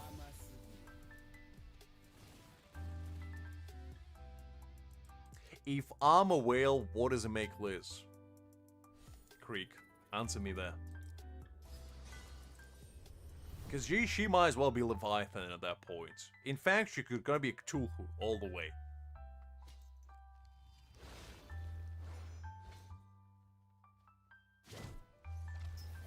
Because you've seen her account, Creek. You know what she did.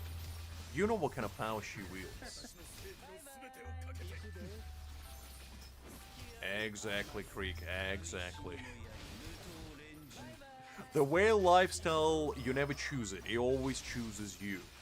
Sometimes you are destined to fly in the sky, to walk on the ground, and I was destined to swim in the ocean.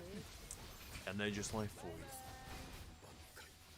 You never seen it, Greg? Ooh, let me tell you. It's an experience you will never forget. Your best character is Ikaku. You might know who Ikaku is, but all you need to know is that he's Saitama 2.0. And that's all you need to know. And he wields a big stick. And Liz is so infatuated with that man that she built him at B6, fully maxed out, 69k power, which is the highest power you can possibly get on a character. And let me tell you something. I was so intimidated when I visited her account that I ran away in fear. I merely glanced once at it, and I was like, nope. Not again. Exactly, Greg, exactly.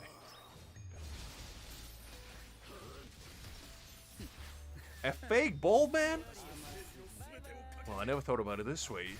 So, Liz, do you think there's a conspiracy theory there under that bald, luscious head of his, he hiding a luscious mane unlike any? Maybe like Fabio? You just pull off his scalp and there's a luscious locks revealing? I never thought about it this way. I'm not bald, but I'm definitely bald. If you know what I mean, Greg. Because only a bald individual, such as myself, would be able to challenge Liz. As baldness is all I have. I don't have fear in me at all.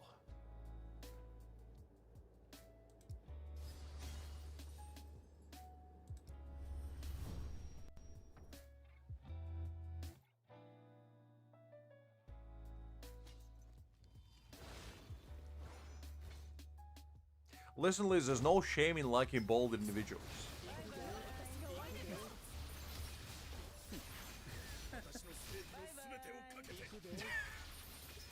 It's like crystal ball, she just pees into a future. Whenever she looks into a Kaku's sculpt, she can see what the luck is gonna unfold for the next 10 millennium. How do you think she amassed such vast empire? Through hard work, dedication, and skill? Come on, don't be silly. It's all through Kaku's ginormous bald head that she pees into, like Baba Vanga, and sees the future for what it truly is. Some may call it mirror to a soul. I know Liz does. You see, she's gonna deny it completely because she doesn't want us to know her secrets. She's never gonna unveil them truthfully. But we know. You and I, we know.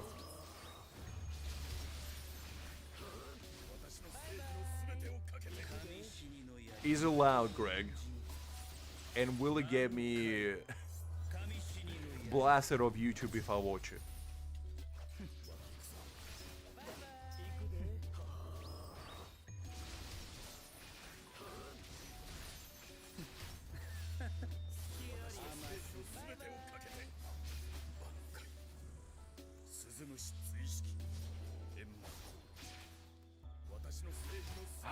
Greg, you're gonna get me in trouble, you. I'll see what it is.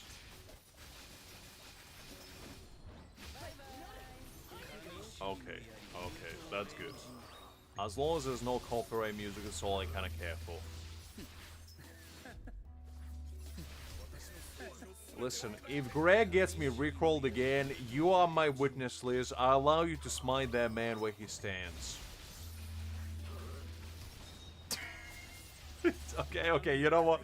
I do want to watch this. Okay, no, hold up.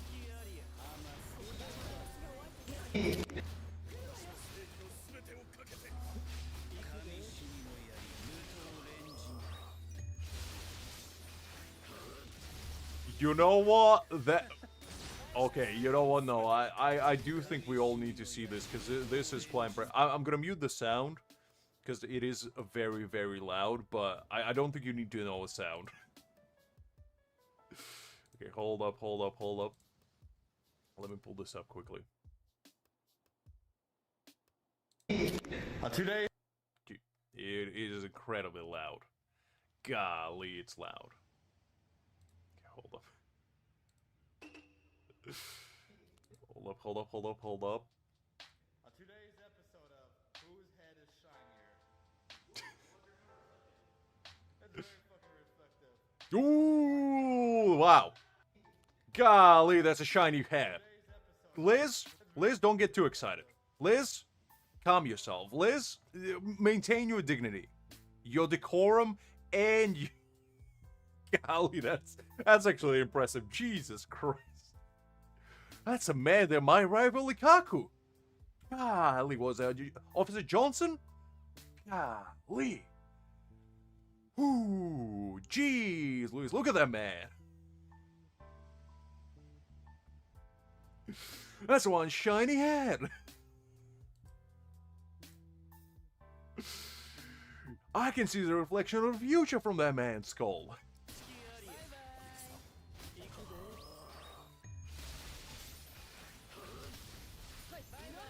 You missed everything, Kakarot. You missed everything. Oh, jeez. Okay, listen, I didn't even know that was physically possible. I genuinely never seen that before.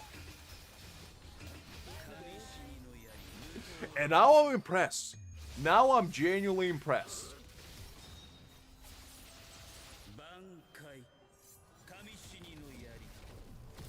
Listen, Liz, I just said not to. So you doing the curriculum.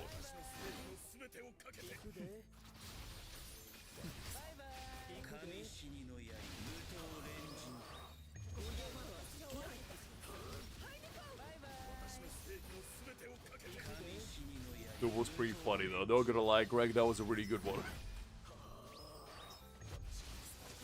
I honestly, I admire your dedication.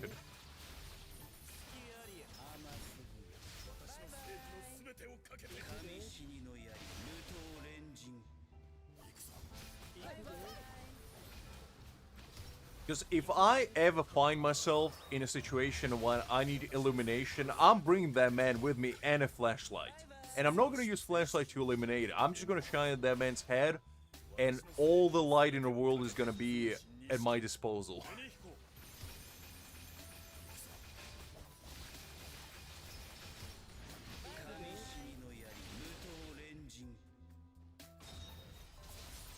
I genuinely didn't know it was possible.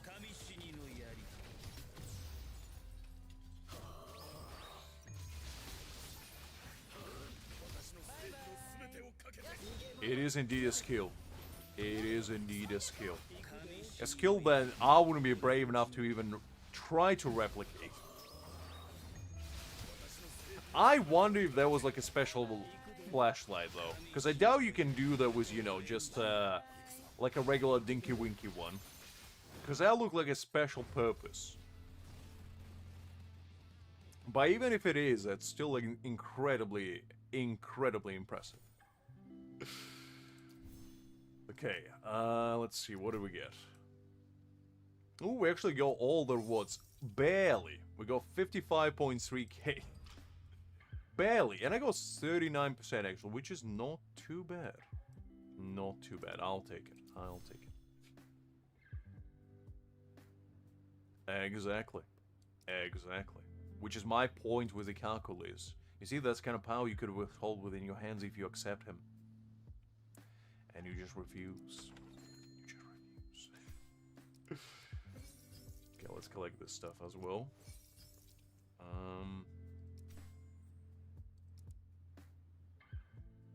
Probably need more of these. And let's get the coins as well. Why not?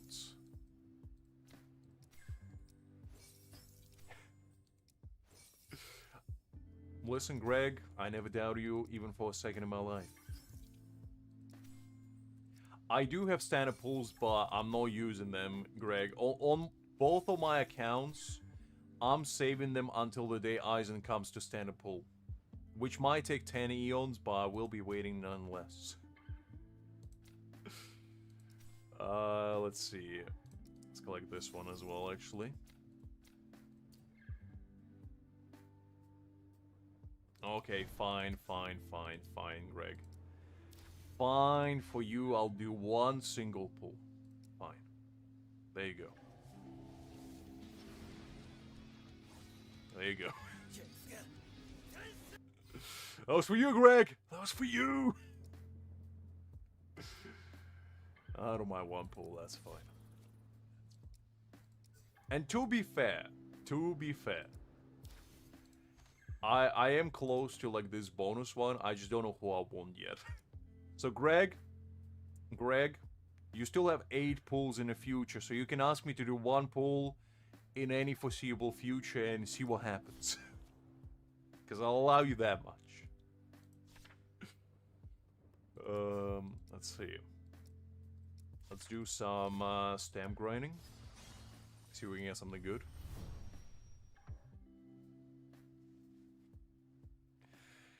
I do want Kisuke Creek, but at the same time, since I am using Komamura, I do kind of want his B1. You know?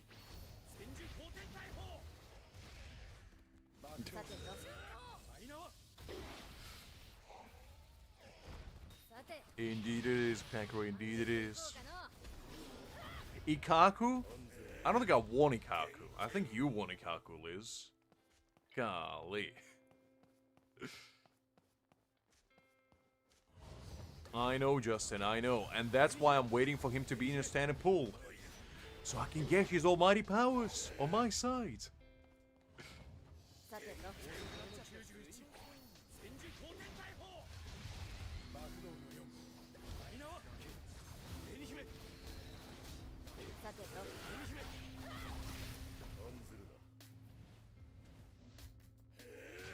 And I mean, to be fair, Justin, Aizen is like the most broken character in the entire game, so can you really blame them for rerunning him as much as they did?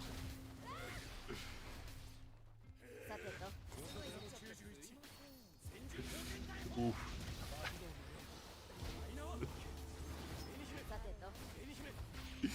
So Liz is gonna collect 10 bald heads of the finest bald gentlemen out there. You know, Ikaku's gonna be one of them. That guy is gonna be the second, and we still have 8 candidates for every finger on her hand. And when she assembles the ultimate Avengers, bold Avengers team, that's when the true universe is gonna shatter upon itself and collapse as we know it. Liz, you still have 8 chances. You gotta think carefully who you want to summon. You can't just be slacking off. You gotta really think deep about it. I would personally maybe go for Dwayne "The Rock" Johnson. You know, the embodiment of boldness in both ways. That would be a good candidate.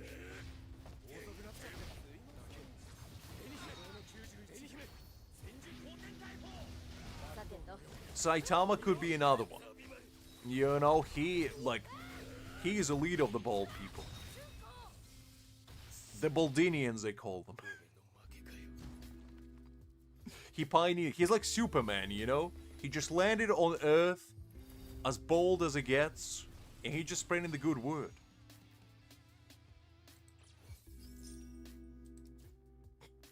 Exactly, Greg, exactly. We know what your heart truly desires, Liz, and we're just helping you out. No need to thank us. Yes, Liz, but if Jean-Li was bald, would you like him more? Is the real question. Busk. Give him Eastern European special. Greg, get the bucket out. We're gonna give him Lord Farquaad special.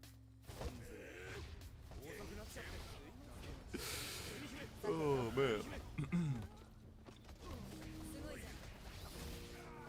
There is actually a picture of bald Jean-Li floating out there on the internet. So it is already has been done.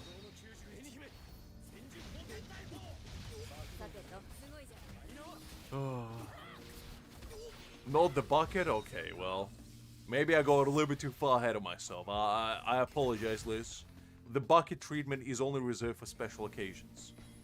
And I bet you don't know what the bucket treatment is, but trust me, if you do, you'll never be the same. Only the finest Eastern European gentlemen out there know the fate of the bucket. A true fearful existence that many of us sleep in fear of.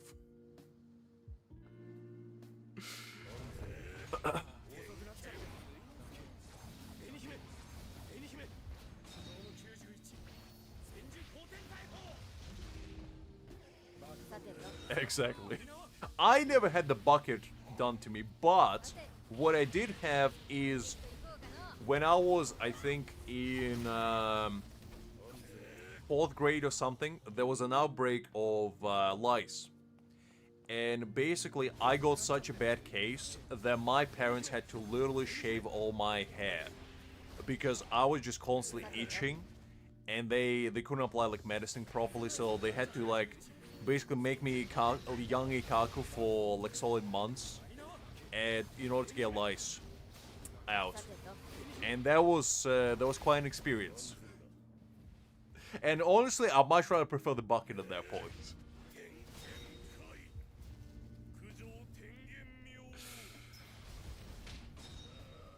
Nah, Google doesn't know, Liz. That's a sacred ritual only Eastern European people know about. Nobody else does.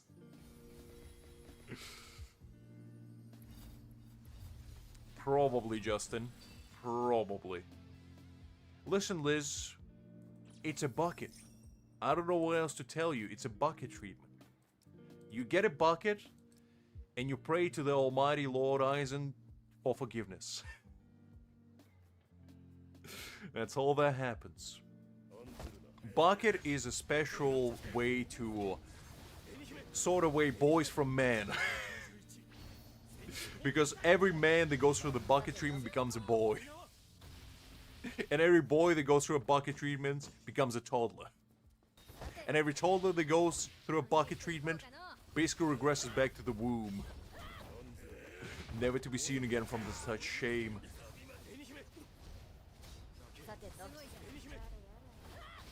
Exactly. They just put a bucket on you, and stuff happens. Stuff happens, Liz, and you don't want to know. You don't want to know. There's nothing quite like going for a fresh cut and getting the bucket. It's truly a torturous endeavor. You really don't, Liz. You really don't. Exactly, exactly. I mean, I never had the bucket, but I've seen those that did. And let me tell you something. There is a specific point when people, before the bucket and after the bucket. And after the bucket, you're never the same. It's like, you know, Dementor sucking your soul out of your existence. You're just never going to be the same man ever again.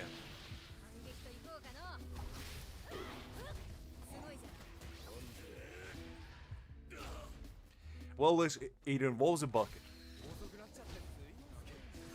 And a very, very, very, very strong set of wrong choices being made. Listen, Liz. Do you know Law Farquaad? Imagine that, but 10 times worse. That is a bucket tree. And truly, you don't want to know what 10 times worse of that is.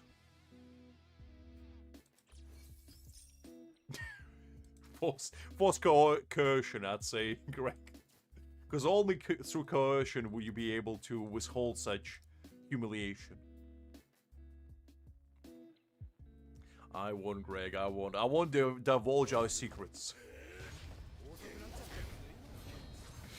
It's a very peculiar choice, Liz. It's not, Angel. Ball cut is like the beginner level. The bucket cut is... So, ball cut is basically, you know, like an Elden Ring mob. And having a bucket cut is basically like fighting every single Dark Souls game compiled together on a hardest difficulty but naked. That's kind of difficulty we're talking about here. And honestly, I don't think that's kind of oppression that any sane man can withstand out there. Truly a fate worse than death itself.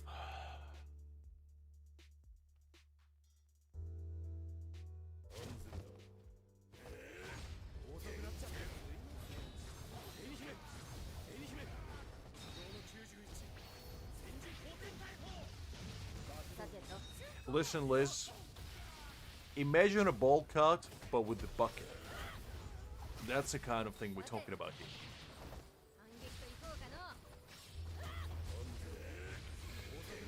Ah, Liz. If you've never seen the bucket, you're a blessed soul. And you should appreciate your willful ignorance, shall we say. Because those that had the bucket, I've never been the same.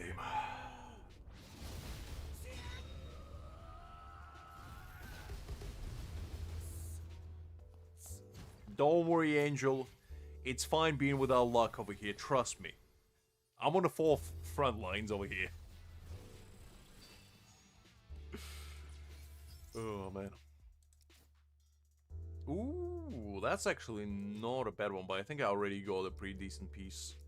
So probably don't need it.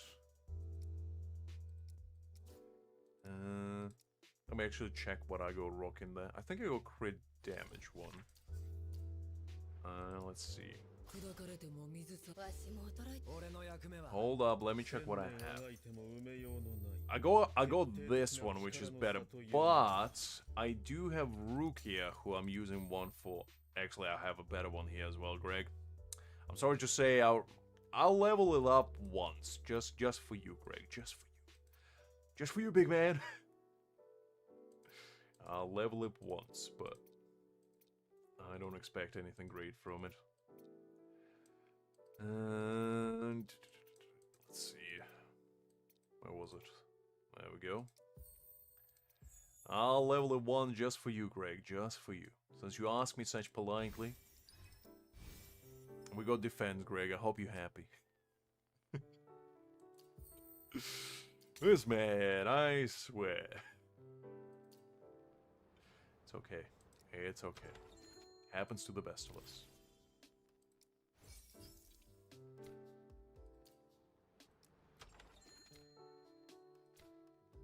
It's not how to flat defense. Listen, Greg, I don't want more defense. Nah, Greg, I'm not doing more defense. Listen, there's no Genshin. There's no defense-based characters. In this game, defense is a forsaken stat that nobody wants and nobody needs. It's okay, though. It's okay. We'll have our Ito of this game at some point. And when we do, trust me, I will have all the defense in the world. I don't know, Greg. That's a good question. I don't know. That's what I've been saying since day one of this game. Why is there a defense stat if nobody uses it? What is the point of it? Because, like, I understand an HP, you know, you have to survive somehow, but what is the point of defense? What are you defending against? Mental trauma? Kinda too late. Already have too much of it.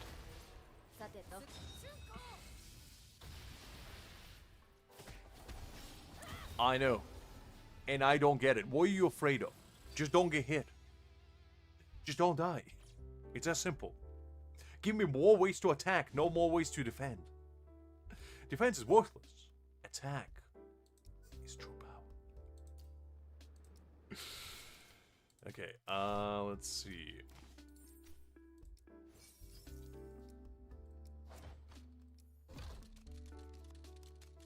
Exactly, Craig. Exactly. I'm glad we are on the same page, you and I. That's what life is all about.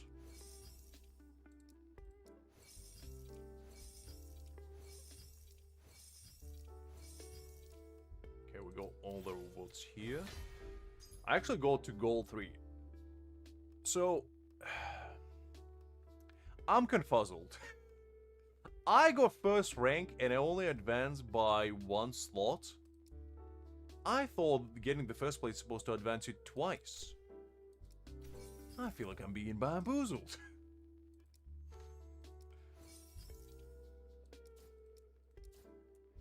Okay, that's fine. Let's see, what do we have here? We gotta do Strike and Spirit. I probably can actually get a decent score in here, so let's see. Let's do Momo, Rukia, and Toshiro. Liz, we're fighting your idol. Don't get too excited, though. Look at that man. Look at him wielding that stick so professionally. He put San Wukong to shame. Exactly. Exactly. Liz, Don't get too excited. Liz, I hope you're not getting too excited. Golly, calm yourself. I know you can maintain your composure through that deadpan face of yours right now, but do try.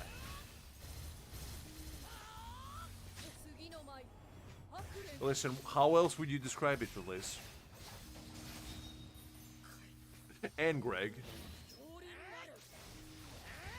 Sometimes you gotta find a man that wields his stick professionally.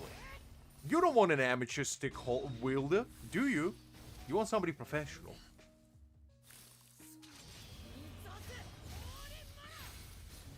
What, do you think I'm lying? He wields a stick. He's a stick wielder. The best of its kind.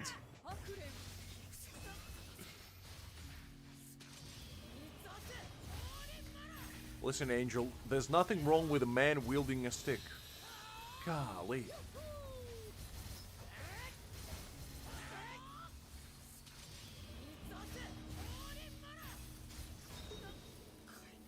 I mean...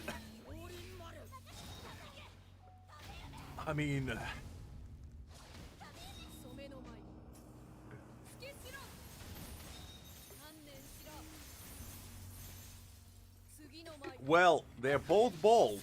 I'll give you that. And they both have a lot of experience.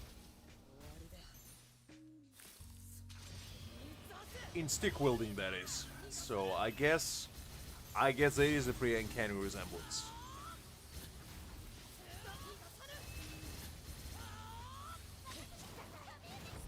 You brought it up, Greg, not me. This guy.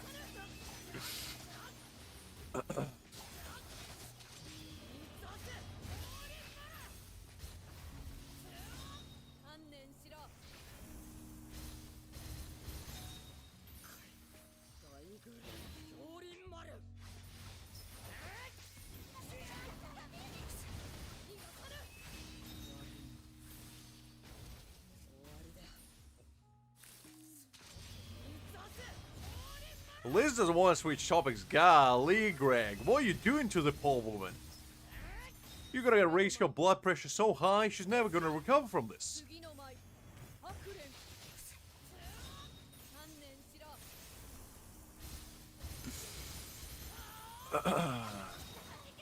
I mean, shouting is just part of curriculum, Kakarot. It's not even an order for these fine gentlemen. It's part of the job.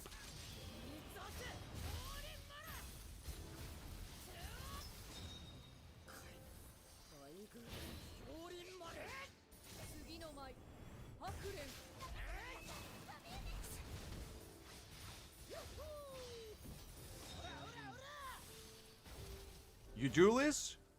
Okay, good. Well, you did disagree with Greg very profusely, so... I don't know.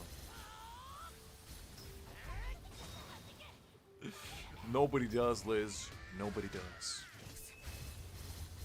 That's the beauty of life for you.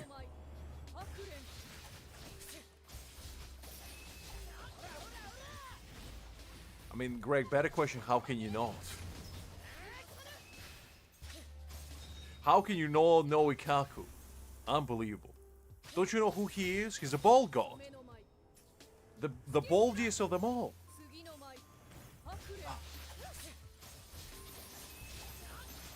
Who do you think Johnny's following in the footsteps of? I'm just saying. I'm just saying.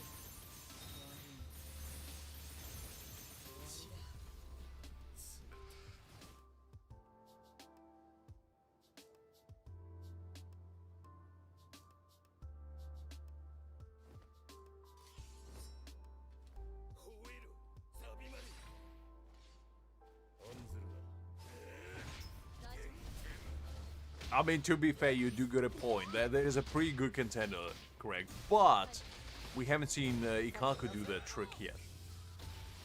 So until we see him perform that maneuver, we can't say for certain. But he is a good contender.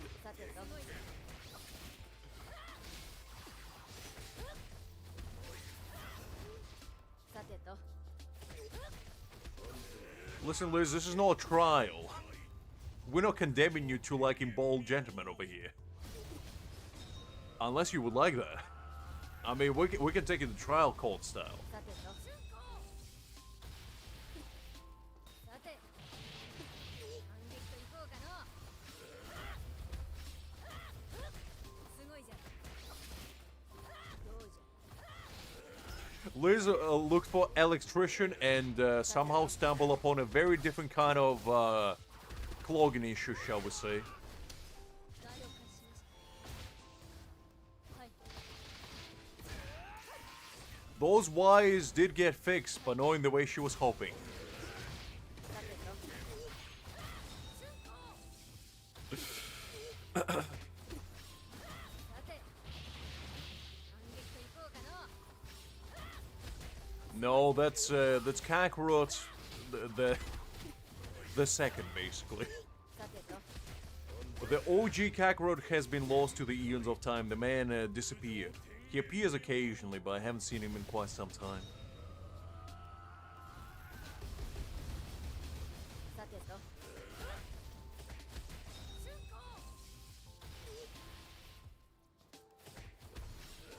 さて反撃といこうかの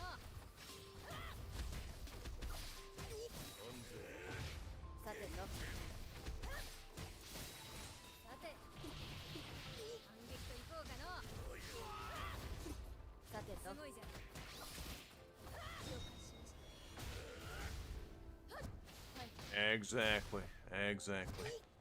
The man is learning his new evolutionary form.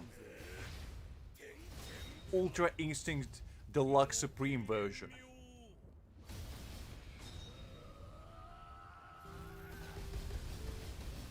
さてと Big rocks? さてとすごいじゃん I mean, can't say I haven't seen that coming. さてと You know, one thing you just out there in, you know, an algebra class, and the next thing you know, you're learning about quite a different kind of Pythagorean theorem. さて That may or may not involve こうかの interlocking of different kinds.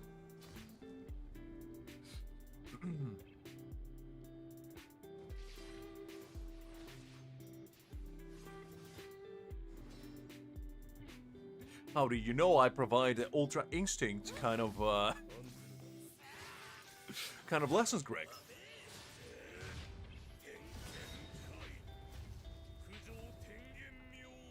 Oh, Pythagorean's theorem, Greg. What else? 了解しましたはい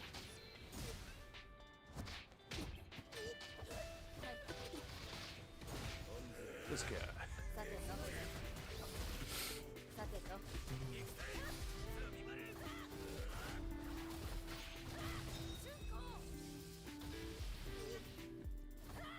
さて反撃といこうかの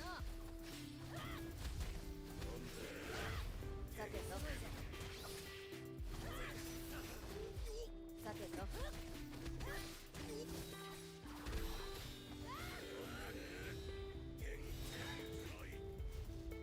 Listen, Greg, you don't understand that whenever I come here, half of the time people come to, you know, just hang out, have a good time, and half the time they treat it as a Hunger's game. And literally survival of the fittest, who gets the most XP. I mean, even Sadvik showed up to grind the XP, do you understand? And he's like the calmest man of them all, and even they corrupted that pure soul. すごいさてと Creek has an entire pie chart made for his experience grinding purposes. Stuff's wild over here. すごいじゃん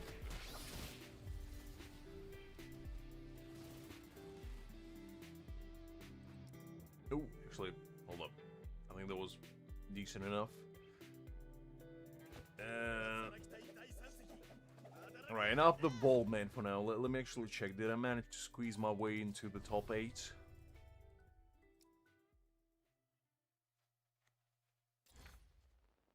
I'm top 6. I'll take it.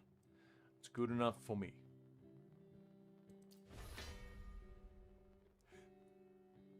I mean, that is true, Greg. That is true. Can't really argue with that.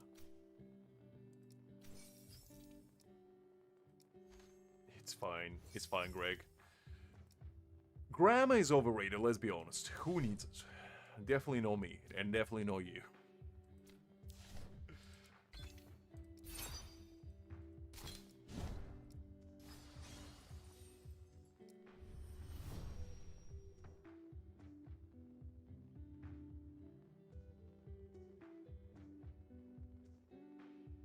Liz is trying to make some backdoor deals over here. Unbelievable. Where's your integrity, Liz?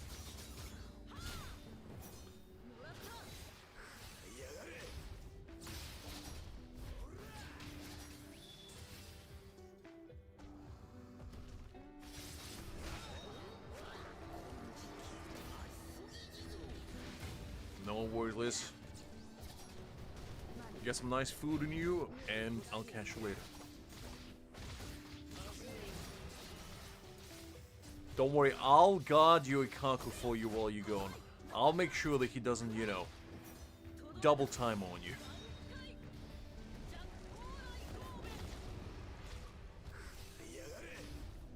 What do you mean bullying, Liz? There's no bullying in this place. Only encouragement of the finest kinds.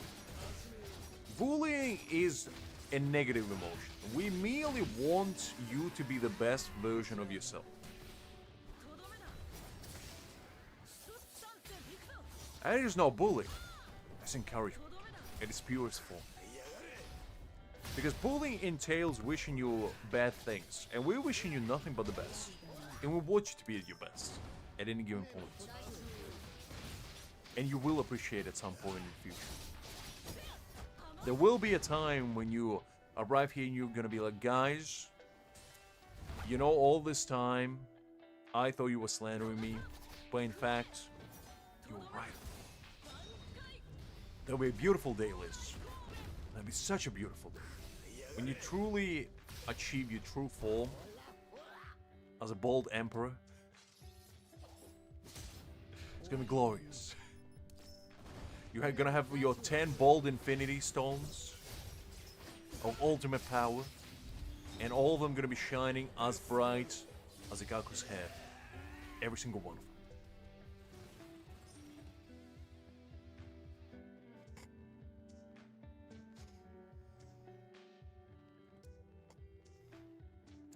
You know what, Greg? Come on. Don't punch a woman when she's down.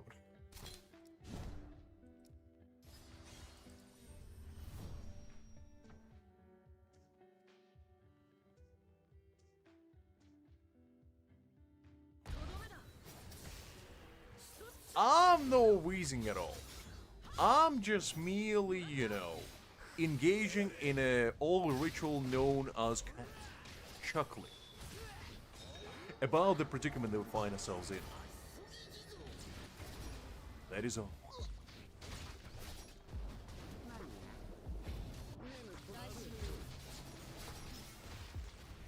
Exactly, Hatford. Exactly.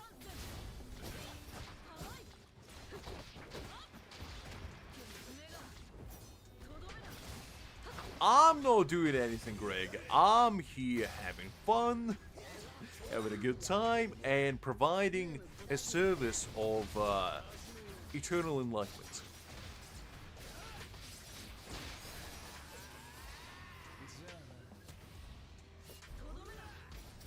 I know, Liz. I never said otherwise. You're the kindest, most well-loved individual ever, Liz. I always knew that, buddy.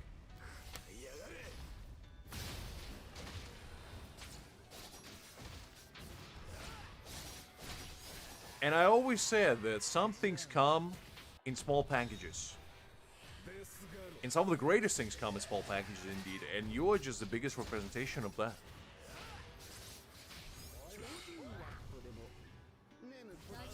Hi, Dazov. Let's see, hopefully doing well. This is not my main account, so I can't show you right now. I'm on my free-to-play account at the moment, but basically, for your Aizen, all you want, just stack up your crew rate as high as you can. On my own, I have like 75% crew rate, and I think 100's 23% crit damage. A little bit of ultimate recharge rate goes a long way.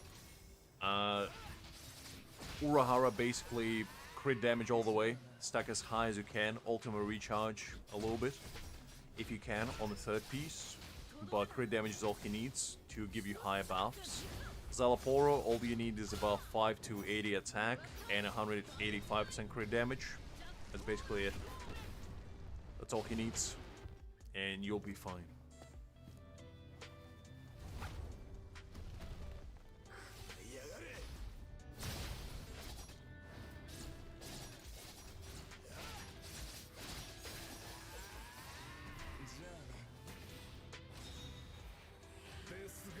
Listen, Greg, don't joke around that. Toothpicks can hurt.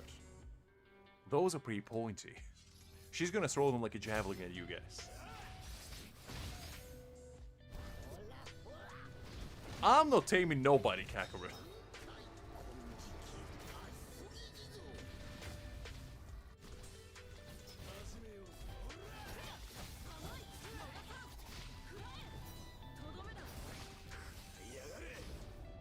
In my opinion, just have fun. That's my opinion. Don't stress about your builds. Don't chase perfect builds. At the end of the day, it is a game. And as long as you're having fun, that's all that really matters. Because to be honest, the only character that I have quote-unquote perfectly built is my Aizen. But that's because I like my Aizen tremendously. And I just really wanted to have, like, quote-unquote perfect Aizen. But everybody else, I just don't really stress too much about. At the end of the day, as long as all your units are decently built, and as long as you're happy playing with them, that's kind of all that matters, let's be honest. It's not the end of the world if you're not doing the highest numbers ever. Okay, so I think we did this one. Let's do some Frenzy Feast, because I think I still haven't finished it. Listen, Greek, it's not glazing. I just appreciate the man's stature. I always get philosophical, Greg. I can't help myself. It's in my blood. Okay, so I don't need Flash this week, so that's fine. This one should be okay.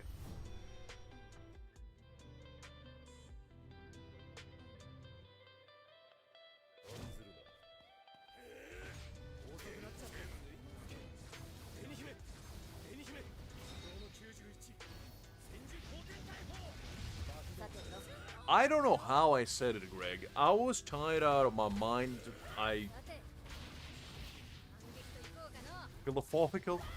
I don't think that was that. I have no idea how I said it before, Greg. Do you really expect me to remember stuff that I said like a year ago at this point? Like, come on.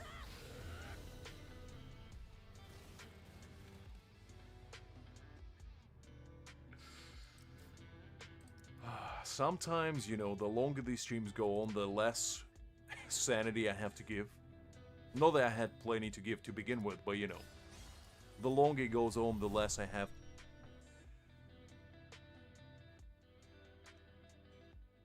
And it's okay. Because sometimes, you know, you're gonna unleash your inner demons, inner voices, and just see what happens. That's exactly what I'm doing every time here.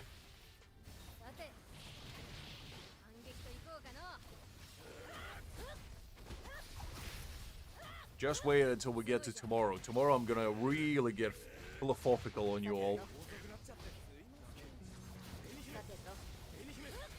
That's good stuff, that's good. As long as you have fun with the game, that's all that kind of matters. If you're not having fun playing the game, what is the point, to be honest? I appreciate the follow, thank you. It's fine, no worries, Greg. Sure, I mean, tomorrow I'm gonna do the Ghost Train, but I will join you on the races and the heists. That's fine.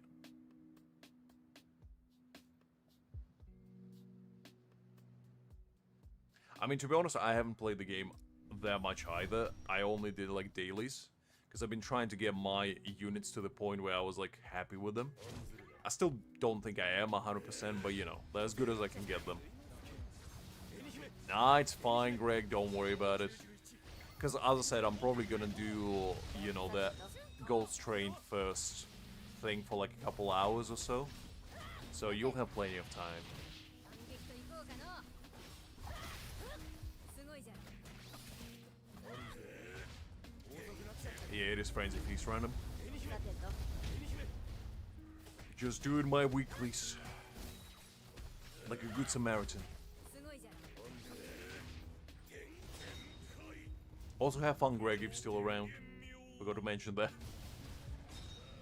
I know you went on a rave the other day. Just don't get too excited. さてと No worries, Greg. Was a pleasure as always. As I say, get a good night rest, and I'll catch you tomorrow.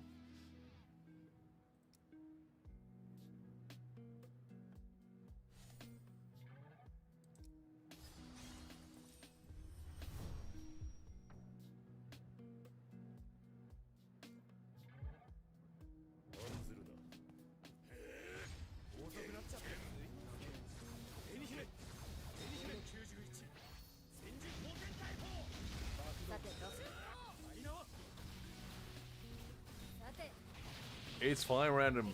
I'm glad I could help. I mean, I had a very hard time figuring out the Last Noches Siege as well. Because if you look at the last week's stream, I literally spent the best part of like 3 hours trying to figure out what I was doing wrong by watching AI do it, and I still couldn't figure it out. And then I was like, you know what, I'll just try to do whatever. And I kind of figure out that you just switch as much as you can, and that's how you get the higher multiplier, which makes 0 sense, but it works. And that's what matters, I guess.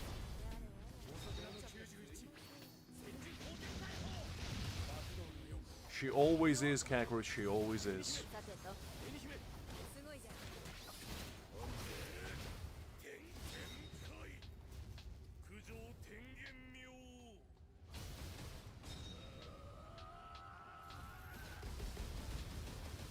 さてと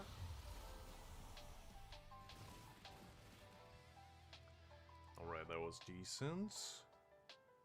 After building my characters a little bit better, this became much more of a breeze than it used to be. Who would have known building your characters makes you do better damage? Definitely not me. Otherwise I would have done it sooner. Now I can confidently say that my free-to-play account is looking better than it was. Still not on level my main, but you know, it's at least better. さて反撃といこうかのすごいじゃん No, I haven't tried it yet. We're probably gonna try it out next week after we summon for white. And the thing is, it's 60 days long, so there's plenty of time to beat it. Does it actually have that annoying mechanic of having your characters limited for like 2 uses per day? Because if it doesn't, I probably will just clear all in one day.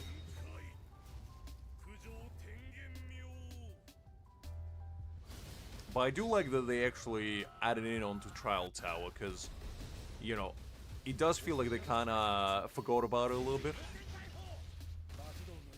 And we haven't had a limited Trial Tower in quite some time. I think the last one was during Mayuri さてとすごいじゃん banner, so it has been a whole minute. さてと 4 fights per character? Does it actually reset, or is it just like a limit for the entire thing? さてと Ah, I see. So it's not limiting you in the regards of, you know, you need to do it over a certain amount of days. Just limiting you in the characters that you can use.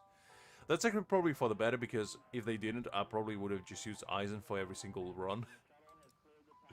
And yeah, that probably wouldn't be that that difficult at that point. But to be honest, if I only need 3 teams, I'm not gonna use my slash team, and I'll be fine. Because my strike team is fine, my thrust team is fine. But then again, if you know, if the white gonna buff the slash team a lot, I might reconsider.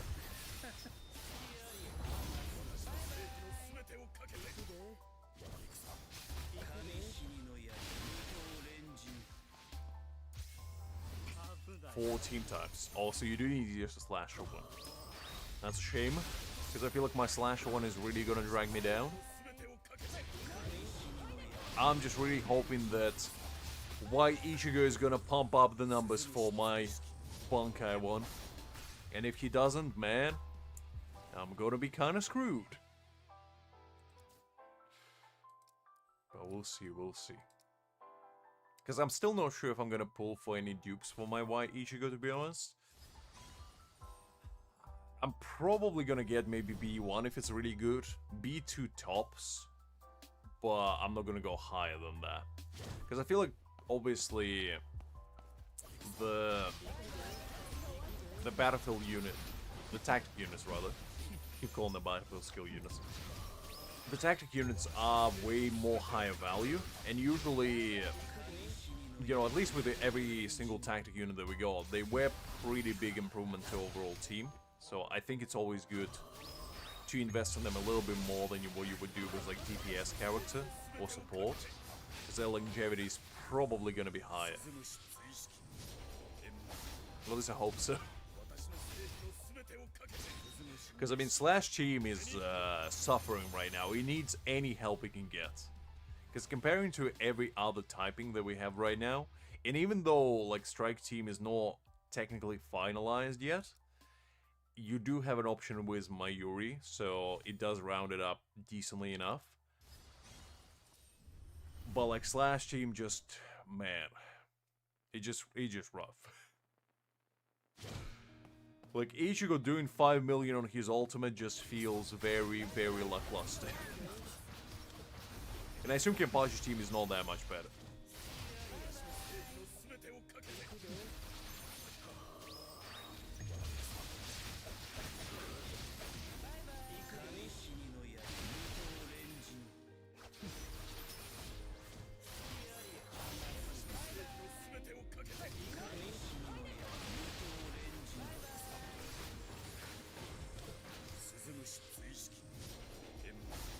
Yeah, that's the main reason why I didn't go for your B2 personally, because with Nell and with Aizen, they are like actually becoming DPSs. While I feel like for Soifon, she doesn't want to be a DPS, she wants to be like a support sub-DPS kind of unit. Which is fine, but I don't know, I just go used to that your tactic units are like your core mainstay of your team. But with Strike Team, it doesn't feel that way, at least. Maybe in the future it will, but it will depend what kind of like support we're gonna get in the future for that team. And if maybe that will round it up better.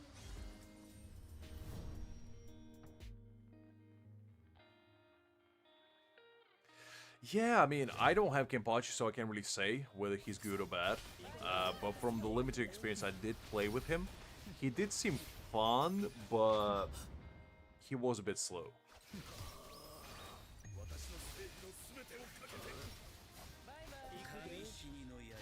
He is indeed, Kakarot, he is indeed.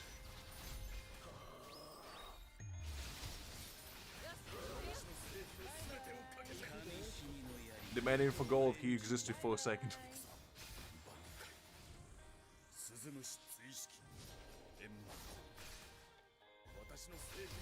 I think I cleared all those events with Ichigo. I didn't use Kenpachi. But yeah, it is a shame because like I really like Kenpachi as a character, but just his gameplay was not it for me personally.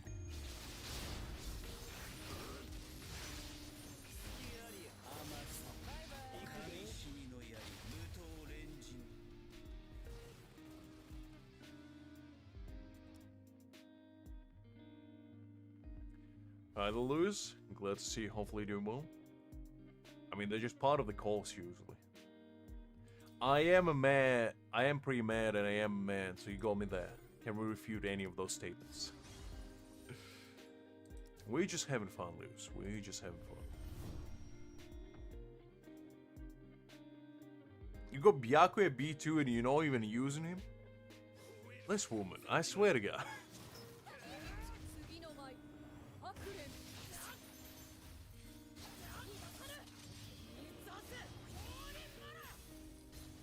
Well, that's what I mean.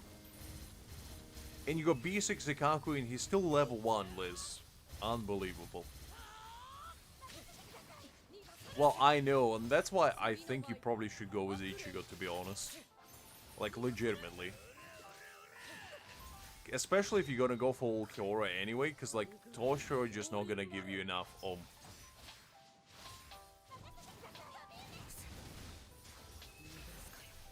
I'm sorry, B12 Ikaku, Liz. I forgot that you have 6 copies sitting in your backpack just for the love of the game.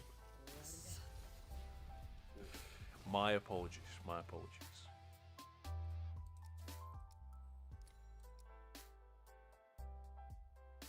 And especially since we do keep getting, like, events that are harder and harder where you need more and more teams, I just think it would be a good idea for you to start building your Slash team. Actually, not a bad idea. I forgot about that completely, Creek. That is a good point. But the thing is, the chances are he's probably not going to be... Well, actually, he might be decent enough. I don't know.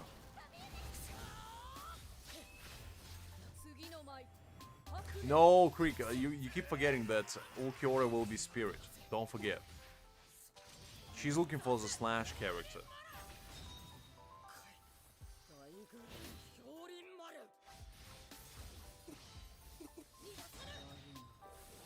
Because your Slash team is non-existent.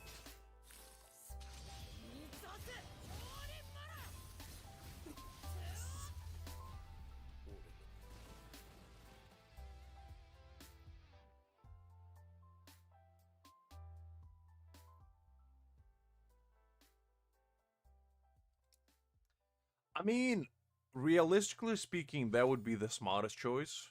Because they will allow you to actually build a very decent Spirit team already. Because she got... Did you pull Szayelaporro, Liz? I forgot. I think you did, didn't you? So you got Szayelaporro, you got Aizen. And to be fair, your DPS load doesn't matter that much. So I feel like the base Ulquiorra will be fine for you, to be honest.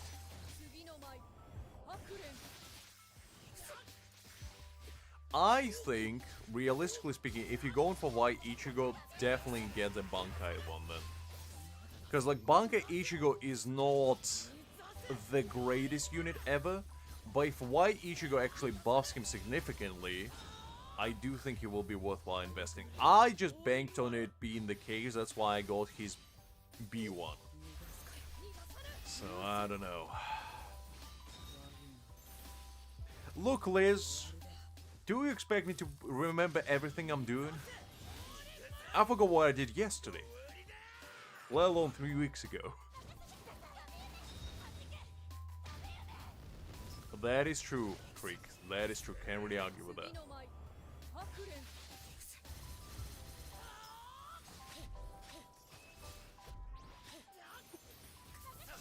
I hope so. I hope so. Well, that would make the most sense, to me at least. And if he does give him a pretty solid buff, I do think he will be a more viable option. And to be fair, I just feel like getting Toshiro dupe from, you know, free selector, unless you're planning to play with Toshiro for a while, I just don't think it's a smart move, because we don't know when the next Slash DPS comes out. And my guess would be the anniversary, when we get full Hollow Ichigo. I really don't think before then we're getting another one. Like, I just don't see that happening.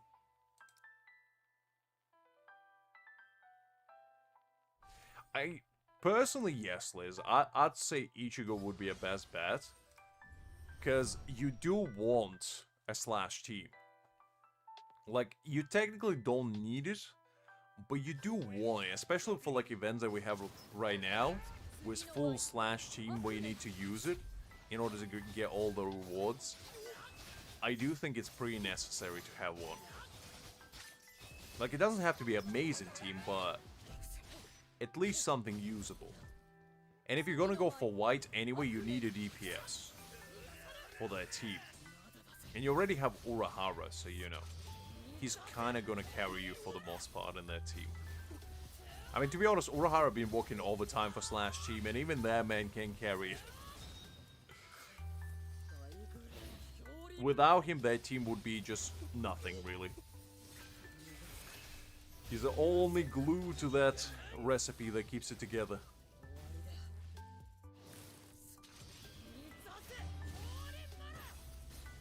And it's crazy to think the Slash team used to be the best team before any other unit came out. No, she didn't, Justin. She didn't.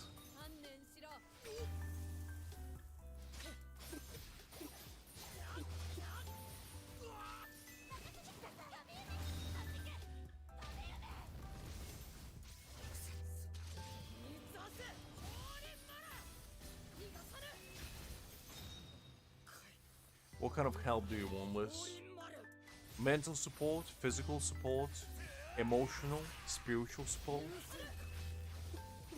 Bro, many kinds.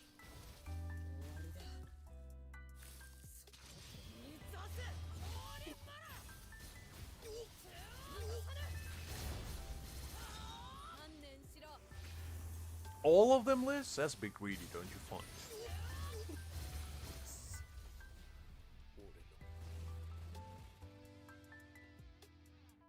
I mean, that is true. I feel like everybody wants to have Urahara more than anything. Because this man right here, he used to be the GOAT. Still is to an extent. Urahara, you can't really disrespect the man. He still does a lot of heavy lifting.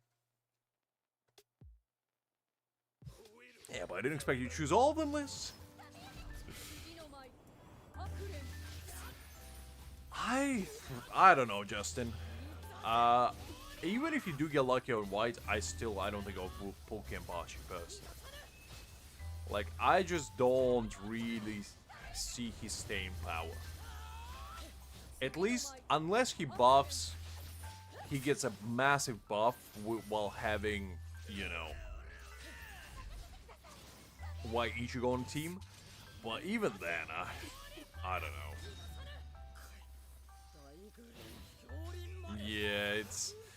Especially since you can get a free Ichigo right now, I just don't think Kenpachi will get a bigger buff than Ichigo from white. Like, I don't see a world where that's gonna happen. And I have a theory that doesn't have any sort of credibility to it besides my own opinion for the most part. Is the fact that whatever white Ichigo's gameplay is gonna be like is basically gonna be an indicator of what the future DPS for Slash gonna be like. Because what I think they're gonna do is they're gonna preempt white Ichigo to buff the new limited unit in the future, whatever they may be. Is my trail of thoughts. Is it correct? I don't know, but as I say, I have a sneaky suspicion that's gonna be the case.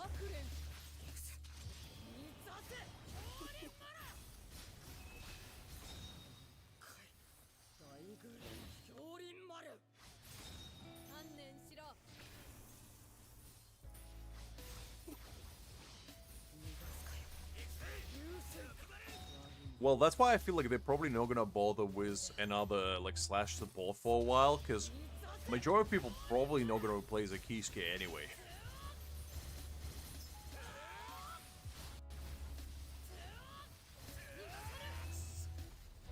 There we trees. Glad to see you. Hopefully you're doing well.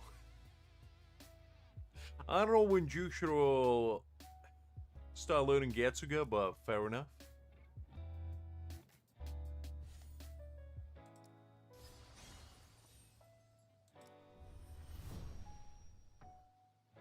I mean, that is true, Justin, that is true, but like, the last thing they probably would want to do is make white not synergize with the future Slash DPS. Like, I feel like that would be the last thing they would want to come across. Because so far, every single tactic unit has been synergized very, very well with the DPS.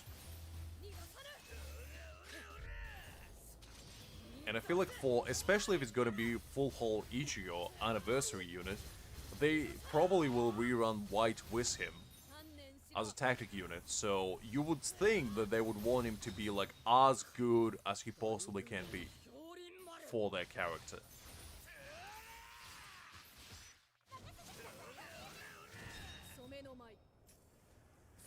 I mean, they can technically upgrade him later, I guess, and just make him more suitable towards new character. But I don't know. It would be kind of interesting if what they did for White is basically upgrade any Ichigo character, no matter who they are, and retrospectively buff like future Hollow Ichigo without even doing anything. So like kind of what they do with Yoruichi, but instead of it being tied to a single character, it's basically Ichigo as a character. As like, you know, any Ichigo goes into that portal. Like, have a condition, have Ichigo in your team, and you get this buff or whatever. I think that would be kind of cool. I don't think Vastalo will be Strike, because Grimmjow is Strike. There's no way they're gonna make half anniversary unit and full anniversary unit the same typing. Like, there's just no way that's happening.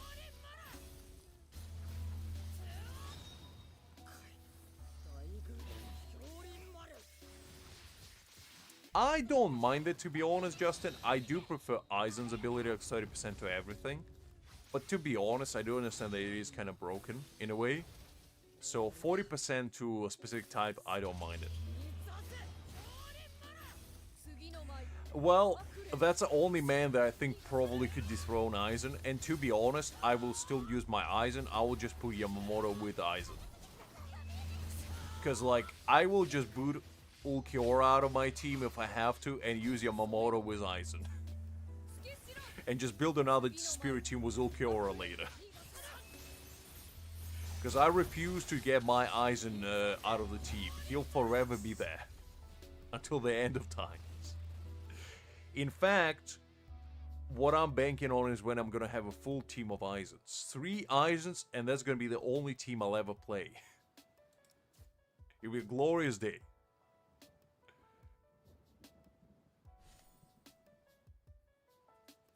Well, that's why a lot of people think in Greek that Vastalord will have a new element.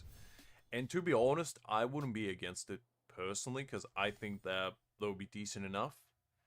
And I would think that would be kind of cool, you know, getting something new to play with. But the problem with that will be is that you will have to build the entire new team out of it. Which, you know, depending on how you feel about that, could be a good or bad thing.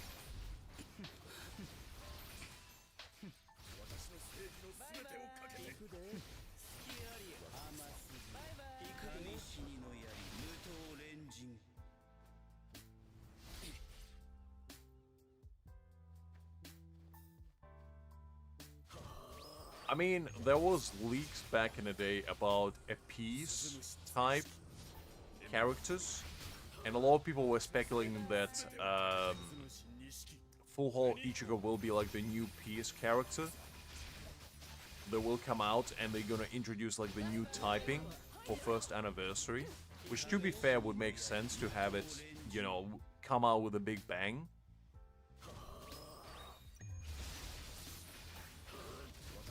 And maybe make Pierce, they kind of, it's like a universal type, where it basically counts that you can slot it into any team. Kind of like Aizen, but actually make a universal, where they don't suffer from any disadvantage. Because in a lot of gacha games, there is like, you know, light, dark, or, you know, Cosmos or whatever. Kind of units where basically they don't have any disadvantage, but they don't get any advantage either. So they kind of just there as a jack of all trades kind of unit, which would be kind of interesting if they do that.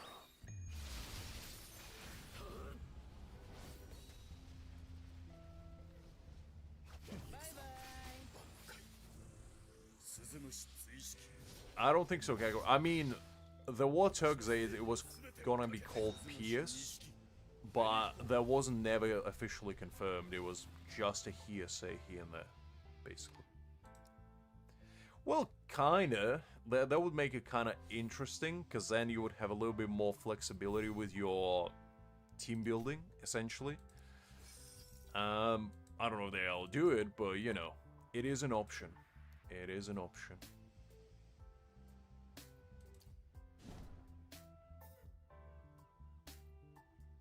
Why do you need to go fight Greg, Liz? What happened?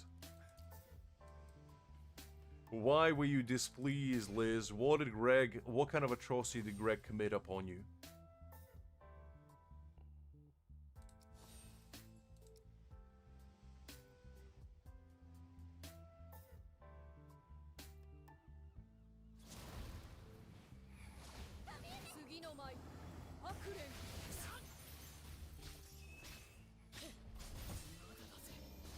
I guess we'll never know.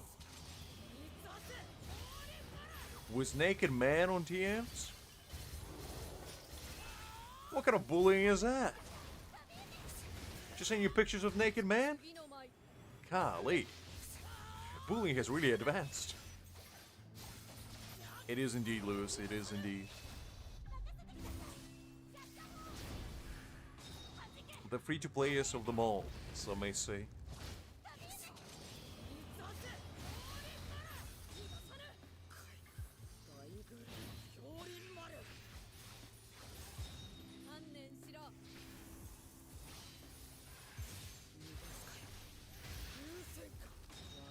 Listen, Liz, you said naked.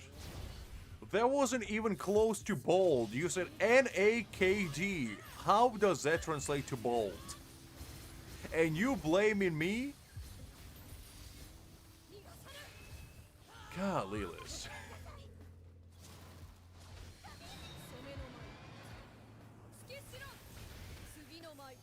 I mean, the only stone reader we have is, you know, Uru. In his infancy form. We ain't getting another one until probably a couple years down the line. Because you gotta think about it, we only getting about... what would be... 16 characters a year. So, I don't know. So you mistyped naked, and then you blaming me for saying naked instead of bold. What kind of logic is that, Liz? Golly, you would make a great politician, you. You misdirectly blame so effortlessly.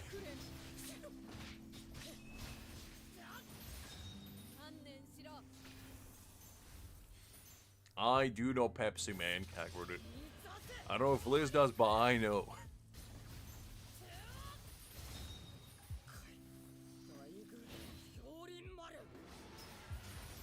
You corrected your typo after I already said the thing, and then you pretended like I was supposed to know that you mistyped.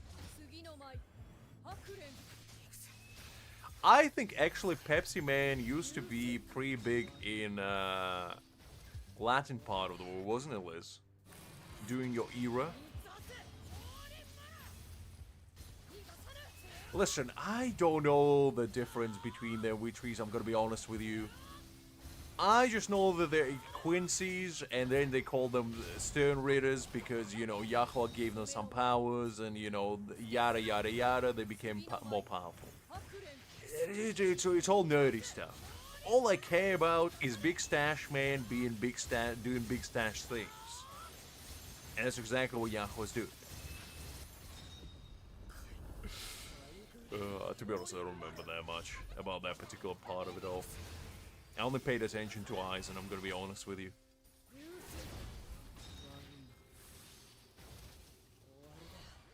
That is true, Justin. That is true.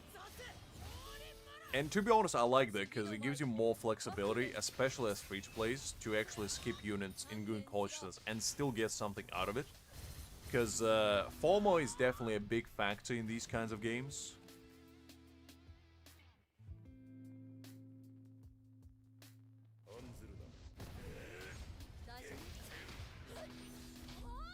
But wasn't Uru part of Yahweh's crew for a little bit? Or did he not join him? I don't remember, to be honest. It has been a while.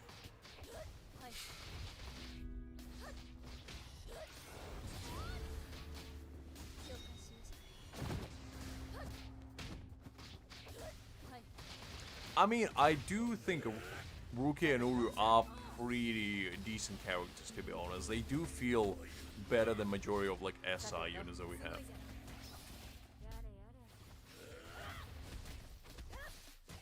I do remember that, Kagura. I do remember that, but I thought that was like the whole thing about them just being under Yahweh, and he just gave them a cool name.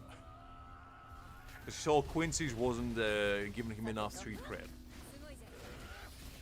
Well, funny you mentioned that, Kakura, because Ichigo is not just Soul Reaper. He's 3-in-1. And if you know, you know.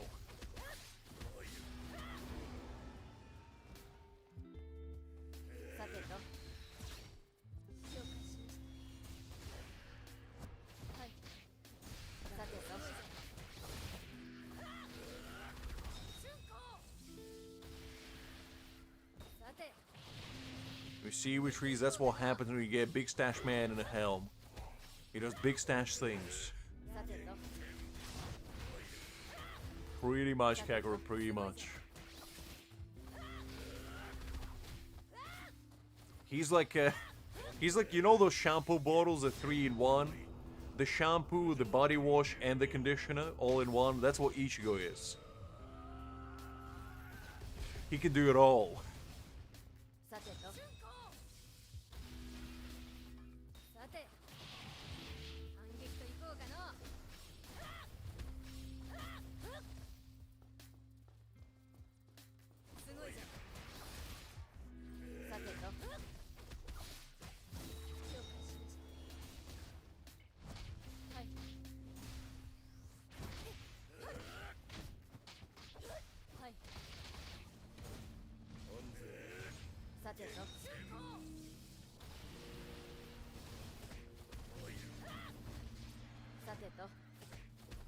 Is it 4-in-1? What was the fourth one? Wait, hold up. Am I missing something?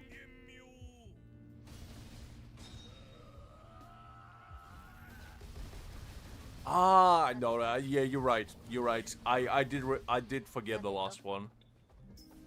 But to be, in my defense, it has been a long time since I read the manga back in the day. I didn't count human because I was like, what is the last one? No, not the human. Sorry, not the human. The Fullbringer. That's why I was thinking, because Fullbringers is humans.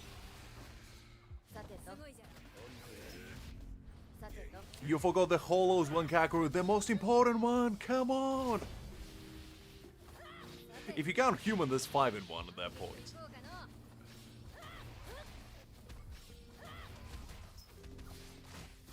I thought so as well, but it is technically, you know, human powers, shall we say, because, you know, that's basically what Chad and Orihime are. Because they are not Soul Reapers, nor they are Quincy's. So yeah, I completely forgot about that.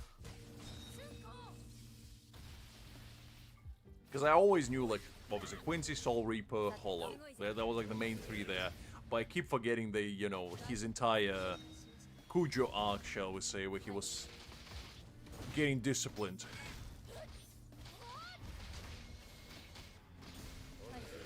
It would be fire to see Tsukishima in this game.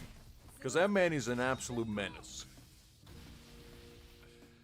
I guess so, because it doesn't really give him a lot of powers, does it? I don't know if it was ever established if it does him. That is fair, Retrieve, that is fair. Listen, Liz, you know, that's how somebody may call it. Oh, actually, hold up, I forgot to check what typing I need.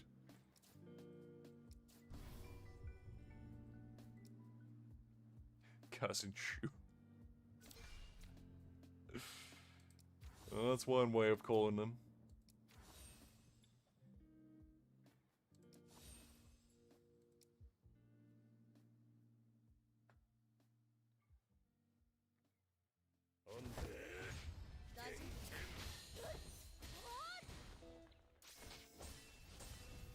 I mean, you're not wrong, Kakeru. You're not wrong because Urahara kind of started Aizen's obsession, so without him, you know, Aizen wouldn't be doing what he was doing.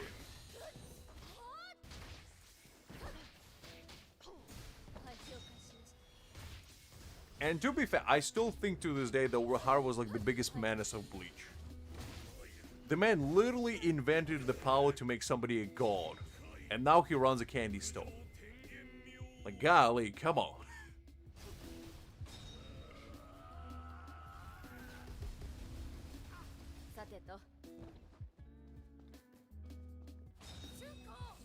It is a pretty crazy power.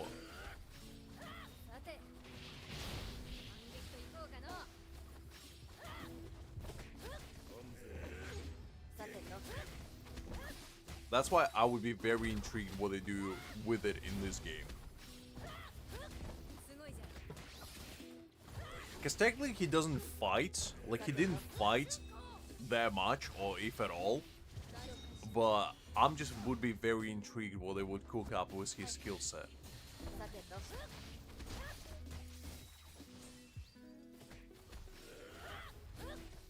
I mean, that's one way of thinking about it, Liz. Because technically Tsukishima can erase everything you ever known and just replace it with butterfly and rainbows.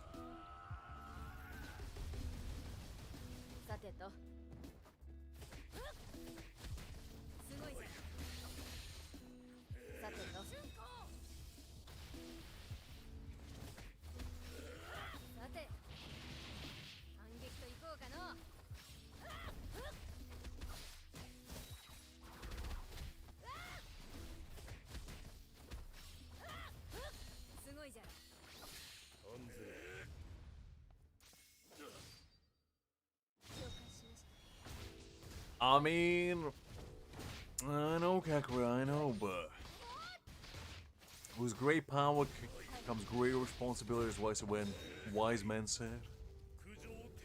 And I don't know what his responsibility was, maybe becoming Ichigo's brother.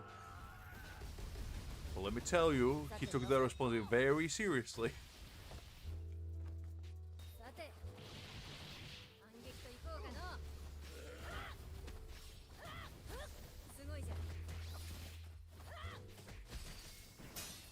I mean, it did make indeed you the version of you, Liz. If there's one thing I always knew about you, Liz, is that you are the best version of you. And honestly, nobody could ever refute it. You see, guys, all you need to be is like Liz. Become the best version of yourself.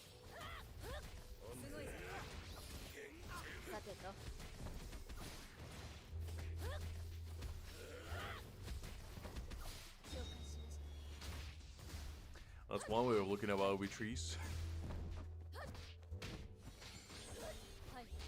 If I had the kind of ability, I don't know how much helping I would do, to be honest. Because knowing my luck, I would probably try to help and traumatize somebody instead.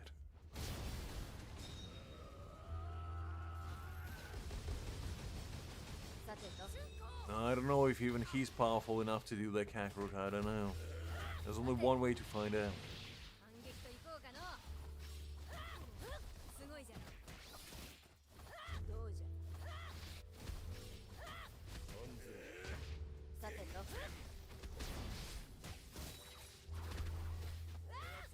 Well, that sounds like a double standard, Liz. You are all about healing others, and now you say it's fake. So if you're helping others by making fake memories, is it really helping them? I don't know.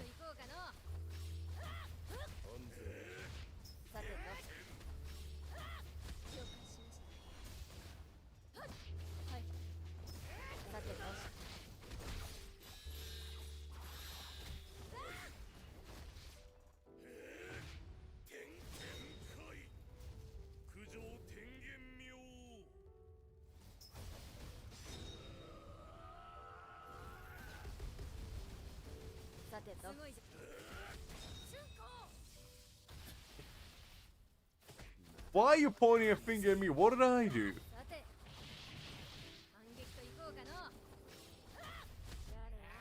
I did nothing, Liz. I was merely talking about Tsukishima's sprouts. 反撃といこうかの。さ And て you と started pointing fingers at me? I feel like your wrath is misguided, if anything. さてと I'm just a humble purveyor of eternal knowledge, nothing else, nothing more. はい。はい。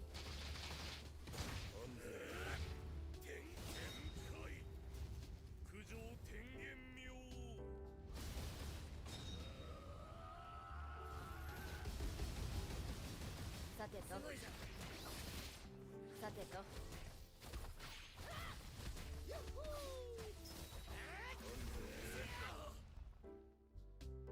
さてと Is it like Kane Asada? さて反撃といこうかの。やれやれ。さてとすごいじゃん。 Listen to this. I'm disciplining this bold gentleman on your behalf, so in fact I'm helping you right now. さてと And I feel like, you know, you doing some friendly fire over here. さて反撃といこうかの。 I mean, who doesn't like Ishibe? We trees, don't we all? But yeah, have a nice meal, Liz. さてと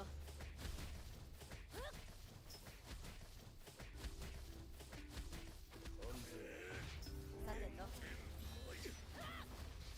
さてと You know what? That is true. That is true. Can't really argue with that.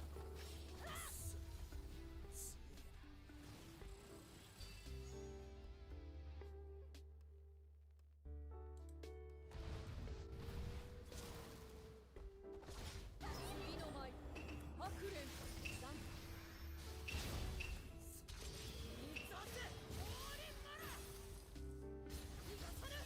Oh, so it's kind of like a stew. Well, that does look pretty nice, to be honest. Looks like a bean stew. 次の舞白蓮 I guess we can pull it up for visual representation of Liz's heritage. Is this what it looks like? I don't know which one is right, but it looks like a stew to me. I assume this is what it looks like. Oh, some mighty big beans, I tell you what. Golly. I like beans. I don't hate them. But it does look pretty nice. You got some lime in there. Looks very fresh. Very nice.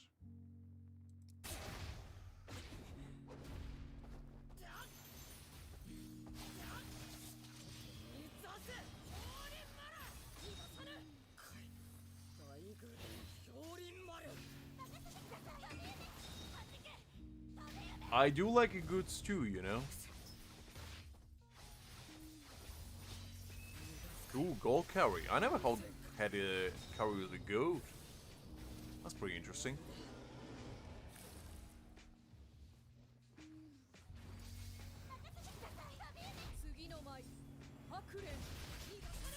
I don't know if I ever had goat meat, I'm gonna be honest with you. No, that's a lie. I did have it in pilaf. I did have that in pilaf. Applause, as we call it.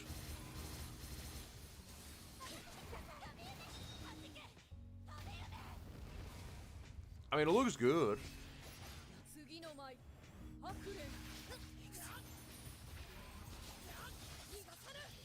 I assume that's Italian, loose.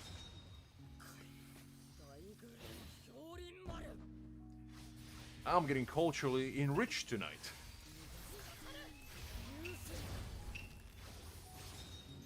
Actually, that does look pretty similar.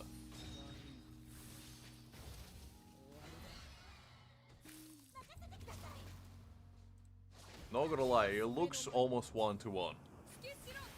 The beans just as big. I don't know where you guys get your beans. Why is it so big everywhere?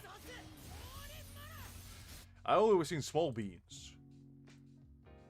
These are some honking beans over here. Like, golly, what is this? Look at the size of that bean. Jeez Louise, this is the size of a small child. It does look good, though. It looks like a hearty stew as well. Very nice. I guess every culture has a bean stew of some kind. I didn't know, like, beans were big in Italy, to be honest.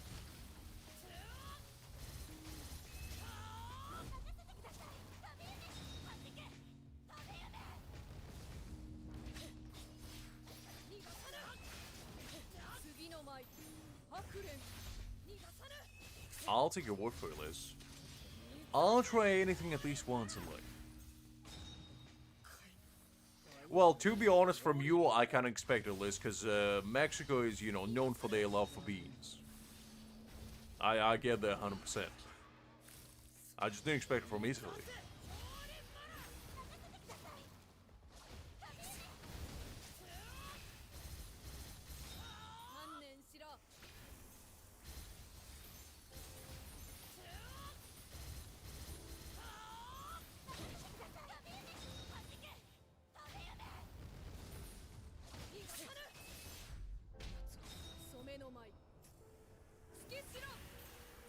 Mr. Bean is a bit different in Kakarot. That's a bit of a different kind of bean.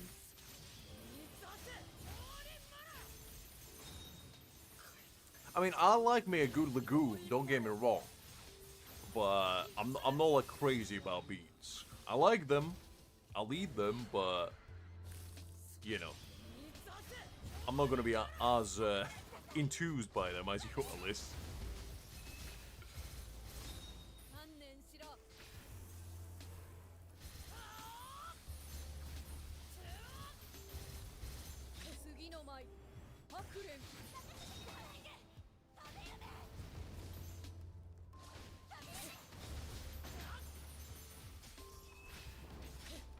I actually never watched Mr. Bean personally.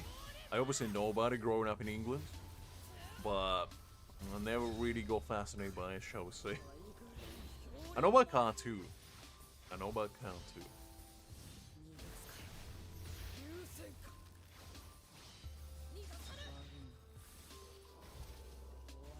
I don't know, I was a SpongeBob man. Listen, Liz, there was bigger fish to fry out there.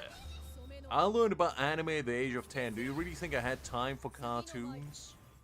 SpongeBob was the only cartoon in my heart ever since I learned about the glory of the East.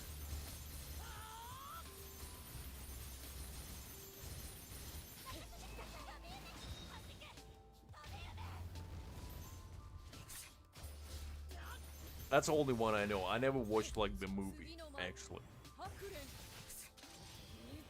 No, I know what you're talking about. I never seen it. No, never seen it.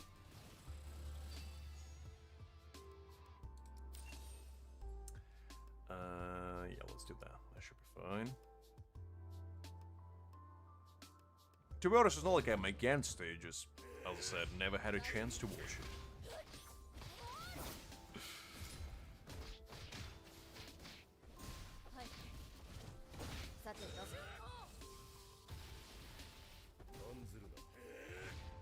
Yes, Liz, what is it?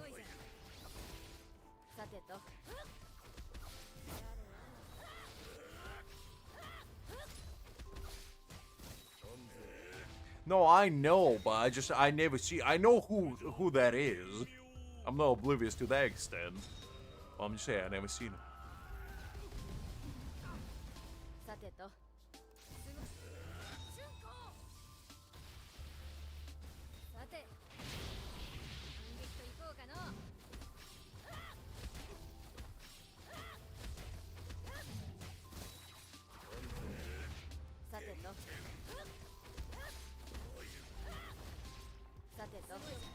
I mean, I don't know if that it's unbelievable.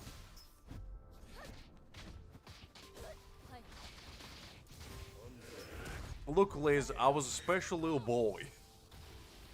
I had bigger priorities on my list, which is playing games and watching anime.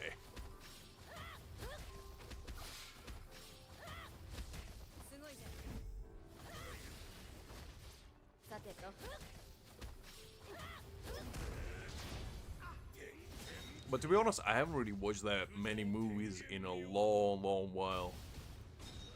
I don't know, I just kind of... I used to be actually quite enthused by them, but I don't know.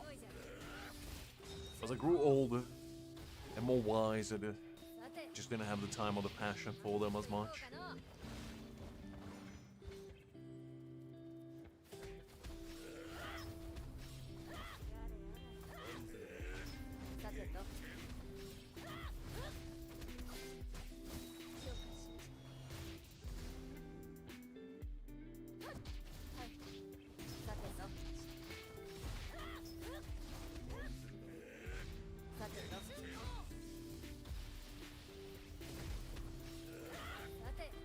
Well, I hope so, Liz. I hope you didn't put your sister in a naughty corner.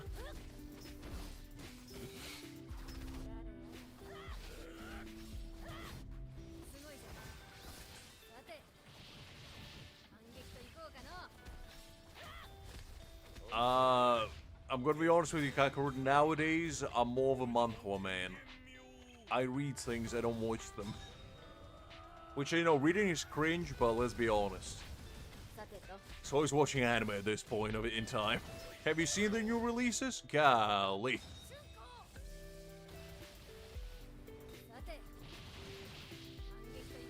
No, I don't know, like, the stuff that's airing nowadays, I just don't have passion for. The last anime that I watched was like Blue Lock U20. And that was only because I was just enthused by the original. Oh, absolutely, I read illicit. You're kidding me? I keep up every week. Every Tuesday, day in, day out, I keep it.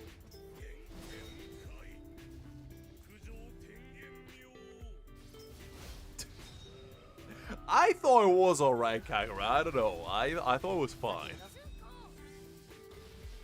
I wouldn't call PowerPoint necessarily, but you know. I do know that some people have a bone to pick with animation. I thought it was okay.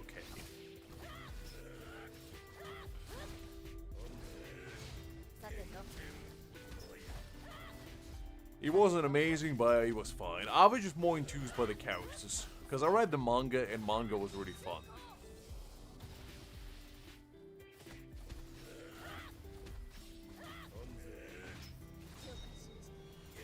And I was just rooting for my god Barrow, you know?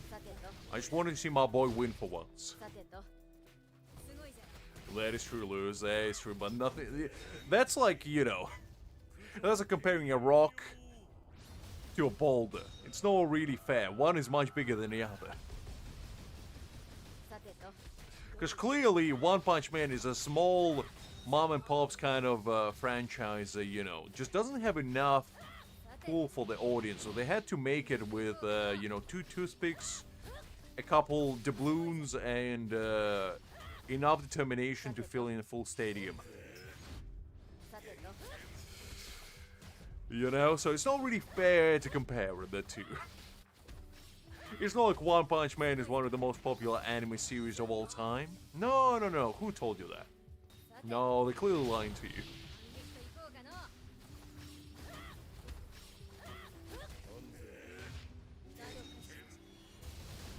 Is it? I mean, I might watch it. I don't know. I wasn't even that interested in the football part of it all. I just like the dynamic of the characters. I thought the characters were really cool.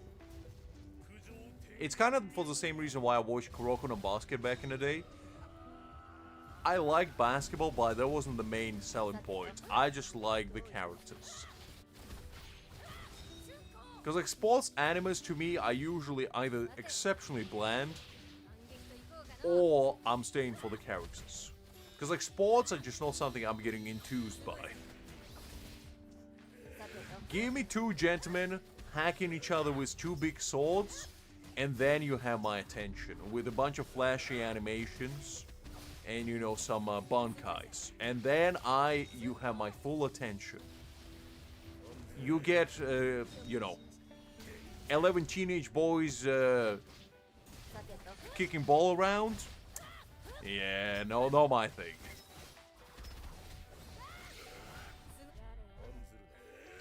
Shaolin Soccer was animated indeed. I forgot about that completely, to be honest with you. Well, that was the main selling point for me, at least. Because I really like Aomine. And I thought he was like the coolest deal ever. And he was actually the one that inspired me to play basketball for the longest time. Because I watched that anime a long, long time ago. And I was like, you know what? I want to be like that guy. Slam Dunk, ooh, that's a trip to the memory lane. I remember that one as well. That one was really cool. The anime was exceptionally slow though. I read the manga, but the anime just was such a snail pace. They just dragged it out so much.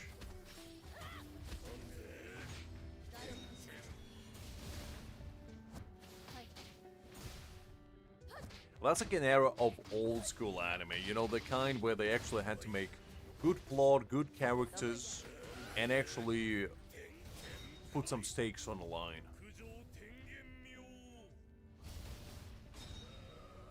I probably will retreat at some point in the future. I mean, the trial tower stays for 60 days, so I'll get it eventually.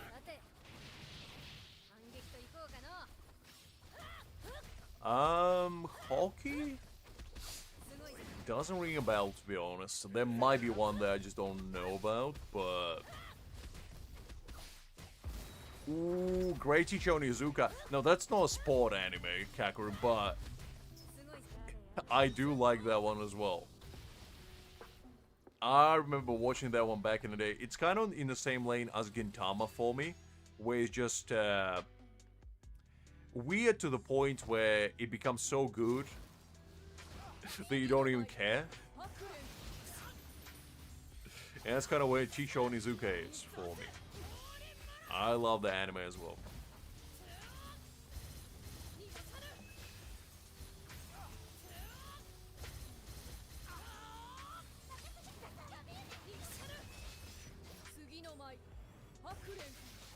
It's okay, Liz.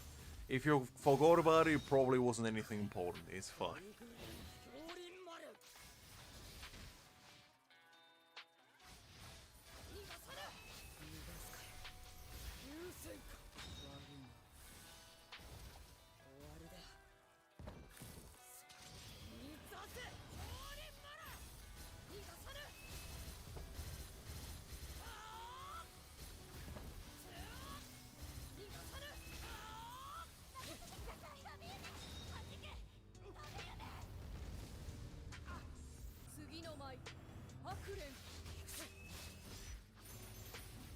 I hope no personal is. That'll be kind of unusual. You have a random individual coming by you out of nowhere.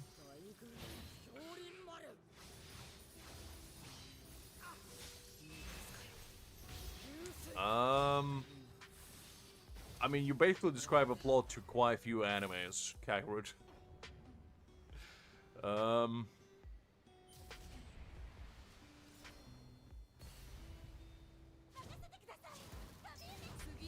No, doesn't ring anything in particular bell, to be honest. I mean, you are the ankle biter, unlike any Liz. I'll give you that.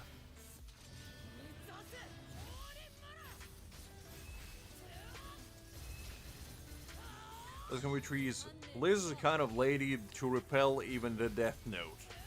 If L wrote her name in there, the Death Note would just explode.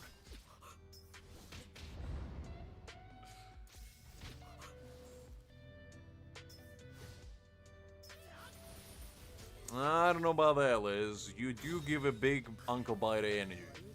I'm just gonna say.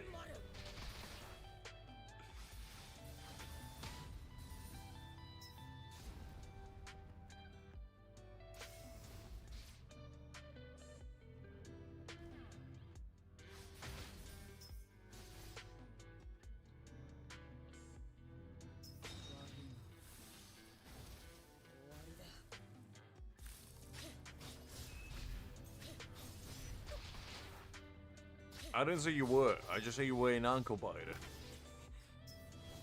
I don't know how that translates into you being shot.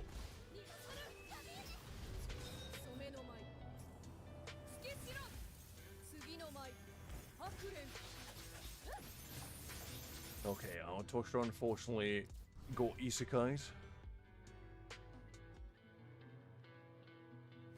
So we're running back one more time. 次の舞白蓮逃がさぬ水させ降臨まら He does indeed, Retreat, he does indeed. But it's kind of like the man Kenpachi is.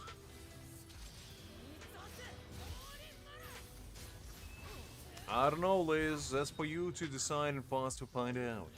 降臨丸次の舞白蓮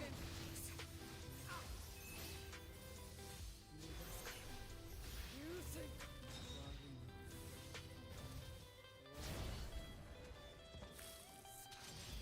させ降臨丸逃がさぬ観念しろ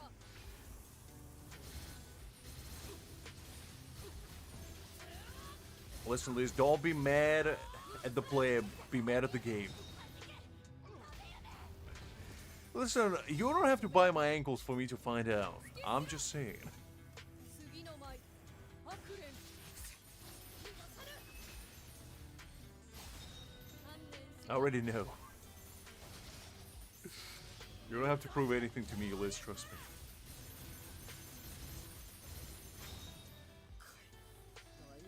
Exactly, Retrice, exactly. We all have a common enemy.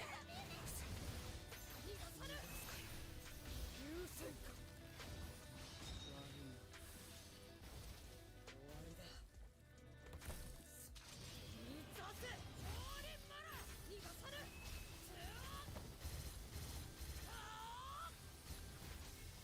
ぬ逃がさぬ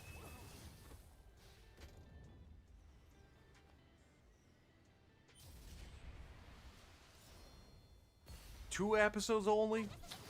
That's too little, Kakarot, that's too little. 次の舞白蓮 I mean, to be honest, nowadays, I just go to the point where, like, reading stuff is just way more enjoyable to me than actually watching.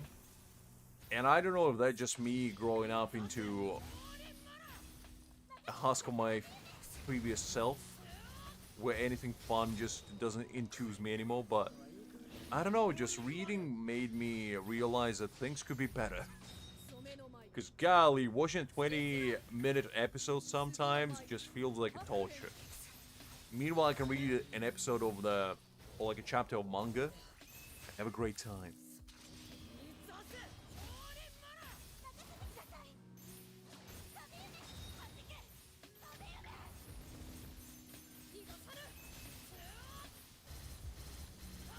Well, Liz, after such slander, I'll make sure to let Big Shueisha know that you indeed would like to still go to Hot Pity. I thought I was gonna give them a good word on your behalf, but 観念しろ it looks like unfortunately it's not gonna happen now, is it? Better luck next time. させ降臨まら 大軍降臨丸 I just find in a lot of cases that anime, especially nowadays, it just has a lot of filler. While manga doesn't have any filler because it can't afford to have filler. Because unlike with an anime, you can't distract people by pretty pixels. You kind of have to either give it your best or people just won't read. Because it's already asking a lot for people to read instead of watch something, so you have to make it amazing. 観念しろ And I feel like that's, in a lot of cases, what's happening. Especially with like Korean manhwa, they just kind of figure out the way to make reading actually feel like you're watching like anime. Because every time I read like Illicit, for example, I legitimately, it feels almost one-to-one to like watching an anime episode. It's that good. Because like the drawing is so fluid, like the combat usually feels like if it actually is animated, because the panels feels very synergistic, where you don't really miss out too much, and it portrays a fight exactly how it should be, in a way. 白蓮 So, I don't know. 水させ降臨まら I never slander anyone, Liz. I don't know where you go against me and my pure ways, But I never slandered a single individual in my life.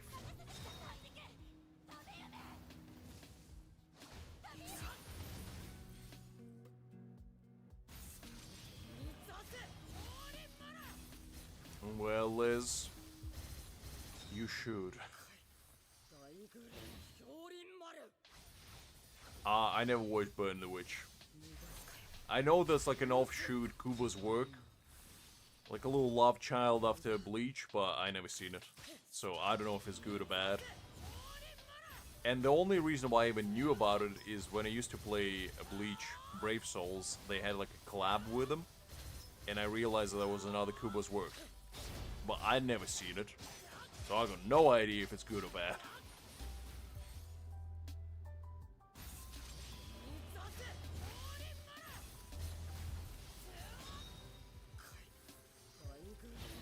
I told you before, Liz, it's on Raven Scans. Just type Raven Scans and you'll be able to find it. It's actually still in the manga channel. Golly, this woman. Clearly shows your dedication towards Kaiden. Unbelievable.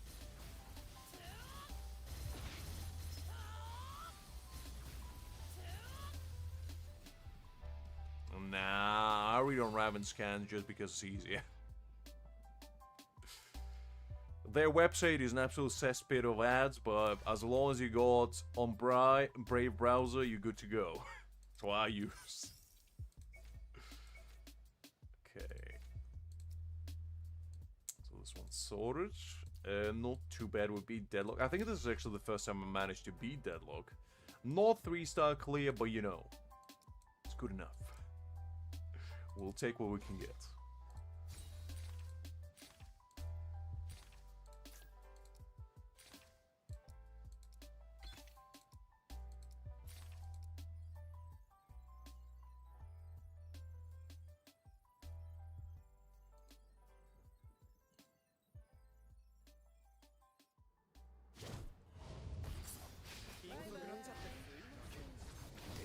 Absolutely no worries, Justin. Was a pleasure seeing you as always. Get a good night resting you.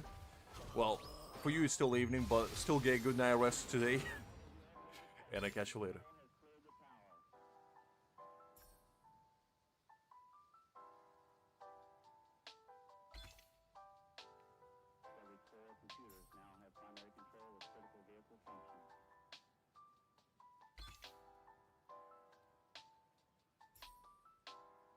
You too, Justin, you too. Don't overload on freedom on me now. I need you nice and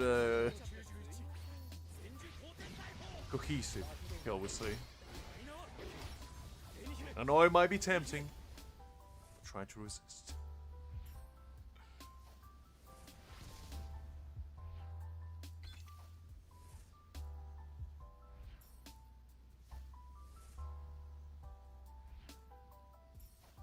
Ooh man, I just noticed it's actually 1 AM already. Golly. How time flies when you're having fun. We'll probably go for another half an hour or so, I'd say. So we still have a couple events left to finish. We have this, and then we have another one. I think that's Grimmjow event for Bones. And I think after that we'll probably call it a day.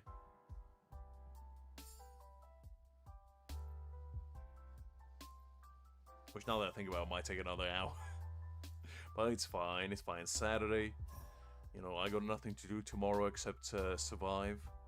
Which is a hard thing in of itself. I already struggle with that on a daily basis.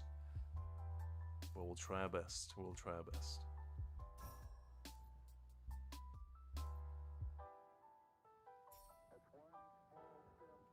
I mean, it is weekend, which we saw, unless you have important stuff to do tomorrow, you know.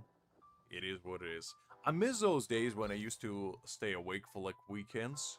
Because my entire deal was, when I was back in school, I would stay up Friday, and then power through the entire Saturday, then pass out, wake up early in the morning on Sunday, and just power through all the way to, like, early morning, pass out, and then go to school half awake, basically. And then catch up on sleep on Monday. just to maximize as much time as I possibly could for the weekends. And nowadays I can't even pull an all-nighter without feeling like I'm disintegrating from inside out. No worries, Kakarot. Get a good night rest in you as well, or good morning rest at this point. And I'll catch you later. Oh, so you actually... You do Friday instead of Sunday. Interesting. That's unfortunate.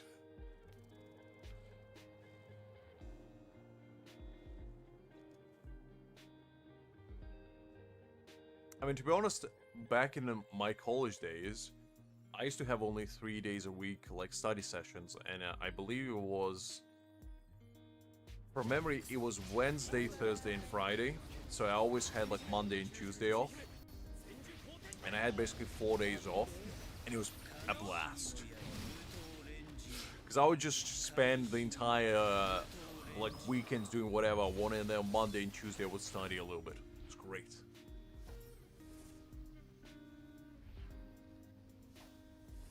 Everything is closed on Sunday? What are you talking about, Hakim? You live in Paris, what do you mean everything closed on Sunday?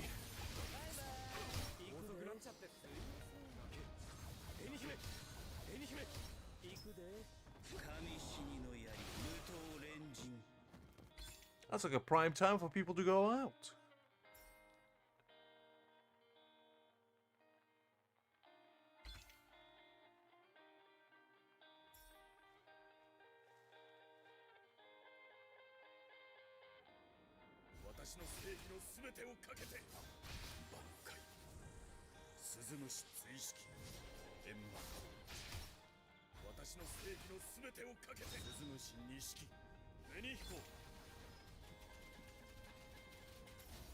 No, I think he means everything. The entire France shuts down on Sunday. Nothing works. They revert back to caveman ages for a day. Listen, Hakim, you said everything. And when you said everything, I interpreted it like everything. No food, no water, no light, no hope. You just sit in your home in total darkness, rocking back and forth, praying for the Monday. It's like a little doomsday experience every week the Frenchmen have.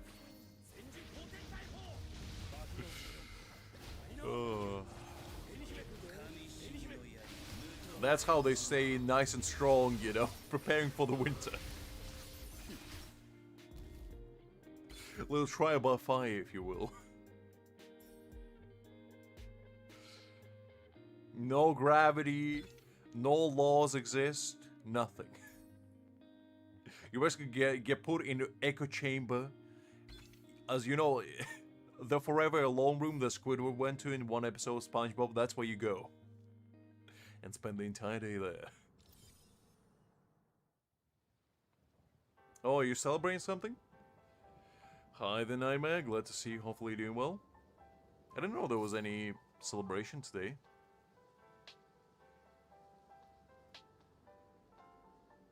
Well, maybe in France there is, but definitely not over here.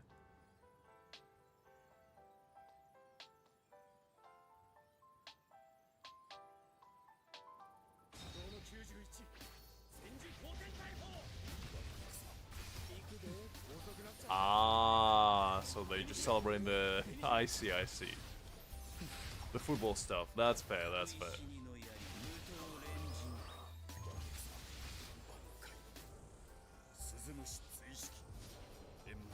Nightmare, I think it's a little bit a little bit too early for that.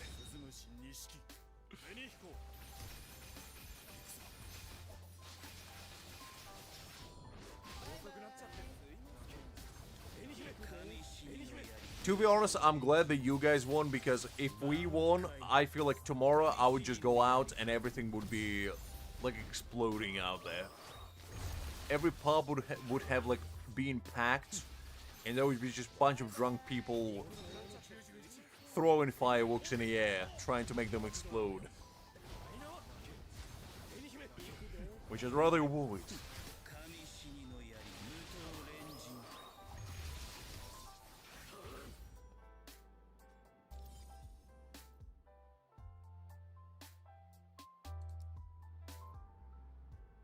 I mean, I'm not a football enthusiast, to be honest. So all information I had was from Hakim. The man was keeping me updated real time.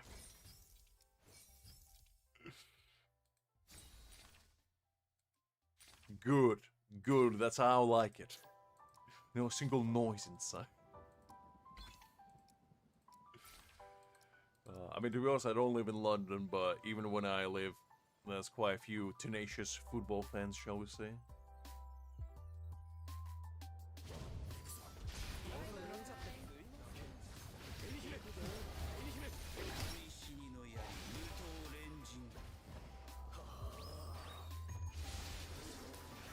No, Nightmare, I haven't.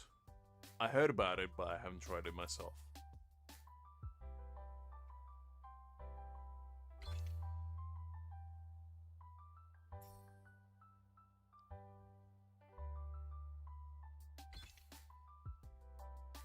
Was it good?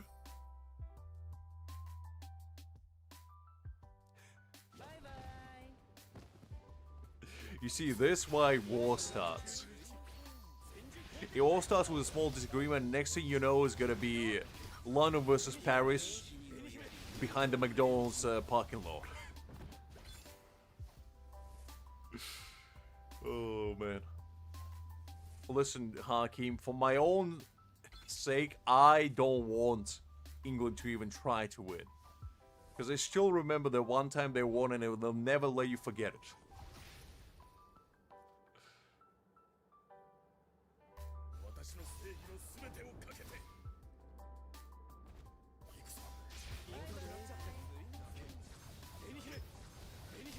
That's a pretty tall claim, Nightmare. I don't know about that.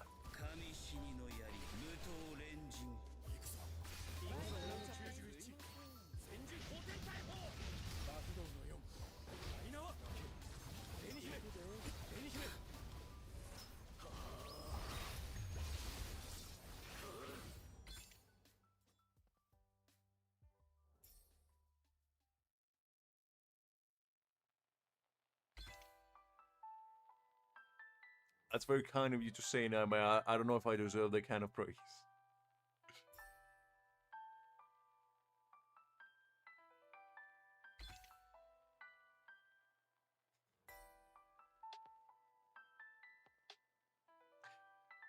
I feel like I'm back to high school, to be honest, because every single time I would go on a lunch break, whenever I used to hang out with like the sports bros, and instead of the nerd group that I was also part of, this would be the kind of conversation that I would have, and I would just be sitting there eating my sandwich being like, yeah, he kicked ball real good. Uh-huh. Yep. Definitely. Good times, good times. Oh, I see now, man, I see. I mean, I'll give it a shot at some point in the future, just... It's all about finding the time, unfortunately. And it's not that I dislike football, it's just like, I was never passionate about it to the point that a lot of English people are. They treat it like a religion at this point. I know, Hakim, I know. That's why you gotta bring your A game. We might need to send you on the case to ensure that it don't. Because golly. It's gonna be an insufferable, yeah, at that point.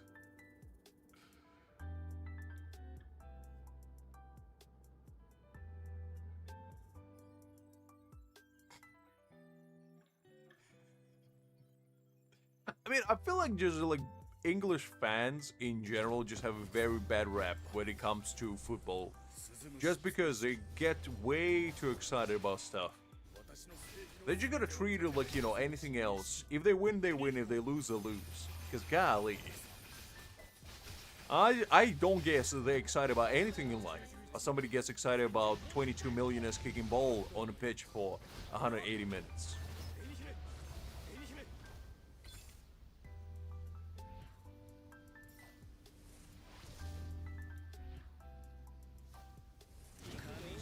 gonna go on a date, I mean, depending if it's a first date. If it's a first date, I'll probably try to keep it casual, you know? Not to stress out too much. Don't overdress, but don't underdress, you know?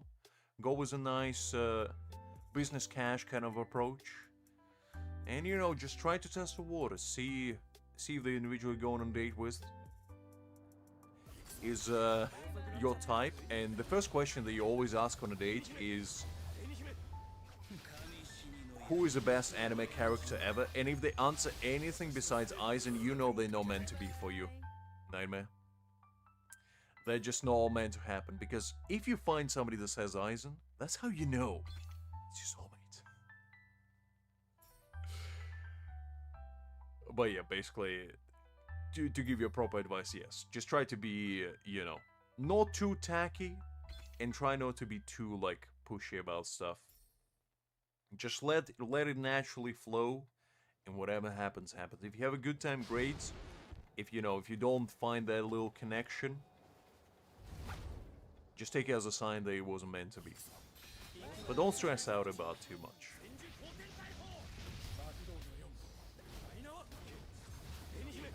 Yeah, just be yourself, Patrice. Just be yourself.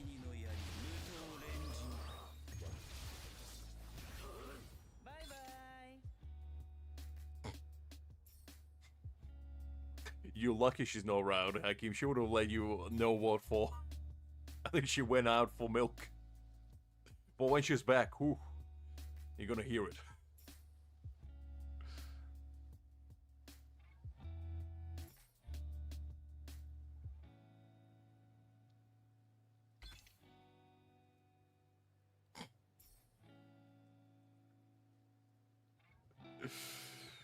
You want to be a hustler, Hakim. You want to know the way.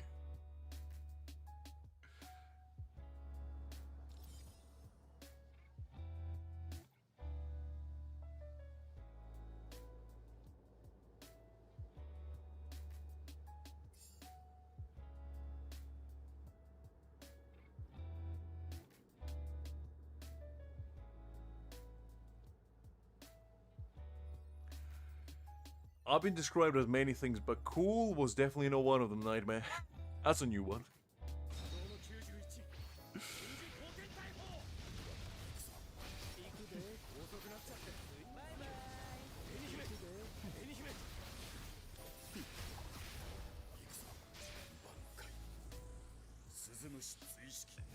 I mean, you know what they say, Hakim, hustle gotta hustle. You gotta do what you gotta do to spin in this world.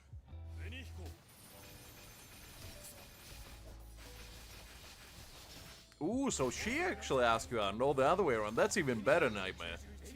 That means you have a real shot at this. Because if you ask somebody out, that's a little bit of a, you know, 50-50 at that point, but if somebody else asks you out, that's about 80-20 at that point. You kind of already have it in a bag for the most part, just don't fumble it, basically. Because for girls to ask you out, that's a pretty rare occurrence. Well, it's not summer yet, Hakim. Don't get ahead of yourself. It's still the end of May.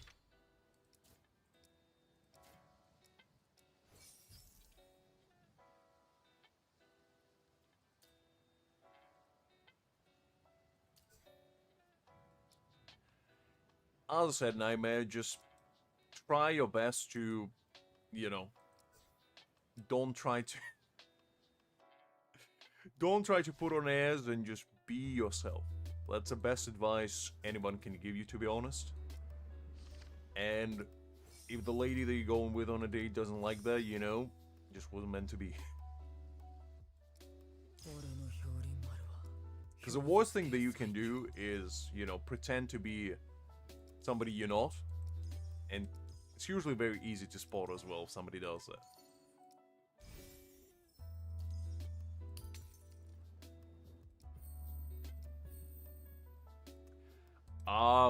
I mean, if you're planning to do stuff, Nightmare, better be prepared.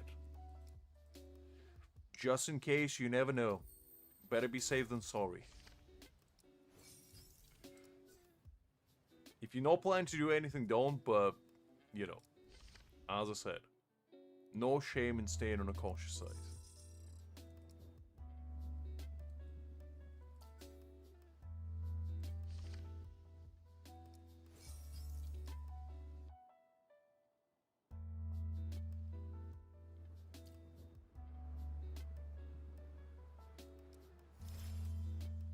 Lifeless. Life in its eternal wonders.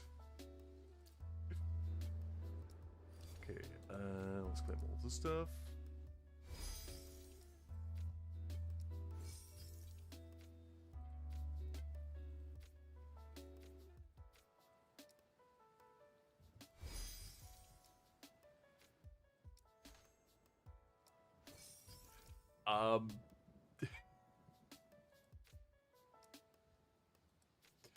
I mean, Nightmare, that's a loaded question.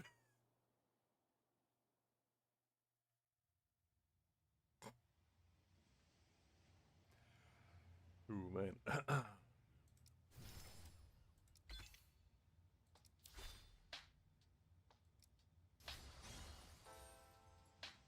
さてと、そうだ。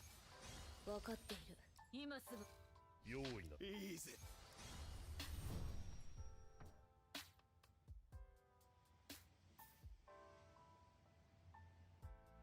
とどめだ。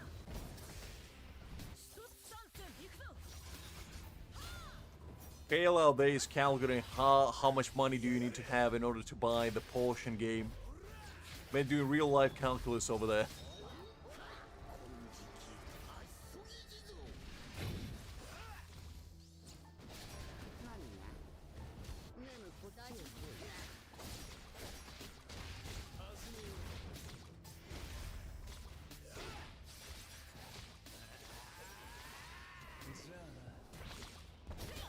Listen, Hakeem, you understand that you're talking to a gacha gamer. Do you understand what 2% means? Might as well be 100%. Have you never played Genshin Impact? Come on. You always win on your 10 pulls. You never lose. And when you do, it's because you didn't spend enough. What did I do on my first date? Oh man. I don't remember when was I first... I think it was when I was 13, 14. I got asked out by a classmate. And I think we went on in the arcade. Actually, I took her to an arcade because there was an arcade near my home at the time. And we basically had a day of playing arcades, talking. And then I took her to like a nearby cafe. And we had like a meal and we went for ice cream. And then she gave me a kiss on the cheek, and you know, we called it a day. That was my experience. But then again, that was when I was 13, so you gotta keep that in mind. If we're talking like adult date, that's a bit different. That's a different kind of story.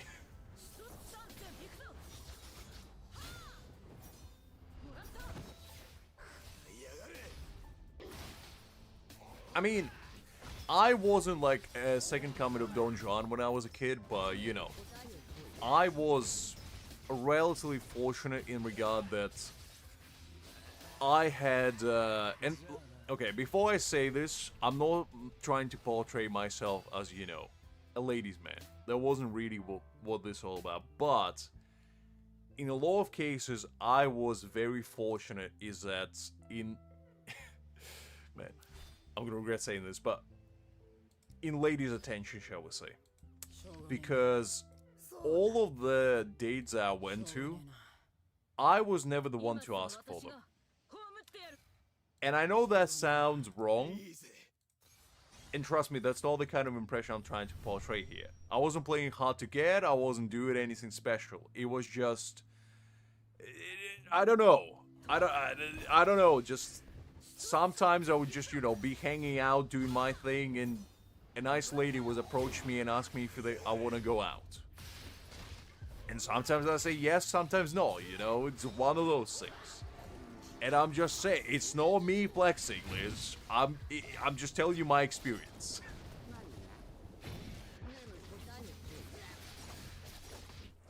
Look, look, look, look, look, look. I never been a player, okay? I never have been, I never will be. If I did go out with somebody, I wasn't like double timing them, ever.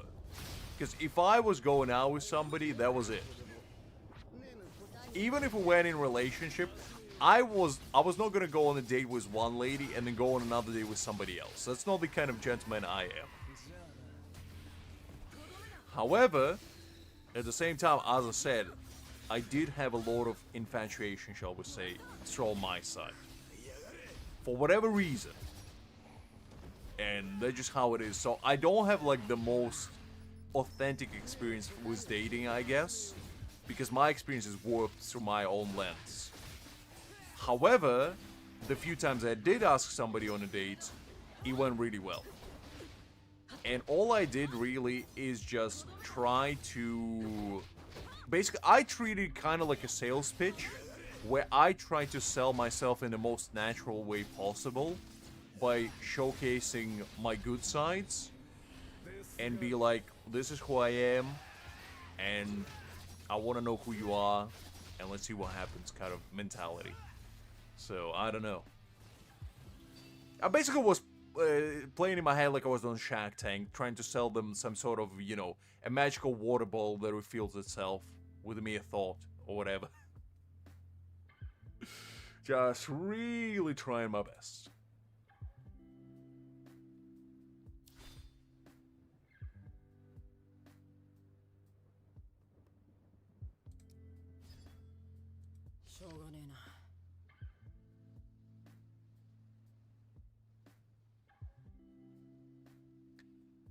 That's fair, Pale. そうだ That's a fair thing to say. しょうがねえな。いいぜしょうがねえな。今すぐは。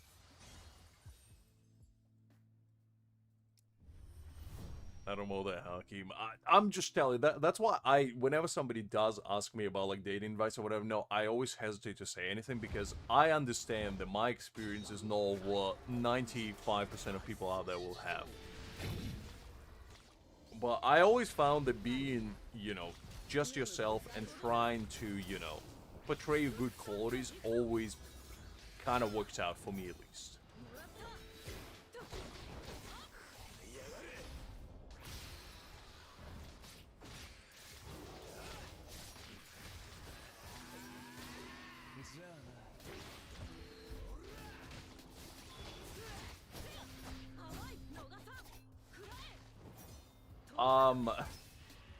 I mean, depends what you're looking for, Nightmare. If you like the lady, I mean, go for it.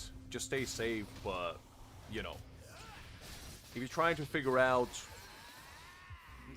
whether you like them first or not, and if you want your, you know, first time to be special, then you might want to hold off. Up to you, really.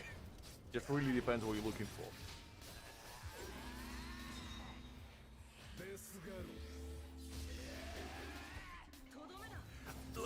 I'm not Henry Cavill, Liz. I'm nowhere near. I'm just telling you what I experienced. Like, what else can I say? Oh, just be like Ryan Reynolds, you know, just be funny, charming, and attractive. And then you'll have everything you want in life. Like, that's not the kind of advice people want to hear. But I do generally find that, you know, if you don't try to put on airs, and you just being yourself, while portraying obviously the best version of yourself, a lot of people like that. Like, nobody wants to have, like, go on a date with somebody that's trying to pretend somebody, being somebody they're not. Because being unauthentic is very easy to be spoiled.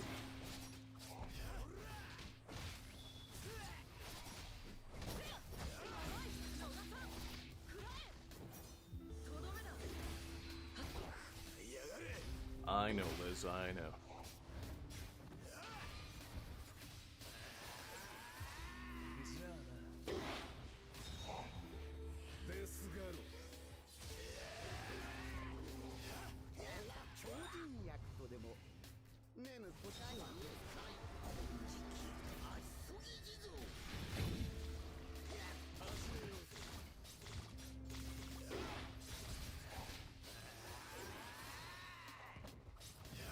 I don't think I would even pay myself to glaze myself, Nightmare, let alone other people.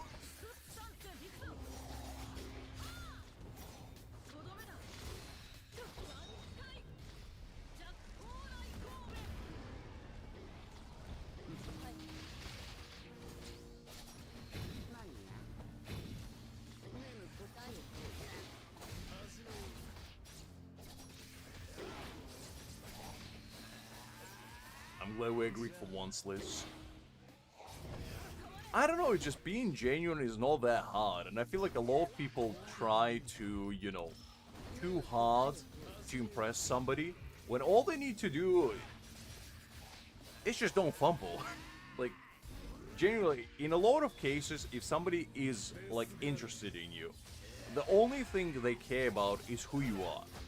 Like, they don't care about who you try to portray, they care about who you are, and the person that they might be interested in, you know, being romantically involved with. Because being genuine is not hard, but it's very attractive. And especially don't lie, like that's the last thing you want to do. Don't try to pretend like, you know, you're Jeffrey Bezos in the making. Don't be like, I have 20 offshore accounts that I siphon tens of millions of oil money every single day. And basically, what I ask of you is to invest right now into endeavors of romantic interest with me, right here, right now. Are you in or are you in?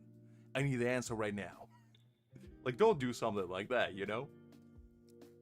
Unless that's what you're looking for, I don't know. Oh, man. But, yeah. Romantic advances is a very, very tricky matter that different people find different things work for them, and it's all about who you're trying to find and what you're looking for in a relationship.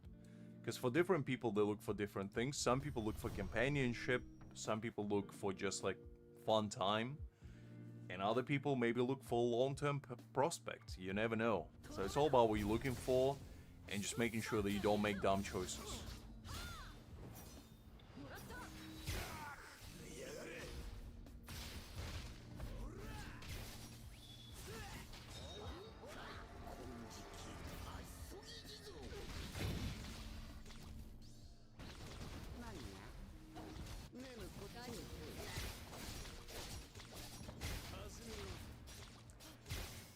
I mean, lying about a job is not like the worst thing ever, pal. I was more talking about lying about important stuff. Because lying about your employment is not that terrible. There's different levels of lying, and that one is definitely not on the like the higher spectrum. Lying is still not good, especially if you're trying to establish, you know, a relationship of some kind. But you know, if it works, I guess. What do I know?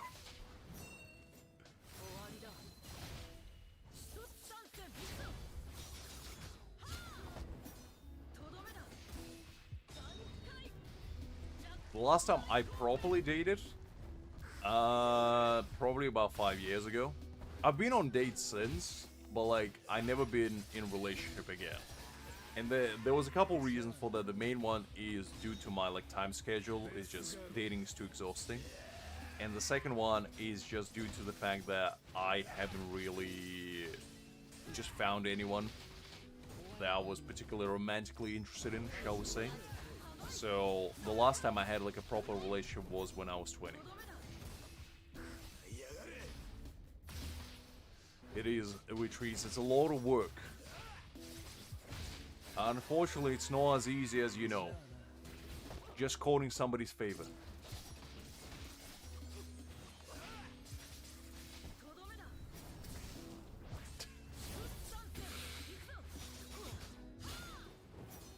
Welcome back, Angel. Welcome back.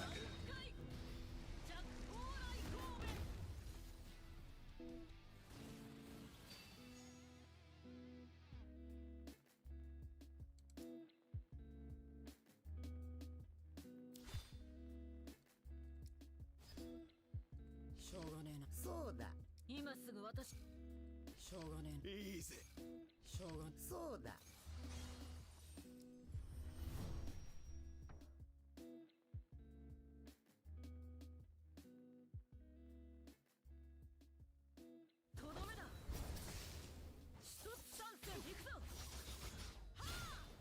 That's the best kind of advice, Angel. Is that the best one you'll ever hear or the worst?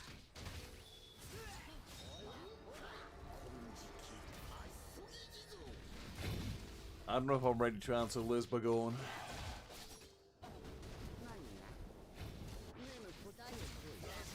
Nightmare, I don't think you want to hear an advice from somebody in high school. The man plays 10 gacha games. That's all the advice you need.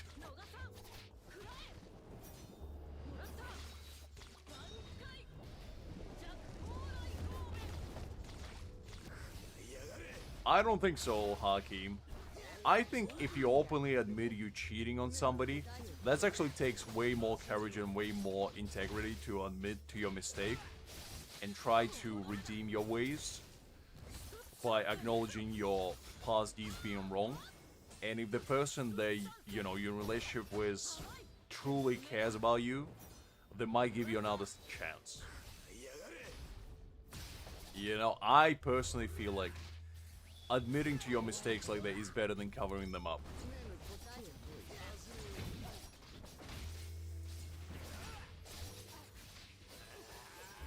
Exactly, Angel, exactly. Angel living that true cultivation manhwa protagonist lifestyle.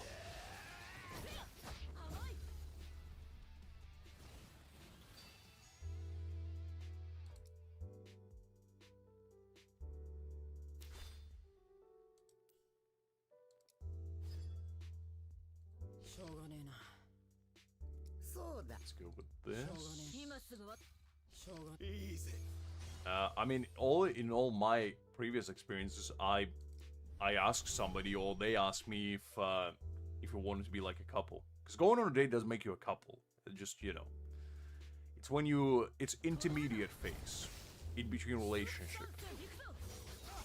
So you have to formally acknowledge it.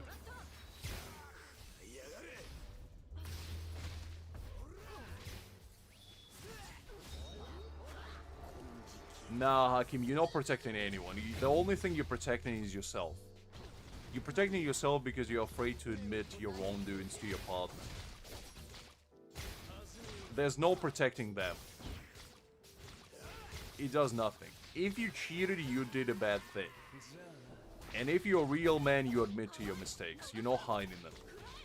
Because making an excuse saying that you're protecting them is a straight up BS. Let's be honest. Come on.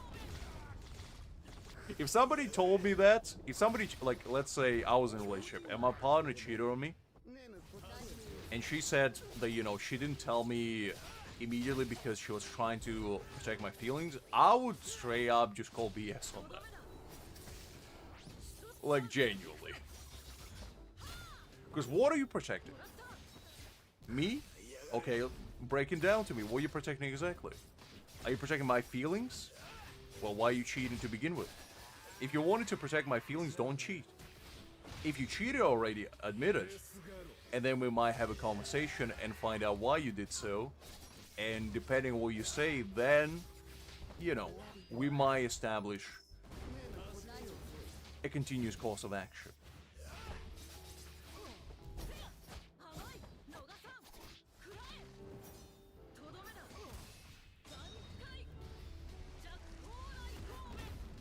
Nah, Hakim, that's a pure BS point of view. Like, come on. There's no single circumstance where you pretend like you didn't cheat, which shows caring. No single one. Like, there's genuinely no single one. Because think about it this way. You're in a relationship. Your significant other cheated on you. You don't know about it until you find out. And they didn't tell you about it. And then you confront them, and you tell them why you didn't tell me that you were cheating, and why you're doing it. And they tell you, oh, it's because I was trying to protect your feelings. How do you feel? Would you feel betrayed? Would you feel justified that they didn't tell you? Would saying sorry make you feel better? I don't know. However, reverse the situation. Let's say your significant other cheated on you day one. They came back home in tears, crying, saying they made a mistake. You talk about it, you figure stuff out, whether you forgive them or not, on you, but you address the issue. And that's called honesty. And honesty is incredibly important to build a very strong and healthy relationship. If there's deceit in any of your relationship, something's wrong. There should never be deceit in any healthy relationship, no matter how big or small. You should be 100% honest with your partner. And only then can you really have a healthy relationship blooming. Otherwise, it just ain't gonna last.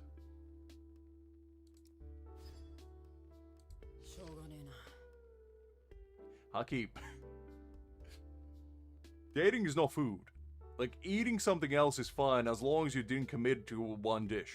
If you committed to one dish and you're dating them full time, you're not allowed to double time and eat something else. Just because you love Chinese food doesn't mean you have to go and eat Indian food. If you're 100% committed to only be eating Chinese food. Just because you like both doesn't allow you to do so. Oh man.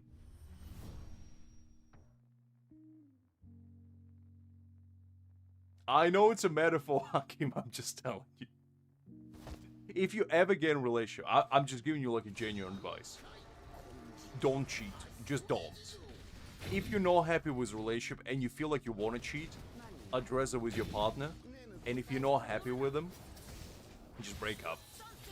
Because like cheating on somebody is way better than breaking up with them straight away. Because breaking up after addressing the issue actually takes way more courage than just cheating on somebody.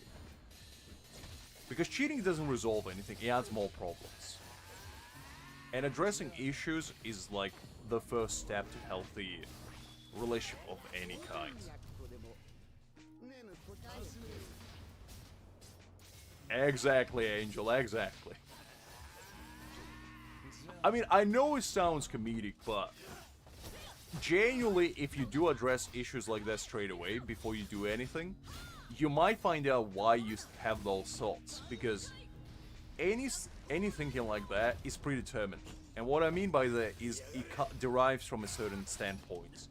It could be because either you're not happy with your partner is doing something you don't like, there might be some sort of friction in your personal life that you just never addressed, and if cheating is like the way for you to resolve those grievances instead of addressing them, something's wrong.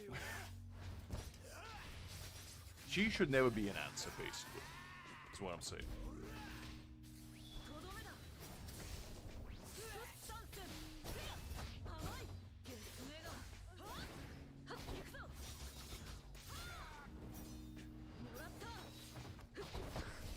Well, usually yellows, but that's what I mean. Like, if you're unsatisfied with your partner and you don't like something about them, it's always better to address it fully, because otherwise you build up resentment.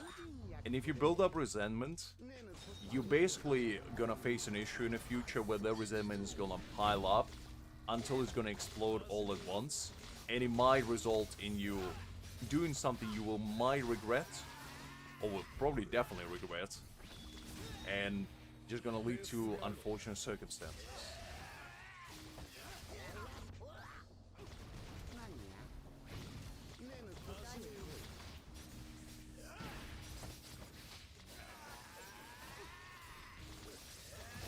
Look, Hakim, I'm just saying, if you committed to a relationship 100% of the time with a lady, you committing 100% of the time to that lady. It does, just because you are like other ladies as well, you can't be double timing. Unless you're in an open relation, because open relationships are a thing, and you can be in them. But if you're like in a traditional relationship, nobody wants to be cheated on. And it's not fair on your partner either.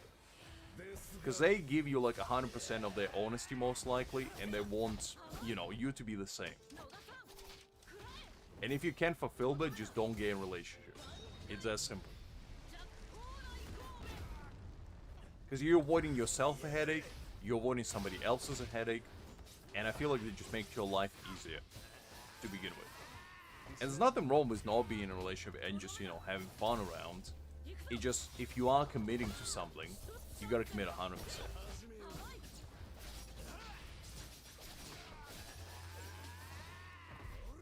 You are cheating emotionally, Haki. And cheating emotionally hurts sometimes more than cheating physically. Because not admitting to somebody is a lie.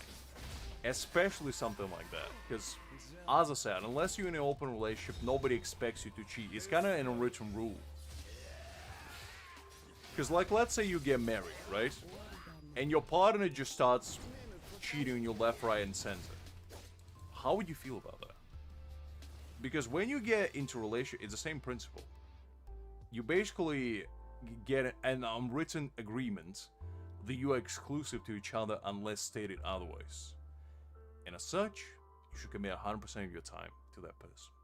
And if you don't, just don't get in a relationship. It's that simple. You're saving yourself headache, you're saving other people's headache, you're saving a lot of arguments. And most likely you will be just happy that way as well.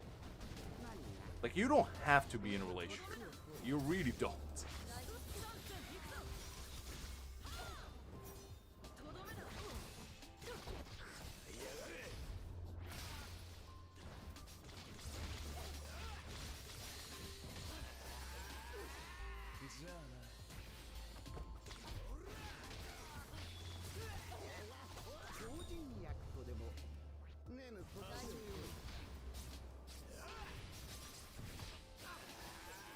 I mean, from my personal perspective, the main reason why I am not in a relationship is because it's a lot of work. And I just don't have, like, the time, the energy, or the will to commit that kind of time to somebody at the moment. And that's why I don't date. And it just makes my life personally easier due to that. And I feel like a lot of people want to jump straight into a relationship without realizing what it actually entails. And it's okay being single. There's nothing wrong with being single. In fact, sometimes it makes life easy. You know, depending on what kind of personality you have and what you're prioritizing in your day-to-day basis, could allow you to actually be way more productive, way more, like, happy, and just live your best life. If you're in love, that's completely different, Haki. That's a whole different kind of force. I see Angel living that true harem protagonist lifestyle. This guy.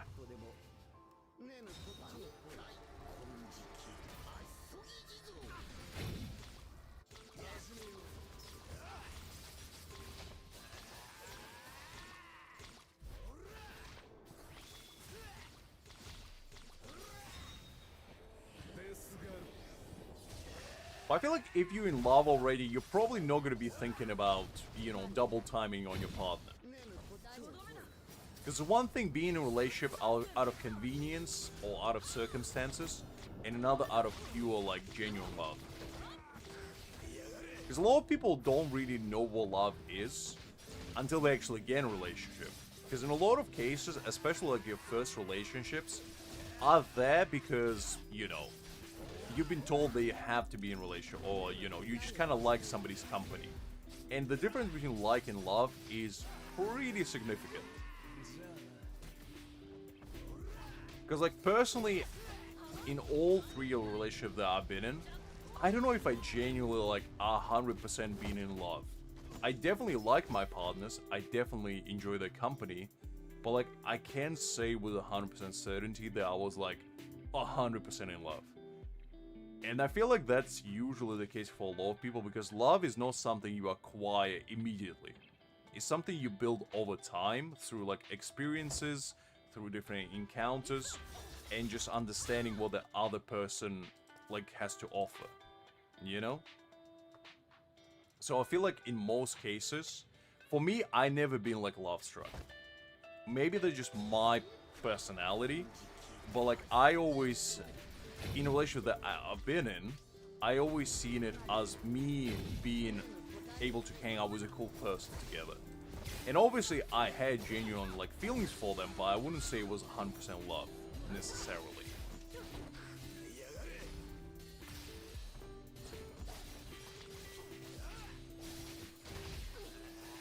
Because as I said, to me personally, love is not something you have day one. It's something you acquire over time. And definitely the more I was in a relationship with somebody, like the longer it went, the more those feelings accumulated.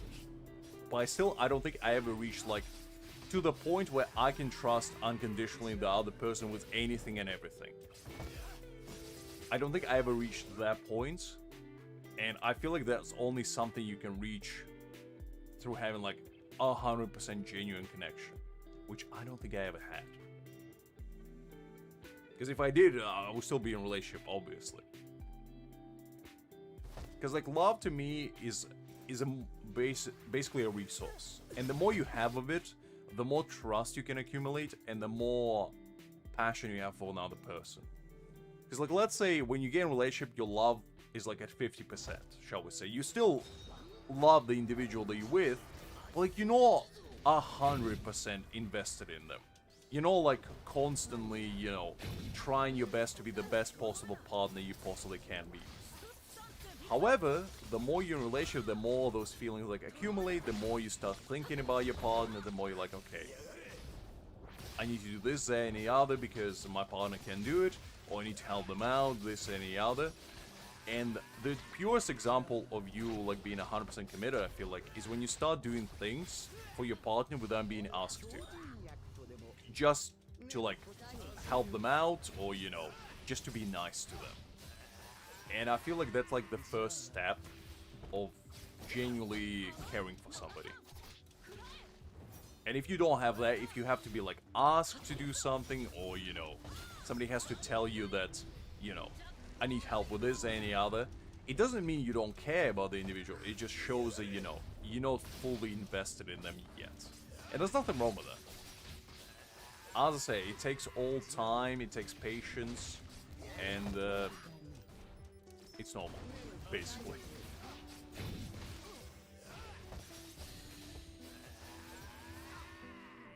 Well, kinda. Because, like, marriage is the ultimate commitment. If you're not 100% committed during marriage, then why are you getting married? That's what relationships are for. You find out if you want to be 100% committed to a person or not.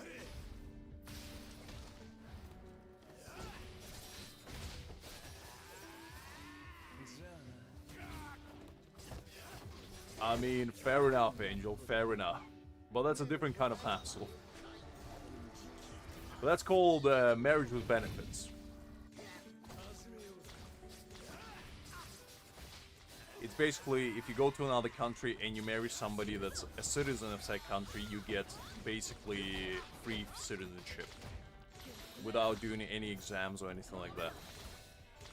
That's what green card is.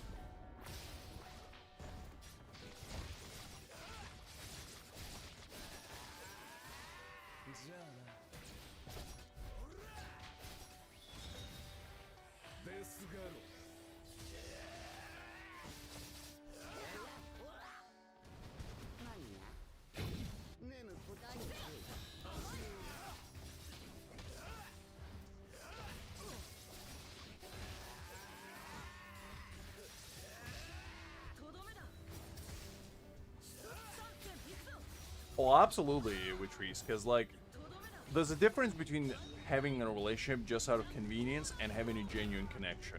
And it's very clear when you have one or the other. Because relationship out of convenience is basically when you are together with somebody because you just like their company, you know? But you're not necessarily, like, in love with them. You just kind of both two individuals that kind of like each other. But there's no, like, deeper connection there. And that's the relationship out of convenience because you just like hanging out. It's basically like having a friend with extra steps at that point. But being in a relationship with somebody that you like 110% committed to is completely different.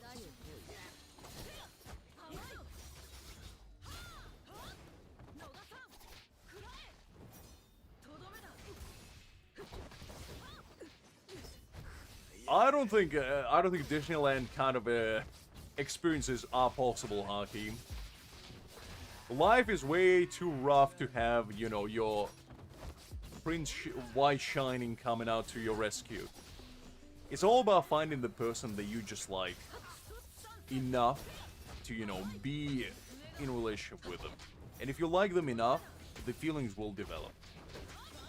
And it's absolutely fine, as I said. Nobody starts with, like, love-struck status immediately. Unless it's a very rare case.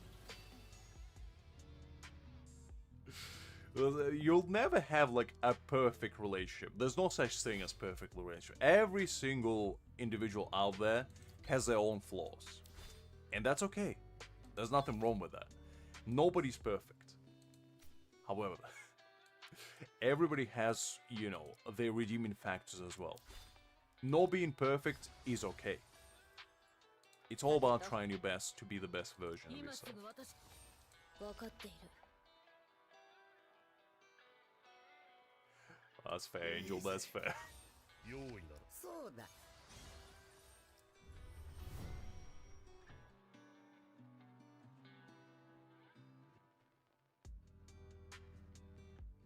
とどめだ一つ参戦行くぞもらったやがれ。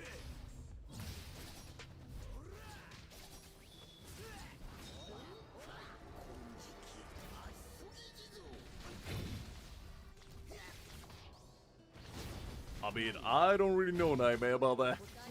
Having somebody being obsessed with you is a different kind of infatuation.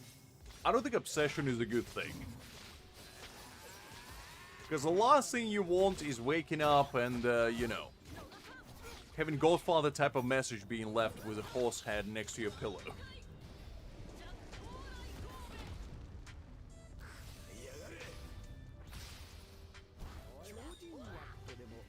Exactly, like, a relationship is not, you know, a prison sentence. You ain't gonna be 100% of the time with your partner. It's, especially like the most healthy relationship is when your partner understands that you need your time and space and doesn't actually, you know, nags you all the time about it.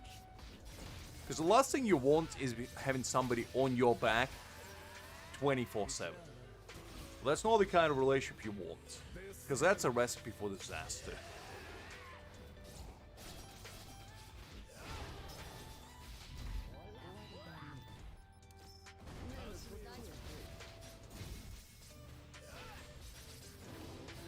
That's absolutely fair as well, Nightmare.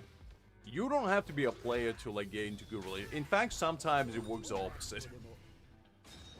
It's all about finding somebody, as I said, who you like the company of, who you don't mind spending your time with, and who you just genuinely like to be around.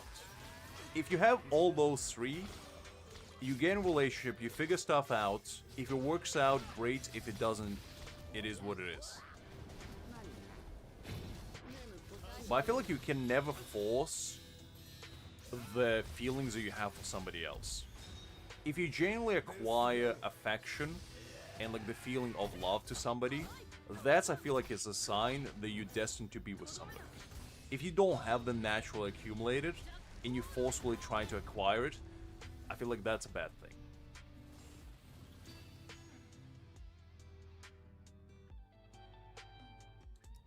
I don't know, Hakim, I don't know. Depends what kind of obsession we're talking about here, because you gotta keep in mind that obsession usually in 9 out of 10 cases means that somebody wants to be around you 24/7.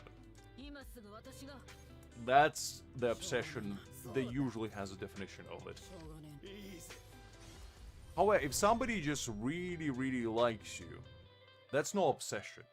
An obsession to me is an unhealthy infatuation. To the point where somebody thinks about you more than they think about themselves. And they want to be around you all the time. That's what obsession is to me. Anything beyond that is craziness. Anything below that is just, I feel like, a very strong liking.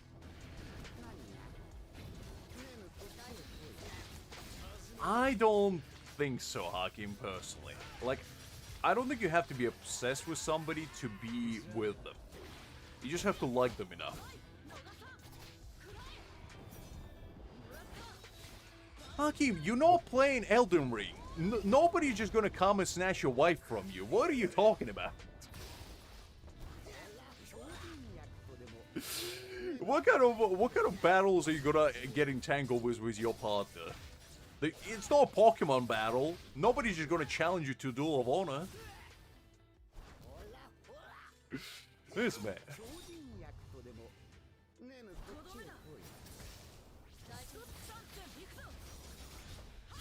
I think it's both, Angel. I think it's both.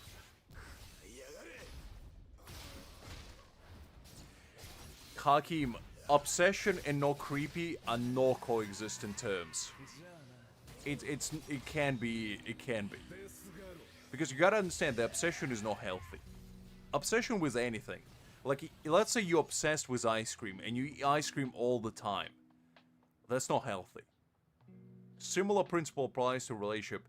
If you are the ice cream to somebody else, and they wanna, you know, consume you all the time, that's not good. If all you're thinking about is ice cream, you eating ice cream 3 times a day, and when you're not eating ice cream, you're thinking about ice cream, it's just not good. At that point, you just got a mindless drone that just follows you around. They can't think for themselves or don't have any opinion of their own. And that's not healthy.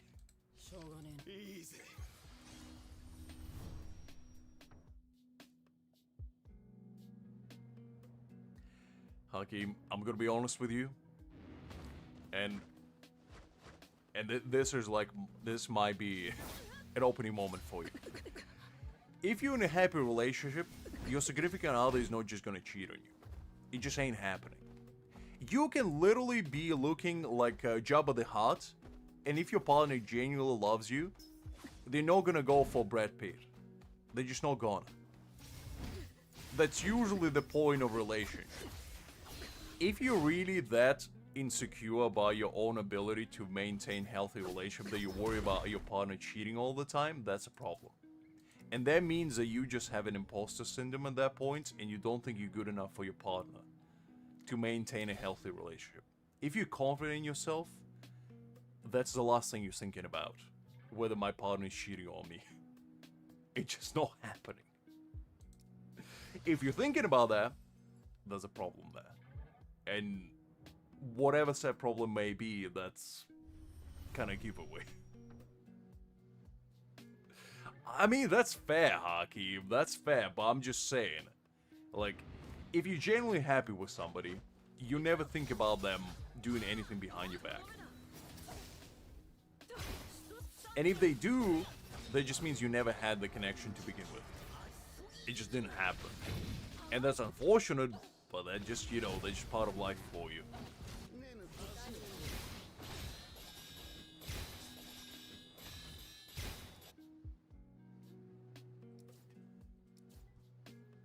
Exactly what you say, exactly. No. Why would I? In all the relationship, I never checked somebody else's phone. Like, why? Yeah. Like, I genuinely don't... like, I'm not a jealous individual in general. I'm not the kind of individual that if I was in a relationship, I wouldn't want my, like, significant other to have any, like, male friends or never even think about talking to another person with, you know, a pair of stones.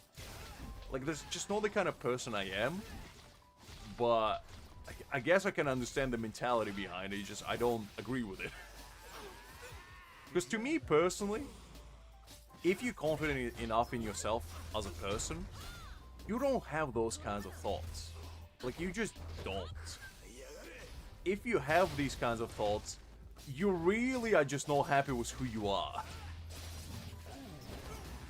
I don't know, am I crazy for thinking that? Like, I just genuinely don't believe if, you know, you're 100% confident in yourself, and you're 110% confident in, you know, your ability to maintain a healthy relationship, I don't think you're gonna be 100 all the time thinking about what your partner could possibly do behind your back. Am I crazy for thinking that?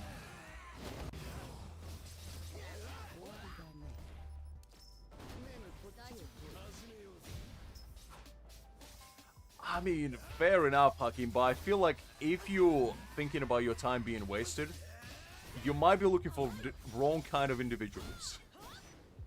Like, genuinely. I don't know, I mean, I feel like confidence is a very big factor in feeling jealous. Because jealousy arises from insecurities. And if you're feeling jealous, it means you're not confident enough in yourself. Or you're not confident enough in your partner to be faithful to you. And if you don't have that confidence, there's a bigger problem in there.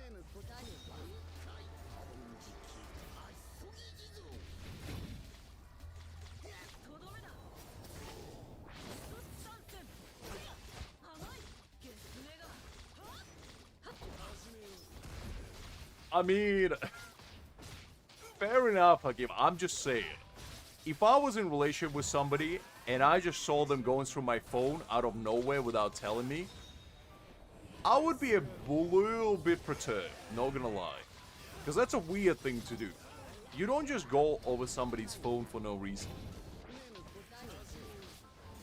It's a different thing, like, you know, maybe having a conversation with your partner and be like, I want to check your phone. Like, maybe. But I don't know.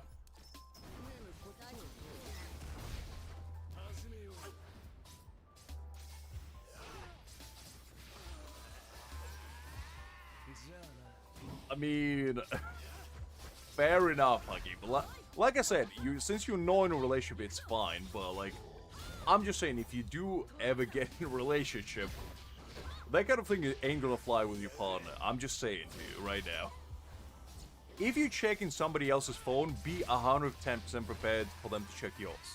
If you never check their phone, they're never gonna do it to you.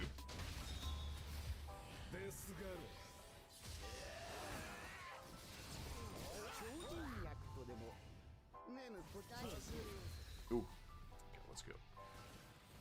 That was decent enough, I'll take it. As I said, there's nothing wrong with having that kind of mentality. To each their own. As long as you're happy, it's absolutely fine. It's just all about being honest. You know? I just find it very funny from the perspective of your future partner being like, honey, I want to check your phone. What do you mean you want to check mine instead? No, you can't do that. Give me your phone right now. I want to see what kind of level in Candy Crush you have, because God forbid you know level 420. I'm gonna be disappointed in this family right here, because we are the house of gamers, gosh dang it. And if you're not putting up the standard that I deserve, we done. Like, I don't know, I just find it funny, honestly.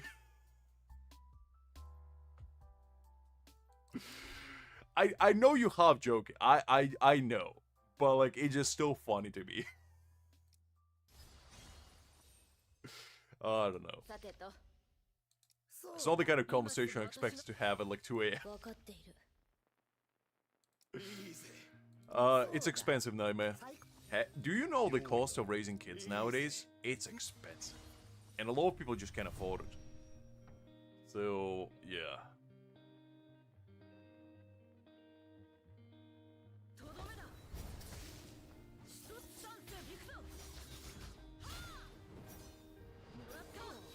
And also, a lot of people just find it like a lot of hustle, because I know a lot of people my age who get kids, and I'm gonna be honest with you, it's a lot.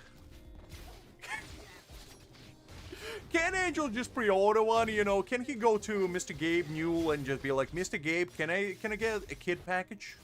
Can I get a DLC with you know, 6'4" tall gentleman who will become a billionaire in the future? Pretty please. Angel, you're a special gentleman, I'll tell you that.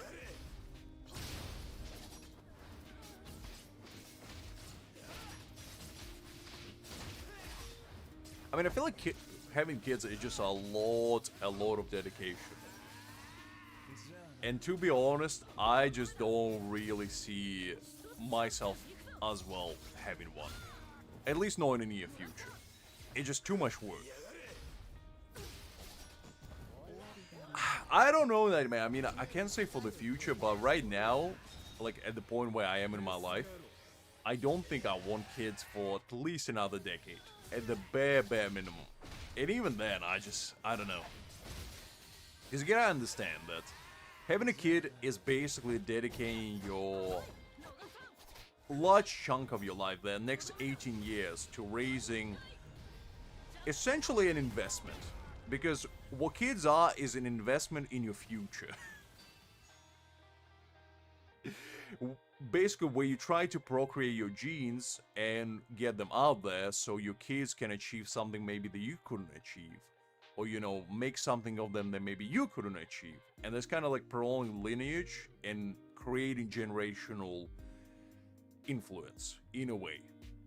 So, I feel like a lot of people always thought about it this way, but nowadays, it's way more of a hassle to raise kids than it used to be. Because back in the day, you could have 11 kids. And the reason why you could have 11 kids is because you weren't sure if half of them even survived the winter. And that's the morbid truth of it all, but that was like the main reason for having a lot of kids. But nowadays, since, you know, medicine improved, we have better, you know, food, water sources, the kids don't really have to face any of those hardships. So basically, if you do have a child, the only thing you need to ensure is that they stay, you know, kind of alive. That's already a lot of pressure for a lot of people.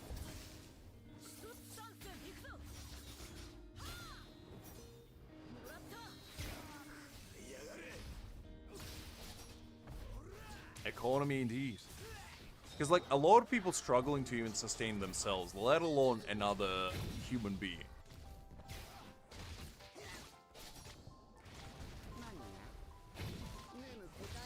I don't think it's about selfish, because to be honest, I feel like if you're not having a kid, if you can't afford to raise one, it's actually a smart choice, because you're not burdening a child to be raised in an environment that they can't fully, like, not say benefit from, but have like the best possible growing up environment you can provide. And that's why a lot of people have kids in later stages of their life, because at that point you already have established career, established, you know, home, partner that you know, you're happy with. And at that point you can fully provide the support that your child might need, both mentally, physically, and, you know, materialistically, which is unfortunately the sad truth of the world, that you have to. Otherwise, you know, you see a lot of the kids growing up with, you know, not a lot, but in certain cases it works out, in certain don't. So from my personal perspective, I feel like if you want children, nothing wrong with that. If you don't, nothing wrong with that either. You just have to ensure that if you do want a child, you can take a proper care of them. Because if you can't, I do think it's kind of irresponsible to, you know, just plop a little version of yourself into the world.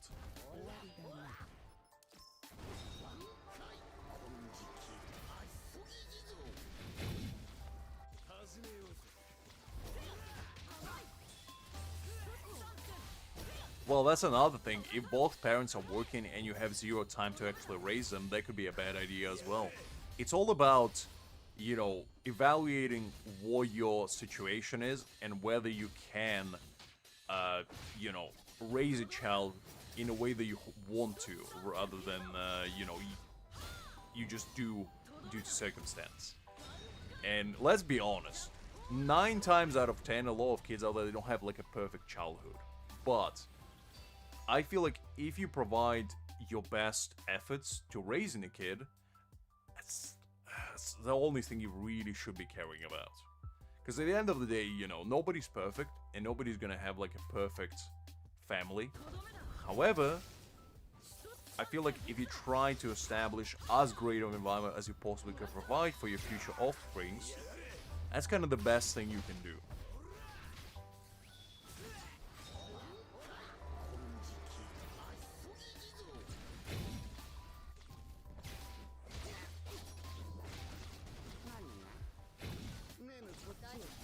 Oh, absolutely, because I remember my mom, when I was growing up, I had a lot of illnesses, because I grew up like a pretty frail child, I know, surprising. But by the time I was 6, my medical records were as thick as War and Peace. I had pretty much every alignment known to mankind. And nowadays, I'm luckily very, fortunate to have my health with me. But at the time, like, my mom, for the first, 6 years, was pretty much hell for her because she was worried day to day from perspective of, can my child make it, basically. And that's not the kind of environment you want to raise your kid, and it's not the kind of environment you want to be a parent in. So, I'm an extreme example of that, but for the most part, in a lot of cases, a kid is a lot of responsibility. Because you have this little ball of life that you just have to take care and make sure that they don't perish.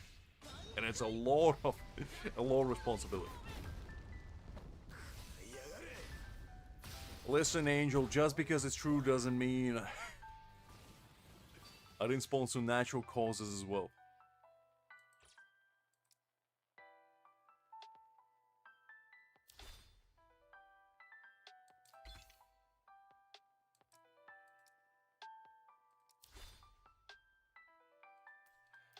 Let's do, let's see. Collect all this stuff. Okay, I need 36 of them. Probably actually get them from here, to be honest.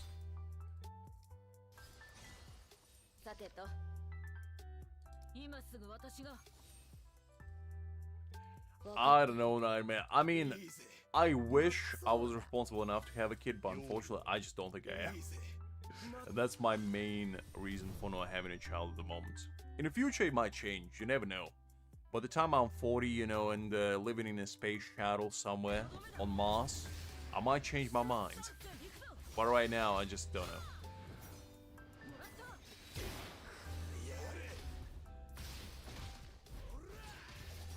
I wouldn't put it like that, Nightmare, to be honest. To me personally, I don't have the end goal to my existence, necessarily. I just want to have a life that I can be proud of on the way out. That's my take on it. And I feel like having a kid is not necessarily part of the curriculum. It would be nice to have one, maybe, in the future, but if I don't, it is what it is. It's one of those things. I gotta reach the immortal realm through cultivation and ascend to the higher plane of existence. Or maybe get isekai, one of the two.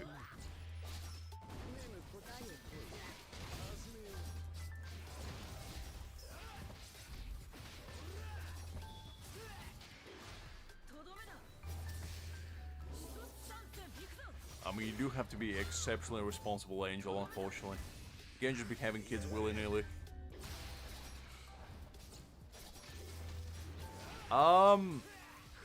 The thing is, to me, wealth is a means towards end. And what I mean by that is, I don't care about wealth to begin with, but I do want to reach a point in my life where I don't have to worry about money. That would be the ideal perspective, where I can do just whatever I want without worrying about bills. Or food on the table, stuff like that. And to me, that's not the point of being a millionaire or billionaire. There's just enough money to sustain me, where I can just do things that I'm genuinely passionate about. But I never pursued wealth as a, end goal. It's just a goal towards your actual end goal. Which to me is just having a good life, honestly. And just living your best life, trying your best to, be the best version of yourself, and whatever happens, happens.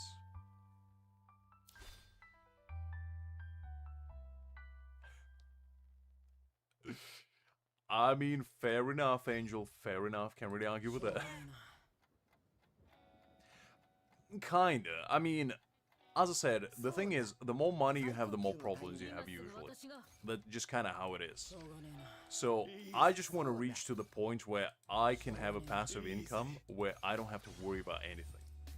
And if I don't have to worry about anything, I can worry about things that I don't need to worry about. And I feel like that's a point where a lot of people want to reach, where they worry about dumb things. Like, what gacha game are they gonna play today? Or, you know, where they gonna go for dinner? Stuff like that, you know, inconsequential things. And I feel like if you reach that point in life, you succeeded. Because at that point, you don't really have real worries left. And you're just living your life to your best ability. And I think like that would be the ideal place that I would personally want to be in. Because then I can dedicate 100% of my time on just my passions.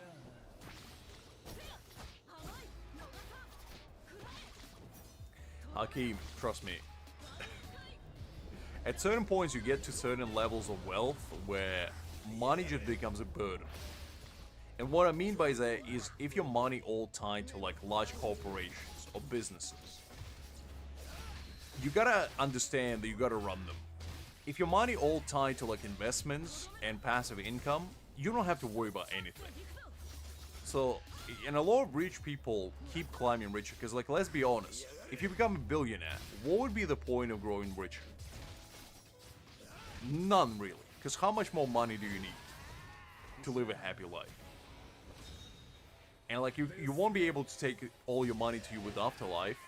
It's not gonna come with you with a little credit card in hand. Angel's just not gonna show up and be like, Mr. Hakim, your balance is 1 billion smackaroonies over here. Would you like to deposit it right here? It's like, you know, I feel like chasing money should never be an end goal.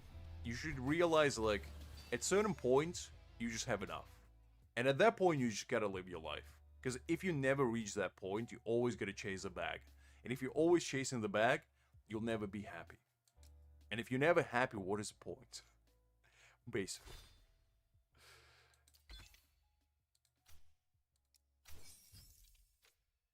I mean, that's just the world spinning around, unfortunately, around financial well-being nightmare.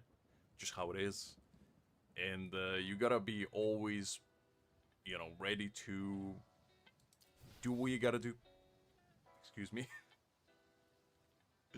To make it in this life. And it's all about what you want to achieve, to be honest. Because, like, if your end goal just live a happy life, you don't have to be wealthy for that. If your end goal to buy, like, 10 super yachts and, you know, have 10 bajillion doubloons in your bank account, that's different. But if your goal is just to live a happy life, you don't need a lot of money for that. Like, genuinely. You just need to have enough passive income to sustain you. And if you have that, you just gotta do what you gotta do. Well, that's what I mean, Haki. That's what I mean. You gotta do in this world what you gotta do. If you're fortunate enough to, like, be in a financial position where it allows you to, you know, have a passive income that sustains you fully, I mean, you're already doing way, way better than, like, 90% of people out there. But however, if you're chasing, like, generational wealth in the form of, you know, businesses, enterprises, stuff like that, that's different. And there's nothing wrong with that either, but I'm just saying, if your goal is just to live a happy life, you don't need, like, a ton upon ton of money. You don't need to be a millionaire, even, to live, like, a proper happy life. You're researching why. I mean, now you're thinking, like a true connoisseur, Angel. Wait, I don't know, I just always thought that, you know, money is good, don't get me wrong. Money is great. However, money shouldn't be your end goal. Because money should allow you to do things that you actually want to do. If you're just chasing wealth for the sake of wealth, I just don't think that's worthwhile. Because at the end of the day, let's say you work your entire life and you amass an unimaginable amount of wealth. Like, let's say you become a billionaire. However, you spend your entire life busting your back, going to, like, business meetings, going around the world trying to build connections, and basically doing stuff that you don't particularly want to do. And then one day you get a heart attack. You're gone. What was the point of that? Like, yeah, you maybe left all your inheritance to, like, your family. But, like, if you didn't spend enough time with your family, and your family doesn't even, you know, remember you for much, other than your money, was it really worth it? It's all about you know, making a compromise. It's like, how much money do you need in order to be happy? And when you reach that goal, I feel like you already achieved enough to basically justify you being happy. And if you can't be happy with the amount of money that you got, then maybe you need more. But if you are happy, why would you spend your time, your energy, your resources on getting even more money? Like, it just doesn't make sense to me personally.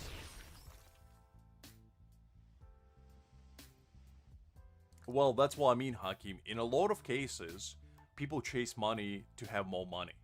Because after a certain amount of wealth you get, it's easier to make money. Like, that's just how it is. Like, the concept of richer getting richer is real. And a lot of people just don't know when to stop. And they keep pursuing, you know, more and more wealth. For whatever reason it may be. And I just feel like, you know, that wouldn't be my end goal. To me, achieving enough passive income that sustains you, your family, and allows you to do anything you want for in reasonable measures, shall we say, I feel like that should be the end goal for everyone out there. Not pursuing, you know, becoming the next Jeffrey Bezos or becoming the next Elon Musk. Exactly. The more money you make, the more work you have to put. And the thing is, it's fine if that's what you want to do. Nothing wrong with that. However, at a certain point you gotta realize that you made enough. And you can just live your life, be happy, do things that you want to do. Like, let's say, I don't know, you amass a net worth of 10 million. Just rough number. And that's enough to sustain you for the rest of your life. More than enough. But you have an option of investing that 10 million and make like 100 million in another 20 years. Let's say you're already 40. Do you really want to spend the next 20 year life busting your ass to make 10 times the amount of money? Or would you rather live the remaining 20 years of your life happy, burden-free, and just living the best lifestyle you possibly have? Like, I don't know. It just, to me, it seems like a no-brainer, personally. Okay, let's see.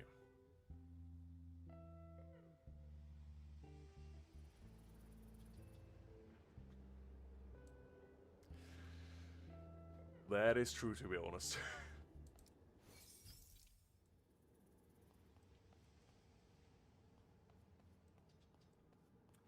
Hakim doesn't always work out, though. Because sometimes, you know, people that you might hire might screw you over in return.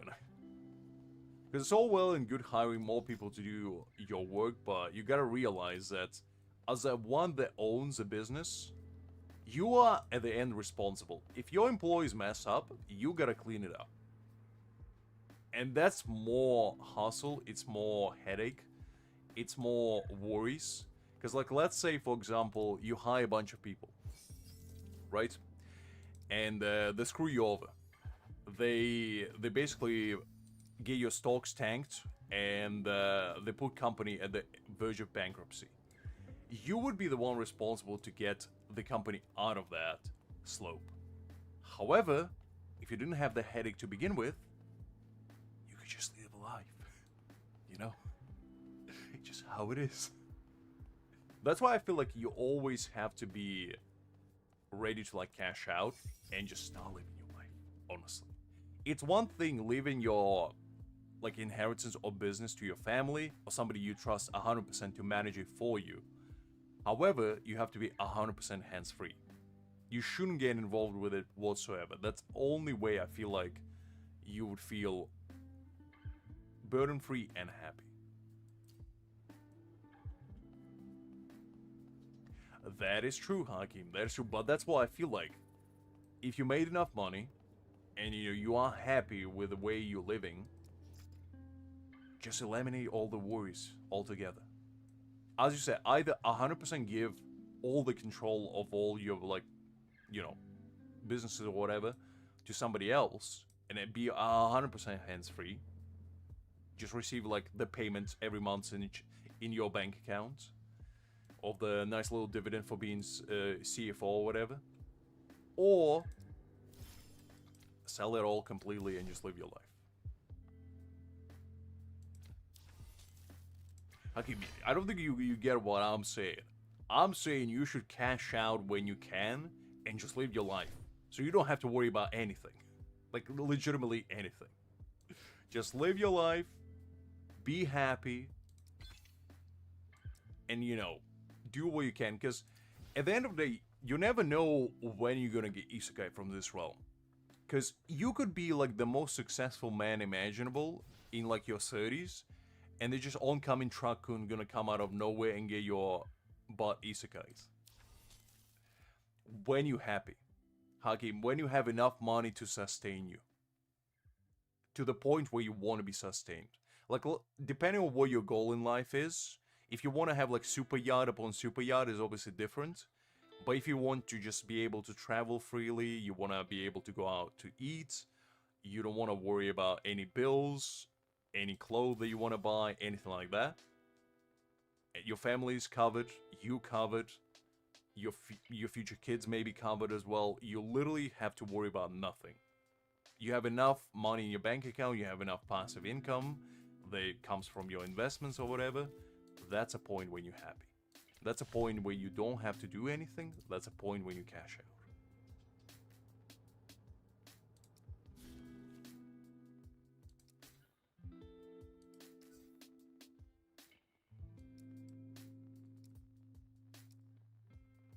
Generational wealth is the good thing.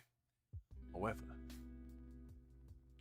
you don't have to, like, bust your back for somebody else's existence your entire life. I feel like if you are working hard and you're achieving things that you want to achieve, I think you deserve to be happy. Listen, Hakim, it's too late to do the story. Listen, we're talking about philosophical stuff over here. Do you really think I'm in the mood to do the story right now? Come on. To be honest, it's already 2:30. I probably should be rounding up. I was supposed to be in bed already like an hour ago. And you guys got me on these philosophical topics in the middle of the night. That's fine. It's always fun to have a little intellectual debate with you guys. Have a good old time. I think I'll probably do this one and call it a day at that. Because I'm going to be streaming tomorrow anyway, so we're going to have plenty of fun to begin with later. As I said, Haki, nothing wrong with chasing the bag as much as you want. I just personally feel like you gotta live your life for yourself at some point. And if you can't live your life for yourself, what is the point of living? Like, you gotta be able to obviously sustain yourself. Obviously, you don't want to be worried about anything like bills, food, anything like that. But at a certain point, you gotta look at yourself and be like, okay, I have this X amount of money. Is it okay for me to take it easy now? And if the answer is yes, why wouldn't you take that chance? Why would you want more stress, more worries, more anxiety, and more like burden on not just yourself but also your family? Because if you're stressed all the time, your family will feel the repercussion of that. Because either you're not going to be home all the time, or, you know, you might have a strained relationship with your significant other due to, you know, your busy work schedule, stuff like that. And it's all about, you know, prioritizing the bigger picture.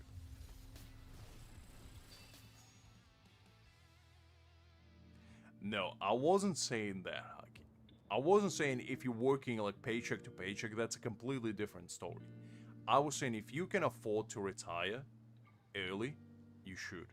You should never pursue like wealth to the point of obsession. Obviously, different situations have different circumstances, but if you are in a fortunate enough position to afford early retirement, I think you should take it. Listen, Liz, I never take my meds. They always lace them with those funny colored numbers. I don't like them. I don't like them. That's absolutely fine as well, Angel. But the thing is, when I say retire, I mean from things that, like, make you stressed out.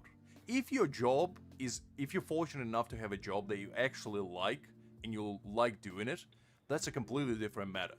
I was talking more from, like, a perspective, if you're absolutely stressed out of your minds, and you have like a very busy schedule, you're always traveling, you're always doing stuff, I think in a lot of cases, that would be like a wake sign for me to be like finding an exit plan and be like, okay, this is what I need to do to achieve what I want to achieve, and this is when I can, you know, take the life that I have right now, leave it behind, and actually do stuff that I want.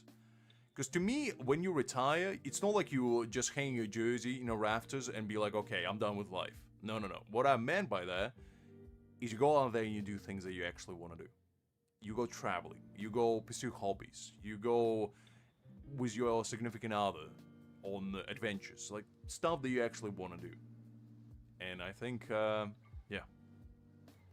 That's basically the base case scenario you could possibly hope for. And as I say, obviously different people have different circumstances. I know everybody can live that kind of lifestyle, but if you can, I know, Hakim, that's what I mean. That's what I mean. If you have an option of retiring as soon as you can, always take it. And just pursue your goals in life, pursue your passions, pursue your ambitions, gosh dang it, and be the best version of yourself. That's what tired British man told you at 2:30 in the morning, and that's what you will always remember. Okay, I think with that being said, guys, I'm probably gonna call it a day because I am slowly but surely passing out. And Angel, don't goon either. That's a bad... actually, hold up, we're not done yet. We need to do guild challenge. Okay, never mind, never mind. 3 more minutes of this. I'll do this quickly and then we'll done. But the moral lessons of today. Be the best version of yourself. Chase bag, but don't chase it too hard. Be big brain, not smooth brain. And don't goon. And just be happy. Oh, man.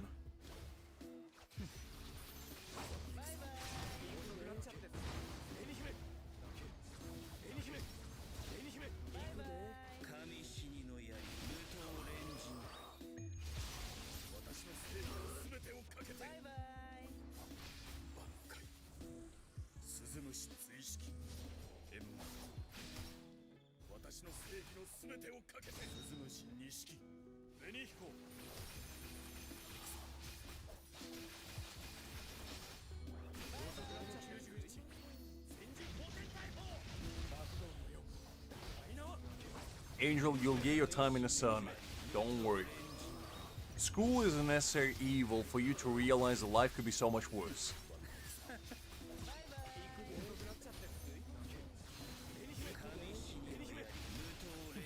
Ooh, chemical engineering nightmare? Golly.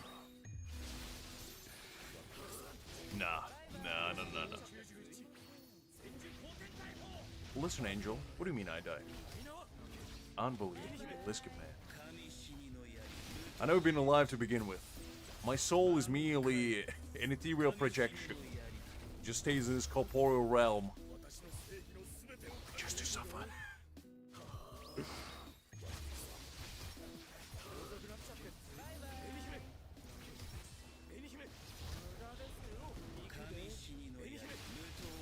Listen, Angel, just because I stopped talking for 10 seconds, I was reading the chat.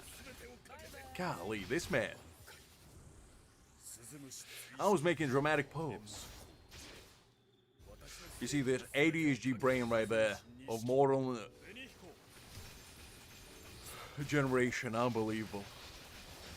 As you jingle and key in front of them, they kind of pretend like you don't exist.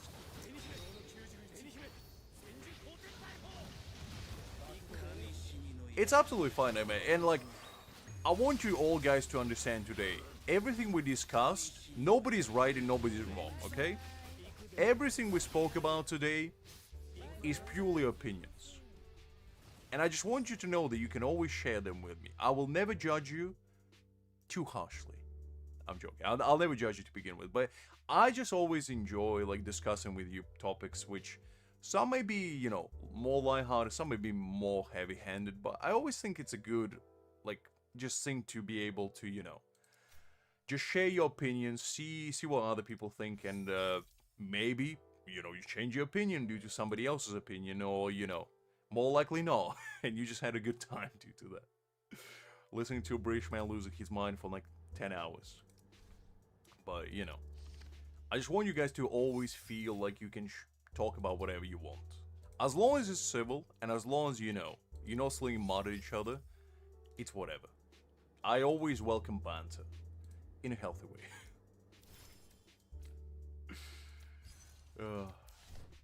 Liz has high existence to pursue, Nightmare. She got bigger fish to fry. You think she's worried about being single? Golly, she's worried about conquering the universe. That's what she's worried about. But yeah, all this soapy stuff out of the way, guys. I think I'm gonna be a good Samaritan. And call it a day of this. So, the takeaway from this stream, as I said before, be the best version of yourself.